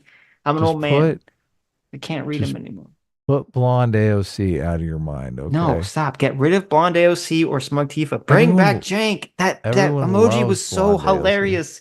He has the funniest face ever. Gotta bring back Jank. It's true. Gotta bring it back. It's true. I can't believe TYT doesn't use that emoji. Like, They what are you guys doing over there? They should. We should give it. We'll give it to Anna and say, listen. Yes. Okay. Wise up. Get rid of blonde AOC. Replace blonde AOC with Jank. You guys got 5 million subscribers. You got to have like 1 million emojis. Yes. We can have both disgusted Anna and happy Anna and Jank if you get rid of blonde AOC and smug Tifa. Okay, I'll do it. Okay. I'll do it just for you. Thank you. We'll bring them back some other time. Thank you. We'll cycle them, you know. Do you want smug Tifa gone, or you want psycho girlfriend Tifa to remain? Is that what you're saying? There's only one Tifa emoji. What are you talking about? Oh, it's you want the There's a Sammy G one and there's Right. a Tifa one. Okay, Get rid of I got keep the Sammy one. Get rid of the Tifa one. Okay. Okay. What is it? Irrationally attached ex-girlfriend or something? Overly attached girlfriend? Is that it? Is that what it's called? Yeah. Oh, I don't know what the names are. And No, the name is, it says underscore Tifa. Where do you, I don't even see anything. This is irrational underscore girlfriend. What are you even looking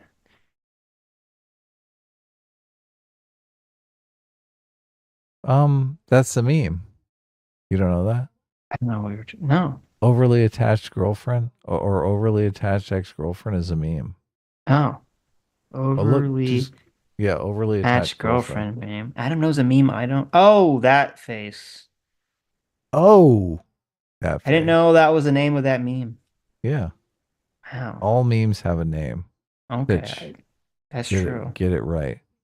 That's now, where is Jank returning to? Oh. You want the Get rid of blonde AOC and get rid of Tifa. We can use it with Jank and the second Anna emoji. But I'm still calling Jank blonde AOC. That's fine. So I can. I like that. There's a deep lore there. Okay. So I can mark it. Right. I like it. Oh man. All right. Jank coming right back. We have all of these. With all of these saved and chronicled perfectly. So that's right. Finally. I need to refresh. Oh, you sound like that's okay. I'm putting blonde OC back in. No, don't do it. Don't do it, Adam. Blonde OC. No, I'll put her back in later. There you go. Wait a second. It didn't update.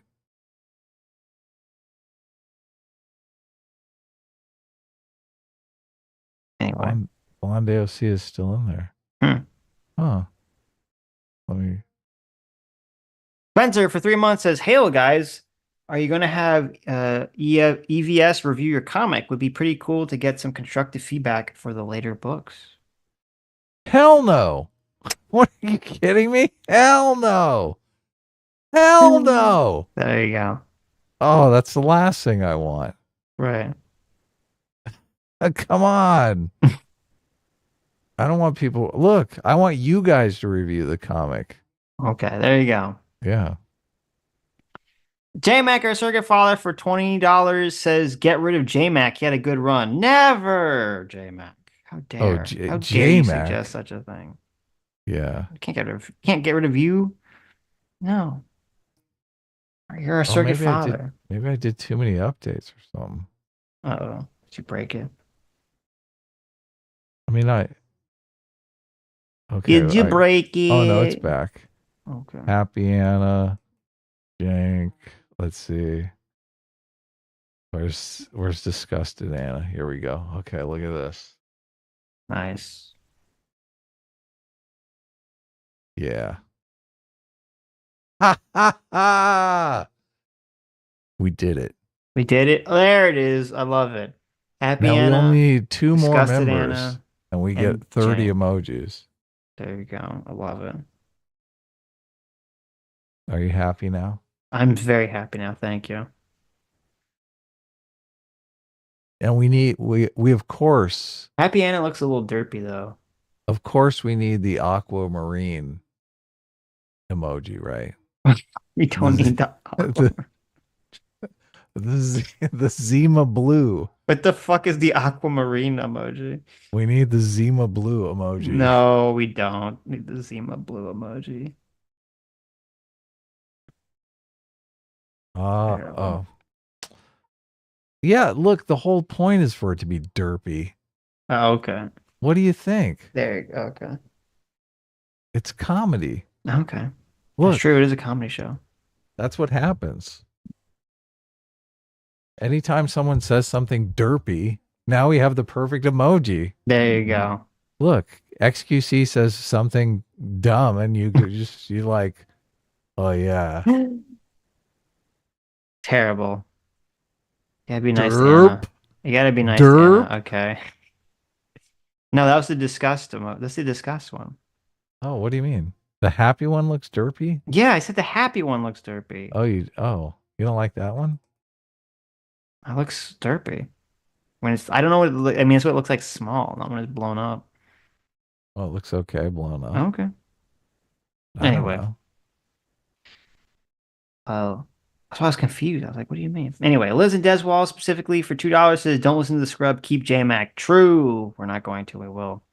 Of course. Future Boy for $10 says, Gary Gygax ripped off Lord of the Rings, but he invented stats. Any RPG with strength, constitution, dexterity, intelligence, wisdom, charisma, or any other derivative of such is a direct ripoff of the OG Dungeons and Dragons created by Gary Gygax. Well, there you go. I didn't know that. That's interesting. Based and amazing. And very based, yeah. And it is funny because we've basically been stuck with those stats ever since, or some derivation of that ever since. So good on you, Gary. Lucifer Doman for 2 Canadians says, have you seen the floods in Brazil? Crazy. I haven't, no. What's going on in Brazil? Oh my God, what the fuck? There's a massive flooding in Brazil going on. I was completely unaware of this. Oh, really? Yeah. Oh. Death toll raises to 75. Over 100 people remain missing. Southern Brazil rainfall. What's going on in there? That is crazy. That's awful. Why is that happening?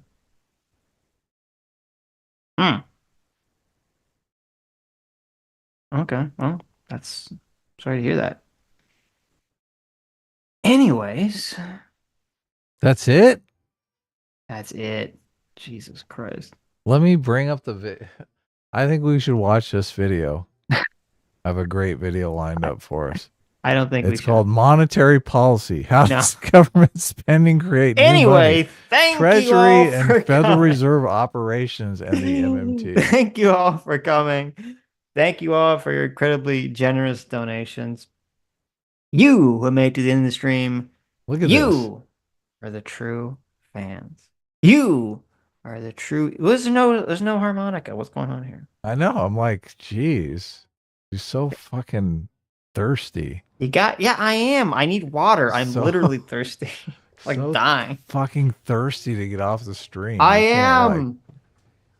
can't even wait. I know. You gotta milk it. Oh my You God. gotta start. No. There it is. Thank you all for coming. Thank you all for your incredibly generous donations. You made it to the end of the stream. You are the true heroes. You are the true super fans. You are the true isekai protagonists. And we'll see you all tomorrow. Where's my gay flag? Oh my God. You're all gay. Bye bye, gay.